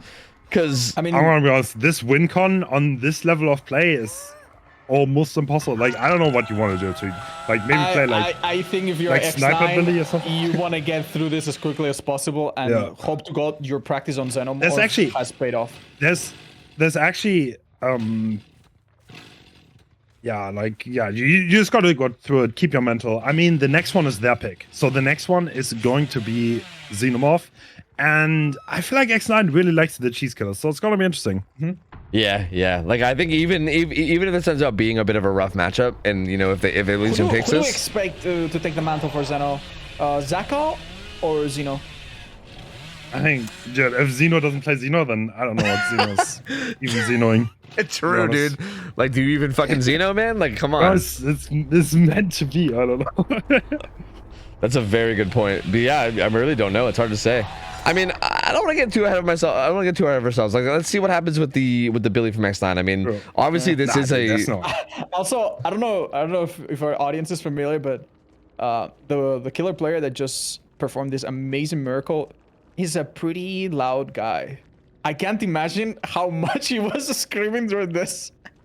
Oh yeah, he's an emotional. Happy, dude. He must be so happy. I'm happy for him. He is. Yeah, their call is probably very hype right now, if I had to guess. Like, there's probably so much going on in there. What a showing. I hope they recorded that and we get to hear the decibels. Dude, I mean, that was a crazy performance, man. Like, so risky too, right? The super risky build without NOED, tuned carburetor, like even his playstyle of like leaving basement, going like across the map that like kick gens with pop, like everything he was doing was just so almost like ballsy. He made every right decision. Yeah. Every time, like, you know how in games you get a decision where you always want to save your progress because it's like, oh, this is the one that if I get it wrong, it messes everything up. Yeah. He might have made some small blunders or some small fake outs, but every decision that mattered, he took the correct option.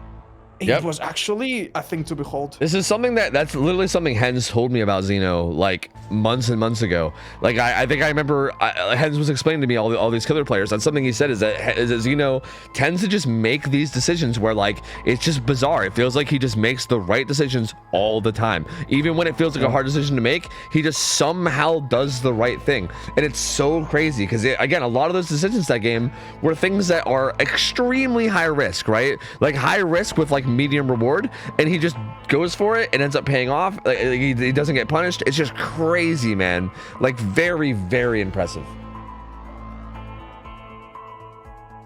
Yeah, Xeno is a player. I don't know. I feel like he can have the greatest performances you've ever seen, but he can also like screw the basics up. Like it's like hard to explain, but like he's like. I mean, you don't need to go very far. He was probably not very happy with the Singularity game where he was the first one to go down. Yeah, true. It even left us baffled. Yeah. Like, why is he doing here? We didn't quite understand what his playstyle is.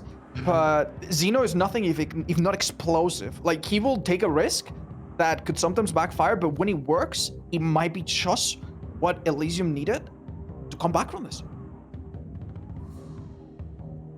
Yeah, and again, I think even just the momentum shift here is going to be huge because like everything has just been X9 this whole set until now, right? Like they've just been dominating, like ever since the very first game where they won that Ghostface set, right? Like, that had to be such a big shift, right? Like Ghostface being kind of like Elysium's killer with Zaka behind the reins as well as their survivors, and then X9 taking that, also taking Singularity, like everything was just going in their favor. And I think this is a big turning point where they might be able to get this momentum, and if they can ride this out. Yeah. I mean, again, I think the momentum stopper here potentially, like if they take this Billy set, then they also have to worry about the potential Xeno set that might be the momentum stopper. But if they can get through that, and if we end up getting to game 5, that's going to be really interesting. Yeah. Like if we make it to set 5, that's going to be an insanely intense set 5. They could also tie and have more than 5 sets. True, that's a good point as well. We've seen that multiple times throughout the tournament as well. Oh my god. I mean, that would be pretty hype. But yeah, Dredge is also the tiebreaker. I think both Wispy and Xeno are very comfortable. Zaka. No, exactly. Zaka's the Dredge player for sure. Yeah. Yeah. I don't know so much about Wispy, but I've seen like one of the most impressive tournament performances ever on a Dredge from Zaka on Midwich, in what I think was one of the community cups too. Yeah, true. I've also seen that video. Yeah, very good video. My guess is that if they go there, they're actually pretty close But the Xenomorph match, oh, that's gonna be exciting if we get to that. And it looks like we might, unless X9 pulls an absolute miracle in this next match. If you just joined us, something really exciting happened. Our Billy player Xeno did an absolutely unbelievable performance, and with a very risky set of builds and choices, managed to kill everyone with 1 generator remaining. Now, as we've been discussing for the last few minutes, this is not the standard result that you would expect from Billy in this map. You actually expect them to struggle to kill all survivors. So yeah, the next killer from Team X9 will have to perform beyond most expectations. I mean, it's actually, I mean, he took the 110 out on, he didn't even take Nord, he took Pop. He said, well, I got what it takes, and then he shot it. I mean, the start looked pretty bad, but then he made a quick comeback, and that body block on the panel was beautiful. Yeah, that was so well played. Like, just the whole way through. Like that. Do you guys realize that hit looked a bit dodgy, and it might have been a connection thing? And if they were playing on the same ping and the survivor got that pallet drop, they would have never gone down in basement, and this match could have played out in God knows what different ways. Oh man. Yeah. Absolutely clutch play from Xeno there. Yeah, so wild, man. And again, I mean, I feel like especially if this ends up being a bit of a hard set for X9 too, like it's kind of like you said, if Billy's not a killer that Wispy is like extremely comfortable with, and that's going to make this even more difficult to try to match this. Like insanely, like again, even if you are comfortable with Billy, I think this is insanely hard. No, so like, I think Billy is the one killer where every time I watch some kind of showcase or tournament of people playing at this level, I will see the commentary go like, oh yeah, this is an insane result. He got 2 hook stages. This is incredible. Best play I've ever seen in my life. Yes.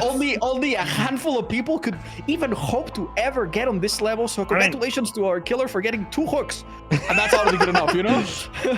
So yeah, getting 4 kills. The thing, especially like the fact that he hooked someone and then he left to pop, and then he actually got the down again, because like usually on Billy, you're so afraid, like, oh my god, I got a hook, guys. It's not even at like 2 gens, and then you're gonna camp it to second, and they're gonna play slow. Yeah, just get a 4-man escape. I got this. I got 1 kill. Yeah.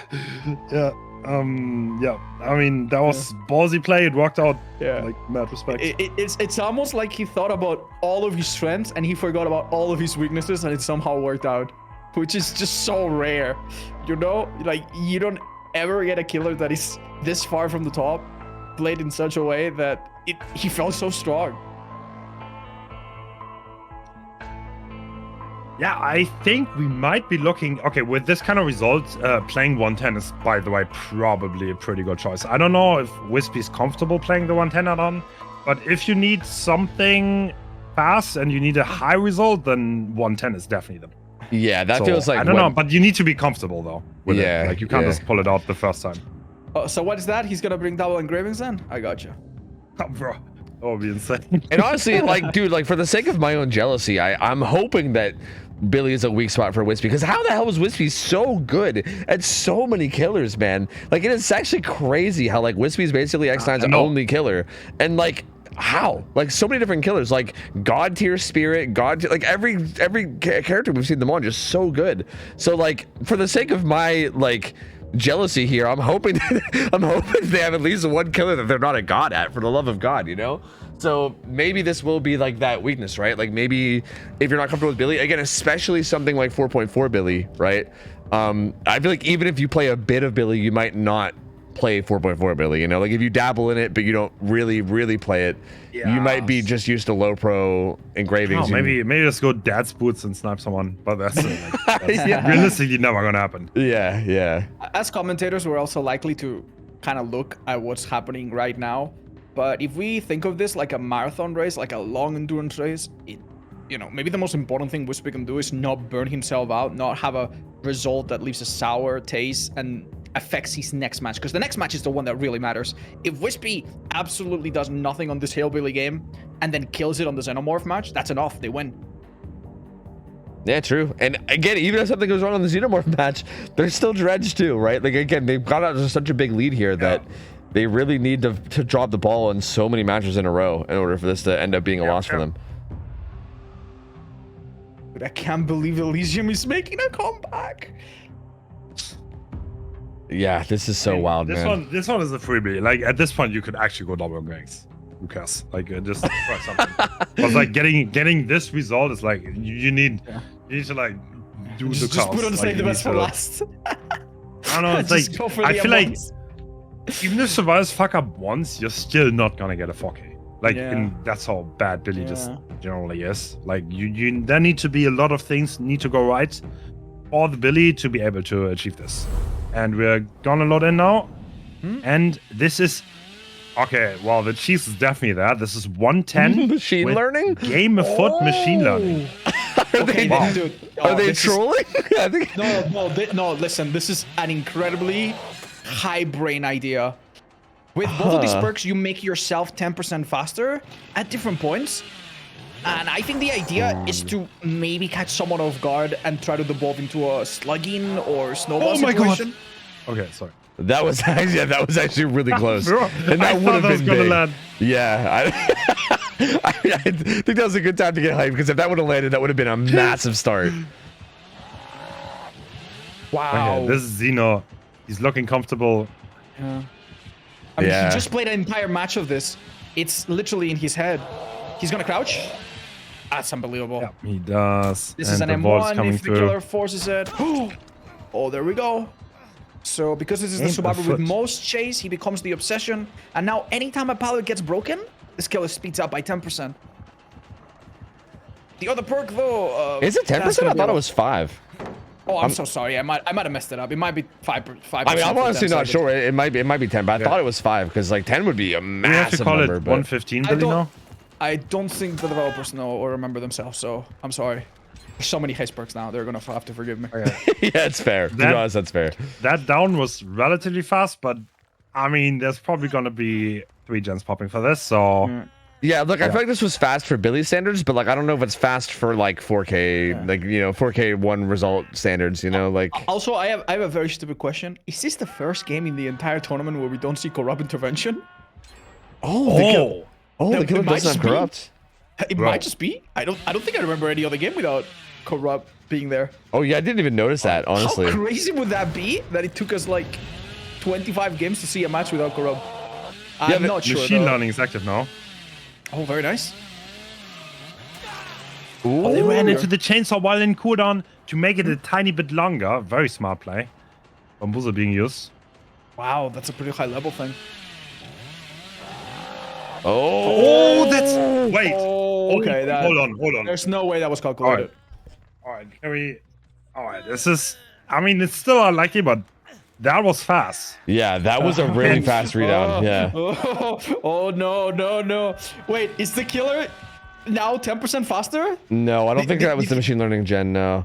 No, you still need to kick one more. Yeah. It's not OP, sadly. Ah, I see. He never got the second kick in, so that was only the activation one. The next one's the one that really sets it off. Yeah. All right. Well, we're at 2 gens, which doesn't look so good.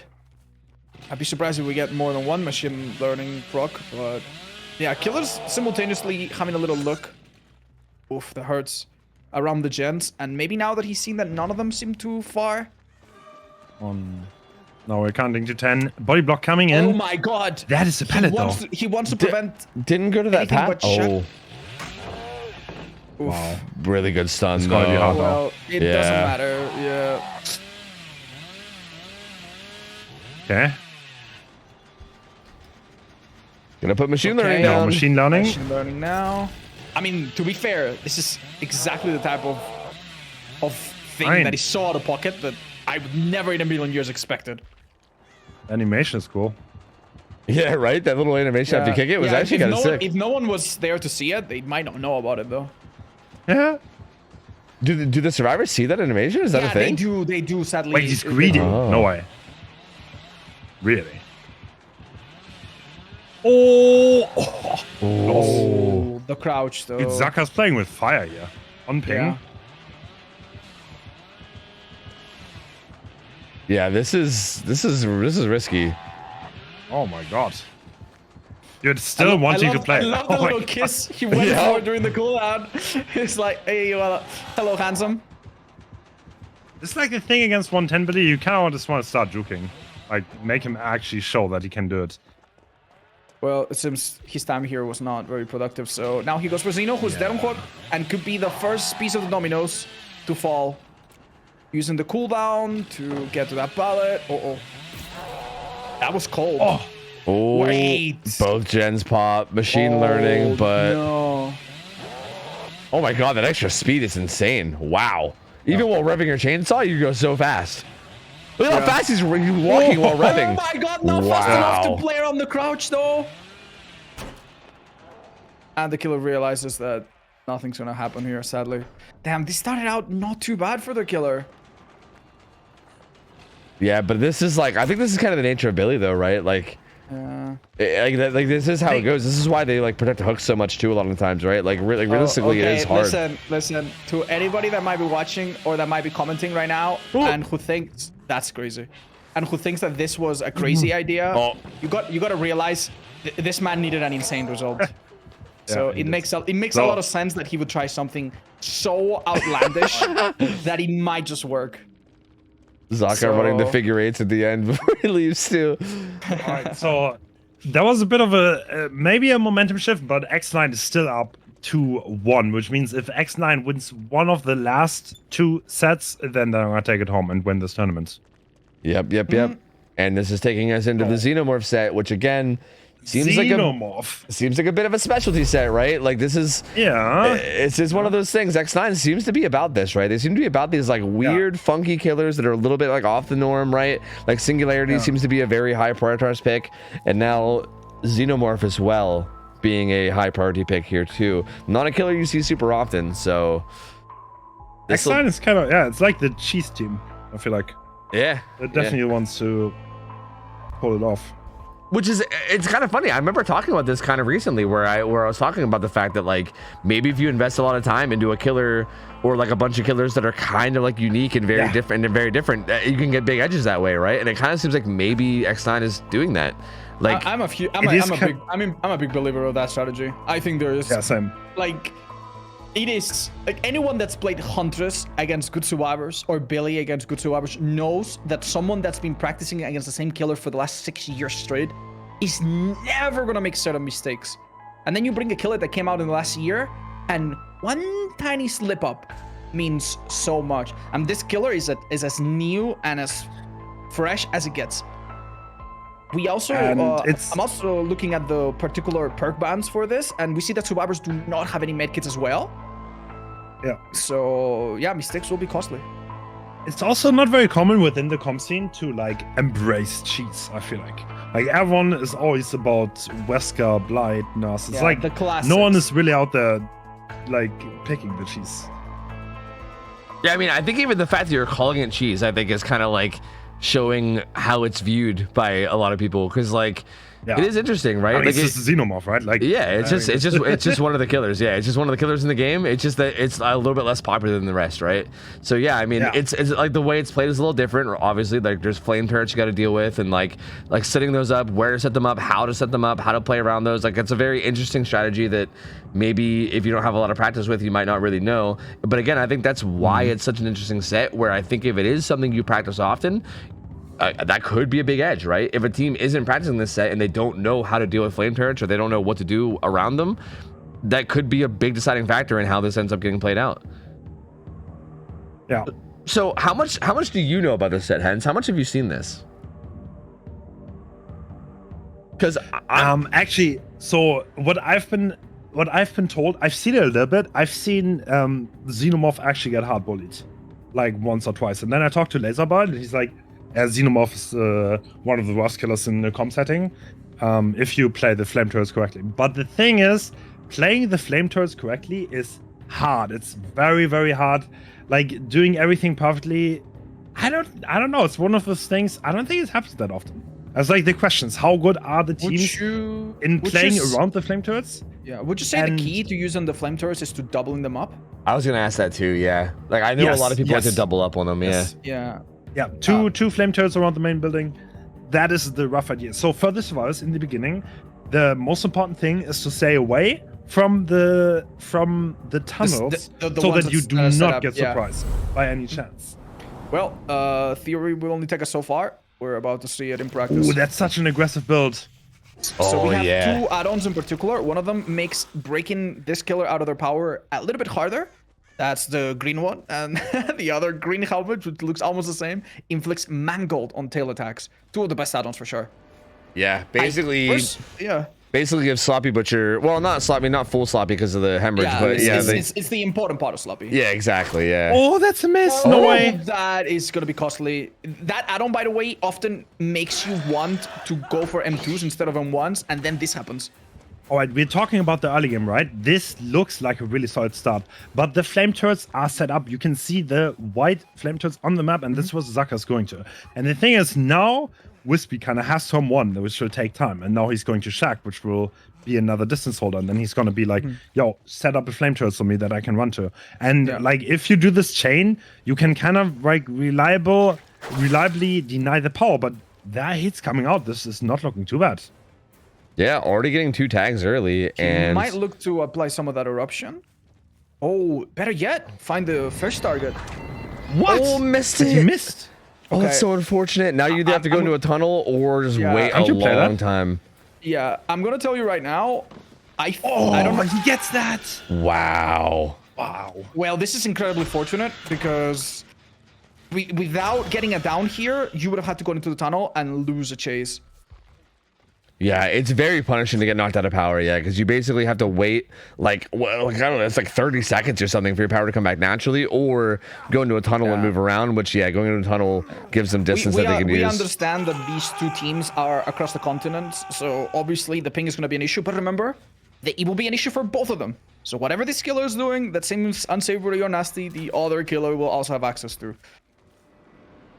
And tail attack power's back. Yeah. Now, one very critical thing about destroying turrets, by the way, is that there's a world of difference between doing it with your M2 and your M1. I don't know if you guys realize, I did not realize this at the time until I saw a Xeno main explain it. But when you break a turret with your tail, it counts as a missed attack. And you have a much harsher cooldown than if you break it with your M1. I actually didn't know that. That's interesting. It's a huge deal. In fact, when I immediately switched from doing M2s with tail to turrets and doing M1s, and then I realized that survivors were not looping me around the entire map anymore. Huh, that's really interesting. The thing is, that dynamic, okay, just to expand on this dynamic actually switched because like the M2 miss cooldown got changed severely to be made way longer. Like, that's right. In the PTB, it was the opposite. In the PTB, breaking them with your tail had basically no penalty. And you'll remember that was one of the things that made people upset about this killer, and that's one of the first or perhaps only things they changed. So when that changed, this is we're still at 5 gens, by the way, and the Anoka has been found. Is he gonna still go through with this? Oh man! And, he's abandoning. And they're just now gonna pop 2 gens, and and Xeno was off gens too. Wow! Oh, that was an incredible play from Xeno. Yeah, very good juke. Being able to call out that tail attack coming in. But the killer's more interested in the survivor that finished a gen a few seconds ago, and that is now most likely coming here. And they find him red-handed. Nice. They can't do a save anymore. They can't. No, that's an exchange. That's an exchange. They have to. Oh, mistakes. Oh, man. Could result in Zaka being tunneled here. Yeah, and only one person available to take a hit, which is not gonna be easy. I wonder if they have for turret setups too. That's a hit if they're accurate. Oh my god. Oh my god. He doesn't even die under pallets. Is that a flashbang? Flashbang? No, he doesn't get it. Oh my god, this is looking so good. 3 gens left, and Wispy has 1 survivor dead already. And this is going to be also mangled on dock. This might be a big result. I imagine even like at this point, even like setting up turrets is even harder, right? Like I feel like every bit of counterplay to Xeno becomes harder as the gets lower down, right? Because you're gonna have like even less players. Let's not forget that eruption's also in play, which is gonna be brutal. Dude, how do you? This is gonna be such a big result. And how do they get this? Do you guys see the 3 gen that we have around main? Wait. What? Dude, this tail attack is just not working. It's just not working on turrets at all. Yeah, interesting. It looked like it to me. So now we see what he luckily didn't have to do at the start, which is to go into a tunnel. But now he definitely has a lot more time to afford this. And look at these tunnels, they're so disgusting.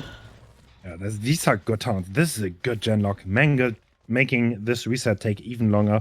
The screwed up dual save was quite big, by the way. Doc getting hit for free there made a huge difference, which is going to make it so hard now for them.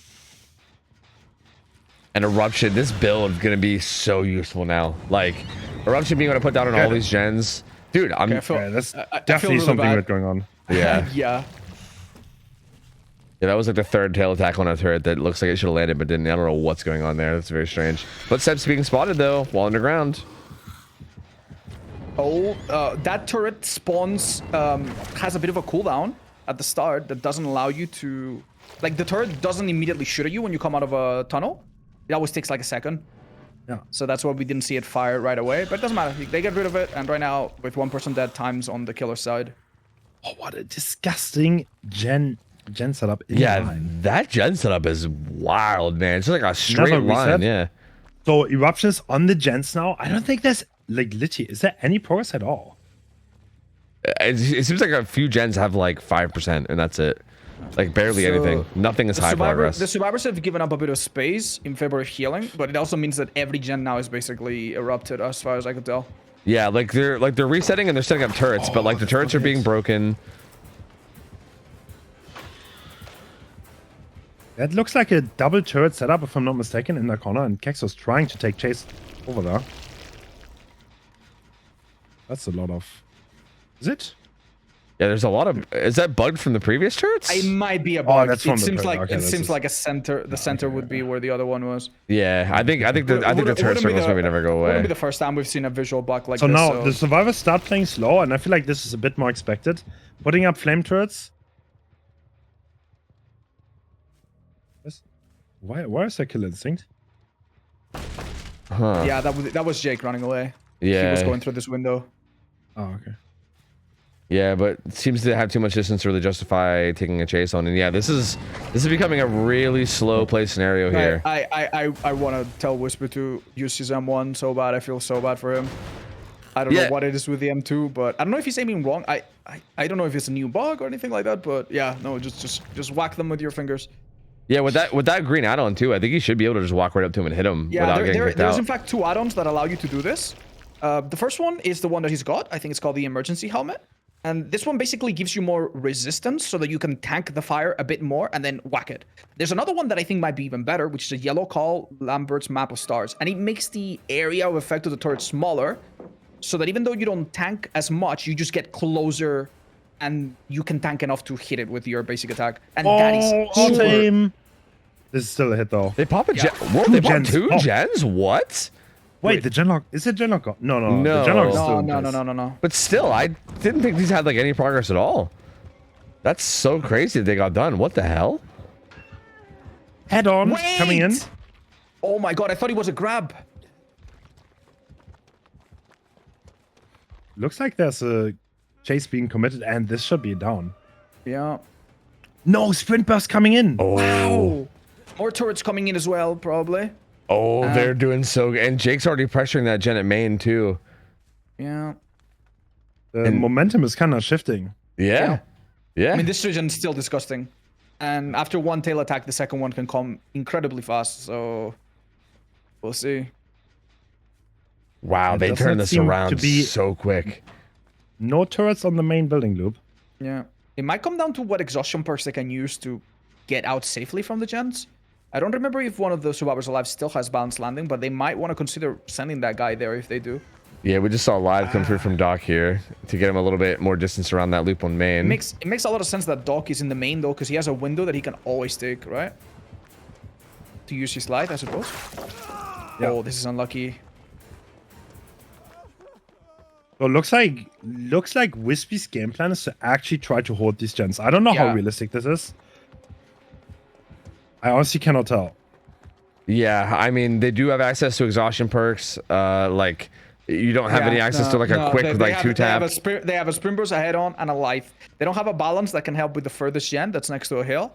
So that one's always going to be difficult. And even this one here, I don't think is super easy. The only saving grace is that they have this main building to kind of go around and just delay the hit, and have this be a forever back and forth. Yeah, but how do you ever get more than just one hit, right? Unless you just like commit away, but that's scary. True. Yeah, like I feel like the most you can do is get a hit and then Whoa, okay. I Well, we mean, might be finding out. yeah. Just now. eruption.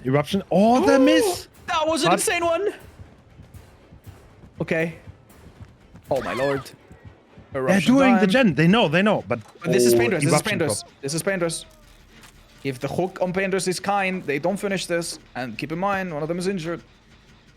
Yeah, Injured Trevor already getting out of there. Wow. Oh, no. And the missed skill check too. Oh, dude. 35%. Oh, please I start a still, go dude, lucky. I still think you just need to scream, man. I don't Wait. know. This is committable. He can go for Xeno here, no? Oh, Doc, sorry. Oh, someone start a GoFundMe for that generator. Yeah, looks like Wispy trying to take a peek at that gen Just progress, took a but beating. doesn't want to commit to this, I think. And yeah, This should be doable. yeah, this is a this could be, if he goes down here really quickly, this could be really bad. Oh, he's going for the bigger rock that is difficult to hit over, but he Ooh. still manages. And this is in the 3-gen too. This hook could be in the no. 3-gen. Yeah, the reset is coming through, but I think the progress is more or Yeah. less going to be lost now. Yeah, so we're basically in the similar situation as before, except there's 2 hooks now. Yeah, and well, there's also gonna be a hook in the 3-gen too, which is gonna be really hard to deal with, right? Like you Yeah. can't really just get that for free. Like Oh my god. he can, yeah. So he can now patrol the gens and the hook, and they're gonna have to either like Is give up. Wispy actually going to do this? It's sort of looking like they could, I mean, definitely from here. In his mind, he remembers that they reset not long ago. He knows that the reset was with Mango, so he knows that took a while. And he's trying Yeah. to find them before they scatter. And I think mission accomplished. He at saw one on gen the left and one on the position. right. Look. Oh Yeah. my god, the hook Look is at how so good. I know The they- hook is so good. Like the gens are like a wall to the what to are the they going to hook. do now? It's so insane. Yeah, yeah, he can be on one and hit the other with his tail. Yeah, I mean, he- basically. this gen is not even pros. yeah. No. I'm Like, surprised he's you not can't playing. jiggle this. Yeah. No, the Elysium doesn't win anything by jiggling this. Like, the gen is not progress.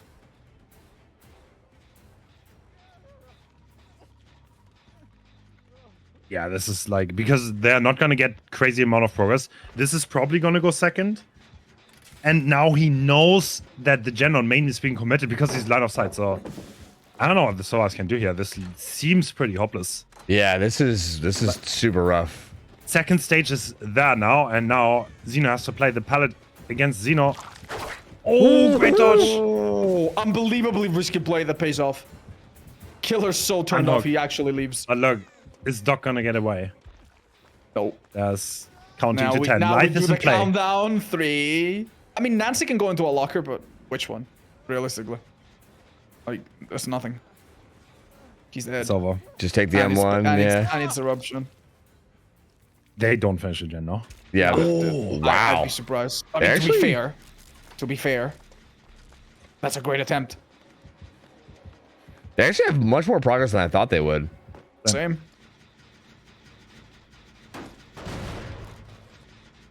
All right. Well, And Wispy, I don't think Wispy was comfortable enough to take that hook. So like, no. I think he would rather delay the whole thing and play it safe.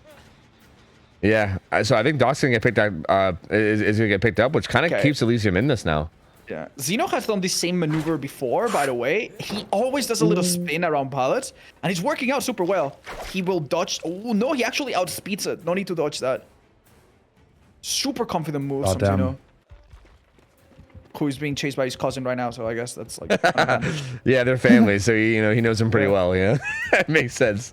No, but really, Xeno's been playing these chases so well. Yeah, no, like, phenomenally. No, another. Dude, No! he's dodging so well right now. You could attach a battery to this guy, he would be powering up a CD. He's spinning so hard every time. bro. I wonder. So they reset now, so. This Yeah. is so good. This is such a momentum shift. Now the survivors Oh my god, they're are doing actually the main one. brave enough Okay. to begin a split up here.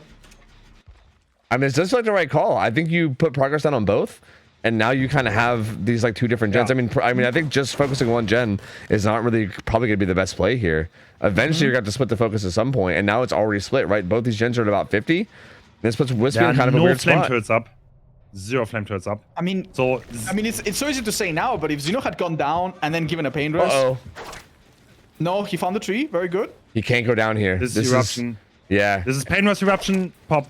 And also hook in the setup too if he goes Oh down. my god, the distance. Oh, no balance landing here No, though. can't commit. He gets away, bro. Xeno. What? There's no way he gets away from that.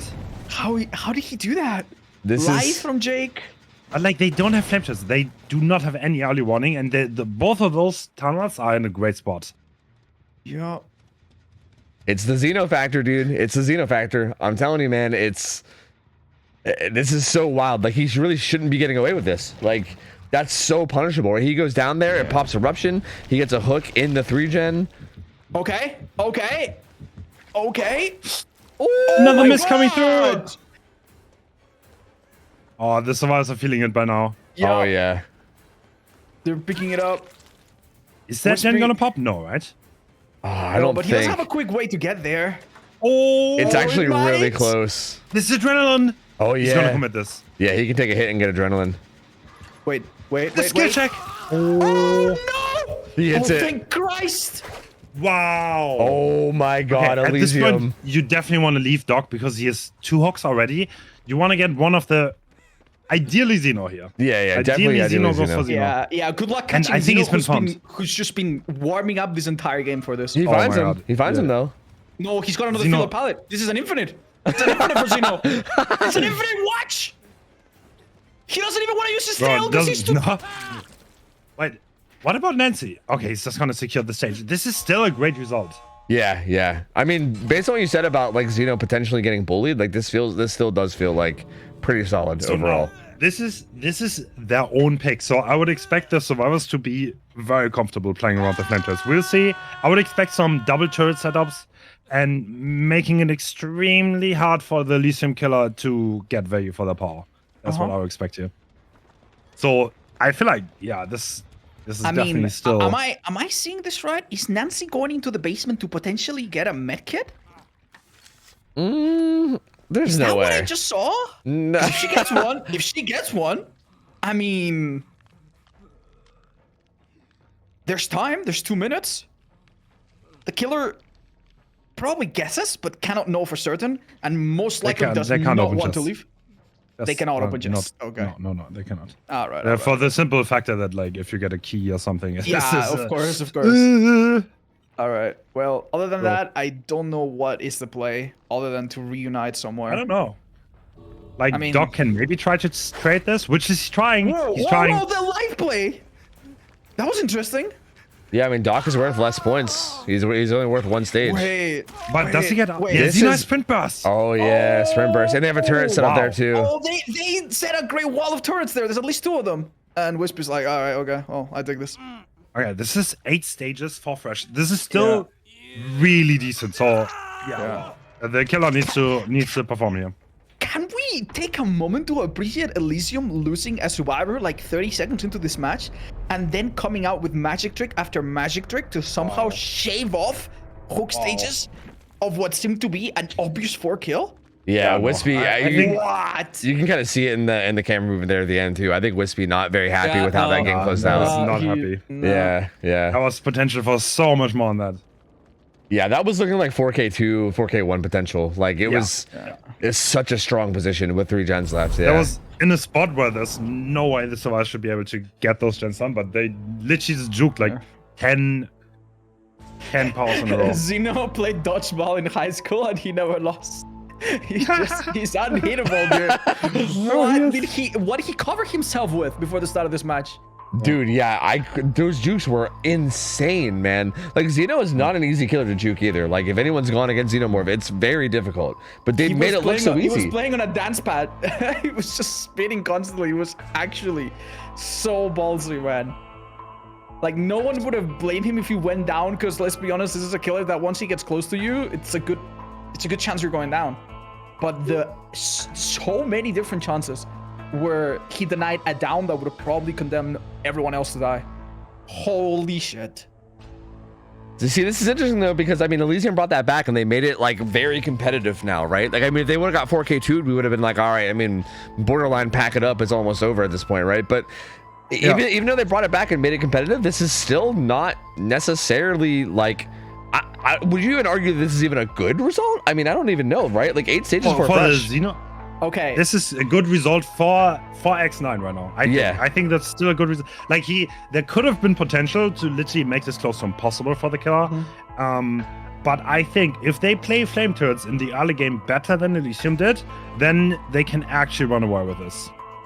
Yeah, so far all of the mistakes that we saw on turrets were almost self-imposed and not really forced. And even the first mistake, which could have been game-ending right there, didn't matter because we got a laggy hit around the pallet and we got it down anyway. That would have been a big difference if that down hadn't come. So yeah, let's see how doubling up turrets at the start can really work out.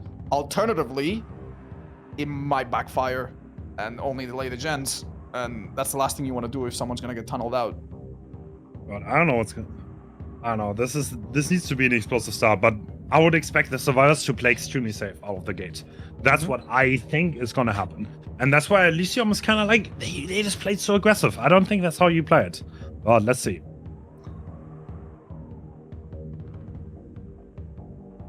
And honestly, dude, it's crazy to me that a filler pallet, one filler pallet, gave more value than all of the shack, Dude, all of the main buildings. If he hits that one thing was the difference between a fuck. Because he gets pain rest, he gets pop, he gets eruption. No, he gets 3 perks in one.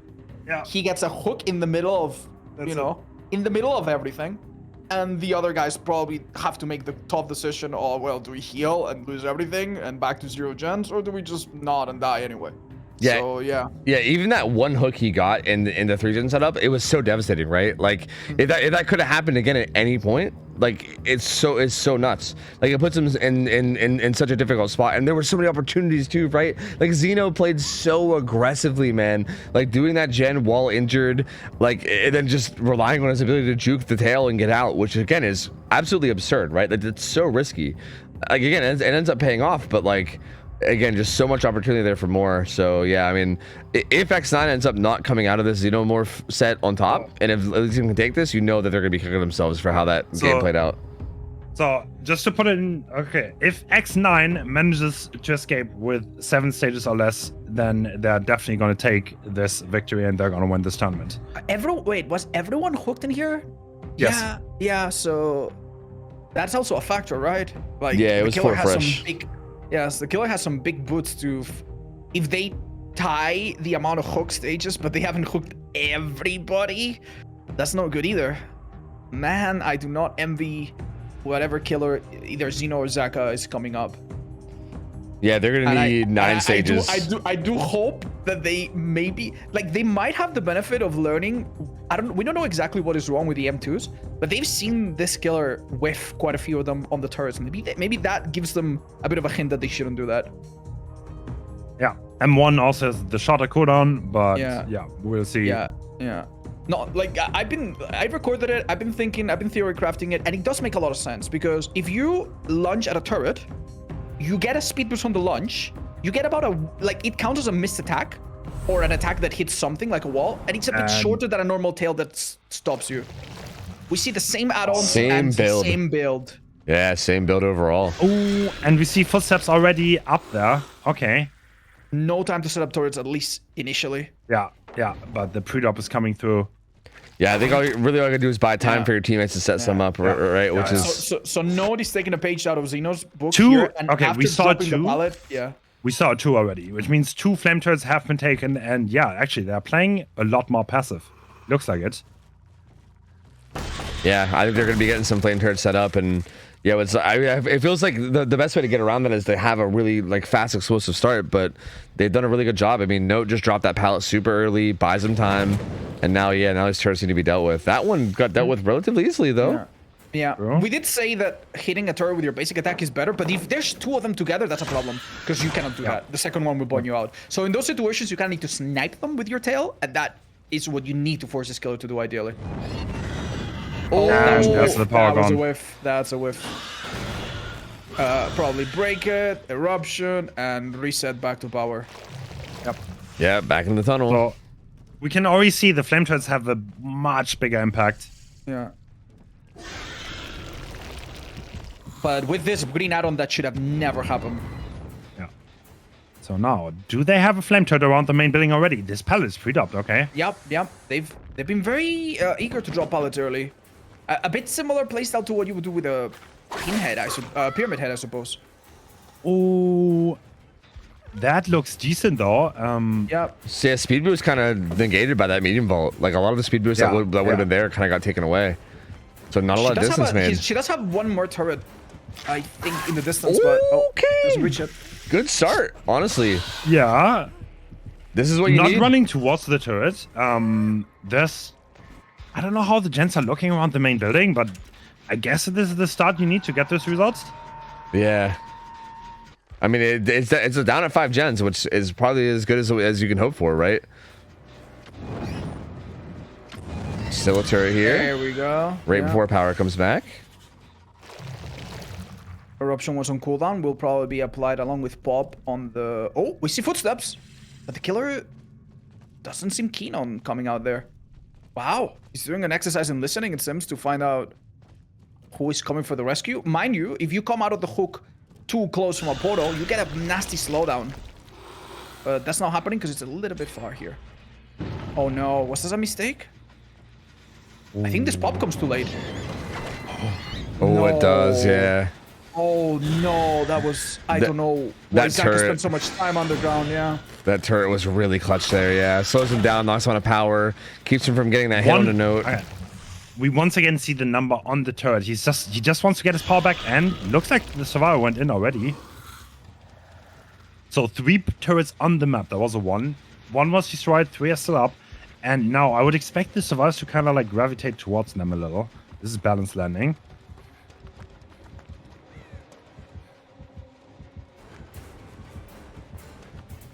Yeah, gotta get plenty of distance here. And Wispy also got off the hook and completely reset too, so no one really in danger of getting tunneled out. So remaining a 4v1. This is a completely different vibe to what we saw earlier. Where at this stage of the game we had a person dead on hook and about to die already. Oh, doesn't land that one, If this unfortunately. takes longer, this is not looking good. Yeah, this is getting bad already.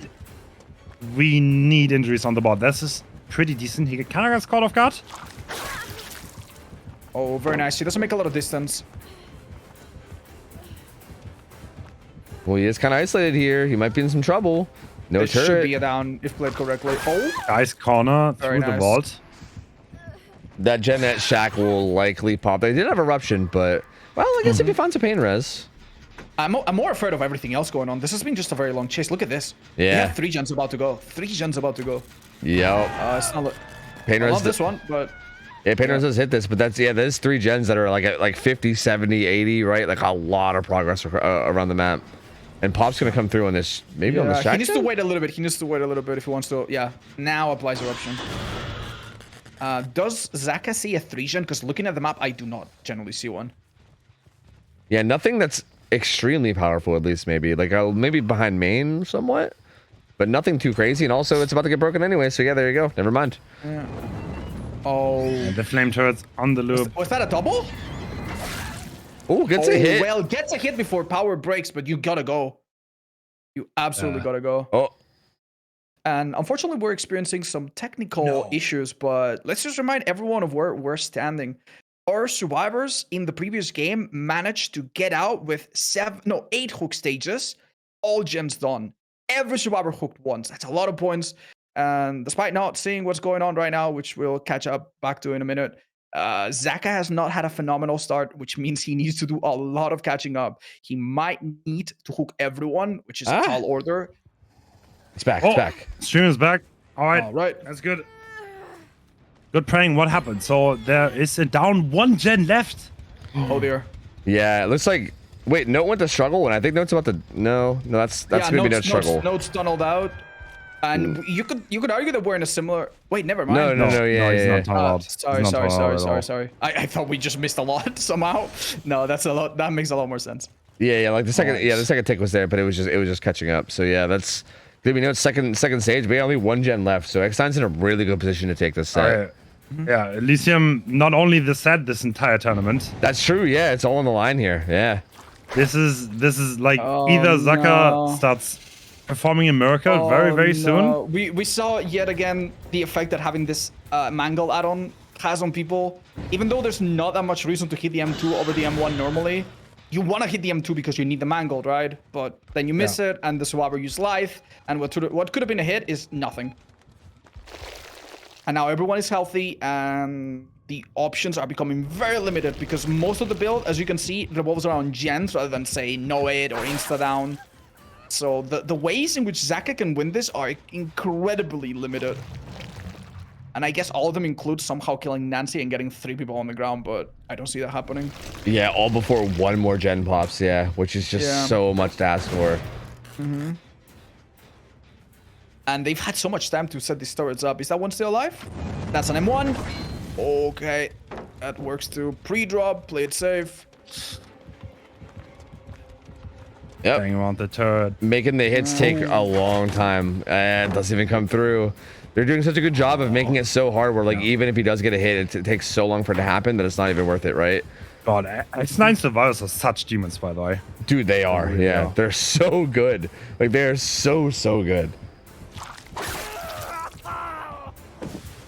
He's taking the hit, going to the flame turret, so he can't be committed to. Yeah, that's tough. We saw another instance of a missed M2 on a turret, which again just completely destroys your momentum. And there's only so much stalling we can do. Light from Claudette to get out of this. Okay, it seems Renato does take a hit here. You just need, he needs so much more. You need that to happen like 10 more times in the next like 20 seconds. If there's a way for the tail to insta-down, he needs to figure out how to do that right now. Waiting for Waits footsteps. until he hears the footsteps, but survivors are playing careful. They still have a ballad there. He knows that Shaq's being done. With everyone still alive and available, they wouldn't even mind letting Nancy die. As long as a couple people escape safely, that's probably good enough of a result. She preludes anyway, So- though. Has a ton of distance. Yeah. So what would he realistically need? He needs like a hook on jaw and haunt. I mean, we've seen a gen that's 85% or 80%. Yeah, okay. This Nancy needs to trip and die immediately without even being hooked. And then everybody else needs to be extremely clumsy. And Is eruption on the gen? Yeah, there is No. eruption on Yes, that it gen. is, No, it it is. It is. is. It's Ah, it's already Comes done. And No. balance landing will buy Nancy Oh. time. And X9, dude. This is probably it for X9. Yeah, X9 takes this. They're 100% gonna take this. There's no way they can make it I happen think now. it was honestly a really brilliant idea to make Elysium play this killer, because it was clear that both teams had less experience with this killer than with the others, but X9 had more, maybe. Yeah, especially on the survivor side, they played this so clean. Yeah. Like They did it some felt really like textbook they knew exactly what they were doing Yeah. here. Like they knew exactly what to do. Very, very happy to celebrate their eventual like- win. Yeah, the European super team has actually been beaten in a quite surprising fashion. Yeah, X9 very dominant this whole tournament, man. Like True. very very You have impressive to say stuff. it. Wispy, insane place by Wispy overall. Yeah. Like throughout this entire tournament.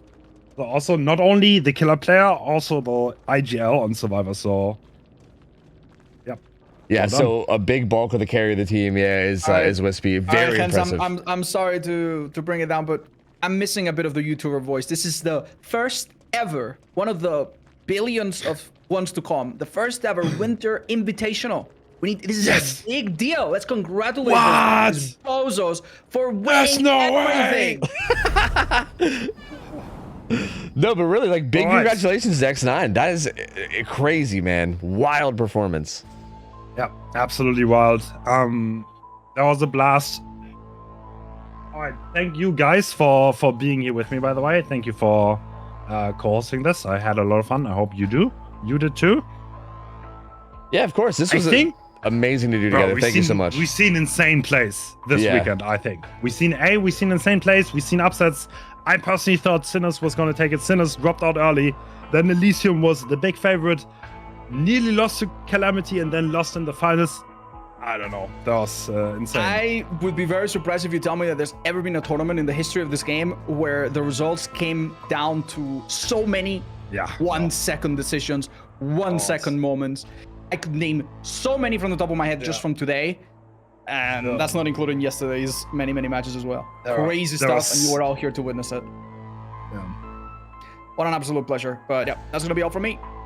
Big thanks to everybody. GGs. Thanks for watching. Yep, And thanks GGs. for co-hosting, guys. Bye. Thank you guys. Yeah, thank you so much for the invite, man. It was a blast. Have a good one.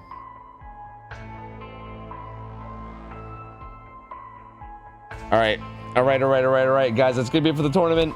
Again, massive congratulations to X9 for pulling out that win. They played so fucking well, dude.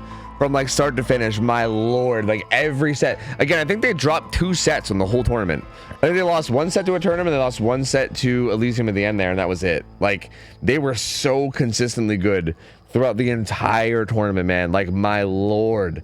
Such an impressive performance from them. Again, Elysium was so weird too, because Elysium, when they were actually on point, still kind of felt like possibly the best team, right? Like, I don't know, hard to say over X9, but like Elysium looked so good when they were good, but they were just like a little weirdly inconsistent today, which was just, again, odd, like not what I expected. But yeah, I mean, that kind of came back to bite them, and it definitely helped out X9 a lot. They managed to pull it through and get the big win. Again, big shout out. I know that they're probably not even listening, but big shout out to all the staff from Hens and the rest of his staff have worked really hard for this tournament, man. Like, it takes so much work, so much setup, so much time dedicated to like running everything and making sure everything goes smoothly. Like, I cannot stress enough how much hard work goes into this from everybody behind the scenes. So big shout out to everybody that worked so hard on this. Yeah, feel free to shout out Hens, feel free to shout out OhTofu, who also co-hosted. You know, I'll also, like, the 3 casters thing went pretty well too. I wasn't sure how 3 casters was going to be, because that's a lot of casters, right? But like, ended up working out pretty well. I thought we had a pretty good time. So yeah, man, was really happy to see. That's gonna be it for me. I need to get out of here and go chill. This was like another 10-hour stream almost today, so 2 really fucking long streams, man. Like, my lord. I'm probably gonna take off tomorrow night just to try to like refix my sleep schedule, because I'm on all kinds of fucking weirdness right now. So there's a pretty good chance that there won't be a stream tomorrow, like Monday night, and I'll probably be back Tuesday night most likely. So just a heads up. My voice is also like fucking dead, dude. I've been so hyped with this tournament that my voice is like suffering. I don't know if you can tell, but it's kind of like giving out. So I think I kind of need to take a slight break and go chill anyway. Let me find somebody to raid. Oh, as a matter of fact, we have somebody to raid that participated in the tournament. So that feels like a pretty good target. Yeah, but thank you guys over to Rocket. Yeah, Rocket's live. Rocket was the player from Eternum. Had that crazy good day, that crazy good game on Doctor. Just played generally all around great. Like, we saw him on Survivor, we saw him on Killer. Just played amazingly all around on all sides. Yeah, Rocket is a fucking beast of a player, dude. Absolute monster of a player. He's a Portuguese dude, so like expect the old Portuguese accent, you know, but he's a cool dude. I've watched him a few times, and yeah, very good at the game. And yeah, you guys can go chill over there. You guys can go hang over there. I'll be back probably Tuesday. Thank you guys so much for watching. Hope you guys enjoyed this. I'm sure it'll be uploaded to YouTube semi soon. And yeah, that's it for me. Thank you guys so much for hanging out. Thank you guys so much for being here as always. I love you guys. Again, congratulations to X9. Well played by everybody in this tournament, though. Like, there were so many good games from everybody. I had such a blast doing this and casting it. It was so fucking fun. Hope you guys have an awesome rest of your nights. I'm out of here. Catch you guys on Tuesday. Have a good one. I'm out. I'll see ya. I'll take care. I'll see ya. See you later. I'll see ya.